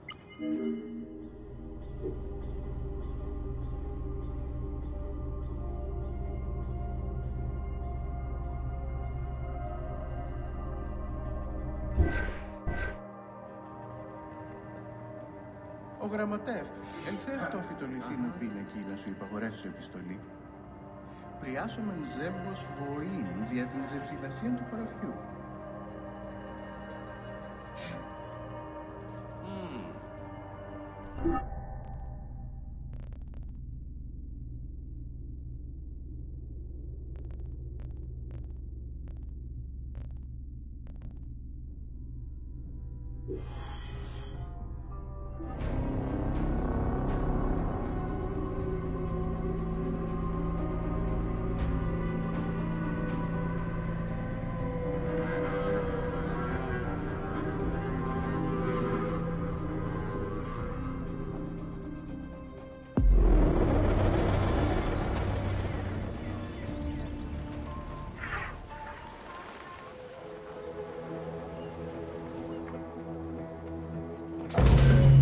Welcome to the Islands of Pharos.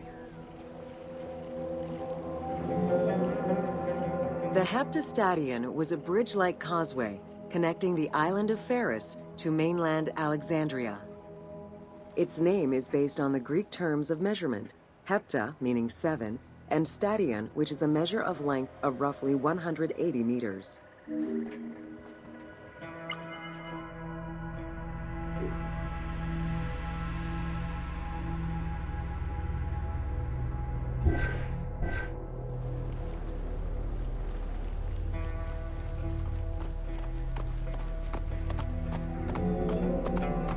Since its construction would separate the Grand Port to the east and the port of Eunostos to the west, it was designed with channels at each end. These openings allowed passage from one port to the other.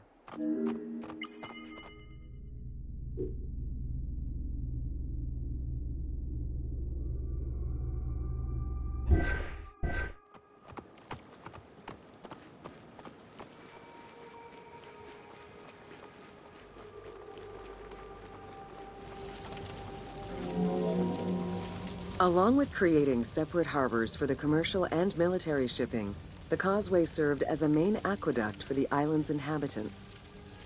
Its presence also helped protect the island and its ports from rough wind and sea currents. At the end of antiquity, the Heptastadion disappeared under layers of silt and soil, which formed an important sedimentary deposit.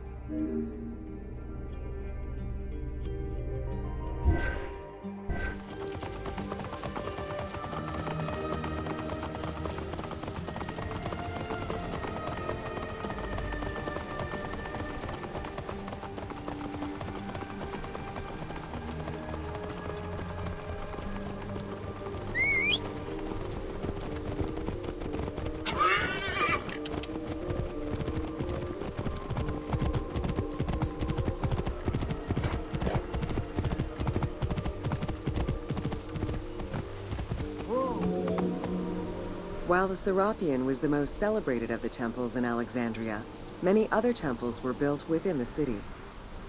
Most of these structures have been completely erased over time, and there is no way to discern how many existed. However, research of ancient papyri offered tantalizing hints as to the possible location of at least some of the temples.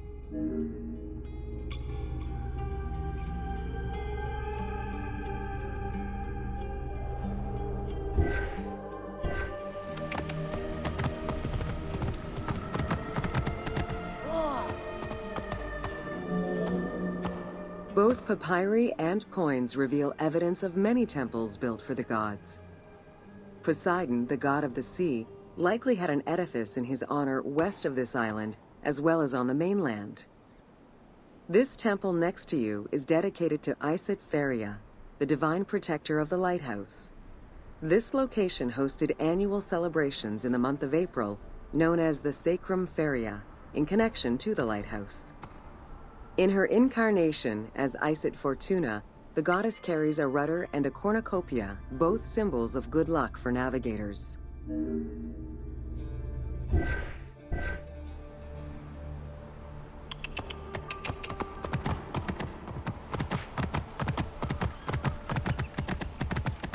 Whoa.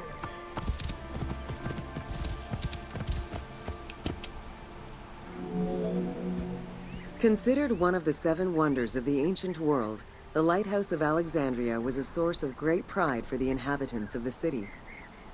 Construction began under Ptolemy I's reign and lasted 15 years. It was completed during his son's rule. Once completed, the lighthouse was dedicated to the gods for the salvation of those who sail the sea.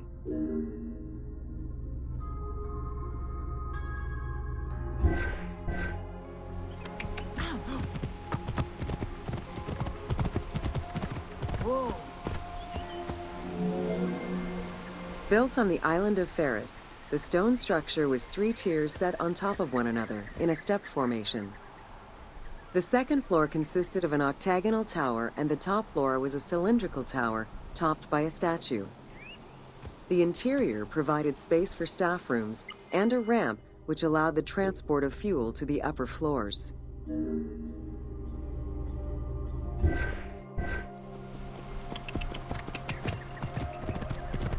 Whoa.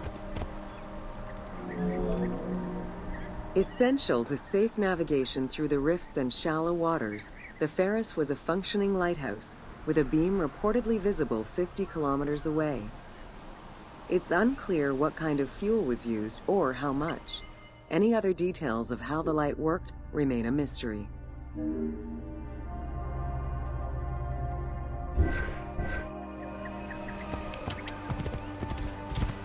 Whoa. For several centuries, the Pharos was one of the highest monuments ever built by man. It measured roughly 110 meters in height, compared to the Pyramid of Giza, which was around 140 meters tall. Gradually, the structure was eroded by earthquakes and then completely destroyed in 1480 CE, when a fort was built over it. Archaeological excavations on the seabed have uncovered many blocks from the ancient building.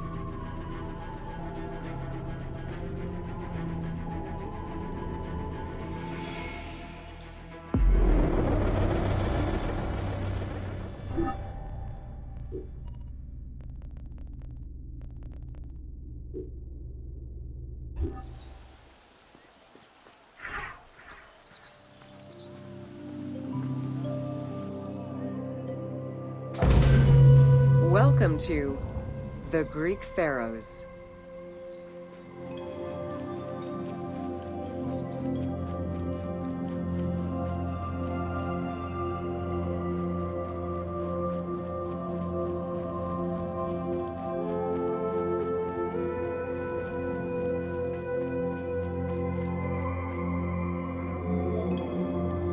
pharaohs were considered divine incarnations of the gods. As an avatar of the gods living on Earth, the pharaoh's role was to preserve fundamental values and universal harmony by removing chaos, Izfet, and ensure that justice, Mot, prevailed. The pharaoh, by divine ancestry and through multiple offerings, was the bond that unites the world of men to the world of the gods and allows the maintenance of the cosmic order.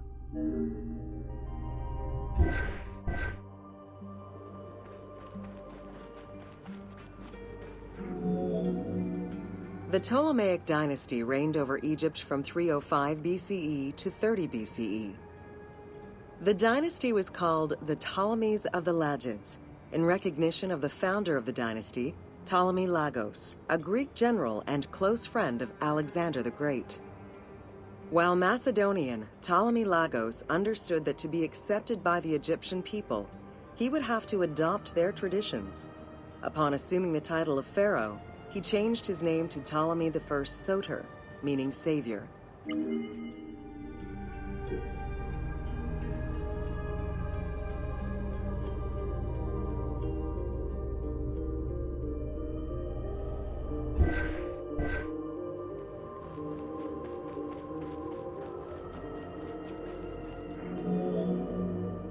Born in 356 BCE, Alexander the Great went through a hasty education in the affairs of the kingdom before integrating into the Macedonian army, where he quickly rose through the ranks. After his father's assassination in 336 BCE, which some believed was orchestrated by Alexander himself, he became king of Macedonia. Ruler of a unified kingdom and leader of a large army, Alexander set his sights on conquest. Eager to reclaim the Greek cities of Asia Minor, he took on the Persian forces, earning victory after victory.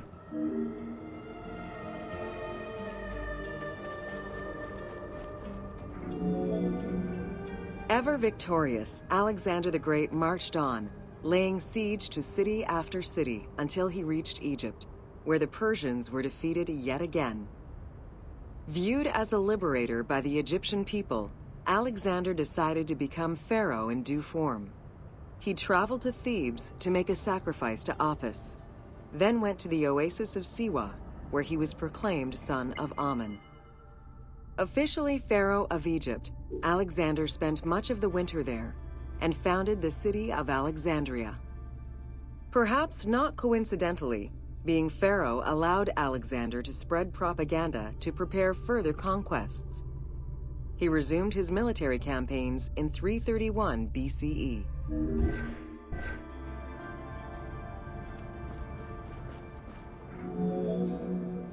On his deathbed in 323 BCE, Alexander the Great gifted the satrapy of Egypt to Ptolemy Lagos. Perfectly aware of the value of Egypt, Ptolemy ensured not only the stability of the country's borders, but also its economic and military development. At the same time, he worked with the Egyptian elite to maintain the internal order of the country.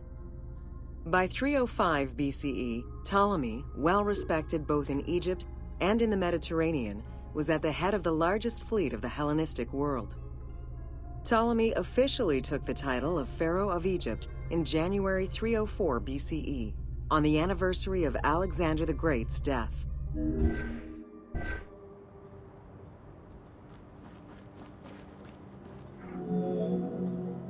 Alexander died in Babylon in 323 BCE. His remains were placed first in a solid gold sarcophagus, and then within another. The casket was carried in an ornate custom wagon, gilded and set with precious stones, and pulled by 64 mules crowned with gold. The funeral procession was diverted to a grandiose temple in Alexandria, built in the conqueror's honor under the orders of Ptolemy I.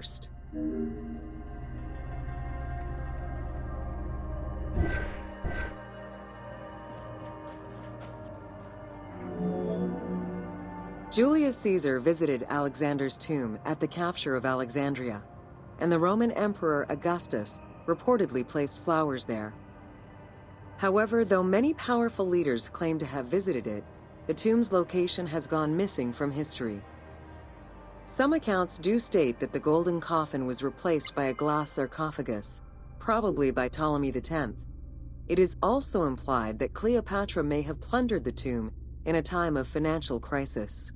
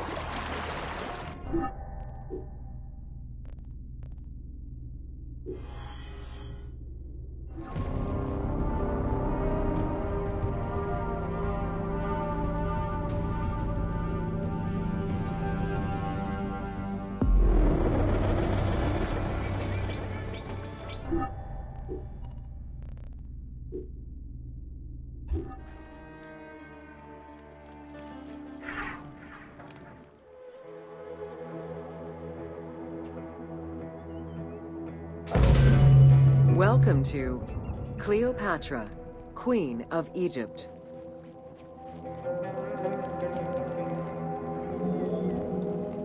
Cleopatra VII Theophilopator ascended the throne in 51 BCE at the age of 18. Though her early attempts to maintain power were often challenged, she eventually prevailed and became the sole ruler of Egypt. According to Plutarch, she was the only Ptolemaic pharaoh to speak the Egyptian language. Her intelligence, coupled with a good education and a great political mind, allowed her to make the alliances necessary to maintain the independence of Egypt while Rome was becoming a Mediterranean empire.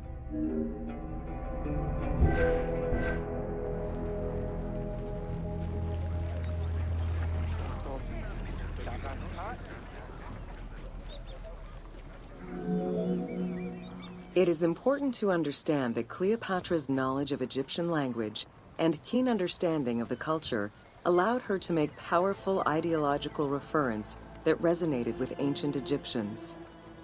By associating herself with the goddess Isid, the divine mother, great of magic, and repository of divine essence, Cleopatra firmly established herself as the protector of the two lands and legitimized her place on the throne.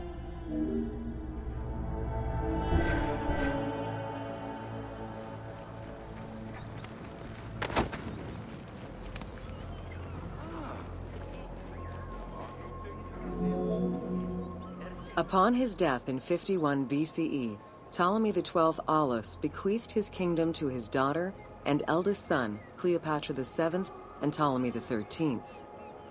As was custom, the siblings were married. The new pharaoh was 10 years old, his sister wife 17. The early years of their reign were not easy. Between 50 and 48 BCE, droughts and floods aggravated Egypt's problems. General Achilles and the royal advisor Pothinos kept intervening in the young ruler's political decisions and eventually colluded to turn Ptolemy XIII against Cleopatra. By 48 BCE, Cleopatra was in exile.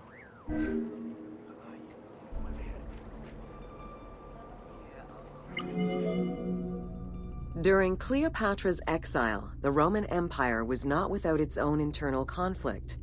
Caesar and Pompey were at war with one another, and after his defeat in 48 BCE, Pompey fled to Alexandria in the hope of finding refuge. This turned out to be an unwise decision. Listening to his advisors, Ptolemy XIII elected to have Pompey assassinated, his head kept as a gift, in the hopes of acquiring Caesar's favor. This gambit backfired. Instead of earning approval, the murder of a Roman greatly angered Caesar.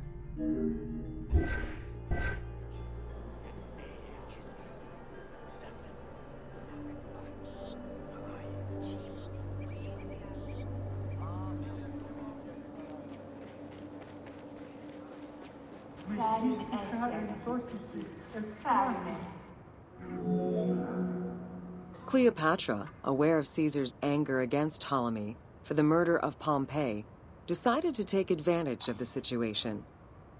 She returned to Egypt in secret, hoping to establish an alliance with one of the most powerful men of the time. Outside of the legend, where she had herself smuggled into his quarters in a carpet, what exactly happened during that fateful meeting remains a mystery. However, Caesar seemed to see a better ruler for Egypt in Cleopatra than in her young and too easily influenced brother. Invoking Ptolemy XII's will, Caesar attempted to mediate peace between the siblings.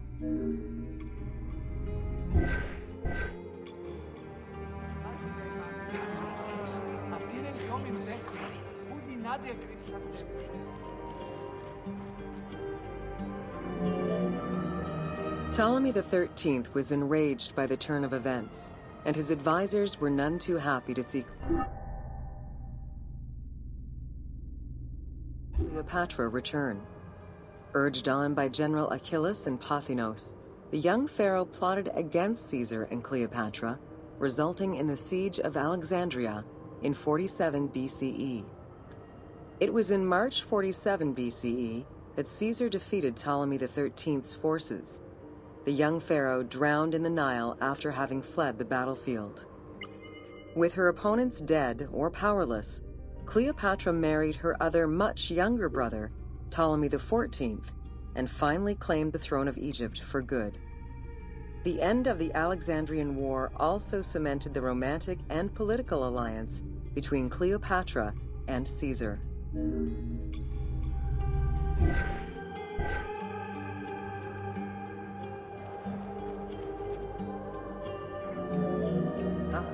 In June of 47 BCE, Cleopatra gave birth to a son, whom she called Caesarion. Caesar did not accept the boy as his heir, choosing instead his nephew Octavian. Nonetheless, on his return to Rome, Caesar invited the queen and her brother husband to stay in the city. Her presence still drew much disapproval from the Senate. Always a strategist, Caesar left 4 legions in Egypt, and a man he trusted to direct Egyptian affairs, giving him control of the wheat supplies essential to Rome. Cleopatra and her entourage remained in Rome until March 44 BCE, when Caesar was murdered.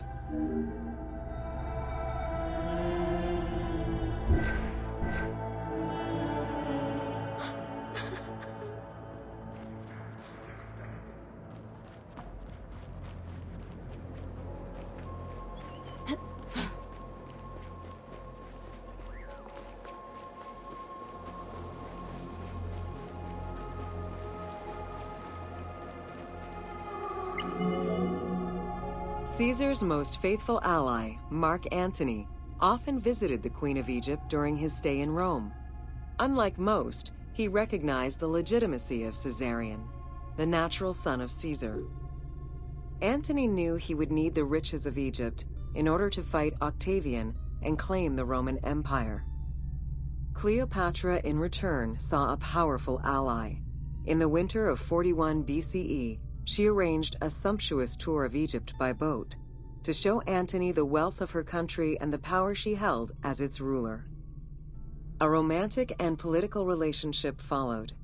The Roman Senate was once again most displeased. To calm spirits in Rome, Antony married Octavia, sister of Octavian.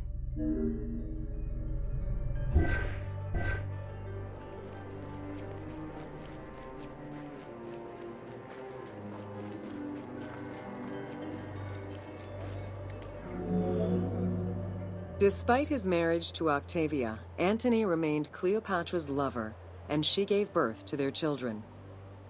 Cleopatra increased her kingdom's territory and started a political propaganda alongside her lover in Egypt and beyond. She hoped to create a Ptolemaic federal empire with Alexandria at its center. Antony eventually repudiated his Roman wife for the Egyptian queen, much to the dismay of the Roman elite. However, while Mark Antony focused on Egypt, Octavian carefully gained military and political ascendancy over him in Rome.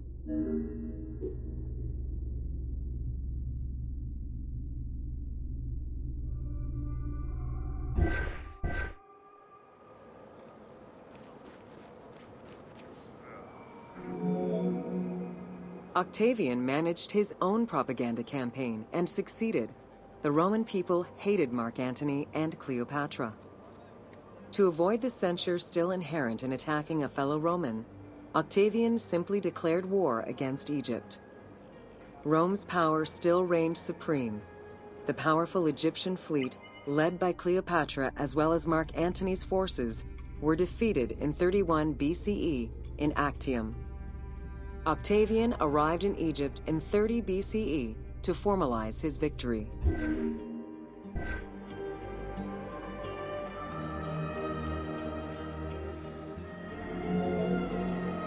The following events remain difficult to confirm due to the many versions and legends around them. It is believed that after hearing a rumor about Cleopatra's suicide, Mark Antony committed suicide himself. He was brought to the queen as he slowly passed away. Knowing that Octavian would have her chained and paraded through Rome in defeat, Cleopatra planned her own suicide. She most likely killed herself with arsenic, though admittedly, the version where she uses an asp to deliver a fatal bite may be considered more dramatic. What happened to the body of Cleopatra is still a mystery.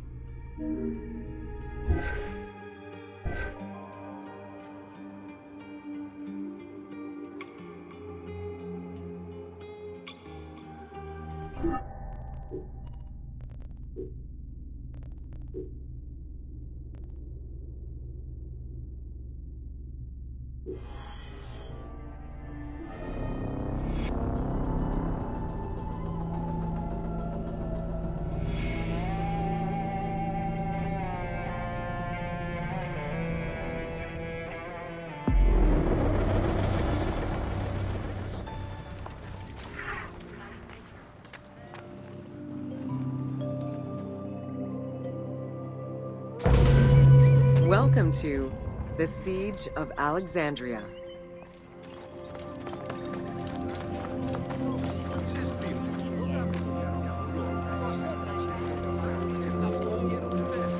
Among the collection of writings attributed to Julius Caesar are his descriptions of the Siege of Alexandria, the Gallic Wars, and the commentaries on the Civil War.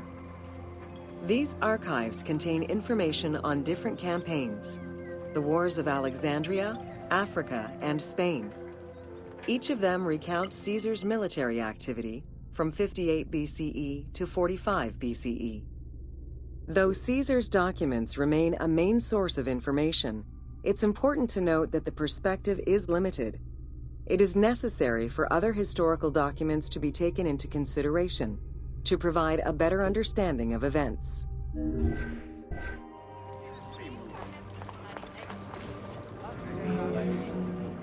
The Siege of Alexandria closely relays the events of the Civil War that led up to the event and describes how Caesar was besieged in the palace of the Ptolemies. Other ancient authors have left equally valuable and sometimes contradictory information.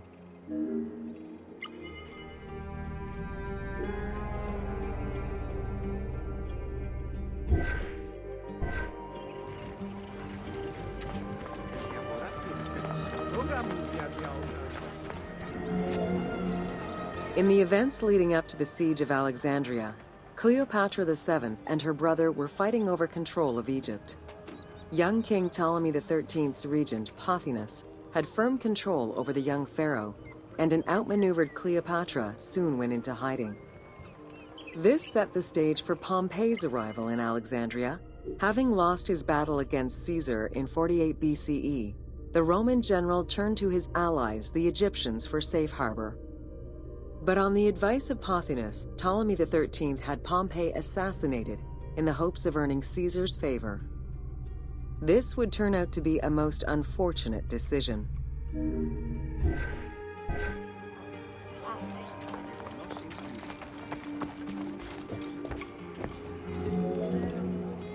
Upon his arrival in Alexandria, Caesar was presented with Pompey's head. The sight of a Roman murdered by Egyptians did not sit well with him. Caesar made his displeasure clear, ordering the return of Cleopatra, and for the siblings to resolve their differences and resume their co-rule of Egypt, as per the will of their father. Neither Pothinus nor Ptolemy XIII wished to accede to this demand. While doing his best to aggravate Caesar, Pothinus secretly plotted against the Roman ruler and sent word for Egyptian general Achilles to bring his 20,000 men to fight on his behalf. While Pothinus plotted against Caesar, Cleopatra made a bold move.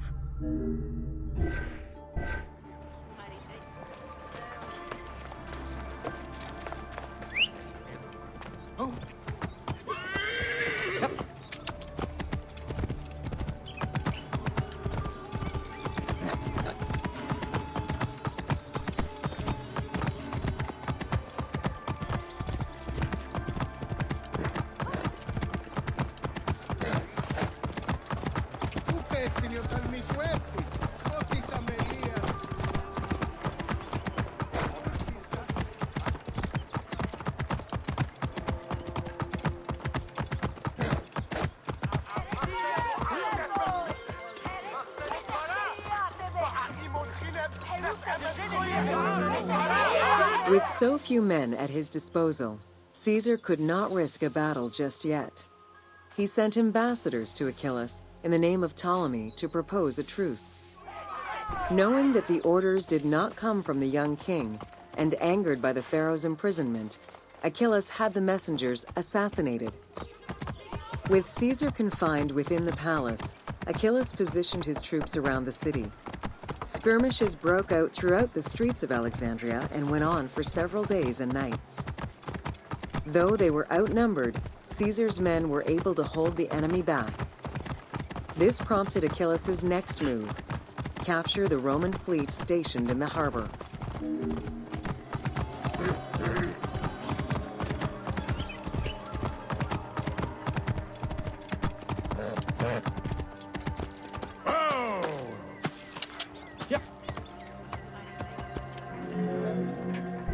Upon his arrival in Alexandria, Caesar was presented with Pompey's head. The sight of a Roman murdered by Egyptians did not sit well with him. Caesar made his displeasure clear, ordering the return of Cleopatra and for the siblings to resolve their differences and resume their co-rule of Egypt as per the will of their father. Neither Pothinus nor Ptolemy XIII wished to accede to this demand. While doing his best to aggravate Caesar, Pothinus secretly plotted against the Roman ruler and sent word for Egyptian general Achillas to bring his 20,000 men to fight on his behalf. While Pothinus plotted against Caesar, Cleopatra made a bold move.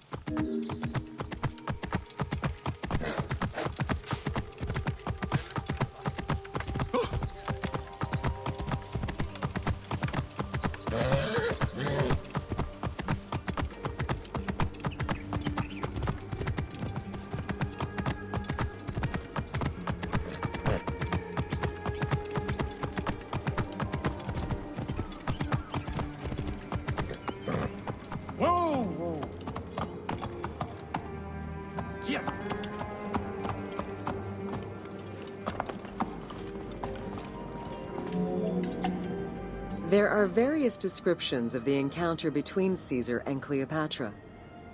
One report states that she snuck into the palace alone at night. Another account claims she was accompanied by an ally and was brought inside the palace wrapped in a carpet bag. Though exactly what happened at this fateful meeting is up for debate, what is known is that Cleopatra met with Caesar and earned his approval. Pothinus and Ptolemy XIII were most vexed with this turn of events.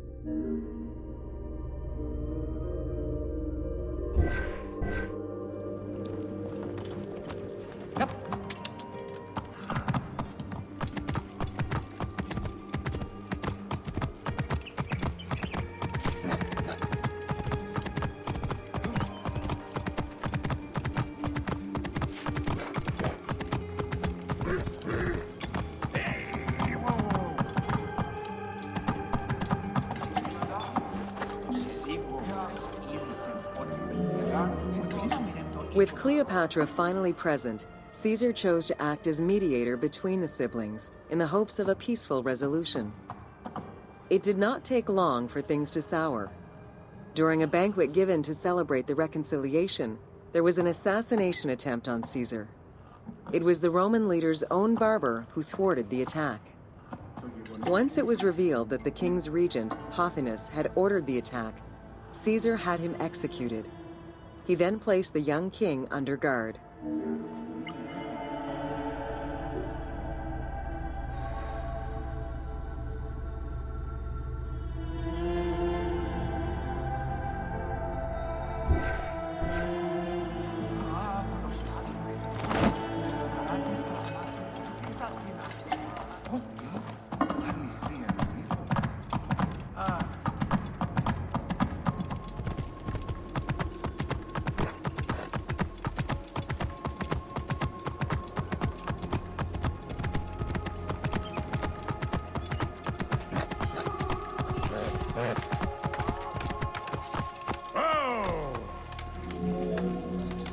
Caught within the palace with roughly 4,000 troops, and with the knowledge that the arrival of enemy forces was imminent, Caesar sent for help from Syria, Rhodes, and Cilicia. He ordered his men to dig a ditch around the palace and build a wall leading to the harbor. This would ensure Caesar's access to the sea. When Egyptian General Achillas arrived in the city with 20,000 men, the battle for Alexandria began.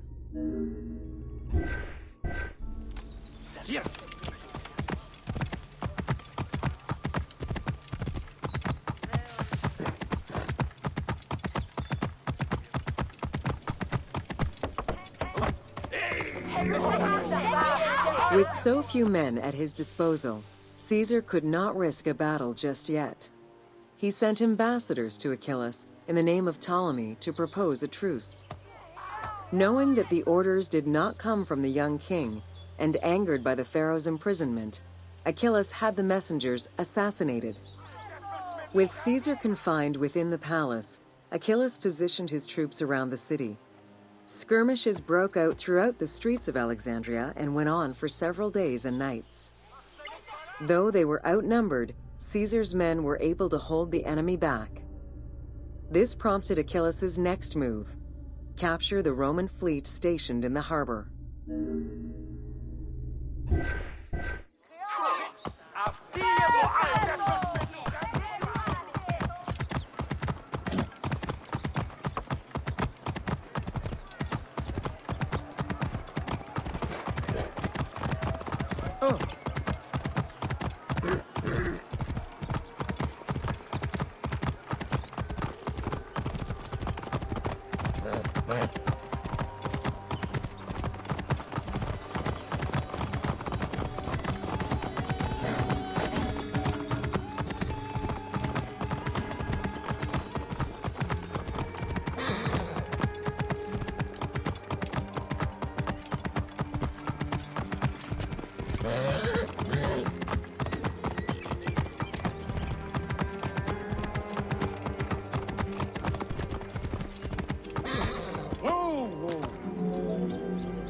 Although the palace offered protection, losing the port meant the end of help and supplies. Caesar knew he had to protect the fleet. While he and his troops succeeded in regaining control of the port, he knew it would be impossible to sustain. Caesar ordered the burning of the ships. With passage back to the palace closed off, he headed for the lighthouse of Alexandria. Yep.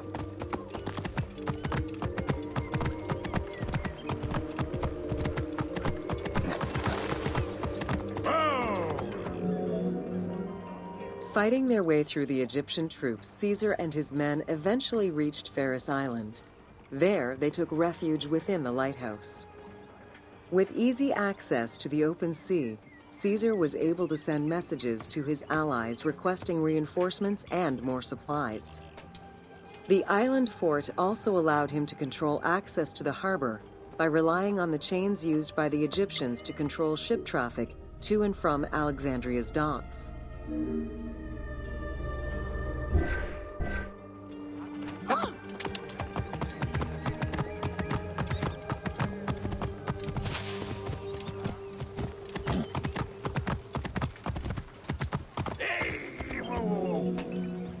The destruction of the Great Library may have been due to a number of fires over the ages.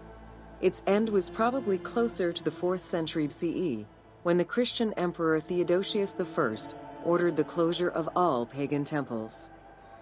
While some documents survived after being moved away, it remains unclear just what knowledge may have been lost.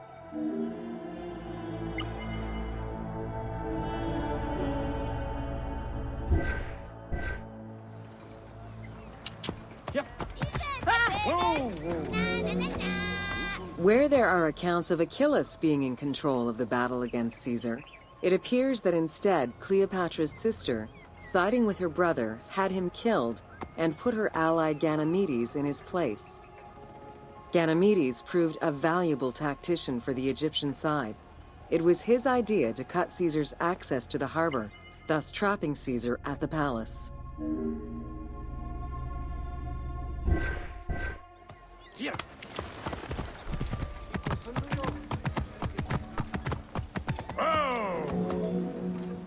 During the time of Ptolemy I, canals had been dug throughout Alexandria to provide fresh water. Ganymedes had his men take control of these canals.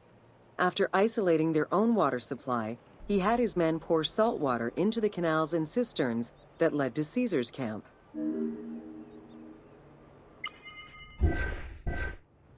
Yep.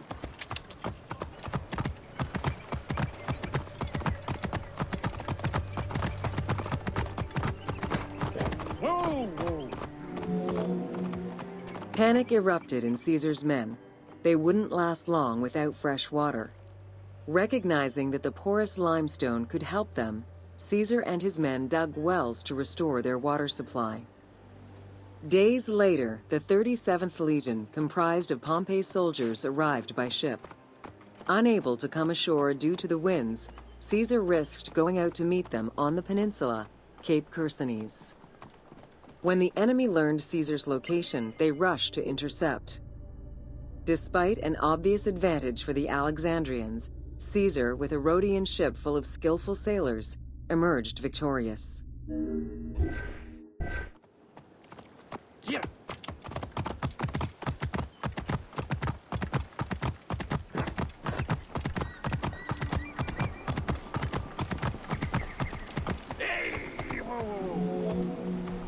With help from the Allied ships, Caesar's victory enabled him to push the Egyptians back and secure the lighthouse. Gaining control of Pharos Island sent the Alexandrians into the sea and swimming back to the city. However, Caesar's fortification of the island didn't last long.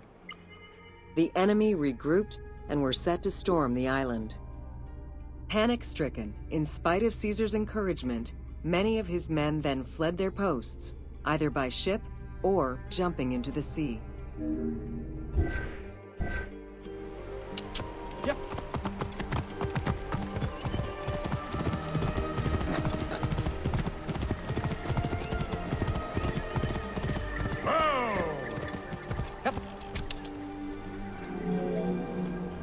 Caesar attempted to retreat, but Port Eunostos' harbor was overrun with enemy ships, preventing escape.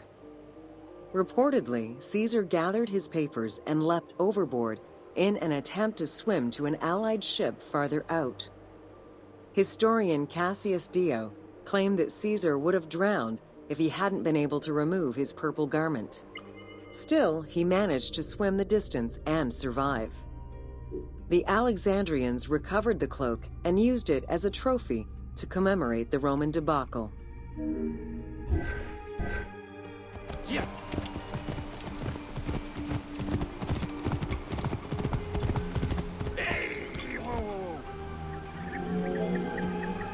Unhappy with Ganymedes and wanting their king restored, the Alexandrians approached Caesar with a compromise. Caesar agreed to release Ptolemy XIII after entreating him to spare the kingdom and remain loyal to Rome. Once freed, however, the king defied the agreement and continued the war.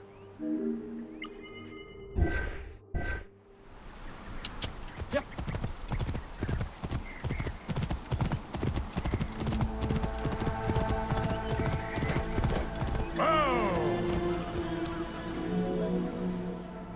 By this time, a faithful ally of Caesar's, Mithridates, arrived in Egypt, clashing with Ptolemy's troops at Pelusium.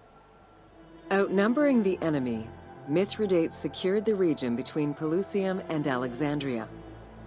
Ptolemy, warned of Caesar's ally marching on Alexandria, sent his troops to prevent passage over the river.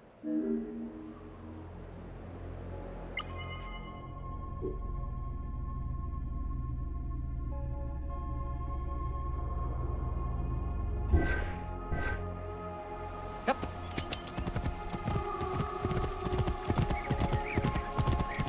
Whoa, whoa. Yep.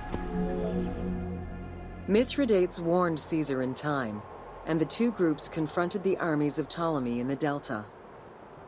In the Battle of the Nile, the Romans gained the upper hand, sending the Egyptians fleeing. In the tumult and panic, King Ptolemy XIII drowned in the Nile.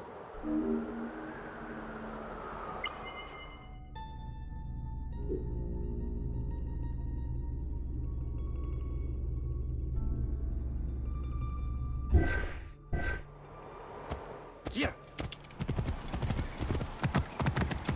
Hey, whoa, whoa, whoa. After the siege ended, Cleopatra VII married her younger brother, Ptolemy XIV, enabling her to reign over Egypt until 30 BCE. Under her rule, Alexandria settled into its position within the Roman Empire and eventually surpassed Athens as one of the most important cities in the Roman Empire. Julius Caesar remained in Egypt for a short time. He and Cleopatra would later have a son named Caesarion.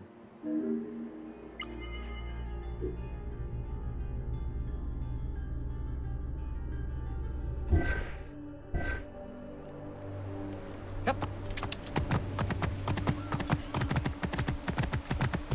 Whoa, whoa.